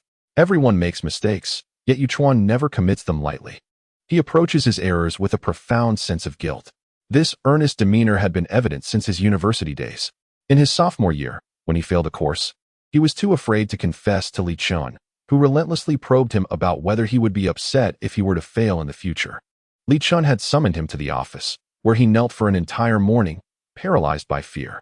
He was warned that if he dared to move, he would be made to kneel in the lobby. When Li Chen finally allowed him to rise, Yu Chuan felt as though his legs no longer belonged to him. Brother, do you drink coffee or tea?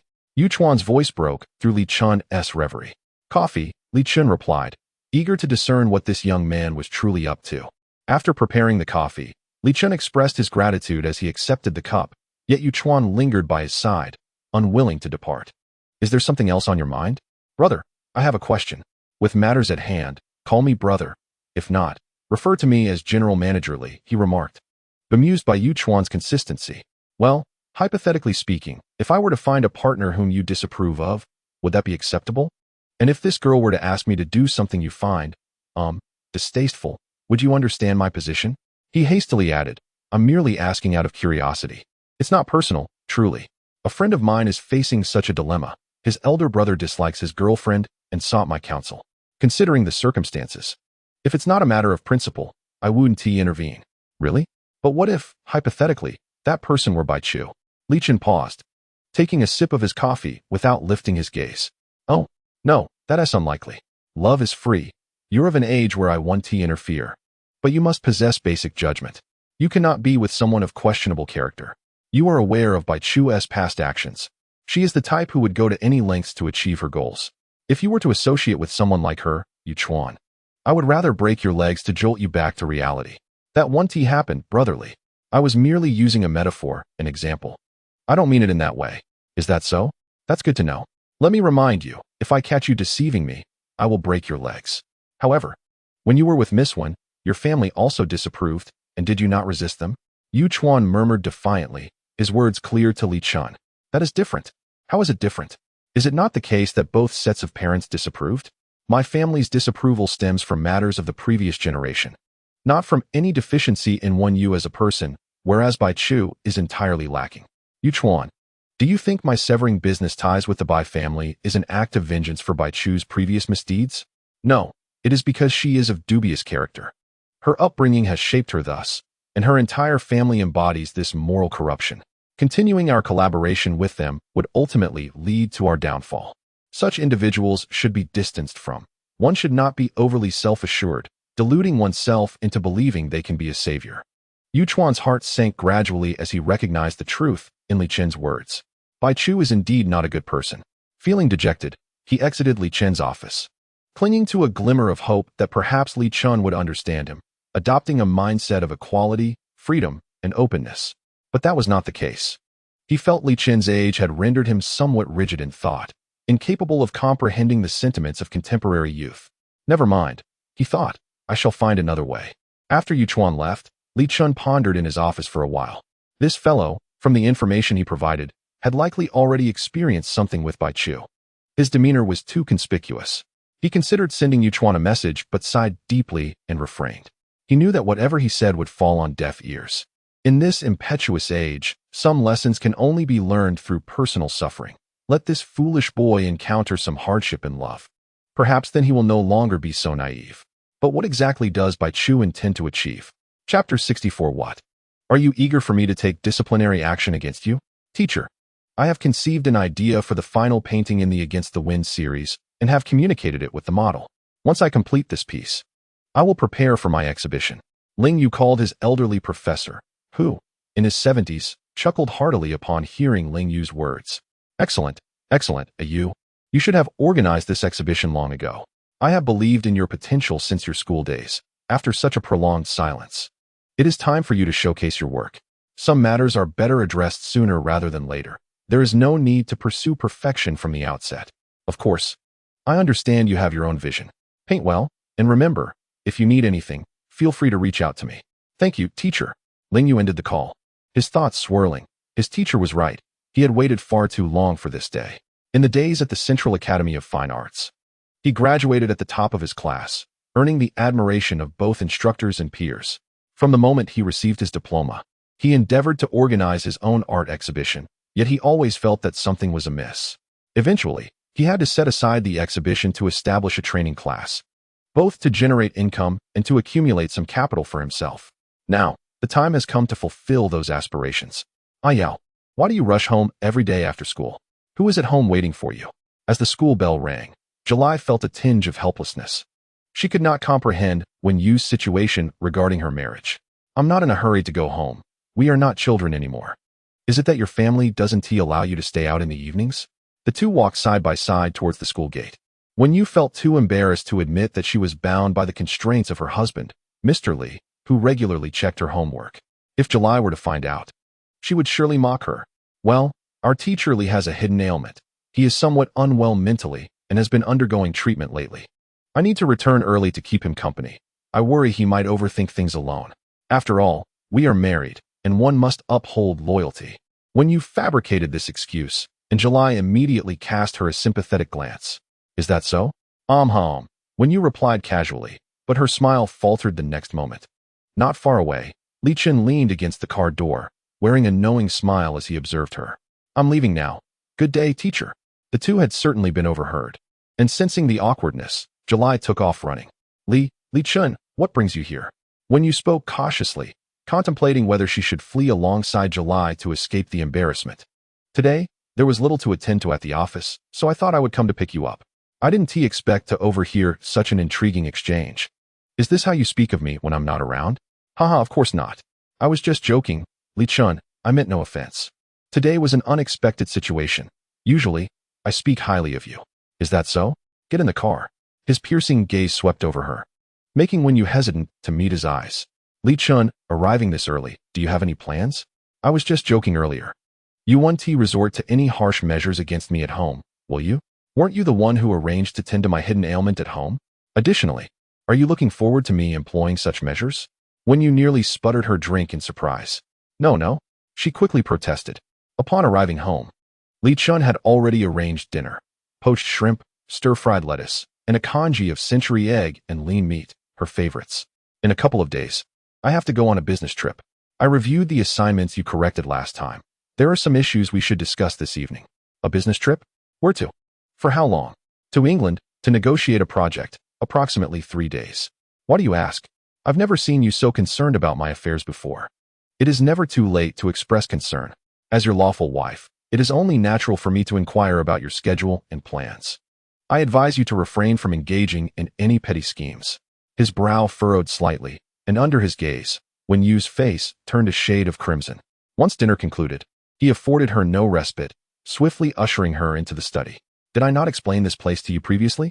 Such actions are inadvisable. The technology you mentioned here is likely older than your own years, is it not? We are designers, not archaeological researchers. Li Chen held Wen Yu's blueprints, sketching upon them. And over time, she felt herself becoming nearly immune to his lectures, registering no particular emotions, merely finding him a tad bothersome. Additionally, the sight of him standing beside her, the teaching tool in his hand gliding over his tailored trousers, was undeniably captivating, reminiscent of the novels she once read. Are you feeling a bit mischievous? Daydreaming under my very nose? He tightened his grip on the teaching tool, gently tapping it beside her. Indeed, that feeling is absent. I am not daydreaming. Li Chen, am I not now considered a lady of high society? Other affluent ladies indulge in afternoon teas, fine wines, and card games daily, while I, poor me, am consumed with classes and assignments, and if I falter, I am reprimanded. Alas, the disparity between people is infuriating. What do you desire? Li Chen, you cannot possibly provide what I seek. Wen Yu rose, meeting Li Chen's gaze directly, hands on her hips. You have given me money, companionship, time, and even your body. What more do you want? Peace. I desire peace. Come here and repeat that. Before the teaching tool could make contact, Wen Yu stuck out her tongue at him and fled swiftly. He reached out, but only grasped a fleeting shadow of moonlight. Soft, warm. You are unlike anyone else. Ah, I know this. Later that evening, as Wen Yu prepared to sleep, Li Chen unexpectedly uttered, everyone can choose the life they desire. But I know that your aspirations extend far beyond afternoon teas, wines, and card games. Then what do you believe I desire? To be yourself. That is your true aspiration. A gust of wind swept through the window, and Wen Yu suddenly felt as if, at some point, he had completely disowned her. I understand that past events have left you harboring resentment towards me. In truth, there are many things I have yet to express. Li Chen, do not forget our prior agreement. 3 months. Wen Yu interrupted him, unwilling to hear any more of his sweet words. Too much exposure would lead her to become ensnared. To lose clarity. An awkward silence enveloped them, and Wen Yu turned away, her back to him. Li Chen hesitated, words lingering on his lips, the exquisite diamond ring weighing heavily in his hand, yet he ultimately refrained from presenting it. Very well, let us rest. The moonlight outside is somewhat heart-wrenching. Chapter 65. Shall we sneak in under the cover of night? Presently, I have a plan. Early in the morning, Li Chen received a call from Xiao He, instantly awakening him. Since discovering that Han Yao had passed away, the trail had gone cold. Li Chen and Xiao He had privately deliberated several times, but had yet to find a viable solution. After several days of gentle persuasion, he borrowed a key to the evidence room from an old friend. Under the cloak of night, when no one is around, we shall venture to locate the original case files and evidence. There is a hole in the wall behind the police station. I inspected it today, and it remains intact. Are you suggesting we sneak in at night?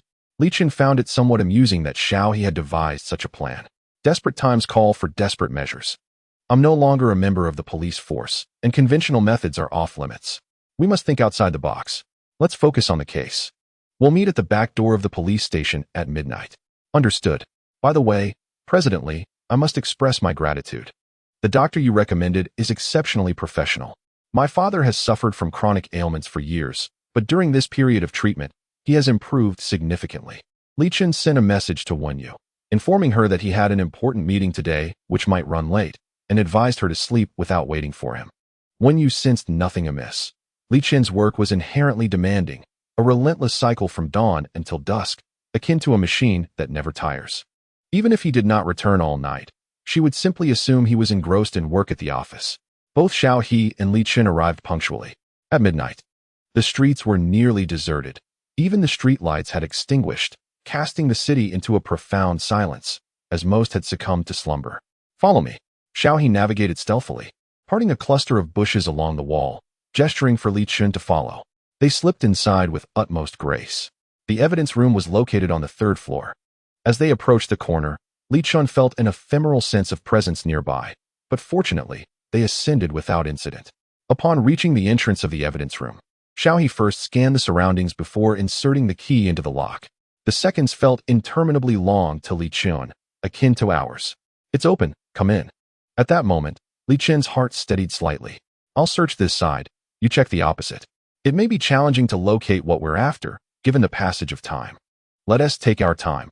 We only need to find it before dawn. Li Chen surveyed the room filled with case files, furrowing his brow at the daunting task ahead, like searching for a needle in a haystack. His gaze darted across the cabinets, meticulously examining each volume. As the clock approached 2, they still had not uncovered the items they sought. Could it be that they're not here? Perhaps, after all this time, they were relocated? Impossible. They must be here. Seeing Xiao He's unwavering conviction, Li Chen refrained from further comment and continued his search. 2 individuals were engrossed in their tasks when the door to the room was abruptly thrust open, and a sharp reprimand nearly startled them. Who are you? Li Chen dared not speak, a thin sheen of sweat forming on his back. After all, trespassing into a police station was not a trivial matter, if word got out. It could severely tarnish both the reputation of the group and his own. Master, Xiao He emerged from the shadows, and upon the figure's recognition, the man's expression softened considerably. Come here, let's discuss this in my office.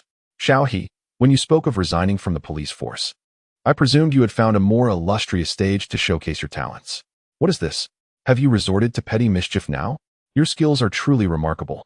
Master, I assure you, I had no choice. Please don't be angry. Do not call me master. I am unworthy of such a title. Xiao He stood before the officer, his face flushed, reminiscent of a child caught in wrongdoing. No choice. What do you mean by that? Has time away from the precinct dulled your senses? I could have you both handcuffed and locked away for a few days. The officer's ire intensified as he approached Xiao He and kicked him from behind. I apologize, officer. This is my fault. Xiao He was compelled by me to come here. If anyone should be apprehended, it should be me. Li Chen steadied himself and stepped forward. Xiao He was here to assist him, and he could not endanger him. And you are? Master, this is Li Chen, the son of Lin Yitong and Li Chengjun. From the Li family involved in the fire incident 17 years ago. The Li family, the founders of Guangrong? Indeed. Li Chen, his surname is Gu. You may address him as Officer Gu. Xiao He introduced Li Chen, and Officer Gu regarded him for a moment, then sighed softly. Let today's incident pass. I shall pretend I did not see it. You were just a child when your mother met her fate. It must have been unbearable for you. I understand. Young man, allow me to offer you some counsel. Let the past remain in the past. Why dwell on it? What purpose does it serve? To speak bluntly, your mother has passed away, and this case caused quite a stir back then. Your family laid her to rest. Death is final. One cannot resurrect the deceased. If you remain ensnared by the past, when will you ever move on? Officer Gu, I am aware of all this. However, over the years, I have been plagued by countless concerns. I seek the truth. The truth holds significance. As law enforcement, you must continue your investigations even when victims have perished, correct? The truth is meaningful. It is the essence of meaning. I must ensure my mother's death is understood clearly. Officer Gu regarded Li Chen with an expression that suggested he was on the verge of speaking, but held back. Are you not afraid that the truth you uncover may be unbearable? What do you mean? In criminal investigations, when a death occurs, we often begin our inquiries with the spouse, as they frequently possess opportunities and undisclosed motives. The case from years past remains vividly etched in my memory. A lady of high society met her untimely demise within the confines of her own home. Back then, you were still quite young and unaware of the sensationalist narratives that the media and newspapers spun about your father. In my youth, I was eager to delve into this significant case. Initially, I included Li Chengjun among the primary suspects, but the overwhelming influence of the Li family soon became apparent. Before I could make any substantial progress, I received directives from my superiors, instructing me to cease my investigations. The case was hastily closed with the conclusion that your mother had taken her own life. Young man, I understand your desire to seek the truth, but have you pondered the potential ramifications should the outcome be the most unfavorable? Chapter 66. Li Chen. Take it easy. Li Chen stood there, his hands instinctively clenching into fists. Officer Gu's implications were unmistakable. Li Chengjun was a prime suspect. If it were indeed his father who had committed the act, how would their relationship unfold once the truth was uncovered? Officer Gu, I comprehend your insinuation.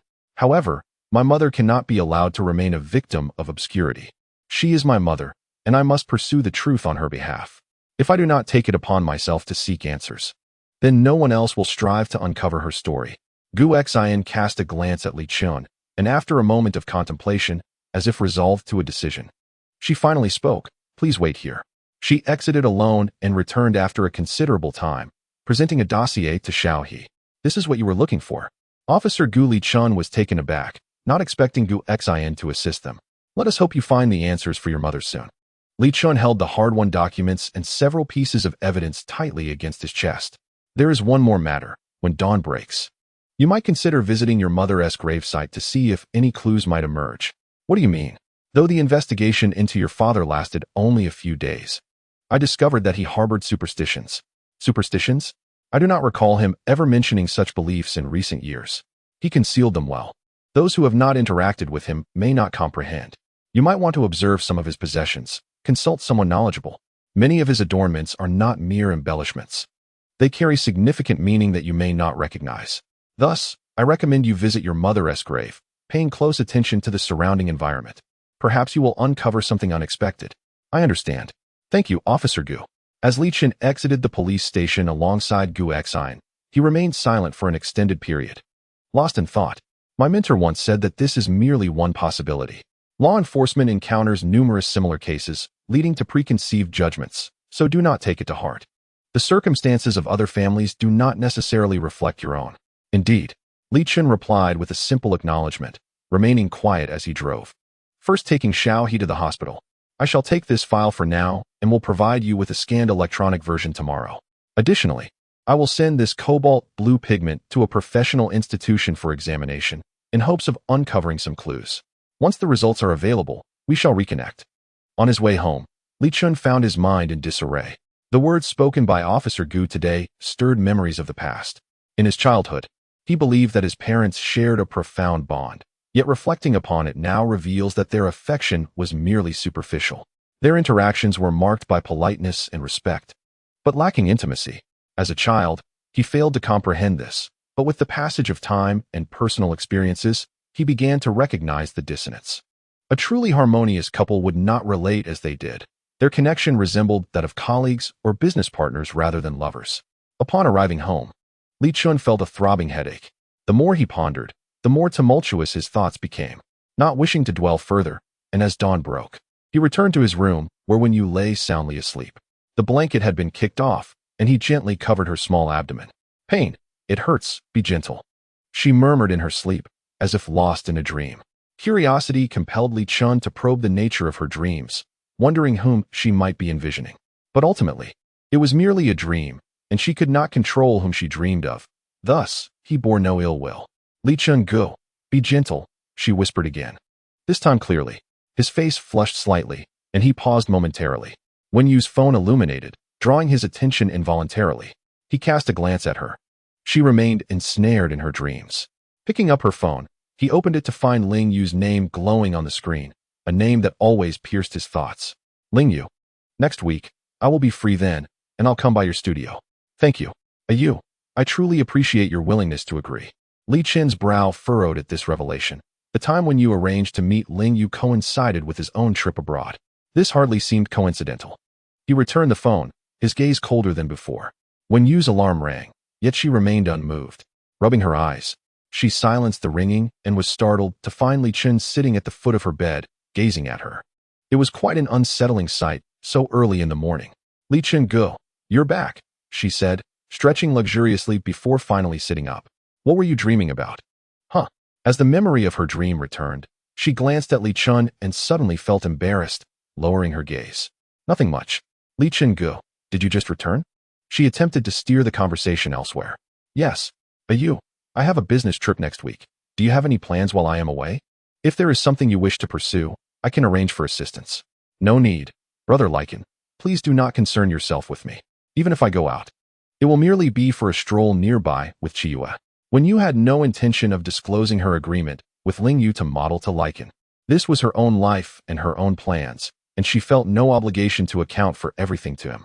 Oh, he replied, his tone tinged with evident displeasure. Wen Yu failed to comprehend the source of his discontent, attributing it perhaps to his exhaustion from working all night. Yu, if I catch you lying. You know the consequences, Li Chen said, leaning closer to Wen Yu, raising her chin with his hand, compelling her to meet his gaze, her heart racing. The displeasure in his eyes deepened. Brother Li Chen, are you tired? Wen Yu asked, wrapping her arms around his neck, burying her head in his shoulder and gently nuzzling against him, reminiscent of her playful moments with Xiao Nian, warm and comforting. Li Chen felt a sense of helplessness. Whenever he attempted to discuss serious matters with her, she would evade them with playful antics. The words he had prepared were abruptly stifled by her demeanor. After a long night of exertion, perhaps he was indeed too fatigued. Don't scold me. It's early in the morning. I had a restless night filled with dreams.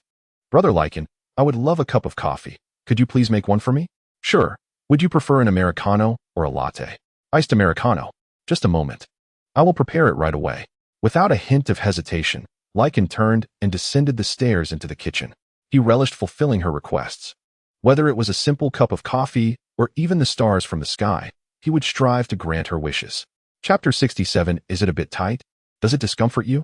By the way, remember the business dinner I mentioned last time? Please prepare something slightly more formal. There will be many partners attending, and it will be quite grand. Li Chen deliberately intended to bring Wen Yu along, harboring his own thoughts. Perhaps when one is fond of someone, they desire to showcase them before a greater audience. Formal attire? Will that hinder my enjoyment of pizza, snacks, steak, ice cream, fried rice, and spicy shrimp? Chicken feet? Li Chen found himself momentarily at a loss for a response to her question. She smiled sweetly at him while slathering a generous layer of jam on her toast. Observing her, he frowned slightly and muttered, "Eat less sugar.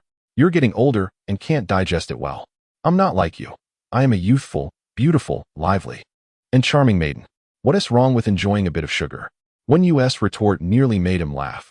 Her reasoning was quite sound, though he struggled to maintain his cool demeanor. A child cannot be taught. I'm heading to the office now. The driver will take you to school. Return early tonight, and provide me with an update on your recent academic progress.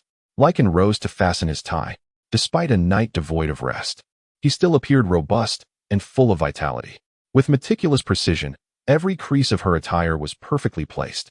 I understand, she replied casually, seemingly oblivious to the conversation. Li Chen, are you heading to the company now?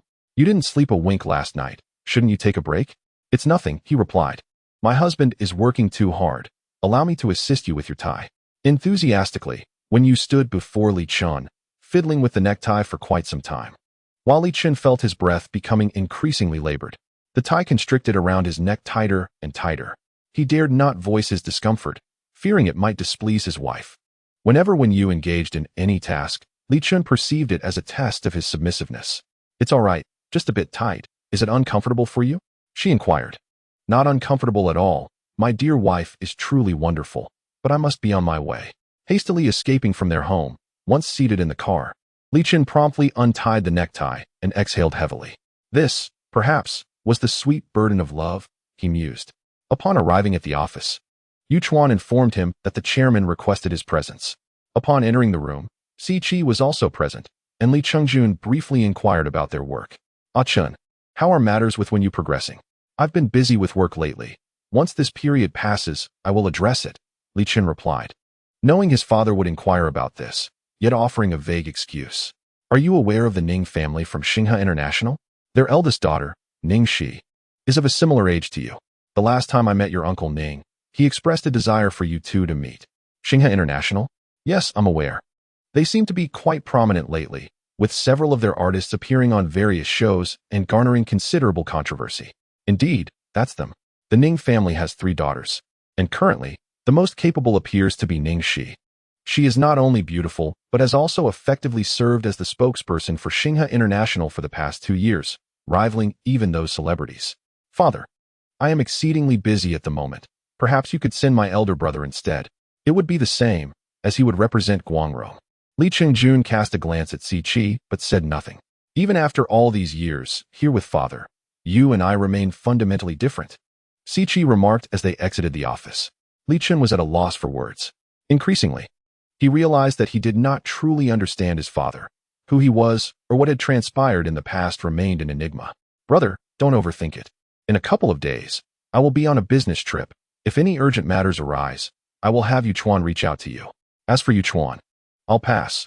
I cannot rely on your people. Si Chi shot Li Chen a glance and shrugged with a wry smile. What is it? He seems to dislike me.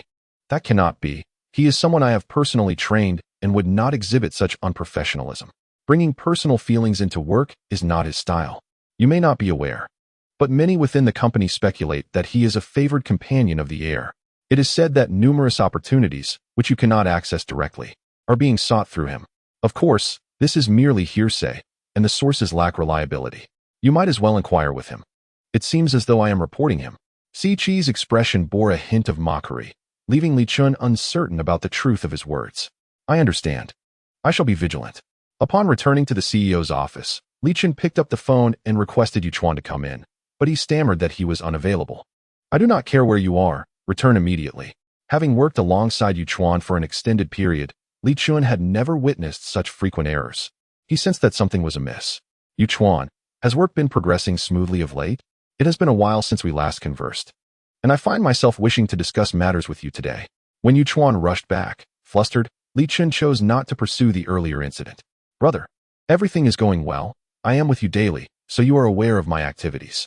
Do you harbor any grievances towards President Si? The directness of Li Chen's inquiry caught Yu Chuan off guard, leaving him momentarily speechless.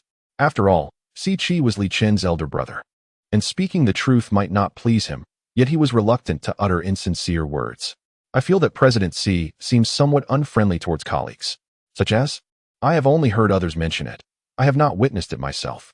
Yu Chuan hesitated to bring up Bai Chu in front of Li Chen, knowing that even if he did, it would be an incomprehensible tangle.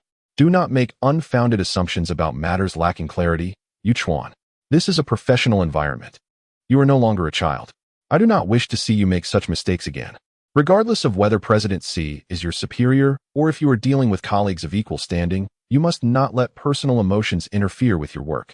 Whether you harbor fondness or disdain is irrelevant. Keep those sentiments to yourself. Should I discover you engaging in such petty thoughts again, you may as well return home and consider your position. Li Chen cast the documents on his desk in frustration. In truth, today's situation was merely a catalyst. It did not warrant such a severe reaction. However, Yu Chuan's recent behavior had been concerning, both emotionally and professionally. If he did not intervene soon, Yu Chuan would find himself ensnared in turmoil. It had been a long time since Li Chen had scolded Yu Chuan in such a manner. When he summoned Yu Chuan to his office, he deliberately left the door ajar, rendering the reprimand akin to public scrutiny. Speak. Have you become mute? Brother, I realize my mistakes. Yu Chuan's eyes glistened with unshed tears, and he dared not meet Li Chen's gaze. It was Li Chen who had guided him to this juncture. and being subjected to a few admonishments hardly constituted a grave matter. What troubled him most was not the public observation or the potential eavesdropping of colleagues. Rather, it was the profound disappointment he felt in himself. He was at a loss, unsure of what was happening to him.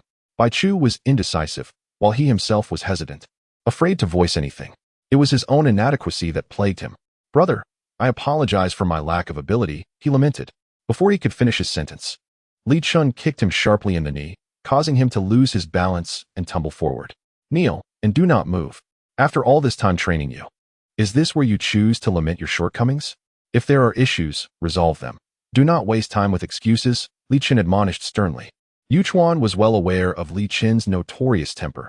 He recalled the one time he failed a course in university, resulting in 3 days of being unable to sit due to Li Chen's wrath. "Brother, I understand. I will adjust my state of mind swiftly," he replied. "I will give you 2 days to rest and sort out your affairs. Once you have done so, return to work. Stand up." Yuchuan struggled to rise, feeling the sting from the kick that still lingered. Yet, it also jolted him awake to the reality of his desires and the decisions he needed to make. As he stepped outside, he noticed a few onlookers nearby, clearly entertained by the spectacle. Yuchuan chose to ignore them. He had grown accustomed to ridicule in his youth and was indifferent to others' opinions. What mattered most to him was his brother's perception. Having arranged matters at his company before the business trip, Li Chen retrieved the case file he had borrowed from the police station the previous night. He examined it closely but lacked the courage to open it. Instead, he decided to visit his mother's gravesite first. He purchased her favorite snacks and the latest milk tea, recalling her fondness for sweets. "Mom, this is the new milk tea with taro and strawberry pearls. I'm not sure if you'll like it, but let us give it a try," he said with a smile, carefully placing the milk tea and snacks in front of her gravestone and inserting straws into the cups. He then sat beside the gravestone, leaning against it quietly. In his childhood, Li Chen had always enjoyed resting there. The tombstone felt cool to the touch, yet he felt no chill. "Mom, I miss you." In that moment, a torrent of words flooded his mind, and he struggled to find a starting point. "Is there anything you wish to tell me? I'm grown now. I can handle anything. Don't worry about scaring me. If you have something to say, please do. I will uncover the truth, rest assured." He spent the afternoon at the cemetery, conversing with his mother, yet he did not sense anything amiss. As he prepared to leave, he stumbled over a stone that seemed to have appeared out of nowhere. Li Chen fell forward, his hands hitting the ground, where he felt a small, raised section of the tiles. Upon closer inspection, he noticed a circular pattern resembling a symbol etched into the pavement, something he had never paid attention to before. He circled around the gravestone once more, discovering that there were similar patterns on each of its 4 sides. Carefully, he captured photographs of the patterns and the surrounding environment of the gravestone. He felt, in an inexplicable manner, that his mother was somehow assisting him. He picked up the small stone he had found earlier and placed it into his pocket. Xiao He, Officer Gu's hunch about the cemetery being problematic proved to be correct. "I'll send you a few pictures. Could you help me see if you know anyone who understands this better? Preferably someone reliable, not just anyone. I have a friend who knows a bit about it. I'll have him take a look first." Having accomplished these tasks, Li Chen returned home. Wen Yu would soon be back from school. He initially intended to wait for her return before resting, but fatigue overwhelmed him. After a shower, as soon as his head touched the pillow, he fell into a deep slumber. Perhaps it was due to the encounter with his mother, but Li Chen slept exceptionally well. Yuchuan attempted to call Bai Chu, hoping to invite her out for a conversation, but she did not answer. "Why aren't you picking up? Am I in the way of your affairs?" Si Chi had summoned her to his home today, claiming there was an urgent matter, but upon her arrival, it turned out he simply wanted her company for drinking. "It's fine, answer it. Let me see how you talk to him. Or have you developed feelings?" "Bai Chu, you can't possibly have feelings for him, can you? You should understand the relationship between Yuchuan and Li Chen. Do you really think he would sever ties with Li Chen for your sake? That is impossible. Wake up. Consider what we are doing, shall we? Genuine affection has long ceased to exist." Si Chi sat on the sofa, lifting Bai Chu's chin with his hand. She turned her head away in disgust, her gaze piercing Si Chi, who scoffed and then struck her across the face with considerable force. "Get a grip. Your Bai family is already finished. I have given you, this discarded piece, a chance. If you, Miss Bai, do not desire this opportunity, you may leave now and sever all ties with us. Naturally, any collaboration with Guangrong will also be forever out of reach." Bai Chu silently lowered her head. She could not refute Si Chi's words. Although their relationship was one of partnership, Siqi held far more advantageous cards. Even if he didn't make a move, Guangrong would still secure a place for him, as he was the stepson of Li Chen. As long as Guangrong stood firm, he would not fall too far behind. The Bai family, however, was in a different predicament. Since Li Chen severed business ties with them, several of their projects had been placed on hold, leading to financial issues. Her father was anxious at home, while her mother wept endlessly. If this continued, the Bai family would truly be unable to survive. What is the matter? Do you feel wronged having to accompany me for a while? Who are you showing that face to? If you're so unhappy, just go home. As if I'm making it difficult for you. That is not it, brother Siqi. I'm happy. Bai Chu forced a smile, leaning toward his side. Knowing how to cheer him up. This was not the first time. Siqi often vented his frustrations on her. She frequently felt that the depths of his heart were an unfathomable abyss. He sought to repay the world in double measure for the grievances he had once endured. With a derisive scoff, Siqi forcefully shoved Bai Chu to the ground, her knee striking the floor with a resounding thud. The sharpness in his gaze rendered her too intimidated to rise, leaving her kneeling before him. Do not be anxious. Tell me, were you equally proactive in Yuchuan? He grasped the collar of her shirt, leaning close to her ear as he whispered softly. Chapter 69. Should you utter lies to me, I shall tear your lips asunder.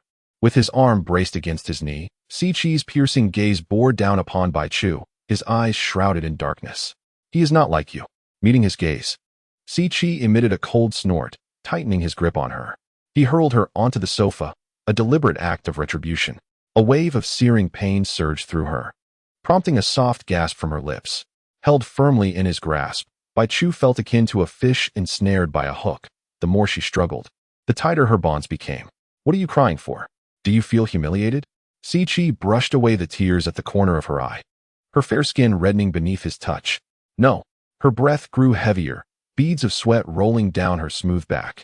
Should you lie to me, I will rend your lips apart. A tremor coursed through her as desire surged. He seized her neck and hoisted her up, positioning her before the mirror. Through the glass, she glimpsed his gaze, playful yet mocking. I did not. Her feeble protests dissipated into the darkness, her bare form nearly laid bare to his scrutiny. His gaze, too, could inflict wounds. When you meet Li Chen, you know what you must do, right? We must substantiate his coercive behavior towards you. Scars serve as the most potent evidence. Ah Chu, by then, you must bear marks. If he does not provide them, you must create them yourself. You understand what I mean. I understand. This is a once-in-a-lifetime opportunity. It must succeed at the first attempt. Should it fail, such an opportunity may never present itself again. Ah Chu. Reflect carefully. Turn around. Siqi gripped both of Bai Chu's wrists, rendering her powerless to resist, while his other hand pressed against her skin. The pale pink hue transformed into a deep crimson, tinged with purple. There was no escaping. Her pleas fell on deaf ears. Do you comprehend the nature of such wounds? You should learn what must be done. Should I teach you further? I understand. She had reached a point of thoughtlessness, caught in a whirlwind of pain and cold, longing for a swift conclusion to it all. Do it yourself. What? I want you to do it yourself. On the verge of tears, driven by Siqi's unyielding gaze, Bai Chu raised her hand, gritting her teeth as she pinched the area near her previous wounds. The pink hue, a shade deeper than her own skin. With such a wound, who do you think you can deceive? With a cold snicker, Siqi raised his hand and delivered a sharp slap to her cheek, causing Bai Chu to stumble and nearly fall. Instinctively, she attempted to shield herself, only to be seized by Siqi's grasp. If you cannot do it, shall I teach you again? I can. Brother Siqi, I can. Suppressing her tears, Bai Chu once again marked the other side of her arm. And this time, it was already quite close to the earlier imprint left by Siqi. She extended her arm before him, too afraid to meet his gaze.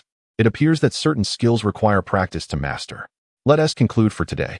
Go home, and I will contact you if anything arises later. He casually picked up a garment from the side and tossed it to her. The fabric brushed against her skin, sending waves of pain coursing through her. Dragging her weary body home, she found her mother applying a facial mask. Upon seeing Bai Chu return, her mother inquired with a hint of reproach about her late return, questioning what had kept her out so long. Look at how chaotic the house is, and you still have the time to go out and play? Chu, you must take the time to care for our home properly. Bai Chu initially intended to ignore her mother's incessant chatter, well aware of her tendency to ramble. As a girl, you will one day marry. What will others think if they see you out at this hour? At her mother's words, Bai Chu felt an overwhelming surge of frustration. Mom, you know I'm a girl, but what about the things you expect me to do? I don't want to be out this late, but I have no control over it. I can't control anything. Please stop bothering me. I just want some peace. Yin stood frozen, having never witnessed her daughter in such a state of turmoil, momentarily taken aback by Bai Chu's outburst. Chu, tell me, did something happen? Yes, something did happen. It happened long ago. It is too late now. Bai Chu remained silent, neither affirming nor denying. Even if she confided her struggles to her mother, it would only prompt her to consider how to protect the Bai family's interests, never to advocate for her. I'm going to sleep. Bai Chu retreated to her room, and Yin did not pursue her.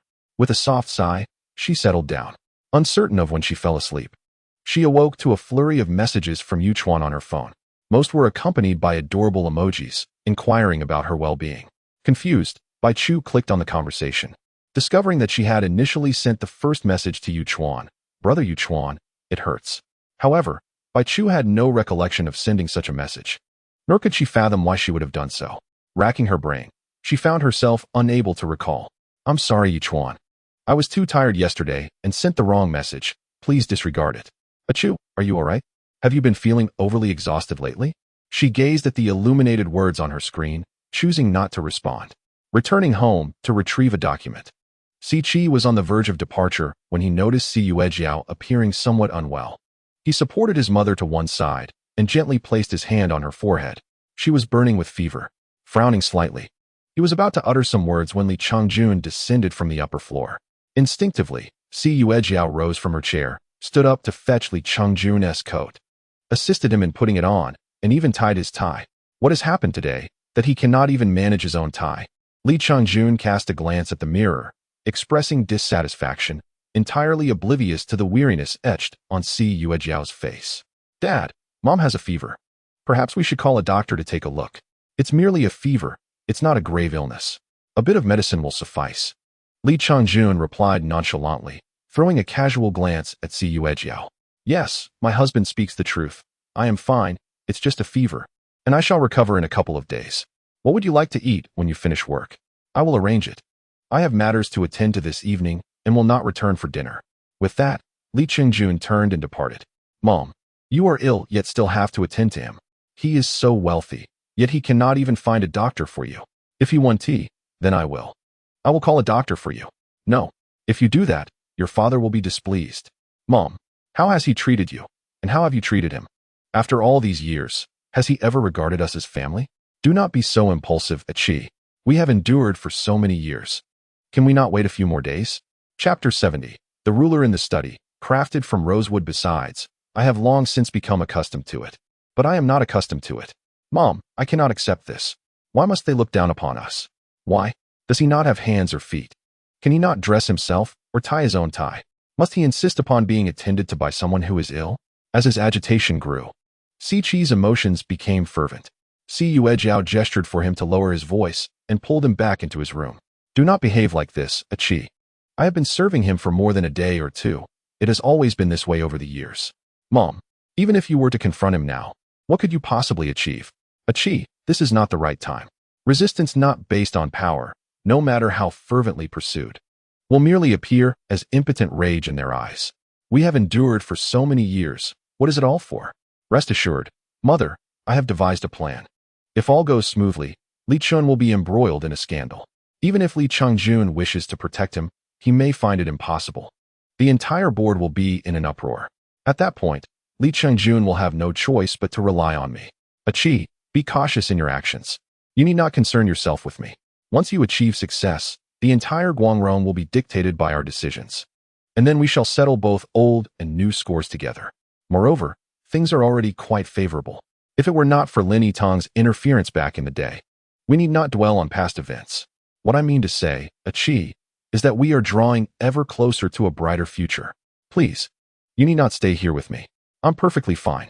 Hurry back to the office. You've only just begun at Guangdong, and it's essential to leave a good impression on your father. With a soft sigh, Si Chi refrained from saying more, fetching a few pills for his mother. After ensuring she was resting, he took his leave, reminding her to reach out if anything arose. In preparation for attending a business gala with Li Chen, Wen Yu visited a boutique to try on several elegant dresses. She selected 3, finding herself in a quandary. When she called Li Chen, he was preoccupied.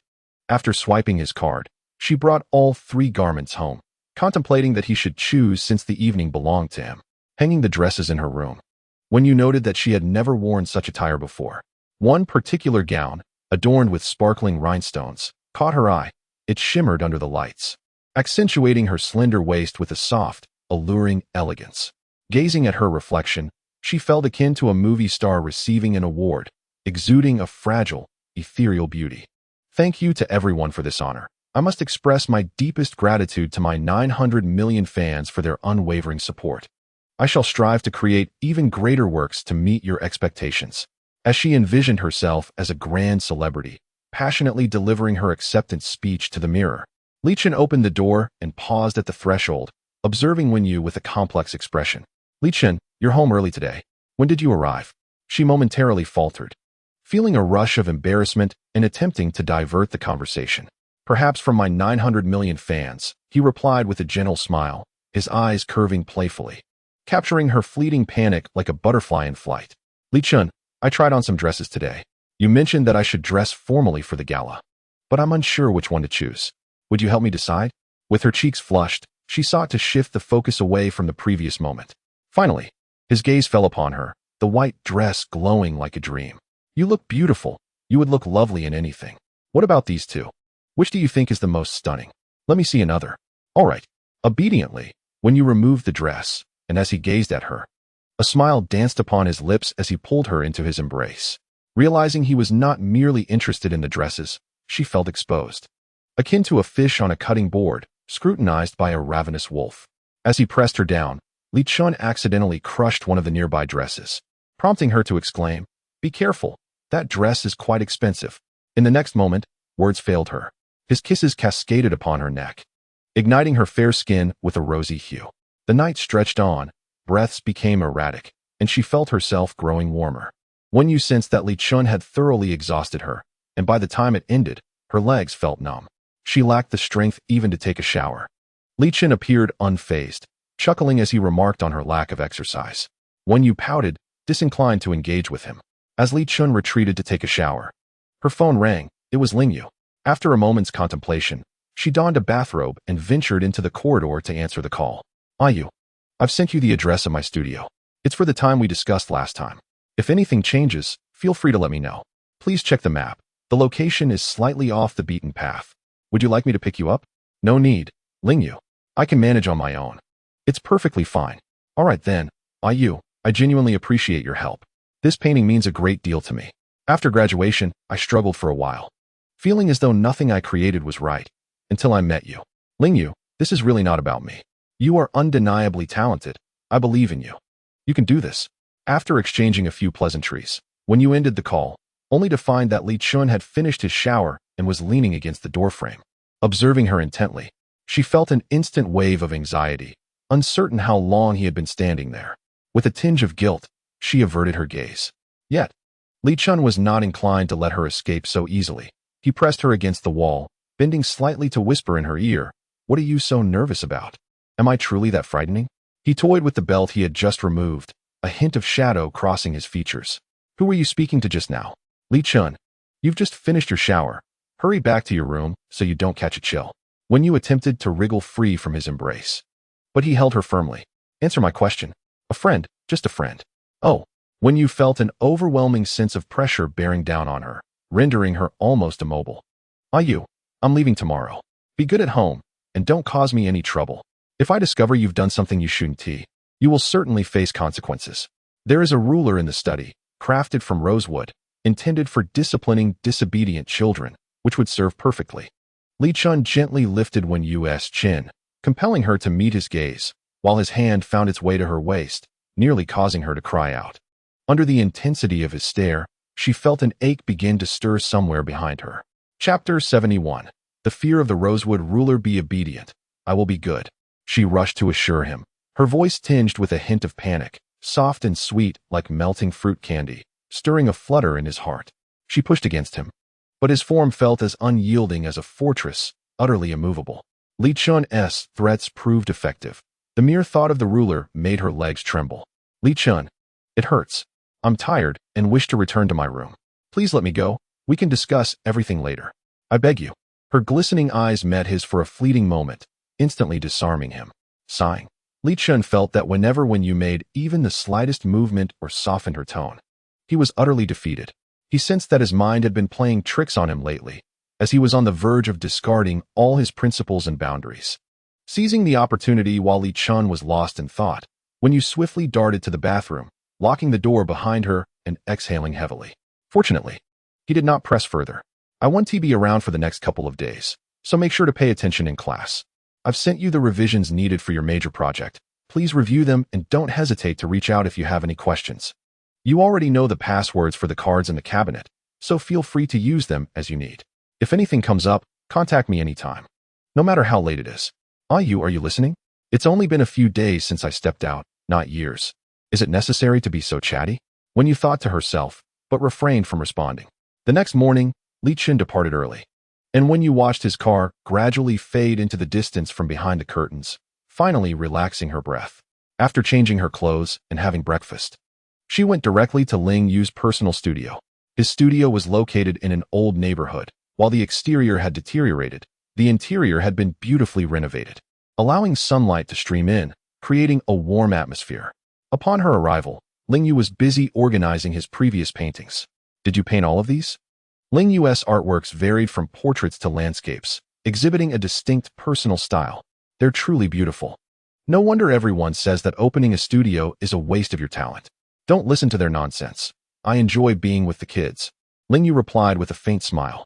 Once, he had entered the Central Academy of Fine Arts as the top student in his major, harboring grand dreams. However, upon confronting the realities of society, he discovered that sometimes dreams do not feed one's stomach.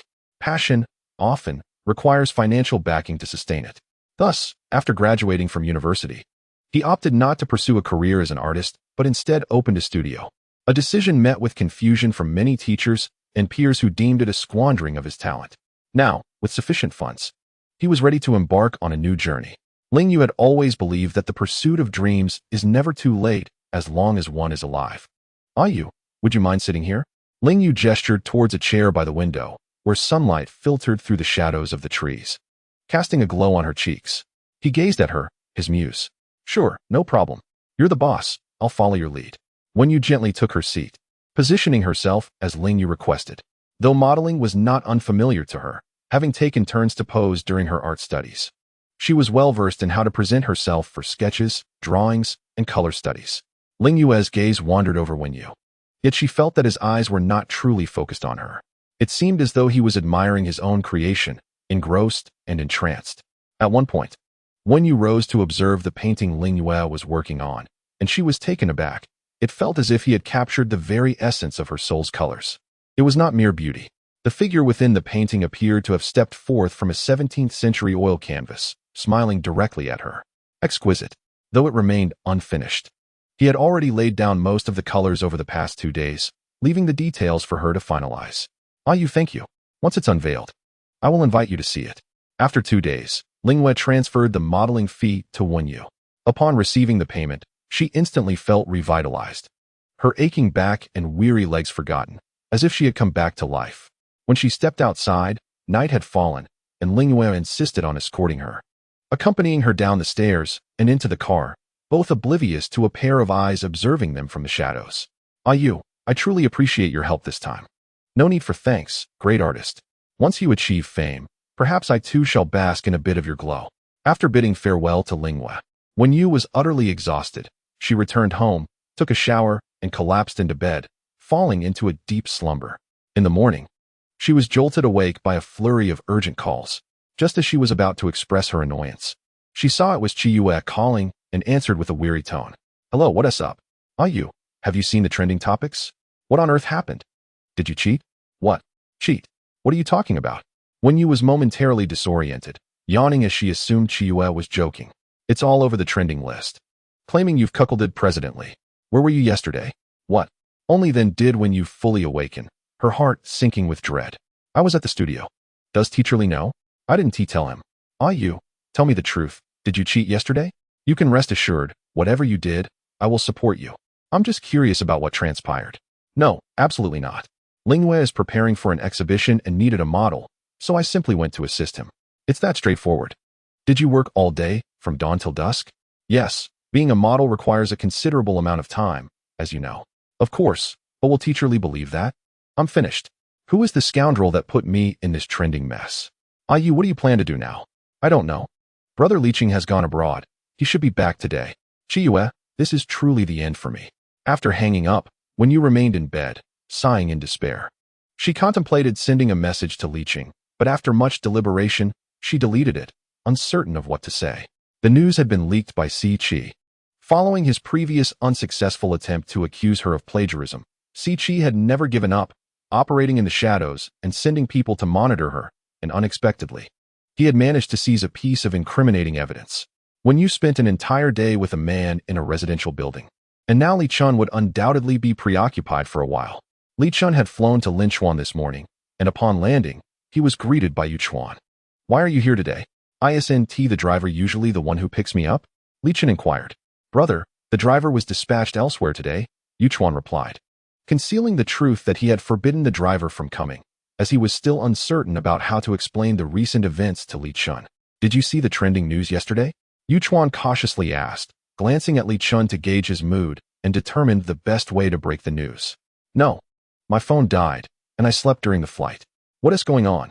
Chapter 72. Oh no, when he returns, he will surely hold me accountable. Well, there's a minor situation, brother. Yu Chuan hesitated, aware of the gravity of the situation. What happened?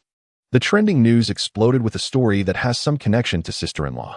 Those reports must be exaggerated, but once you arrive at the office, the board will undoubtedly demand an explanation from us. What trending news? Brother, please don't panic. Just give me your phone to check, Li Chen ordered. After being scolded, Yu Chuan dared not speak further and handed over his phone. Li Chen scrutinized the screen for 2 minutes before letting out a heavy sigh. Don't go to the office, just go home. Understood. Meanwhile, Wen Yu pondered for a long while before composing a message for Li Chen. Brother Li Chen, Ling Yu invited me to be his model, which is why I was with him. I didn't inform you beforehand, and I apologize for that. She appended a pleading emoji at the end. Yet, he did not respond. Wen Yu felt as anxious as an ant on a hot pan. He must be furious. The impact of this incident was immense, and when he returned, he would undoubtedly confront her. Scrolling through the trending comments, she read, wow. Who knew the wealthy play so extravagantly? A love triangle doesn't feel crowded at all. What's the follow-up? We want more. What a dramatic and tragic love story.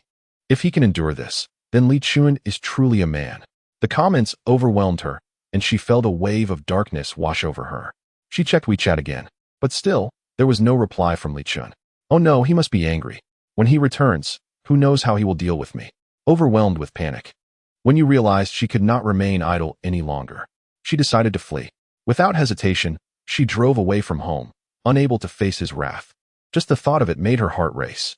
She headed to the outskirts of the city, a place he seldom visited, and found a hotel to stay in, turning off her phone, hoping that this would keep her from being found.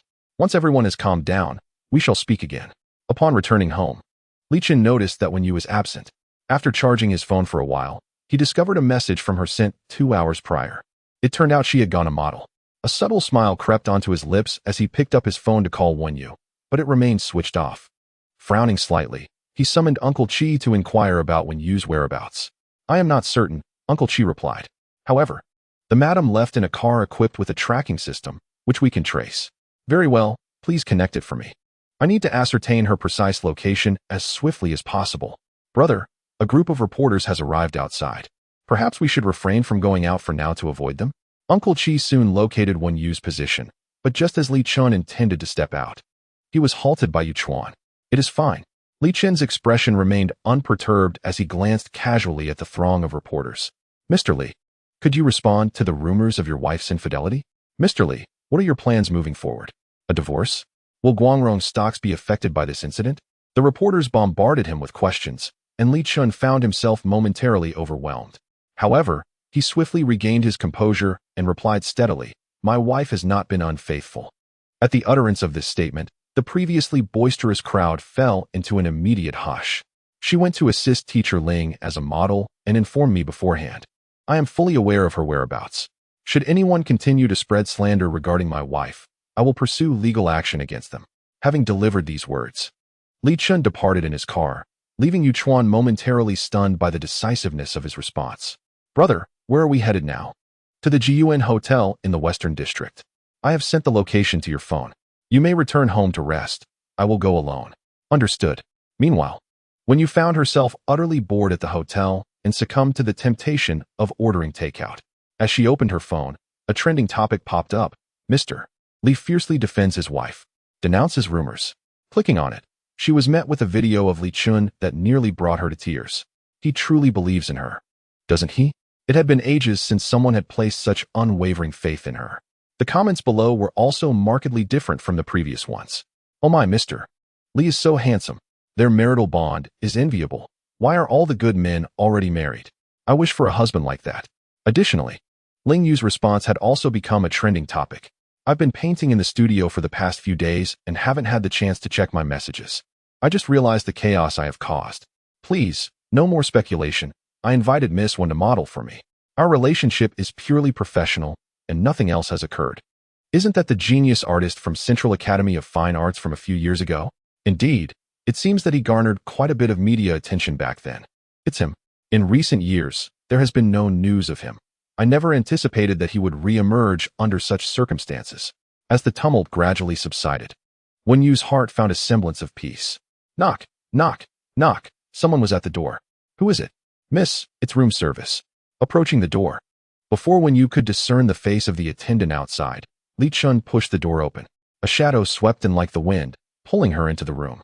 Li Chen, why are you here? Wen Yu pondered how he had found her so swiftly, leaving her feeling somewhat at a loss. What are you so nervous about? Am I really that frightening? He flashed her a smile, shedding his coat and hanging it aside.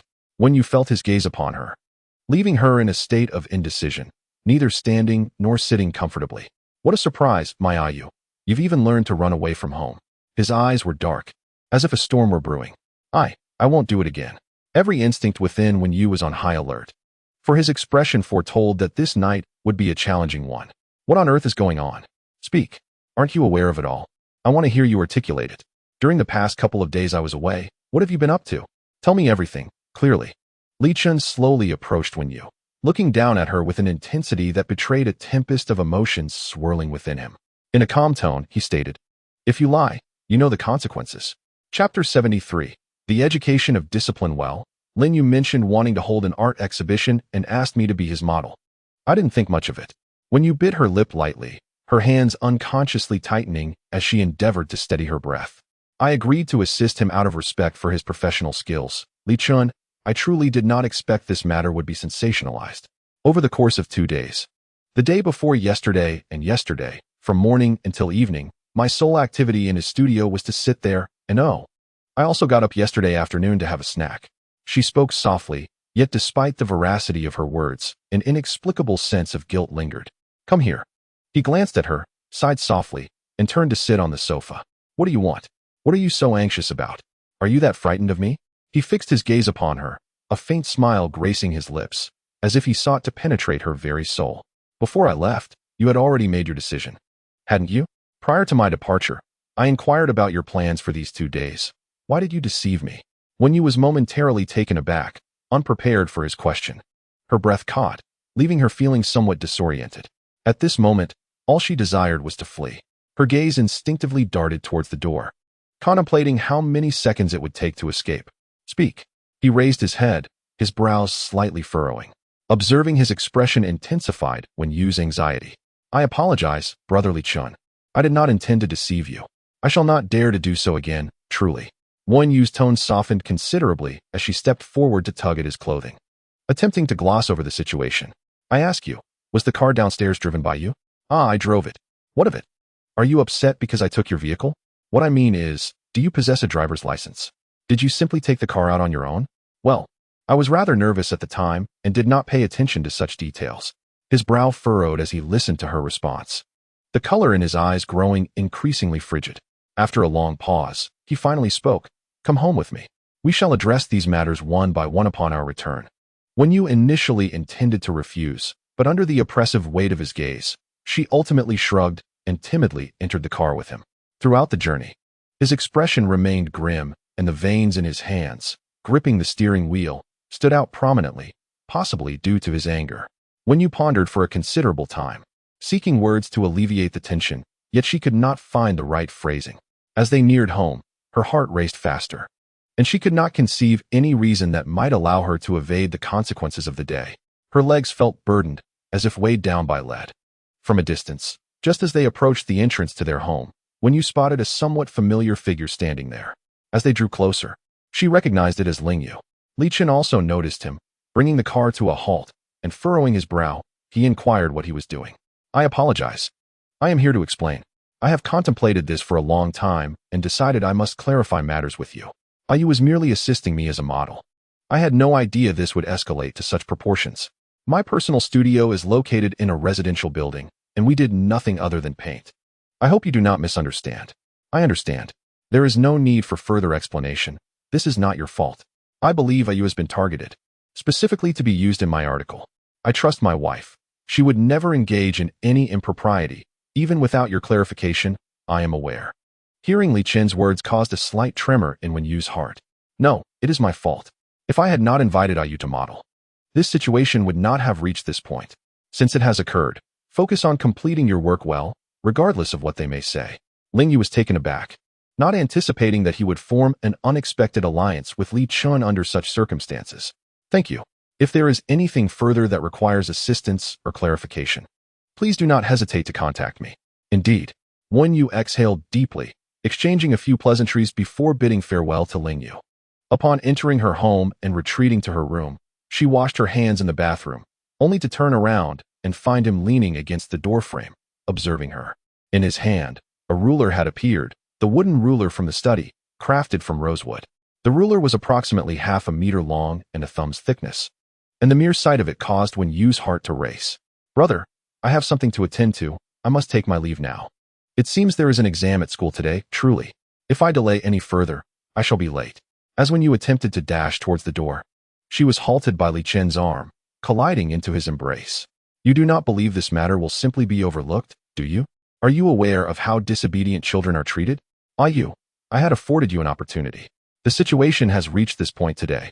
I would say you brought this upon yourself, wouldn't you agree?"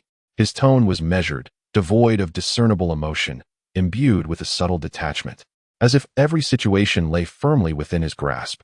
There was no room for negotiation. Wen Yu cast another glance at the ruler, its gleam sending a shiver down her spine. "Turn around and position yourself properly." The final command, delivered with an unyielding tone. In his gaze, tenderness and reproach intertwined, causing Wen Yu's complexion to fluctuate between crimson and pale. "I truly did not intend for this to happen.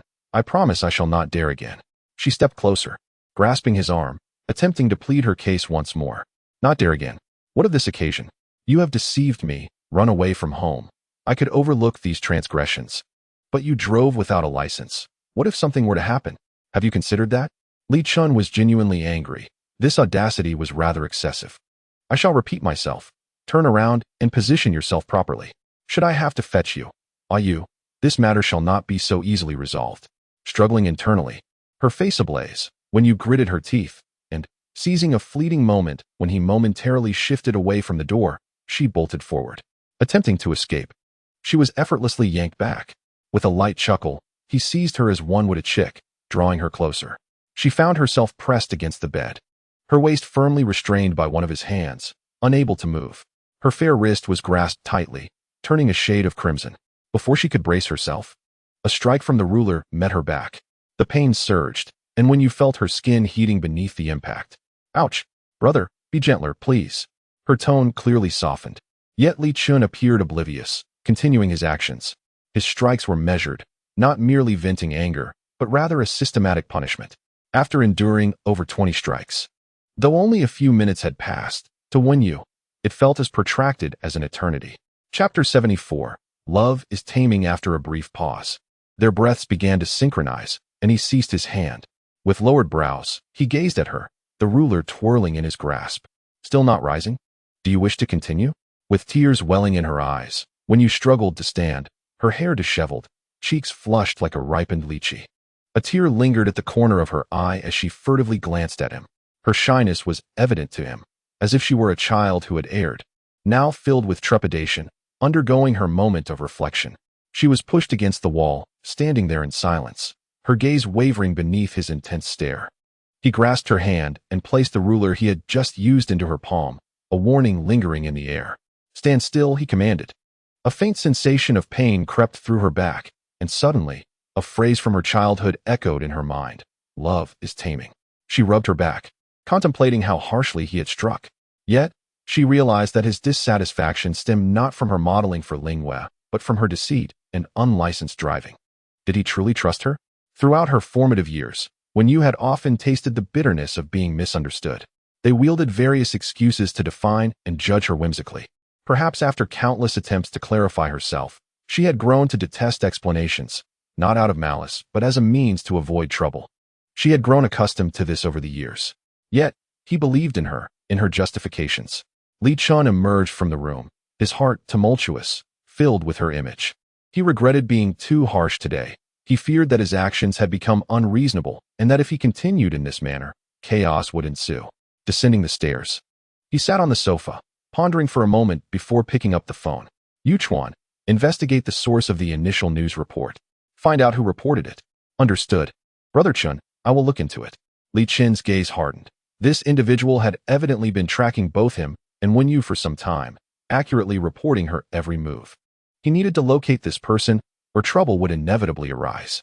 After briefing Yuchuan, he approached Uncle Chi to arrange dinner for Wen Yu, ensuring it included the spare ribs and glutinous rice balls she loved.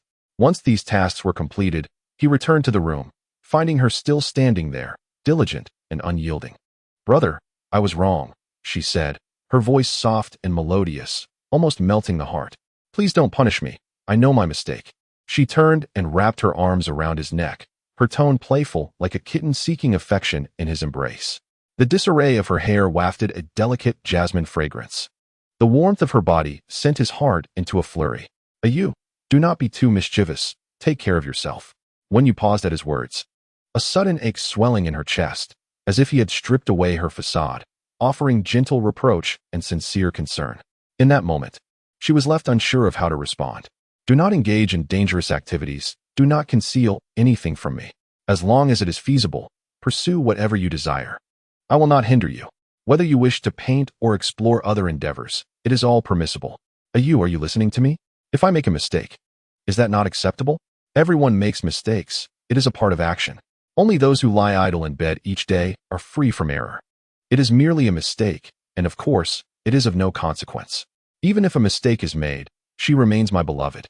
In that fleeting moment when his hand gently caressed her cheek, when you felt an overwhelming urge to weep, yet she refrained from doing so in his presence, as it would feel like a sign of weakness. "Does it hurt?" "Not anymore." She shook her head, genuinely free from pain, though a warmth coursed through her, akin to her veins being unbound, enveloping her entire being in a soothing heat. "Brother Li Chen, I have a matter to inquire of you." "Speak." "Will this situation adversely affect Guangrong?" "It will not, as long as we clarify the circumstances. Such news emerges daily in this world. People may be excited for a couple of days before forgetting. It is inconsequential." That is a relief. A weight lifted from her heart. Wen Yu's greatest concern was the potential harm to innocent individuals due to her involvement. Even if there comes a day when she and Li Chen are no longer together, the thousands who rely on Guangrong for their livelihoods would still be waiting for sustenance. If her actions were to jeopardize them, Wen Yu would feel an immense sense of guilt. "I brought you a gift from this business trip." Li Chen turned, opening his suitcase to reveal an exquisite box. Inside lay a watch. He gently took her wrist and fastened the watch upon her. A watch, the latest model of a smart watch, capable of accurately tracking your location. "I have already linked it to my phone. Wherever you go, I will be informed immediately." His tone was devoid of any fluctuation, as if stating an undeniable fact. Wen Yu's eyes widened in astonishment. "Isn't that akin to surveillance? What is the matter? Do you have any objections?" He raised an eyebrow, his voice imbued with a palpable sense of authority. "I need to know your whereabouts to ensure your safety. I do not require you to guarantee my safety. I can ensure it myself." She muttered softly, attempting to remove the watch. Yet in the next moment, she was taken aback as he withdrew a belt from his waist, leaving her momentarily stunned and unresponsive. "Is that so?" His brows knitted slightly as he delicately lifted her chin. "You." I have stated before that I shall secure you from head to toe. He gently gripped her wrist, his gaze devoid of any jest. Wear it, and do not remove it. Should I find it missing, you know the consequences. What do you intend to do? You've scolded me, you've struck me. Surely your anger must have subsided by now. Turn around, let me see your injury and apply some ointment. Her face flushed, and as he pulled aside the garment draped over her, he positioned her over his knee, his large hands tenderly administering the medicine. Instinctively, she clung to his legs, her heart racing inexplicably. The ointment was cool and soothing against her skin. His hands appeared to possess a certain enchantment, making her feel as though she were on the verge of being completely entranced. He meticulously tended to every contour of her back, aiming to alleviate her pain without leaving any lasting harm. Once the ointment fully enveloped her skin, he seemed to exhale in relief. All done, let us descend for dinner. Wen Yu clutched the hem of her garment and followed him downstairs. The enticing aroma of rib soup wafted through the room, and it was only then that Wen Yu realized how ravenous she was. Strangely, despite having been reprimanded by him earlier, a sense of relief washed over her, leaving her remarkably at ease. Her appetite surged, and she devoured one piece of rib after another. Wen Yu was at a loss to explain the origin of this feeling. Outside, a gentle evening breeze filled the night with a refreshing touch. Noticing her hunger, he brought her a bowl of rice. Are you still hungry? Indeed. Chapter 75. The Power of Discipline. In the early morning, Li Chen drove Wen Yu to school before returning to the company. What time do you finish classes today? If I conclude my meeting early, I shall come to pick you up. The morning sun was splendid. Wen Yu grasped the coffee Li Chen had prepared for her and sat in the passenger seat, absent-mindedly scrolling through pictures of muscular young men on her phone. This one is quite appealing. That one is acceptable as well. She liked, saved, and admired each photo. Wen Yu? He leaned closer to her, curious about what had captivated her attention so intensely. The moment his head approached, she swiftly turned off her screen. What are you looking at? He asked, slightly displeased, giving her ear a gentle pinch. Oh, nothing. What did you just say? What time should I come to pick you up? Li Chen, today is July's birthday. After class, I need to celebrate with her. Is that all right? Li Chen chuckled softly, recognizing her pretense of seeking his permission, knowing full well she had no intention of genuinely consulting him. It was merely a notification, nothing more. Very well. Send me the address, and don't stay out too late. Call me if anything arises. Understood. Upon arriving at school, before he could finish his sentence, she alighted from the car. In the classroom, she plopped down into her seat as usual. The chairs at school were quite hard, and combined with the special attention she received the previous night, Wen Yu bounced right back up as she made contact with the seat. What's wrong? Did something prick you? July asked, looking at Wen Yu with a puzzled expression. Oh, it's nothing. Just something caught me for a moment. No need to worry about me. Fearing that July might discern her unusual behavior, Wen Yu maintained a calm facade. If July discovered that even at her age she still faced such reprimands at home, she would be the subject of her laughter for a millennium. Moreover, it would severely tarnish her image. She absolutely could not let her find out. I have a cushion. Would you like to use it? It might make you feel more comfortable. No, I don't need it. She firmly declined. July sensed that Wen Yu was acting oddly today. Mr. Li, regarding the matter that was trending last time, I looked into it. The initial report came from a journalist named Qin Shi. Here is his basic information: a local resident, 37 years old, married with 2 children. I observed that he had previously focused on international news, but in the past 2 years, he has transitioned to producing content related to entertainment and gossip. Mr. Li, shall we reach out to him first? Perhaps invite him to dinner. Surely. There are individuals behind this matter, and we must identify the one orchestrating it. By the way, how old is his child? 5 years old, and will start primary school next year. Understood. Please make contact with a calm demeanor and arrange a meeting first. Certainly. Chen, has Wen Yu not attended class today? After reviewing some materials for a short while, Li Chen noticed a message pop up on his phone from teacher Zhang Yang, who taught design composition. Li Chen maintained a good rapport with Zhang Yang and had previously requested him to keep an eye on his young lady. I saw her enter the school this morning. She was absent when I called the roll today. Chen, I feel that Wen Yu's recent state has not been well. She also missed a class last week. Is there something going on at home? There's nothing significant. I am aware of the situation and will address her when I return. The child is still young. Take your time in teaching her. Don't rush, and perhaps inquire gently. There may be something troubling her. Thank you. After ending the call with Zhang Yang, Li Chen checked Wen Yu's location on his phone. At this moment, She should be in class. Yet her coordinates indicated she was wandering the streets. Li Chen furrowed his brow, perplexed by her behavior. Just as he contemplated calling Wen Yu, Yuchuan entered. Mr. Li. The meeting is about to commence. Understood. Today's meeting was crucial, as it involved the final decisions on several projects requiring the president's approval. Li Chen reluctantly set aside concerns regarding Wen Yu and proceeded toward the conference room. After nearly an entire day of meetings, Li Chen felt as if his mind was swelling with information.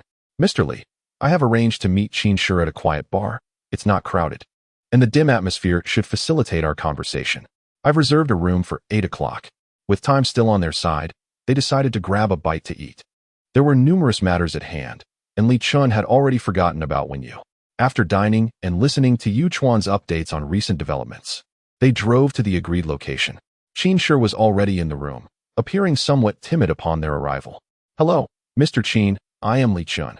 You should be familiar with me. Li Chen approached and shook Qin Shi's hand before inviting him to take a seat. Mr. Li, I apologize for the previous filming incident. It was my oversight and caused you inconvenience. I hope you can understand that this is the nature of our profession. Qin Shi was visibly agitated, masking his nervousness with emotion. He had not intended to come today, yet feared that not attending would exacerbate the situation.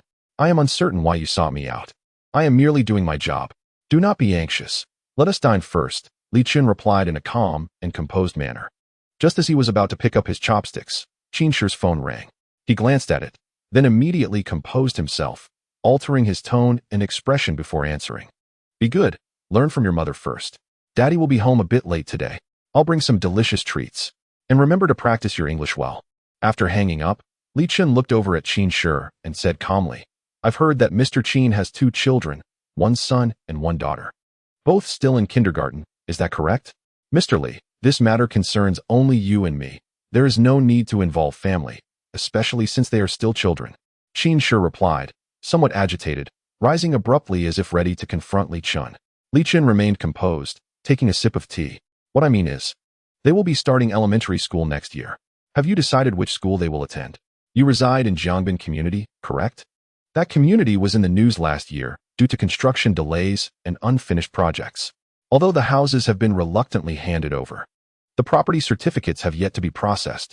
I have no ulterior motives. I simply wish to inquire whether the children in your community will be able to enroll normally. No, damn the developers. They promised us schools, both elementary and secondary, but nothing has materialized. My wife cries at home every day over this. They keep saying to wait. But how long must we wait?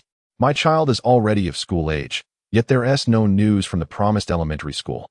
The contact person told us we could go to another school 3 intersections away, but initially, we were promised a key school.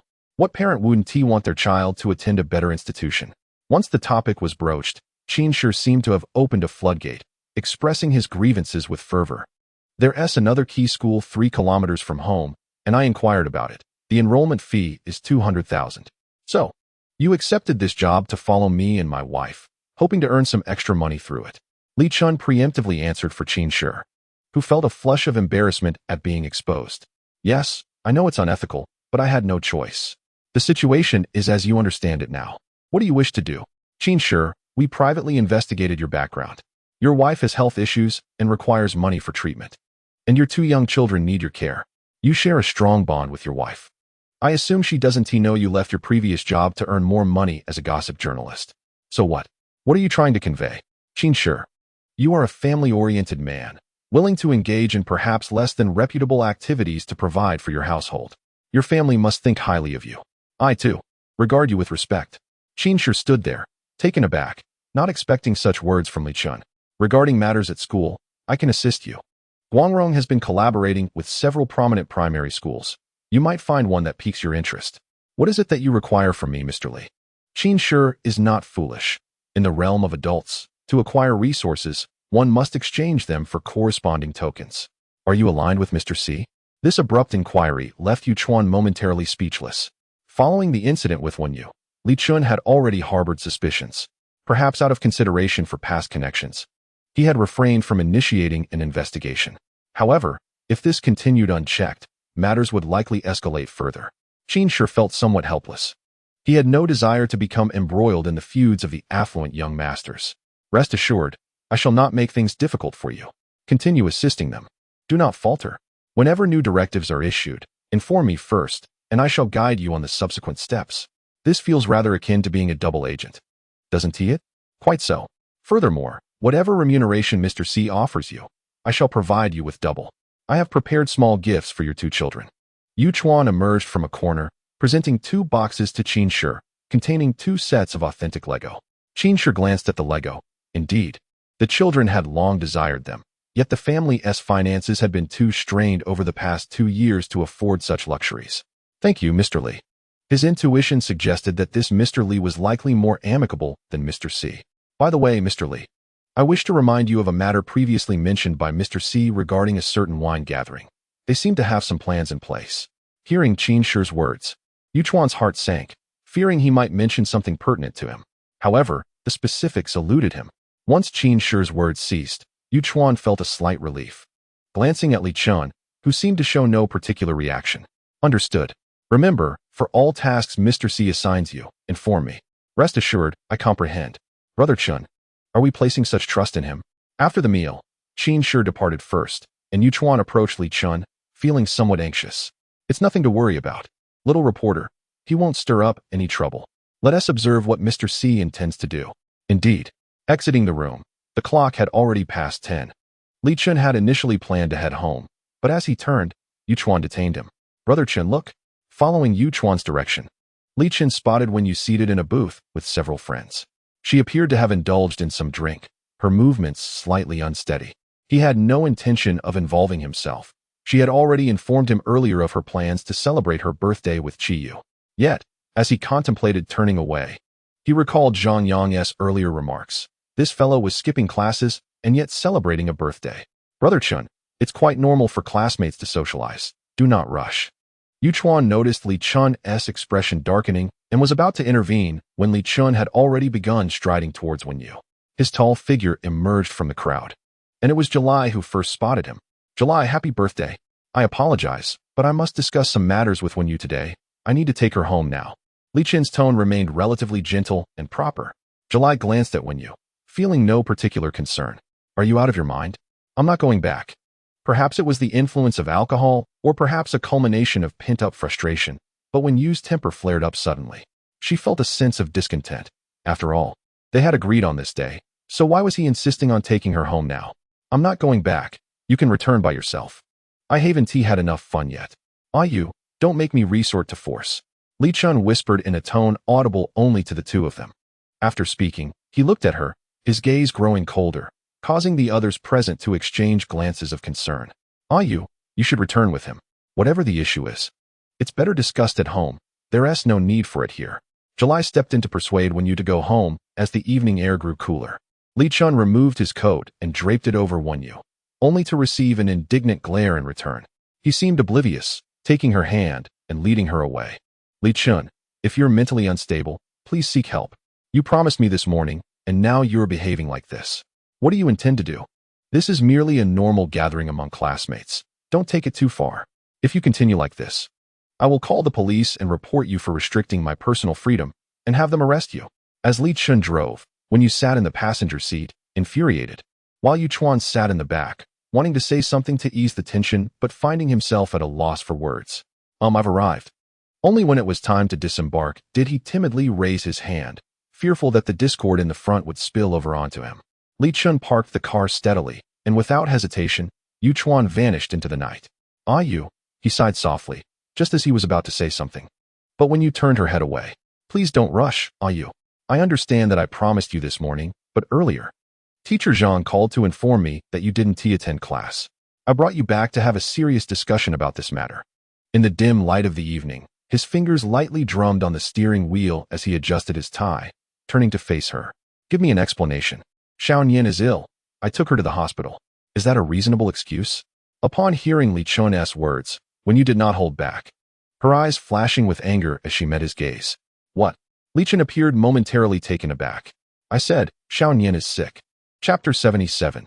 Do you require me to kneel, my master? This morning, Uncle Qi called me, saying Xiaoyan suddenly had a bit of diarrhea. He had never dealt with such matters and was somewhat flustered.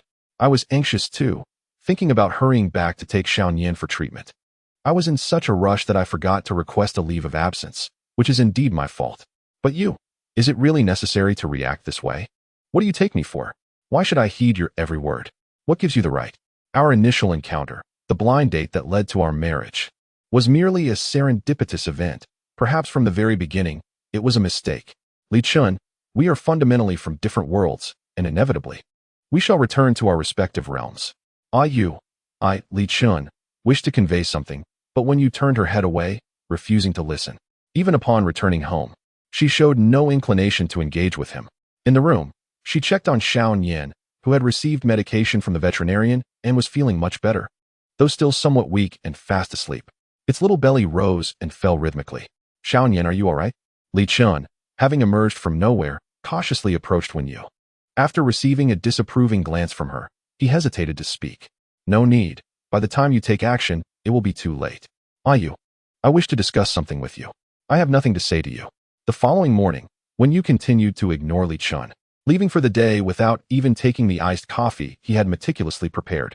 Li Chen gazed at the iced coffee on the table and let out a heavy sigh. In Guangrong, Li Chen's office, Yu Chuan noticed something was amiss with him. Brother Chen, did you not rest well yesterday? Yu Chuan, I have a question for you. Yes. Please go ahead.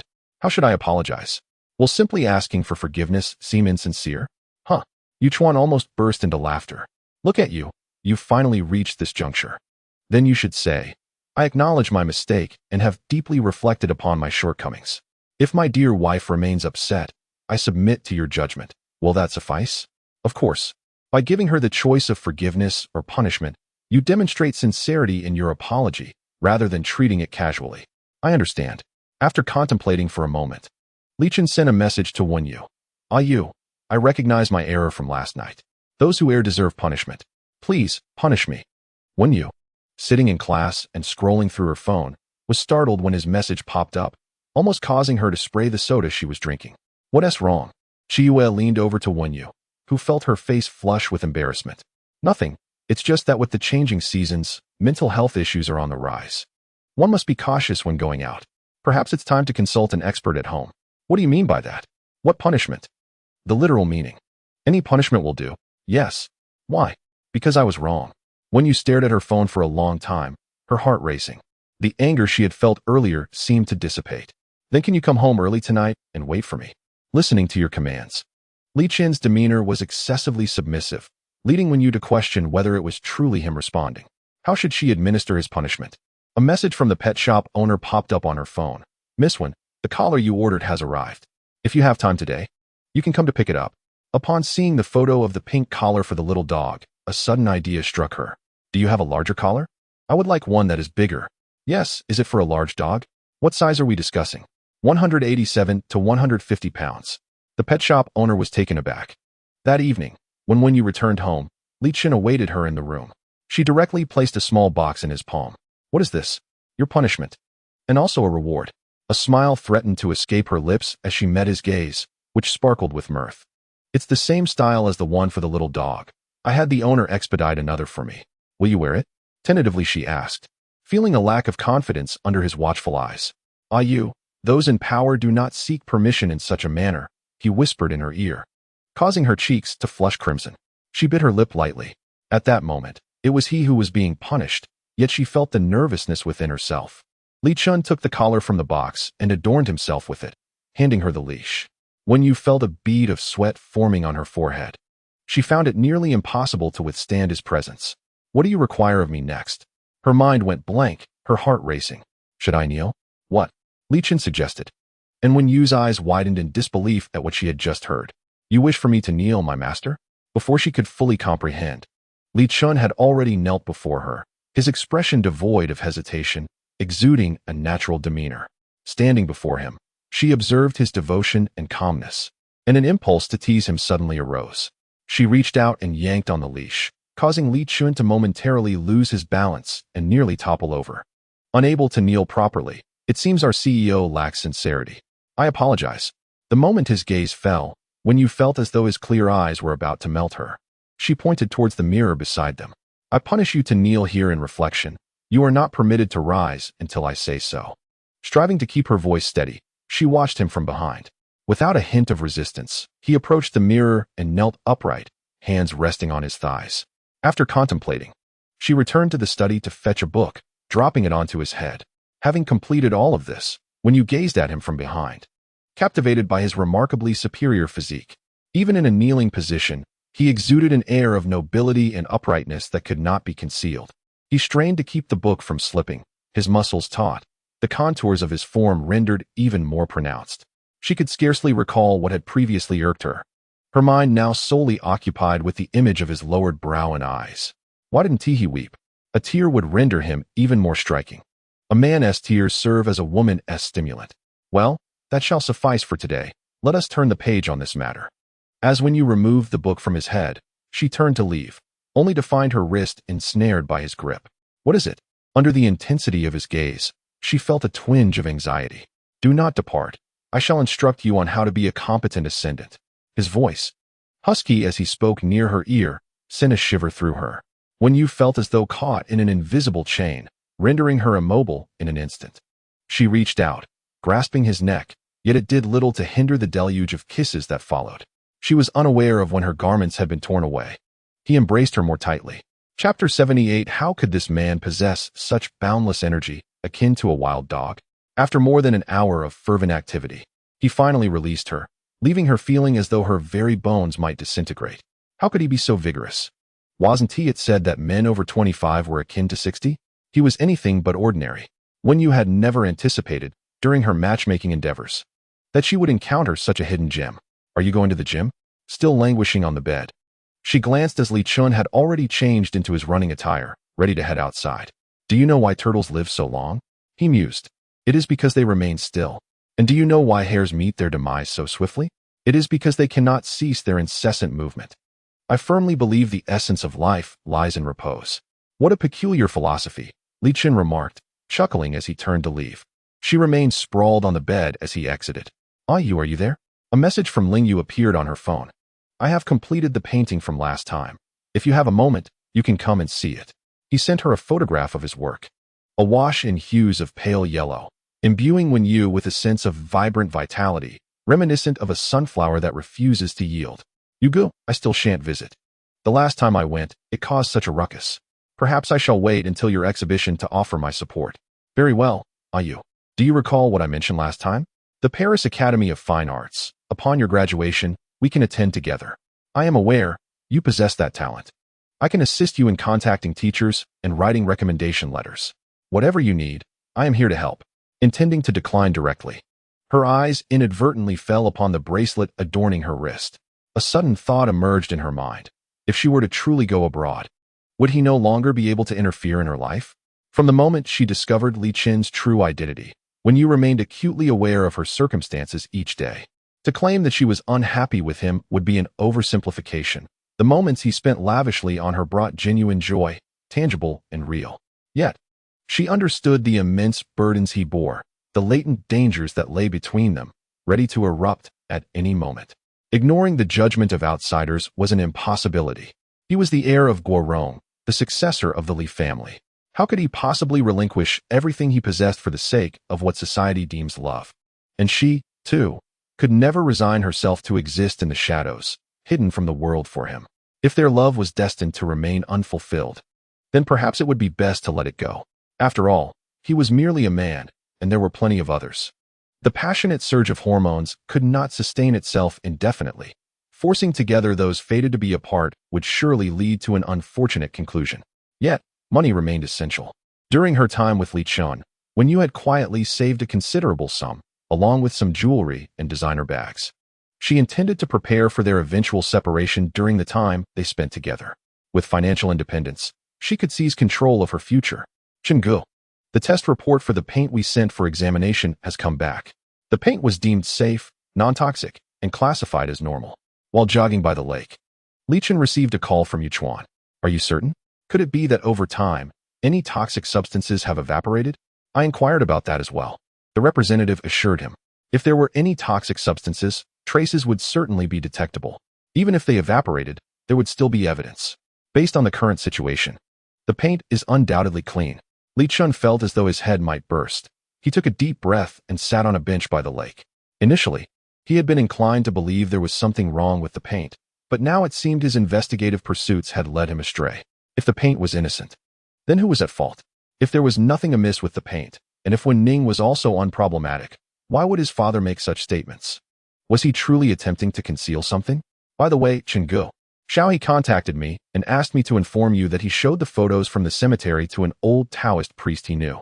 The patterns on the 4 bricks are significant. According to their circle, they are used for soul-keeping. While we may not concur with this belief, the person who designed the tiles had this intention in mind. Soul-keeping? Li Chen felt a chill run down his spine, cold sweat breaking out. Yes, the voice continued. It implies that the souls must be eternally trapped here, unable to reincarnate. This cannot be possible.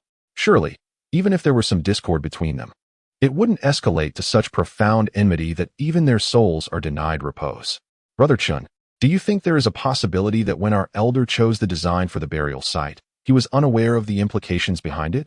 Perhaps he simply selected a pattern he found aesthetically pleasing, oblivious to its true significance. Upon hearing Yu Chuan's words, even Li Chen found them hard to believe. It is indeed a challenging notion to accept. Yu Chuan, please inquire about the address of that master and arrange a meeting. We should discuss this matter in person. Very well. Brother Chen, I must remind you, it is prudent not to mention this to the elder or pose any questions just yet. There are too many uncertainties at this moment, and pursuing inquiries may yield no fruitful results. If misunderstandings arise, they could prove difficult to clarify. I understand. Officer Xiao has compiled the relevant materials, which I will send to your email. Please review them and let me know if there are any discrepancies. Understood. Xiao He scheduled the meeting with the old Taoist for a week later. Before their departure, they earnestly advised Li Chen and Yu Chuan, cautioning them about the old man's peculiar temperament. It was essential not to speak out of turn and to think carefully before asking questions, avoiding any repetition of inquiries. The old Taoist resided in a courtyard on the outskirts of the city. Upon knocking on the door, a young acolyte escorted them inside. Master Qing, this is the individual I mentioned previously regarding his mother's burial site. Ah, I see. Please, have a seat. The old Taoist glanced at the group and gestured for the acolyte to serve tea. Master Qing, I wish to ask, are you certain this is a soul-binding lock? Is it possible it serves another purpose? Or could it be that these are merely ordinary tiles, used without understanding their significance, simply because they are visually appealing? As soon as they settled, Li Chen could hardly contain his eagerness to speak. Youth, I perceive your thoughts. You find it incredulous that those around you might resort to such measures. However, in our line of work, such occurrences are far from uncommon. In this world, the human heart can be far more terrifying than any specter. If I am not mistaken, your mother's demise is related to fire, is it not? How do you know? Because this lock is a fire lock. What does that mean? The design on these tiles is derived from the character for fire. Such locks can serve to confine the souls within the burial site, denying them water in death and preventing rebirth. Additionally, they may also contribute to the prosperity of the descendants. This cannot be true, Master. Please, examine it once more. Li Chen's emotions began to spiral out of control, as memories flooded his mind. While his parents' relationship may not have possessed the intimacy typical of other couples, surely it could not harbor such deep-seated hatred. Master Qing's demeanor shifted slightly, revealing his displeasure. Young man, if you do not comprehend, why seek the counsel of those who do, yet remain skeptical of my words? If you harbor doubts, then why approach me at all? I am rather occupied. Should you choose to disbelieve, I shall not see you out. My apologies. That was not my intention. Li Chen paused, realizing that his master was displeased, and he hastily offered his apologies. Master, I sincerely regret our previous inexperience. We have indeed come with genuine intentions. Yu Chuan and Xiao He chimed in to support him. The master cast a glance at the group, and his expression softened somewhat. I understand that the truth is often difficult to accept, yet the reality remains unchanged. Young man, your persistence here serves no purpose. I have conveyed before that human hearts can be more terrifying than spirits. You should focus on those around you. Do you know who cast this soul lock? This individual, capable of placing such a curse upon your mother, cannot be presumed to overlook you as his next target. That seems unlikely. You exude confidence. Young man, search your home for the soul lock. It requires a key to activate. The form of this key is not definitive. Different masters possess their own methods. However, investigate and bring forth anything you find suspicious, and I shall assess it. Very well, I shall look for it. Additionally, May I inquire if there is a way to circumvent this? I mean, temporarily, without disturbing the current state of the tomb. As there are still aspects I have yet to investigate, and I cannot afford to make drastic moves at this juncture. There are methods. I will provide you with a few items. Follow my instructions, and all will be well. However, this solution is temporary, effective for approximately 3 months. After 3 months, return to me if you wish to resolve this matter entirely. Your mother's grave should be relocated. Understood. After the group exited the courtyard, Li Chen remained silent. Brother Chen, do not overthink it. At least we now possess some leads, do we not? Yuchuan remarked, glancing at Li Chen's expression through the rearview mirror as he drove. Yuchuan, first return Officer Xiao to her place, and then accompany me back to the old residence to search for the key. Officer Xiao, I would appreciate your assistance in investigating whether my father has had any clandestine dealings with these enigmatic individuals. Should you require any contacts or need to make arrangements, do not hesitate to reach out to me. Certainly, I will find a way to investigate. Yuchuan shot a glance at Li Chen, hesitating to speak. At the Li family villa, Li Chen did not inform his father of his return home. Peeking into the bedroom, he noted that it was unoccupied. Seizing the moment when no one was around, he slipped inside with Yuchuan. Master Qing indicated that the key should be located in the bedroom. They rummaged through the wardrobe and beneath the pillows, discovering only ordinary garments, ties, and the like. What are you two doing? A sharp voice pierced the air as a girl emerged from the bathroom. It was Siyu Ejiao, having just realized their presence. Did she just notice them? Or had she been aware of their entry all along? Aunt C, I am aware of my role as a stepmother, and I do not expect you to be excessively courteous towards me. However, is it too much to ask for a modicum of respect? After all, I am your elder. Shouldn't you at least inquire before entering? Siyu Ejiao's voice grew increasingly loud, prompting the butler to come upstairs. She was determined not to let this opportunity slip away easily. Aunt C, I sincerely apologize. I truly did not know you were inside. Aiken, I shall refrain from discussing this further. Any matters can await your father's return. For now, I kindly request that you leave. Yuchuan and Li Chen were unceremoniously pushed outside by Siyu Ejiao, who ceased to heed any of their words. In truth, she had sensed their presence as soon as they entered and had deliberately chosen to remain silent. After expelling them, she exaggerated the situation and called Li Qingjun, who promptly returned home. Siqi followed closely behind him. What transpired? Speak. On the sofa, Li Chen and Yuchuan sat upright, while Li Qingjun's displeasure was palpable. Today was not going to be an easy day. Master, please do not hold it against them. They are still children.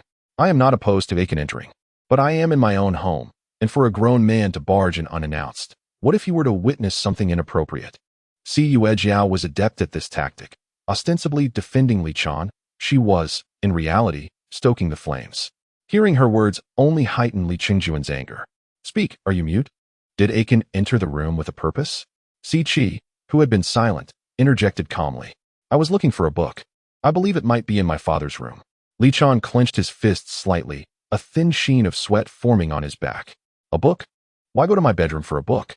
Li Qingjun's face darkened, struggling to accept that his proud son could engage in such dubious behavior.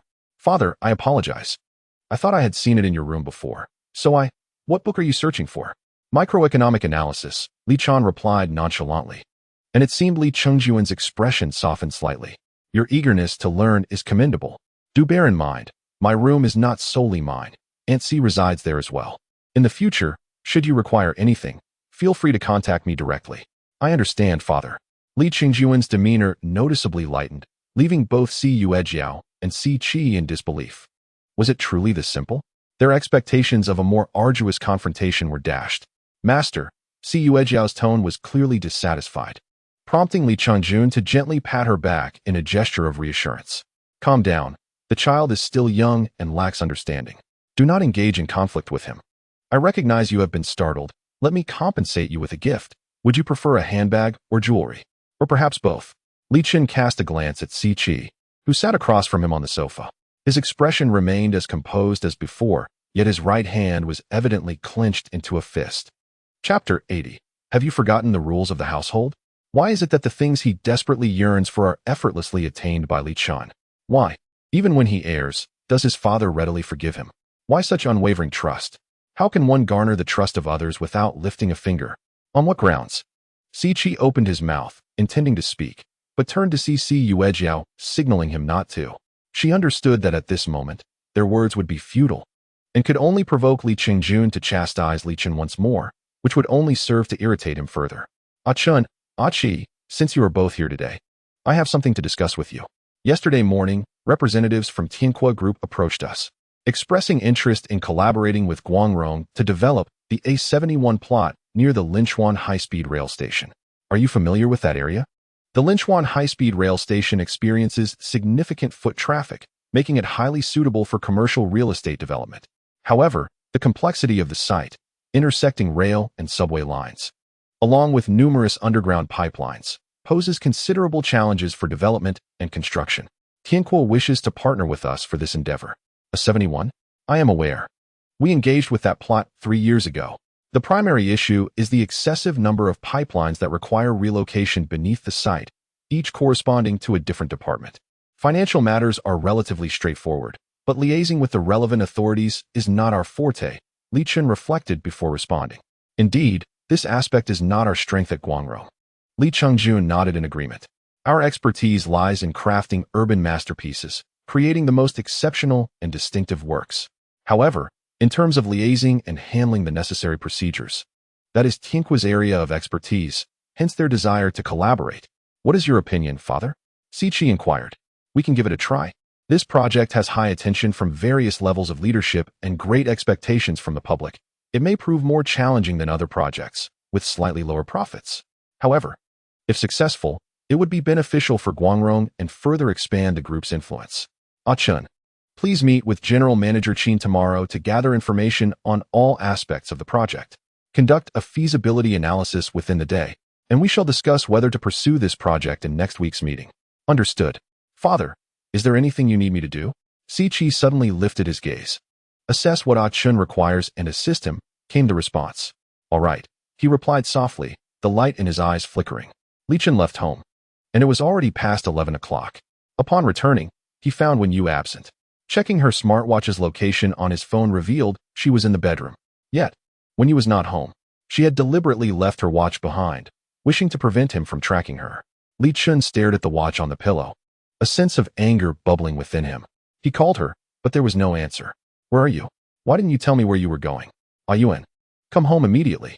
Li Chen's barrage of messages went unanswered by Wen Yu. A surge of emotions churned within her, threatening to spiral out of control. He despised this feeling of losing grip. Wen Yu returned home around 2 in the morning. It was Ningen who had sought her out today, imploring her not to disclose their outing to Teacher Li. Thus, when she left, she had forgotten her watch and did not respond to Li Chen's messages. Ningen had confided that she had been marked absent 3 times in Li Chen's class and pleaded with Wen Yu to help her erase the related records from Li Chen's computer, fearing she would fail come finals. Initially, Wen Yu had no intention of acquiescing. However, when Ningen brought her to her modest home, where 3 younger sisters resided and their father was absent while their aging mother struggled with mobility, Wen Yu fell silent. Yuan, I beg you, just help me this once. I cannot afford to fail. If I do, my scholarship will be revoked. This money is vital for me. Without it, I cannot survive. I approached Teacher Li, but he refused to listen to my explanations. Please, Wen Yu. Until her return home that night, Wen Yu's heart remained unsettled.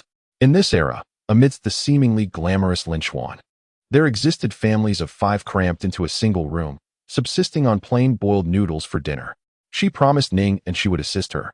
From a distance, she noted the darkness enveloping the room. Checking the time, she surmised that Li Chen must have already retired for the night. Upon entering and switching on the light, she was startled to find him seated on the sofa, gazing intently at her. Chen, why are you still awake? Wen Yu nearly jumped in fright. Where have you been? I was out with some classmates. Which classmates? What were you doing? She struggled to answer. Li Chen, noticing her tight-lipped demeanor, felt his anger intensify. He stood and grasped her arm firmly. Did I not instruct you to leave your watch behind? Why do you disobey? Yuan, have I been too lenient with you, allowing you to forget the rules of our household? His grip around her arm felt like a vice, and Wen Yu perceived it as a noose around her neck. His gaze was frigid, devoid of warmth. Anxiety rendered her speechless. Answer me. I went out to have fun. Wen Yu seldom witnessed this side of him. His sharp rebuke nearly brought her to tears. Yet she refrained from disclosing Ning and's predicament.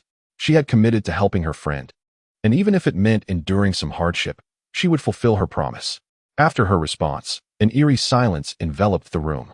Li Chen's expression was remarkably serene. I find your obliviousness rather amusing. Grasping her wrist, he led her upstairs, retrieving a chain from the cabinet. The metallic chain, exquisitely crafted, was smooth and refined. What is this? He asked, pushing her onto the bed and fastening the chain around Wen Yu's delicate, fair ankle. Li Chen, what are you doing? Wen Yu struggled in vain, helplessly watching as he secured her. Do not move, he instructed gently, the key to the chain resting in his pocket. Yet his gaze was icy. Do not attempt to challenge my boundaries, Yu. I have told you that you are mine. If you misbehave, I would not hesitate to lock you up completely. Li Chen, you cannot force me. In fact, I can, he replied. Tomorrow is the weekend, and you have no need to go out. Yu, please stay at home. Let me see if you can learn to obey. He tenderly patted her head, his possessiveness nearly scorching her. Chapter 81. Who told you not to listen? She lowered her head, silent for a few moments, then sprang up to snatch the key from beside him. With a sudden lunge, she nearly stumbled, but he caught her with his arm and brought her back to the bed. Today is merely a small warning, a consequence for your disobedience. Yu, if you continue to defy me, I would not mind adding a few more chains to your restraint. His breath was close to her ear, his hand gently pressing on hers. She sensed that the heat of his body was either a sign of losing control or a warning. It hurts. Desperate. Wen Yu changed her tactic, shaking her ankle in front of him. Brother, it hurts. I can't stand it. It's so painful. He found it amusing. The chain was flawless and lightweight. How could it cause her pain? Who told you not to listen? He replied in a deep voice, though his actions were honest as he gently helped alleviate the chain-esque grip on Wen Yu. It hadn't even been 3 minutes. He knew she was deceiving herself. Yet her calling him brother was enough to keep him restless for 3 days. If you continue to be disobedient, I will confine you to the basement, where you would spend all day surrounded by me. He began to ramble again. Wen Yu mentally replayed their interactions, pondering when he was genuinely angry and when he was merely trying to scare her. She felt he was all thunder and little rain. His words a blend of truth and fiction. Where did he go tonight? Truthfully, I could overlook it. After all, it wasn't a bad thing. Trust me. It truly isn't. By the way, are you going to the office tomorrow? It's the weekend, and I will be waiting at home to cook for you. The sweet barrage of flattery was simply her attempt to discern when he might return home and whether she would have time to access his computer. There are some tasks I need to attend to, but I should be back by noon. Don't worry about it. What would you like to eat? Just let Annie know so she can prepare it. If there's something you desire that isn't at home, inform Uncle Chi. Have you completed the assignments I left for you last week? If not, remember to finish them by tomorrow. Once I wrap up my work matters, I will attend to you. Is this reasonable? Wen Yu was somewhat taken aback. How could he switch so seamlessly between the roles of husband and teacher? The following day, Li Chen left early, and Wen Yu was still in a drowsy state when he departed. By the time she awoke, it was already past 10 in the morning. On that vanished Saturday morning, after confirming that Li Chen was indeed not at home, Wen Yu retreated to her room and locked the door. Both the study and their bedroom contained computers. Wen Yu had previously observed that he typically used the one on the bedroom desk to handle school-related matters. He had shared the password with her before, so she accessed it without difficulty. As she rummaged through his files, her palms began to sweat slightly. Taking a deep breath to steady herself, she recalled Ning An's helpless expression and reminded herself to remain calm. She felt she could empathize with her. During her own formative years, she had longed for someone to extend a helping hand during her moments of despair, to assure her that everything would be all right. And Ning had erred, yet was it truly a fault she wished to commit? She was genuinely at her wit's end. After searching for a while, Wen Yu finally stumbled upon a folder labeled student attendance. Clicking on it, she altered in Ning's 3 absences to 1. By the time she finished, it was nearly noon, and she let out a long sigh of relief, sending in Ning a celebratory emoji. Yu. He gently knocked on the door from outside. Wen Yu, flustered, hurriedly emerged to let him in. What are you doing? Why did you lock the door? Li Chen removed his coat and hung it up, his gaze sweeping across her cheeks as if attempting to see through her. Reading, she replied, a novel for women. She blinked rapidly and began to ramble. Li Chen appeared momentarily stunned, hesitating to respond. After washing his hands in the bathroom and removing his tie, he decided against further inquiry and shifted the conversation. Have you completed the assignment I asked you to do? None of your words are to my liking, he stated sternly. No impertinence. Wen Yu felt that when he adopted a serious demeanor, he possessed a unique charm. Perhaps it was due to his exceptional professional skills. He exuded an aura of vitality that seemed inexhaustible. When he lectured others, it rarely elicited annoyance, often compelling them to reflect on and confront their own issues. I haven't had the chance to do it yet. The content from the last class was somewhat challenging, and I couldn't grasp it. In just a week's time, a proposal for a community project is due. Is it not rather stringent, Teacher Li? A simple outline suffices. It is merely a proposal, after all. What is so strict about it? With the right approach, one could easily draft 3 such proposals in an afternoon. Let us first go and dine, Yao, this afternoon. I shall accompany you in the task. Whenever Li Chen speaks to her in this manner, Wen Yu invariably recalls her childhood. On summer evenings, as she would complete her homework in her room, her mother would sketch beside her while her father prepared half a watermelon for them to share. They always left the watermelon rind for her. Relatives would often remark that such indulgence would spoil a child. Yet, they would embrace her and reassure her that even if spoiled, she remained their treasured one.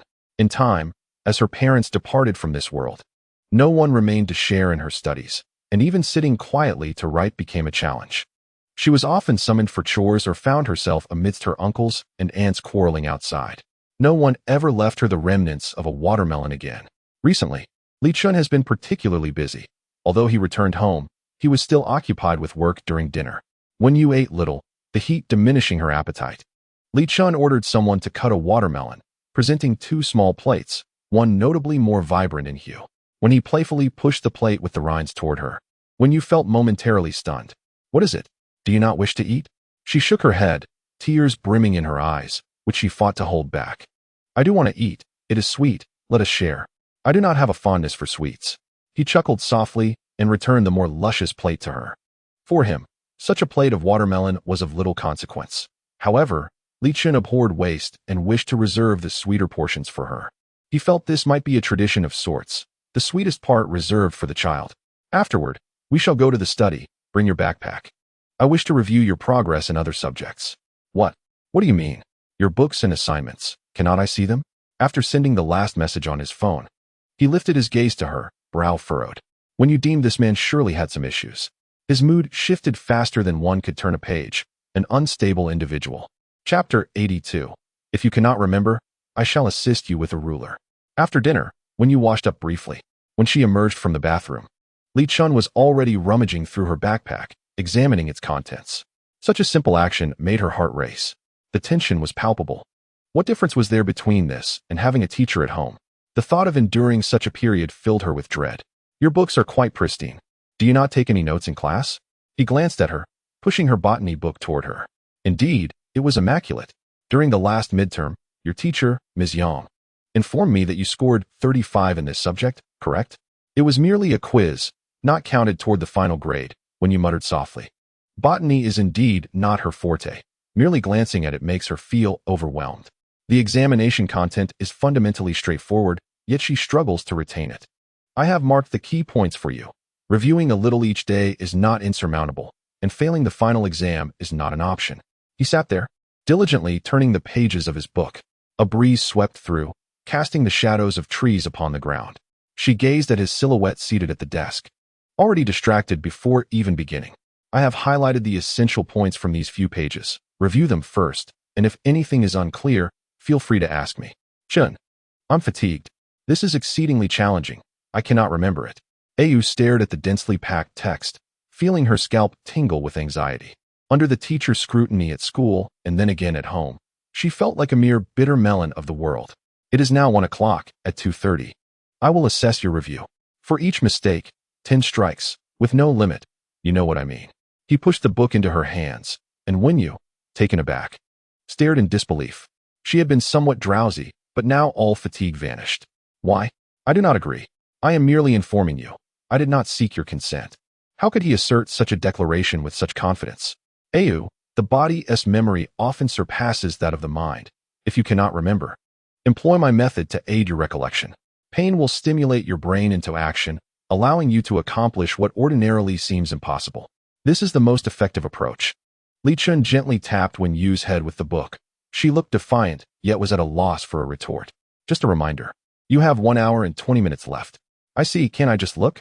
You are such a tyrant, she silently mulled, though she did not voice it. Under his pressure, She sat down, growing increasingly aware of how foreign the content of the book appeared to her. He sat opposite her, reminiscing about childhood, when his mother would similarly review his homework. His father was perpetually busy, immersed in work, leaving little room for communication. His mother, however, was always gentle yet firm. She would discuss the events of the day at school, inquire about dinner wishes, and impose penalties when he failed to complete his assignments. With a ruler or a cane. During summer, his back would bear the marks. In severe instances, he would be unable to sit comfortably for days. His mother insisted that those who err must bear the consequences. When she was alive, he could not comprehend her reasoning. Why impose such discipline if she loved him? It wasn't until she was gone, and no one was left to monitor his studies or share in school experiences, that he gained an entirely different perspective on the past. Love requires guidance. Beyond mere oversight, there is also support. His mother had always sought ways to propel him towards greater horizons. She is acutely aware of the beauty that lies ahead, and she yearns to take him to witness it. She must ensure he can reach it. He had never understood this before, but after his mother's absence, enlightenment came swiftly. Li Chen himself cannot articulate whether he unconsciously treats Wen Yu in the same manner. He instinctively feels a need to guide her, especially when she falters. The scenery ahead is breathtaking. He wishes to share it with her. To dash towards freedom, one must endure pain. It seems a paradox, one that Li Chen himself finds difficult to clarify. Lost in thought, Wen Yu's pen slipped from her grasp, prompting her to hastily retrieve it. Distracted? Amused internally, she thought it humorous that this man before her dared to lose focus. No, she lowered her head, refusing to admit it. She was stubborn to a fault. With the teacher seated before her, she dared not be inattentive. He gently tapped the ruler before her, producing a crisp sound. The reprimand left her somewhat dazed. During the years spent growing up with her uncle and aunt, no one ever monitored her. They never inquired about her grades, whether she was happy at school, or if she had failed. No, they did ask if she had cooked, shopped for groceries, or completed her household chores. They questioned when she planned to marry and whether she could forego university to earn money for the family. In the quiet of the night, when she wiped away tears while doing her homework, she had longed for someone to oversee her, to explain the complex math problems, to scold her when she underperformed, and then prepare delicious meals for her. Yet, none of that ever came. In the long, solitary nights, she learned to embrace loneliness and face everything alone. Until she met him, she realized he did not wish for her to be alone. He wanted her to be fervent, to be alive with passion. He demanded her to feel pain and to remain awake. If only he were, as he initially claimed, a mere ordinary university lecturer. They could lead a simple, unremarkable life, with a future that was both mundane and certain, rather than the tumultuous reality they currently faced. At times, Wen Yu feels that everything he offers is but an illusion, susceptible to change at any moment, ready to be retracted. Living in uncertainty is not her desire. He occupies a position of complete authority. Their disparities are vast, and she feels utterly incapable of contending with him. She does not wish to dwell in a future shrouded in uncertainty. Perhaps it was his commanding presence that intimidated her. Or perhaps she genuinely engaged today. After an hour and a half, Li Chen posed several questions to her, and she answered them admirably.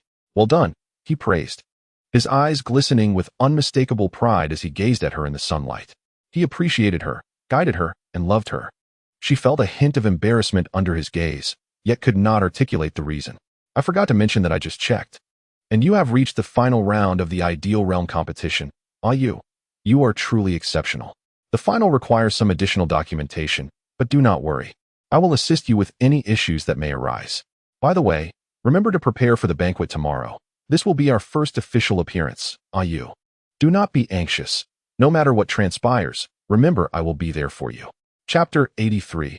Apart from a title, I can offer you everything. Before their departure, Yin was still briefing Bai Chu. Listen, Chu, this is a pivotal moment.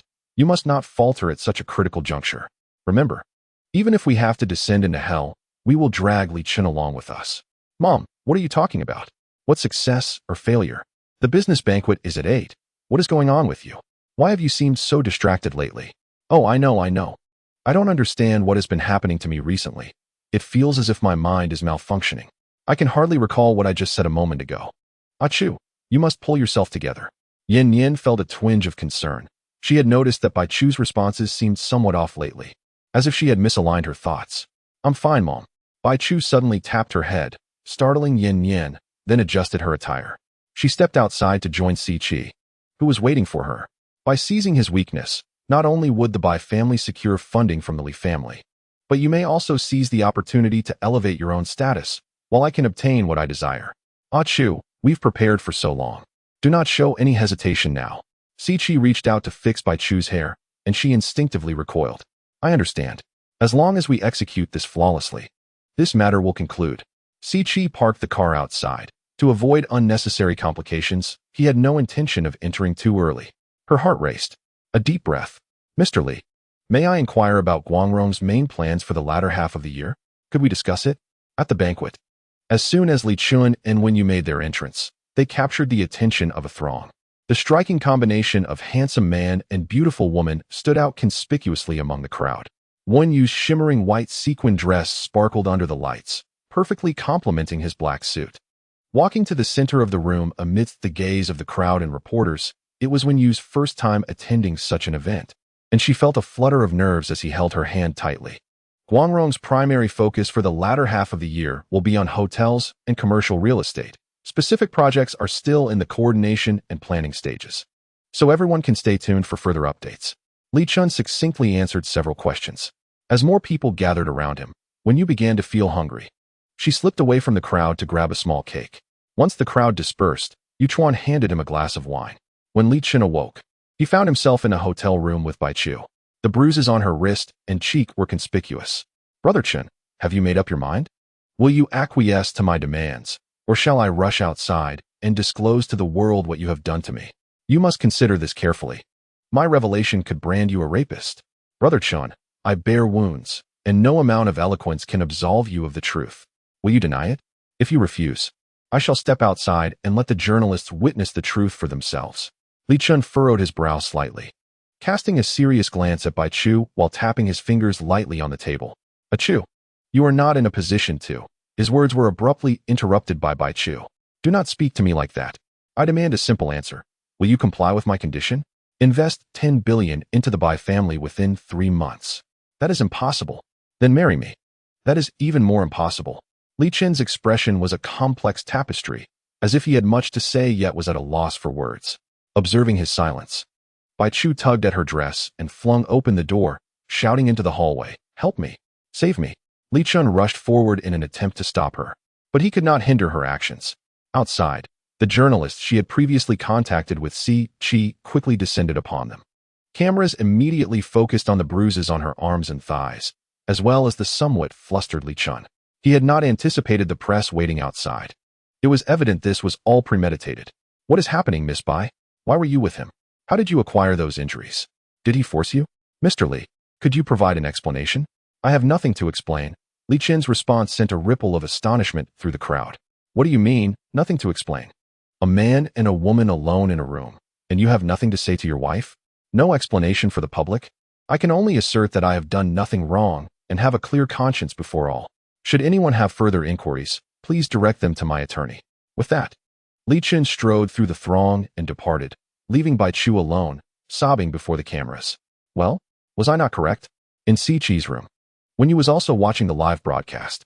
After Li Chen had been taken away following that drink last night, Si Chi had told Wen Yu he would take her to see a spectacle, insisting she must come. You truly do not understand my brother. Do you genuinely believe he is as sentimental as he appears? He only desires a virtuous lady to bolster his image. Once he secures his position at Guangrong, you will be the first to be discarded. You, do not be foolish. I see you as a good girl and wish to spare you from falling into a trap. As Wei Yu gazed at the screen, tears streaming down Bai Chu's face like delicate pear blossoms, a wave of dizziness washed over her. Yet deep within, a flicker of hope persisted. This cannot be true. It is not as it seems. I believe Chen Gu is not that kind of person. Men are often adept at masquerading. Do you not realize this? They typically maintain their facade until after you have given birth. Once everything is settled and you find yourself unable to escape, only then do they reveal their true selves. You are indeed quite naive. I have known my brother for a long time. I know what kind of person he is better than you do. I must confront him. I need to hear the truth from his own lips. Wen Yu clenched her hands, her emotions spiraling out of control. What? Do you not trust me while you still believe the news? What girl would jest about her own innocence? Besides, have you forgotten how he deceived you before? Wen Yu was momentarily taken aback. What are you trying to accomplish by saying all this? Yu, I see you are a good girl, and I do not wish to see you deceived. As Si Chi spoke, he stepped forward, intending to gently embrace Wen Yu's waist, but she forcefully pushed him away. In truth, I am 1,000 times more capable than my brother. Do you not see that? Throughout our lives, I have excelled in everything. My academic performance surpasses his. My athletic abilities are superior, and even my social standing in class is more favorable. Do you still not recognize what kind of person he truly is? It would be better to be with me than with him, Yu. Yu, I can offer you everything except a title. Chapter 84, just one night. And you have become so affected? Why must you behave this way? Wen Yu shook off Si Chi's hand, her bewildered gaze fixed upon him. Why? Because you belong to a Chun. I desire everything that exists beside him. Si Chi gripped Wen Yu's arm, applying pressure as he pushed her aside. Surely, I am the better choice. Why can none of you see that? Si Chi's breath drew closer to Wen Yu, and with all her strength, she shoved him away. Get away, you lunatic. Lunatic? Even in my madness, I am far superior to your rapist husband. Yu, do not be so oblivious. Yu, when you have made up your mind, you may come to find me. Remember, should any issues arise, I am here for you. As Wen Yu stepped out of the room onto the street, the sunlight felt painfully bright. She opened her phone to find numerous missed calls, all from Li Chen. Her heart was in turmoil, and she had no desire to answer. However, after some contemplation, she resolved to drive home first. She had to return and clarify the situation. Upon Yu's arrival home, Li Chen was absent, yet Bai Chu lounged on the sofa, seemingly undisturbed, exuding an air of authority as if she had just emerged victorious from a battle. Her gaze towards Wen Yu was anything but friendly. This is my cup. As Wen Yu observed her cup in someone else's hand, she frowned and approached to reclaim it. She harbored a strong aversion to others touching her belongings. It's merely a broken cup. Why flaunt it? She thought. Once I am with Chen Gu, I shall have him buy me countless more. Bai Chu wore an unmistakable smirk, her sense of superiority evident. This is my home, and I demand that you leave at once. Chen Gu has permitted me to stay here, and he even advised me to take good care of myself, so that when I recover, I might bear him several children. Before Bai Chu could finish her sentence, Wen Yu raised her hand, unable to tolerate the insufferable smugness on Bai Chu's face any longer. This is my home, my husband's and mine, and you must exit immediately. Taking a deep breath to maintain her dwindling composure, she refrained from striking. Can't you see? The one who should leave is you. I have long told you that those unloved are the true interlopers. Unable to restrain herself any further, her hand lifted once more, yet before she could act, she felt a powerful grip seize her arm. Chen Gu, you're back. Bai Chu stepped forward, leaning against him as if oblivious to the tension. Chen Gu, it seems my sister doesn't like me very much. Yu, allow me to explain. The situation is not as you perceive it. His grip on her wrist caused her pain, and Wen Yu suddenly found the entire scenario somewhat laughable. Initially, she had clung to a sliver of hope, believing it to be a misunderstanding. Perhaps he had valid reasons. But with Bai Chu now present, what further excuses could he possibly offer? The absurdity of it all weighed heavily on her. She should have been more resolute in Macau, refusing to return with him. She should never have granted him repeated chances to inflict pain upon her. They were fundamentally from different worlds. Forcing a union could yield nothing but dire consequences. Yu, it's not as you think. Stay here. I will take Bai Chu somewhere. Be a good girl and wait for my return. I promise to explain everything clearly. When you cast a glance at him, his face bore an unmistakable urgency. How could he have become so concerned after just one night? Chiyue, are you at home? Flustered. When you sent a message to Chiyue. When Chiyue arrived to collect her, when you felt dazed and utterly drained. My parents are on a business trip and won't return for several days. It will just be the two of us for now. Don't worry. I believe there must be some misunderstanding. Chiyue brought her a blanket from the house and draped it around her shoulders. I think you should have a serious conversation with Teacher Li. Chiyue prepared a pot of warm mulled wine, pouring a cup for each of them. The warmth filled her, but it also left her feeling a bit lightheaded. What is there to talk about? His older brother told me that such matters are quite commonplace in their circle. It is merely unfortunate for him that he has been caught. Had he not been apprehended, no one would have known. In July, I felt a tumult of confusion in my heart. So what do you plan to do now? Rest assured, I will undoubtedly stand by our Yu's side. I wish to divorce. When you leaned her shoulder against Chi Yu's, the neon lights outside illuminating the city, and she felt that this moment was not one for tears. She had always desired to leave, had she not? She had long recognized the kind of person he was, had she not? It is all right. She had always been alone. Now, it is merely a return to solitude. She would grow accustomed to it. There is nothing to regret. I will apply for a dormitory at school tomorrow. If I cannot secure one, I will move out. When he has time, I will go and finalize the divorce. Chi Yu squeezed Wen Yu's hand. She did not answer the phone calls from Li Chen after a night away, and the next day she attended classes as usual. When she saw him at school, there was no particular reaction. Yu. He blocked her path in the corridor. Teacher, is there something you need? The aloofness in Wen Yu's gaze seemed to carve a wound in his heart. He reached for her, but she forcefully shook him off. I have already made it clear in my message that I want a divorce. Yu, listen to me. Things are not as you think. I do not care. Li Chen, you are nothing but a deceiver. From the very beginning, you have been a consummate fraud. What do you expect me to do now? Accompany you in your attempts to whitewash your actions? Pretend to be a loving couple? I have had enough. I have had enough of all of this. In a couple of days, I will gather my belongings. Li Chen, let me tell you, this time, no one will stop me. Even if you were to kneel and plead, I shall not return. Furthermore, can we refrain from invoking matters from the previous generation? A case that remained unresolved for 10 years. You think you can clarify in 3 months? Are you dreaming? This is clearly just an excuse you have concocted. After venting her frustrations, Wen Yu turned and ran outside, her pace swift, as if fearing he would pursue her. He watched her from behind, suddenly engulfed by a sense of powerlessness. The events of these past few days had been overwhelmingly chaotic, and he felt he had mishandled every single one. Upon returning to his car and starting the engine, his father's call came through, and as soon as he answered, he was met with a barrage of harsh reprimands. How do you conduct your affairs? Do you not understand the immense impact this will have on the corporation? Li Chen, how dare you strike me? Are you still a child of 3? Can you not think before you act? Father, things are not as you perceive them. Li Chen sighed deeply. At this moment, no explanation would be heard, and there were matters he could not elucidate. He had promised her, my thoughts are inconsequential. The real question is how those outside perceive it. What do the police think? You fool. Father, I have matters to attend to. May I drive now?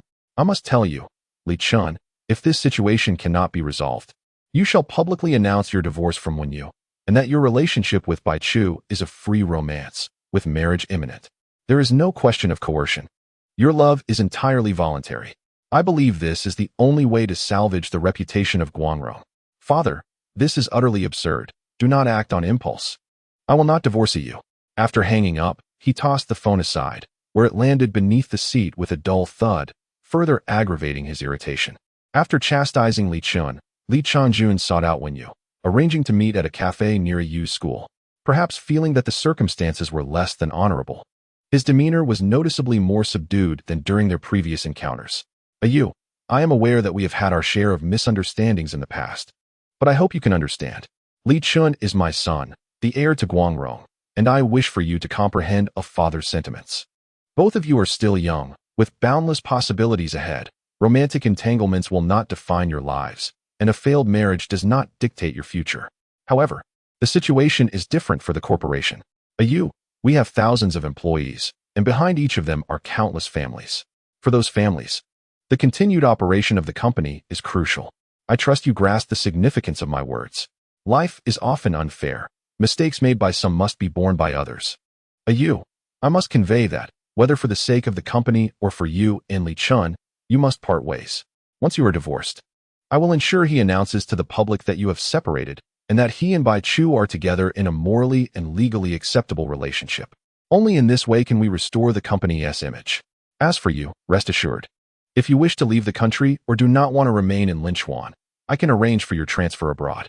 You may choose any place in the world, and I will cover all tuition and living expenses. In truth, a Chen and Bai Chu are destined for each other. It was a Chun's rebellion against our family that led to this predicament, yet it is not too late to amend the mistake. Now that events have unfolded to this extent, perhaps it is fate. Do you understand? As Li Qingjun spoke these words to Wen Yu, she listened with remarkable calmness, so much so that it felt as though she were observing an affair entirely detached from her own life. Wen Yu could not recall how she exited the cafe that day, only that the sky seemed to grow increasingly overcast. The sky hinted at impending rain. She understood well that Uncle Li was right. Given the current turmoil, Arranging for Li Chen and Bai Chu to marry was indeed the most prudent course of action. Right or wrong, such considerations were trivial, fit only for children. In the realm of adults, only self-interest prevailed. Yet, why did her heart ache so painfully when she had long desired to part ways with him? After bidding farewell to Li Chengjun, Wen Yu made her way directly to the art studio. Today was her day to teach. As the class neared its conclusion, she summoned Ling Yu to her office.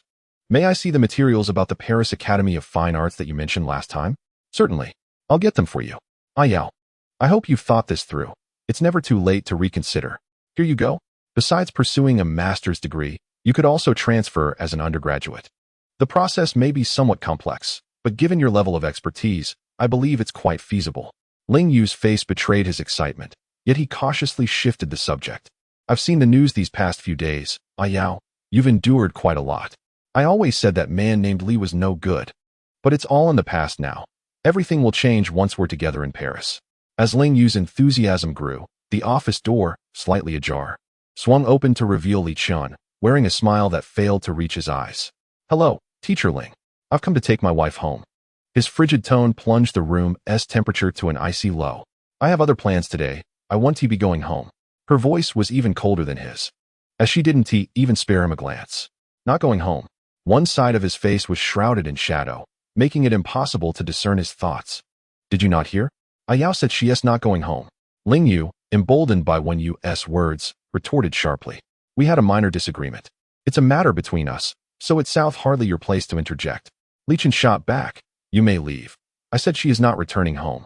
Wen Yu's words hung unfinished on her lips when, in the next moment, she felt her body lose balance. The world spun around her. He had hoisted her onto his shoulder.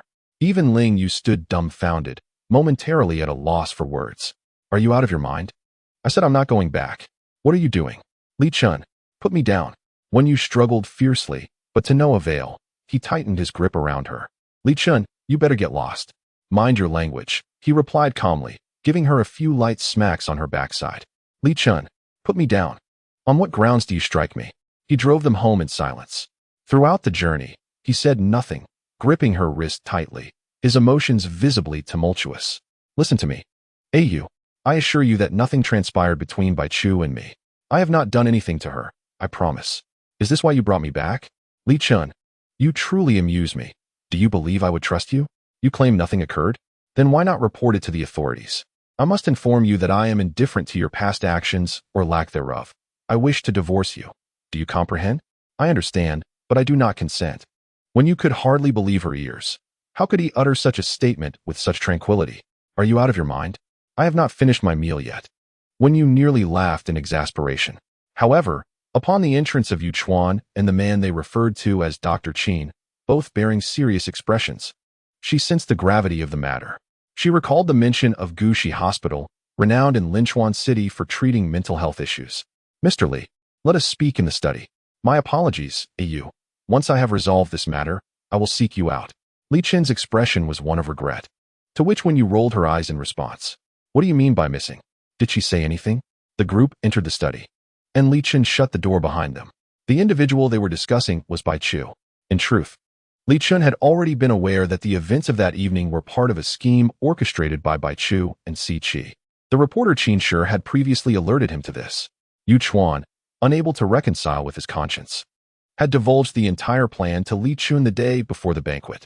The alcohol he consumed that night was untainted, and he had entered the room equipped with filming apparatus, intending to ascertain Bai Chu and Si Qi's true intentions, aiming to apprehend them all at once. Yet, in the end, he accomplished nothing. Li Chen discovered a troubling reality. Bai Chu's mental state had deteriorated. It was not merely anguish or depression. She appeared to have split into two distinct personas. The camera captured her actions that night with clarity. Initially, she stood before him, tearing her clothing into shreds. She menacingly laughed, threatening to expose him for having assaulted her if he did not acquiesce to her demands. She struck herself repeatedly with her palms. Yet, after this episode, she seemed to forget what had just transpired, smiling as she called him Brother Li Chen, inquiring about his well-being and why he was gazing at her in such a manner. In the beginning, Li Chen was bewildered, unsure of what performance she was putting on. However, after several repetitions, he finally grasped the reality of the situation. Perhaps she still struggled to accept her illness. This reaction is quite common. Many newly admitted patients experience a profound fear of the hospital and their condition. Qin Xiao, tell me honestly, is there hope for her recovery? Perhaps. If she steers clear of stimuli, there might be a chance. It is essential to maintain a tranquil state of mind and cooperate with the treatment. This ailment is largely psychological. Without addressing the underlying emotional distress, a true cure remains elusive. I understand. Please, ensure that this matter remains confidential. Do you comprehend? Understood, Mr. Li. It was Bai Chu's request that no one be informed, not even her family, about her illness. Initially, Li Chen planned to release the video the following night, allowing Bai Chu to face the consequences of her actions. Yet, given the current circumstances, he found himself unable to confront her. She was genuinely unwell. When lucid, she implored him not to disclose her condition. Should she be labeled as mentally ill, her life would be irrevocably shattered. He acquiesced, choosing to bear the stigma himself. Refraining from contesting the allegations of assault against him, he observed her in the room, spiraling into madness, venting her anguish, pondering whether his cooperation would lead to her recovery. I might know where she is. Follow me. Suddenly, Li Chen recalled something and, accompanied by Yuchuan and Qin Xiao, made his way toward Linchuan High School. Not far behind the school lay a picturesque expanse of sea and rocky shores, a place they often visited in their youth, racing and laughing together after classes. A cluster of carefree adolescents. There she is. Yuchuan was the first to spot the solitary figure perched upon the rocks. The night had grown quite chilly, and he hastened forward, draping his suit jacket over her shoulders. Bai Chu, why did you come here? You should have informed us. We were frantic with worry. Yuchuan's tone was imbued with genuine reproach and urgency, indifferent to the events that had transpired or her actions. His sole concern was her safety. Bai Chu, Yuchuan is right. We need to tackle the issues at hand. It is alarming for you to be here alone at this hour. Doctor, Qin was quite anxious and rushed to find us. Li Gu, please don't concern yourself with me. I've caused you enough trouble already. Why should you worry about me? Bai Chu, I know this is not what you wish to endure. It is beyond your control, isn't it? If there are problems, we must resolve them. There is no challenge in this world without a solution. There are indeed. Bai Chu stepped back, her emotions escalating. Li Gu, please don't concern yourself with me. My family will never acknowledge my illness, and they will not cease their pursuit until a resolution is reached. I am fatigued. Chen Gu, I am truly exhausted. My parents wish to exploit me. CEOC aims to use me as well. Every moment I exist in this world feels overwhelmingly burdensome. How I long to return to my childhood, when simplicity brought me joy with just a snack. I have erred, yet I cannot turn back. By the time I recognized my mistakes, it was already too late. Achu, please, calm down and listen to me. Li Chen stepped forward, attempting to grasp Bai Chu's hand, but she recoiled even further. Can we set aside everything for now? Let us focus on healing, shall we? Achu, if you can recover from your illness, I shall no longer pursue the matters of the past. Agreed? Do you mean it? Bai Chu looked at Li Chen with a hint of disbelief in her eyes. Indeed. Sometimes I ponder why I failed to notice the issues between Si Qi and you sooner. Had I recognized it earlier, Achu, would you be in this predicament? If I had not been so resolute with you before, perhaps things would be different. No, this is not your fault. Bai Chu turned her head away, not wanting them to see her tears, but stumbled slightly, narrowly avoiding a fall, thanks to Yuchuan's quick reflexes as he steadied her. I can return, and I can undergo treatment, but I do not wish to reside in a hospital, nor do I want to go home. At the mention of home, Bai Chu's eyes dimmed. That is no problem. I can arrange alternative accommodations for you. Come to my house. Li Chen had initially intended to find her a place near the hospital, but unexpectedly, Yuchuan interjected. Come to my home. I can care for Miss Bai. Rest assured, I will keep your whereabouts confidential. He smiled at her and gently squeezed her hand. After a tumultuous night, utterly drained, Li Chen returned home only to find Wen Yu turning to leave, pretending not to notice him. He would not allow her to depart, reaching out to pull her into his embrace. Ah, you, trust me, everything I have told you is true. His cool voice bore a trace of grievance. She sensed a hint of sea breeze lingering about him. Chapter 87. Punish me. Deal with me. Do whatever you wish. Let me go? Ah, you pushed against him. Yet he tightened his hold. Ah, you, can you trust me just this once? Do you have time this weekend? If so, I can organize my belongings. Then, when you are free, we can go and obtain our divorce certificate. No, Ah, you, please listen to me. Upon hearing when you mentioned divorce, Li Chen felt a surge of urgency. He grasped her wrist, refusing to relent. Yu, there is a misunderstanding. Truly, there is a misunderstanding. I will not permit you to leave, Yu. Where would you go? And what of Xiaoyan? It will miss you. If you take it away, it will struggle to adjust. Wen Yu paused in her struggle, acknowledging his words. He was right. Xiaoyan would indeed find it difficult to adapt. What transpired between you and Bai Chu? His hand lingered on her shoulder, hesitating as he struggled to find the right words. He had promised Bai Chu that he would not disclose her matters, for if news of her illness were to leak, it would spell her demise. Silence enveloped them. Did it not? Wen Yu regarded him coldly, finding the seriousness reflected in his eyes utterly laughable. Yu, it's not that I lack words. I no longer wish to listen, Li Chen. I do not want to hear another word of your deceit. Enough is enough. I care not for your reasons. I simply do not wish to hear. Please, Yu, I beg you.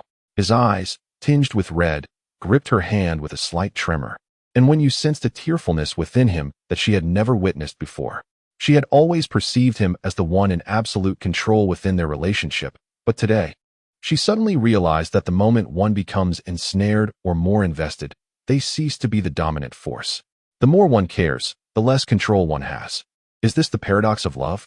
I implore you, Yu, trust me once more, even if it is for Xiaoyan's sake. Stay with me. Punish me, reprimand me. Do whatever you wish. Yu, I would endure anything. Truly, I am unafraid of pain. I fear nothing, as long as you remain. Will you? His voice was strained, the pleading evident in his gaze. Love and hate intertwined, and she yearned to break free, yet found herself ensnared. He stepped forward, lowering his gaze, and pressed his lips against her neck. The electric sensation coursed through her, his soft lips traveling from her collarbone to her ear. Yu, you know I will not let you go. You must be out of your mind. As she regained her composure, she peered into the depths of his eyes, glimpsing his true nature. Wen Yu suddenly felt as though she were suffocating. Yu, you are my wife. We are meant to be together, for eternity. Very well. Chenggu, I shall stay. Really? Yu, do you truly mean it? Li Chen looked at her in disbelief. Of course, she did not mean it, Wen Yu thought, rolling her eyes internally. Yet, she truly did not wish to prolong her time with him in this manner. He would not let her go. He had no intention of releasing her. After all this time together, I am willing to believe you once more. Just grant me a little more time. And when I find the right opportunity, I shall naturally depart, Wen Yu silently resolved. All right, Yu, as long as you stay, anything is acceptable. He sighed heavily, his gaze never straying from her. The following morning, Li Chen went to the office as usual. Wen Yu collected the jewelry that Li Chen had given her in the past and took it to a second-hand store, exchanging it all for cash. To avoid arousing suspicion, she purchased replicas to return to her room. Jewelry worth millions has been exchanged in a scattered manner, and with the funds provided by Li Chen during this period, it should pose no challenge for Wen Yu to travel abroad or pursue her endeavors alone. After concluding these arrangements, Wen Yu sent a message to Li Qingjun, expressing her agreement to the study abroad proposal and requesting that he transfer her tuition and living expenses in one lump sum before the semester begins. As it was a promise he made, Wen Yu would not feign modesty by declining. She would utilize every resource available to her. Upon receiving Wen Yu's message, Li Qingjun summoned Si Qi to his room, assigning him to handle this matter while emphasizing the utmost discretion to ensure that Li Chen remained unaware. Going abroad, Sending her overseas would sever her ties with Chen completely. You will manage the details with the school. You are more familiar with matters abroad. It is indeed a sound plan. Do not worry, father. I will manage it well, Si Qi assured him. He then returned home and sent Wen Yu a message. Rest assured, I will handle your study abroad arrangements. I am well versed in the procedures, so you need not concern yourself. Use this time to recuperate, and I will reach out should I need anything. All right, Wen Yu replied, not overthinking the matter. She began calculating her finances on her phone. A marriage can be dissolved, but the money must be retained. At the Yuchuan residence, Bai Chu had sat on the bed all day. The porridge Yuchuan had prepared for her had been reheated several times and gone cold. Yet she refused to drink it. Chu, do not dwell on it too much. Perhaps you could try eating a little, or is there something else you fancy? I can prepare it for you, Yuchuan suggested, sitting beside her and reaching out to her, only to encounter a bruise on her arm. Bai Chu winced involuntarily. What happened? Who did this? He asked, concern etched across his face. It was me, she replied softly, looking up at him. I did it to myself. I wanted to frame Brother Chen, claiming he coerced me. What do you think? Am I truly wicked? Yu Chuan, are you surprised to see my true self now? It is nothing like what you believed, is it? Do you wish to scold me, or perhaps enlighten me? Tell me that if I correct my ways, everything will be fine. It will not be fine. It will never be fine. I will never be fine. Bai Chu's emotions surged, prompting Yu Chuan to move closer, gently wrapping his arm around her shoulders. Do not be afraid, Ah Chu, he reassured her, his large hand tenderly stroking her arm. Do not fear, it is truly all right. Trust me, have a good meal, sleep well, and tomorrow, nothing will happen. Just stay here, remain here, and I will not let anyone harm you. Ah Chu is not bad, she is very good, she is simply unable to cope. Upon hearing his words, she could no longer endure the pain and burst into tears, sobbing with great intensity. Chapter 88. I assure you, I will teach you a lesson that will leave you more submissive than a dog. Yu Chuan, this is not what I desire. Truly, it is not my intention. I have expressed this countless times, yet no one heeds my pleas. Siki, he is nothing but a pervert, tormenting me under the guise of alliance, subjecting me to various forms of cruelty. I genuinely do not comprehend his motives. Yu Chuan, have I lost my sanity? Am I doomed? Will I become a fool? Will I be forsaken? I am utterly bewildered by the turn of events. I know something is amiss, but by the time I realized it, it was far too late. He bound me, blindfolded me, and I was unaware of the instrument he wielded against me. The pain was excruciating. He instructed me to obediently follow his commands, threatening that he would never release me otherwise. I recall the scars that took an eternity to fade, each one a jagged reminder, and I could hardly bear to look at him. I dreaded the thought of others discovering my wounds, and I walked with utmost caution when I ventured outside. I truly do not understand how matters escalated to this point. I know I should not frame Chenggu nor deceive you, but if I do not, Siki will not spare me. I sought my mother's assistance, yet she insisted I comply with his demands. She held his hand, weeping uncontrollably. I cannot discern when things began to go awry. Achu, I do not blame you, not at all. Siki, for all that he has done to you. I shall ensure he pays the price. Do not be afraid. Wen Yu confided in only Chiyue about her intention to go abroad. Initially, she contemplated informing Ling Yu, but after some thought, she feared complications might arise and decided to wait until she had settled abroad before sharing the news with him. How frustrating it is that you are leaving so soon. I had envisioned us graduating from university and perhaps opening a shop together or embarking on some other venture. During physical education class, Chiyue and Wen Yu sat on the playground, sipping pearl milk tea, chatting, and munching away. Plans have changed, however, upon my return. Perhaps we can still open a cafe together or something similar. Hey, Achu, once you arrive there, remember to think of me.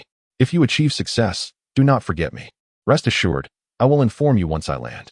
Ayu, I am already assisting you with the arrangements. The flight will have a layover in Mashi. I will send you the specific details later. To prevent Ah Chun from discovering anything, the school will not be informed for now. Once you have settled abroad, I will assist you with the necessary procedures. The message from Siki was also seen by Chiyue, who sat nearby. Mashi? Why the layover there? I do not know. Whatever. Ayu, just be careful. I know, do not worry. Aho, have the arrangements been made? Rest assured, Chigu, we are fully prepared. Once she disembarks and enters Mashi, we will escort her directly to the border. You can trust us to handle her with utmost care. We are the best at taming. And there is no horse we cannot train. However, be cautious not to overexert her, as I still require her. Just ensure she behaves. Do you understand? Absolutely, Chigu. You need not worry. She will be compliant. When you take her back, she will not dare to utter a word against you, more obedient than a dog. In the room, Si Chi hung up the phone, a significant smile playing at the corners of his lips. Is it love? Is it concern? The more you care about something, the more I shall ensure you do not attain it.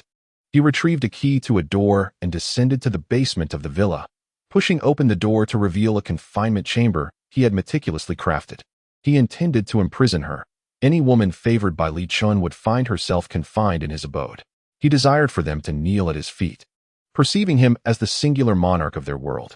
Si Chi had never intended for Wen Yu to study abroad. He merely wished to seize this opportunity to have her trained in Mashi before bringing her back. She would then remain perpetually obedient. In truth, there was nothing amiss with residing together in this house.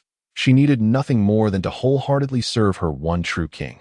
In recent days, Li Chen had been unusually gentle with Wen Yu, as if attempting to make amends for something, showering her with gifts. even presenting her with several unlimited credit cards for her to use at her leisure. Wen Yu had refrained from inquiring about Bai Chu. Yet Li Chen was aware that despite her silence, the knot in her heart remained untied. "You, come here." His tone today signaled he wished to discuss something with her, and Wen Yu could discern it. "What is it?" Upon entering the room, she found him seated at his computer, eyes slightly closed, gently massaging his temples. "Did you alter the grades?" Li Chen lifted his gaze toward her, his expression tinged with frustration. "No, I did not change my grades. What about the grades of others? Did you alter them?" His demeanor grew even more serious, brows furrowing as he spoke coldly. "I don't know what you're talking about. You claim ignorance of my words? You are aware of the consequences when I uncover your lies." His tone was severe, and when you felt he was being rather loud. Of course, she understood his meaning. She had indeed altered Ning and's grades last time. Yet, having done so, what more was there to discuss? Besides, she was set to leave tomorrow, and she had no desire to endure his scolding at that moment. "Chenggu, please don't be harsh with me. There has been too much happening lately, and honestly, I am unsure of what you are referring to. Let me gather my thoughts, and we can discuss it later, all right?" She nestled against his neck, but his expression remained grim. You mustn't behave this way." "All right, I have acknowledged your concerns. What more do you desire?" Wen Yu's expression was one of displeasure as she cast a sharp remark at Li Chen before turning to leave.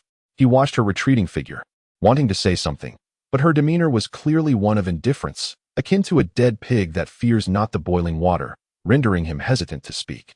"Never mind," he thought, "I shall teach her slowly." The following day, Wen Yu greeted him as usual before stepping out. She carried nothing but her identification and money. As she made her way to the airport, a gentle breeze caressed her, bestowing upon her a sense of long-lost freedom. Upon her arrival in Paris, she would no longer be subject to anyone's control or restraint. She was utterly liberated. En route, Li Chen attempted to call her, but she did not answer. "Just wait," she thought. "Once I reach Paris, I will tell him everything I've done." She resolved to relinquish all concerns, no longer entangled in matters of love or past grievances. Her heart set solely on a new future. At the moment the plane ascended, Wen Yu felt the burdensome weight upon her heart finally lift. Chapter 89. Yu was bullied when Wen Yu's watch buzzed with a message indicating that she had exited the country. Li Chen initially suspected a glitch in the system. He dialed her several times, but each call went to voicemail. Taking a deep breath, he made another attempt, his palms beginning to sweat. He held his breath, awaiting a miracle. "You, please be safe." An inexplicable sense of foreboding gnawed at him.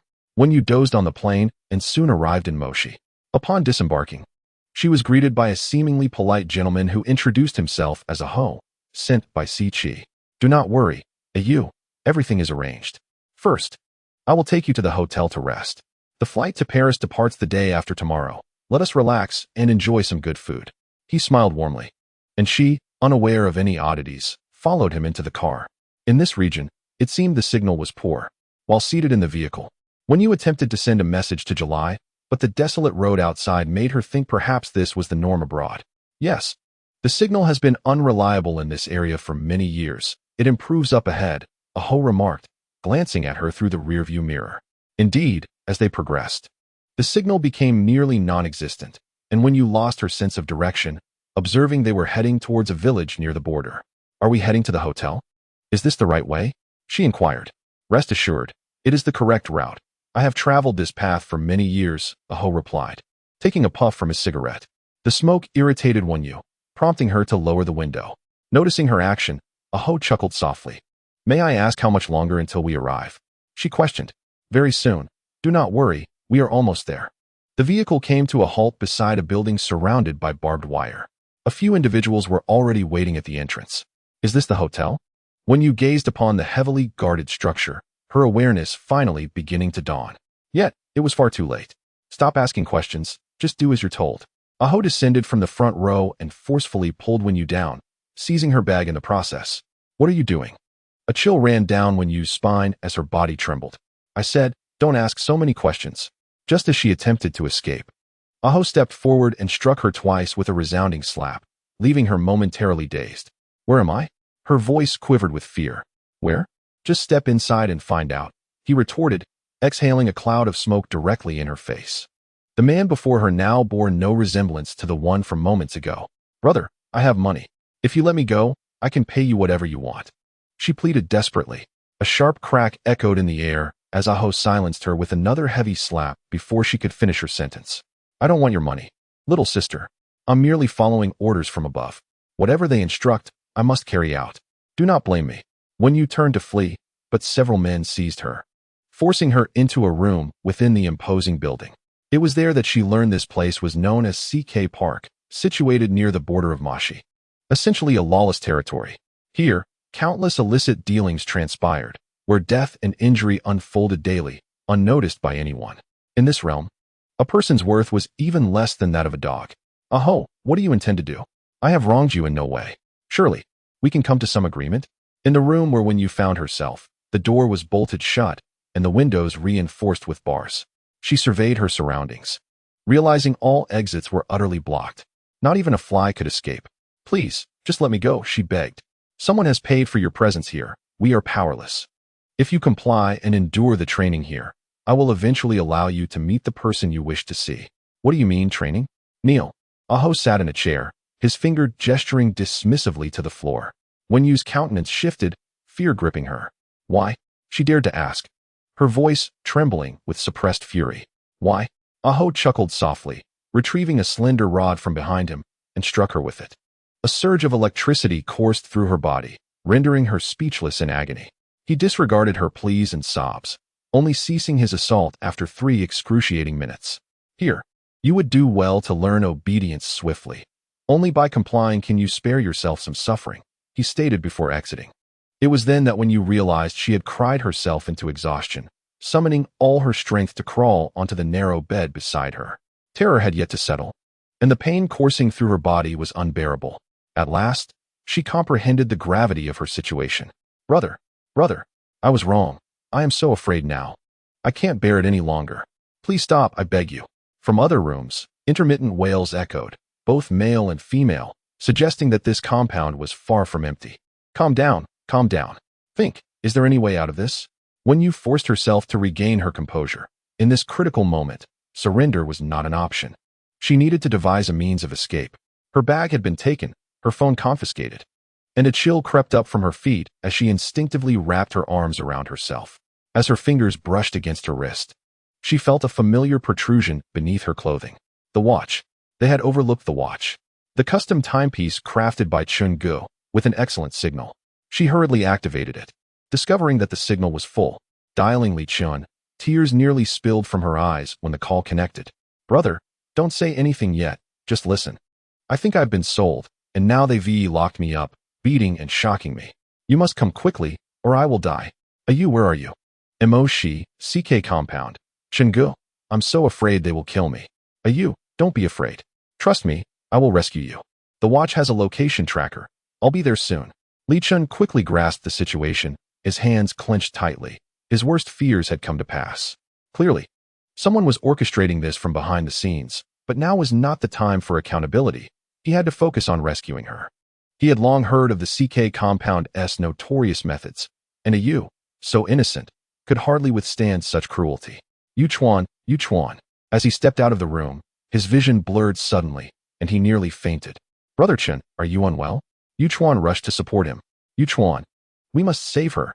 Quickly, we need to act. Chapter 90. What are your intentions? Brother Chen, what has happened? Yu Chuan had never seen Li Chen so anxious. His lips had begun to pale, indicating that the situation was dire. Ayu has been kidnapped. Bring Xiao He and call the police immediately. Also, contact the media to ensure this story reaches the news, and pay for prominent influencers to share it. Li Chen understood that this was beyond his capacity to resolve alone. He needed to enlist the police and the strength of society. Creating public discourse would pressure the relevant authorities to take this matter seriously, thereby applying pressure on the Mo-shi side. How could she have been taken to Mo-shi? How did it happen? Who was responsible? Xiao He was equally bewildered. I don't know, but we cannot dwell on that now. We must save her. Li Chen forced himself to remain composed. A U.S. life was in the hands of those ruthless individuals, depending on him. He could not falter. He must maintain absolute calm. Several individuals reported the incident to the local police, and upon learning that the bride from the Guangrong family had been abducted, the chief immediately established an investigative task force. Chun, the news has exploded. We've topped the trending charts. Yu Chuan handed his phone to Li Chen, who, after contacting several celebrities and influential figures to share the news, ignited the trending topic. Li Chen understood that this was not the time to be concerned about appearances. The more people who were aware of the situation, the safer Wen Yu would be. If even someone as renowned as Guangrong can face such a calamity, how can we ordinary individuals be exempt? Emoshi is truly terrifying. Oh heavens, everyone must exercise caution when traveling abroad. We must save her. We must bring her back. What a wonderful young lady. The villains deserve nothing less than punishment. Li Chen briefly scanned the comments under the trending topic, which predominantly voiced support for a Yu. Mr. Li, please come inside. A person who appeared to be a leader from the task force invited him into the room. The higher-ups were taking this matter very seriously, issuing orders to ensure the safe return of Wen Yu alive. Rest assured, Mr. Li, we are currently coordinating with the local government in Emoshi, demanding that Miss Wen not be harmed. Can I go to Emoshi now?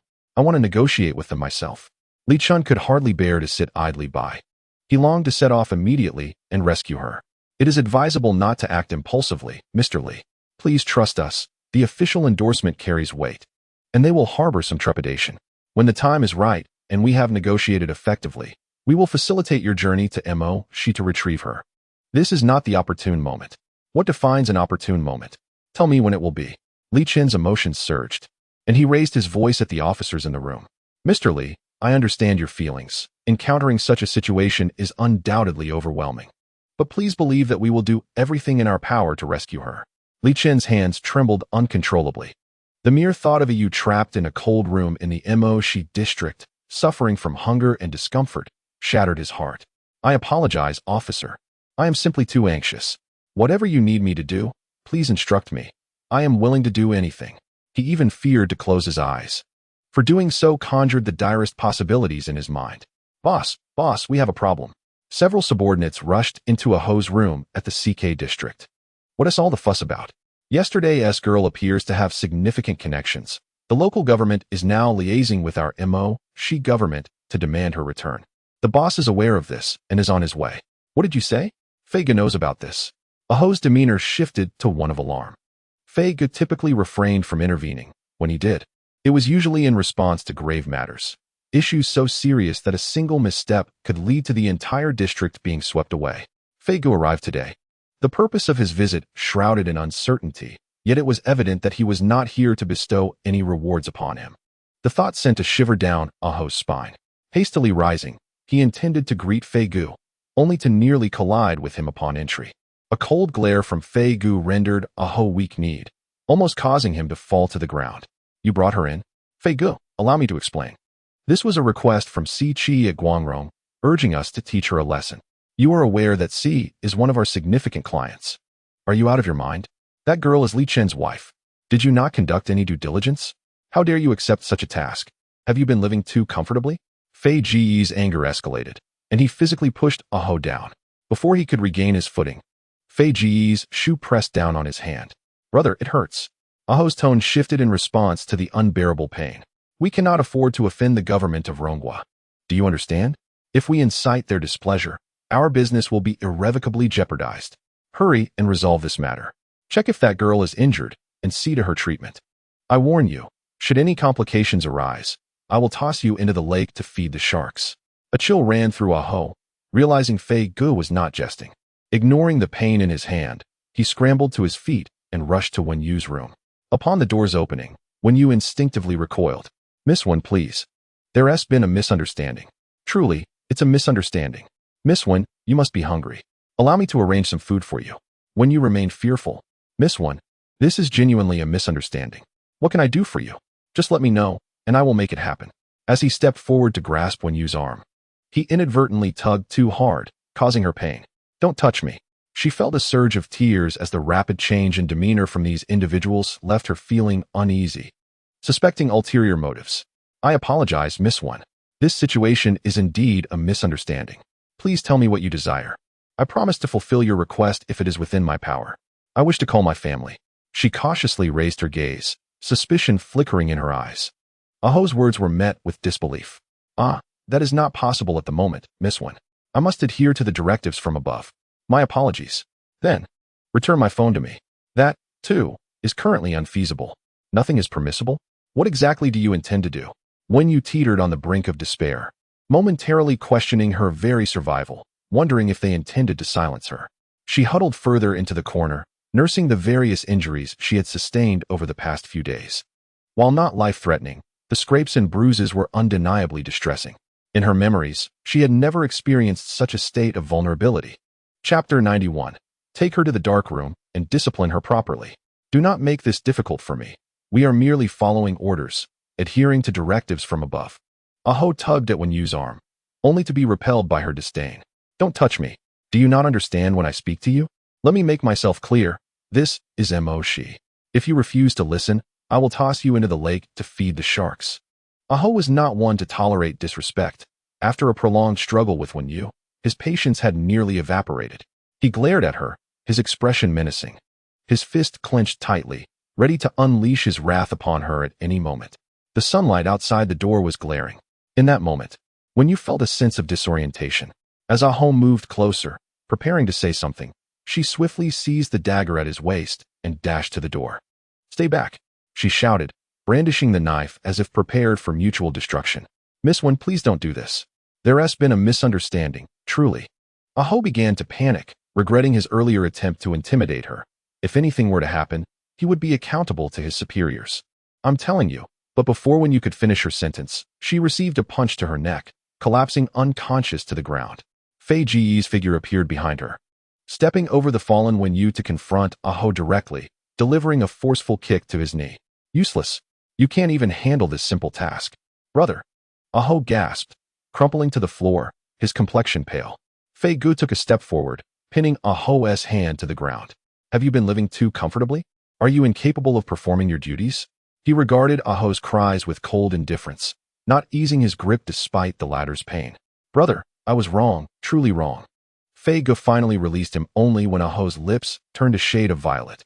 "Get up, take her to the dark room, and properly instruct her. Make sure she knows what to say when our people arrive. She must not utter a single word that could be detrimental to us, understood? Furthermore, no matter what you do, she must not bear any injuries. Take good care of her. At the very least, she must not be seen, understand?" "Understood, I understand. Brother Fei, rest assured, I will handle it well." Painstakingly suppressing his agony, Aho scrambled to his feet and signaled to his men to take Wen Yu away. The dark room Fei Gu referred to was located on the third underground level of the compound, a dimly lit space devoid of time and direction. When Wen Yu regained consciousness, she found herself bound to a chair, her hands and feet restrained. The cold, dark room was illuminated only by a faint bulb. Her entire body ached as she looked up to see Aho watching her intently. "What do you want from me? Do not be afraid. We merely wish to befriend you. Is this how you make friends with others? Let me ask you a question. If you return to the Rhone country and someone inquires about your experiences here, what do you intend to say?" "What do you mean?" This exchange lacks significance, merely a friendly discourse amongst acquaintances. "How would you prefer me to articulate my thoughts? Are you hesitant to acknowledge the truth? How many lives have you extinguished here? Individuals of your ilk deserve to descend into the abyss. Yet, this is the mortal realm, where exists the inferno. Instead of concerning yourself with my fate, perhaps you should reflect upon your own. I assure you, the occurrences here shall remain concealed from all. Should I find myself in perdition, I shall take a few souls with me to accompany my descent. Do you yearn for home? If so, I advise you to behave obediently. Otherwise, I cannot guarantee that unforeseen circumstances may not arise."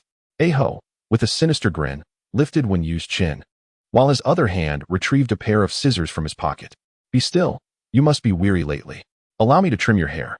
He cautioned, "Do not move, or I might inadvertently snip your ear." The moment the scissors grazed her head, Wen Yu trembled, her voice caught in her throat, unsure of what to utter. "You desire me to speak, and I shall comply." After a prolonged silence, she managed to steady her quaking hands. Aho, however, fell silent, focusing intently on snipping Wen Yu's hair. When he finished, a small lock had been severed. He knew this was sufficient to shatter the spirit of an innocent girl. Collapse begets reconstruction, which in turn allows for control.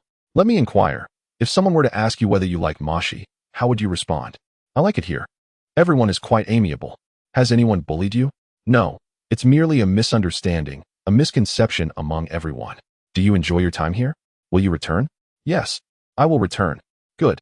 Aho was somewhat satisfied with Wen Yu's responses. As long as you promise not to speak indiscreetly upon your return, I assure you, no harm shall come to you. Rest easy, this is the code of the realm. Are you hungry? I have arranged some provisions for you. Remain here until your family arrives.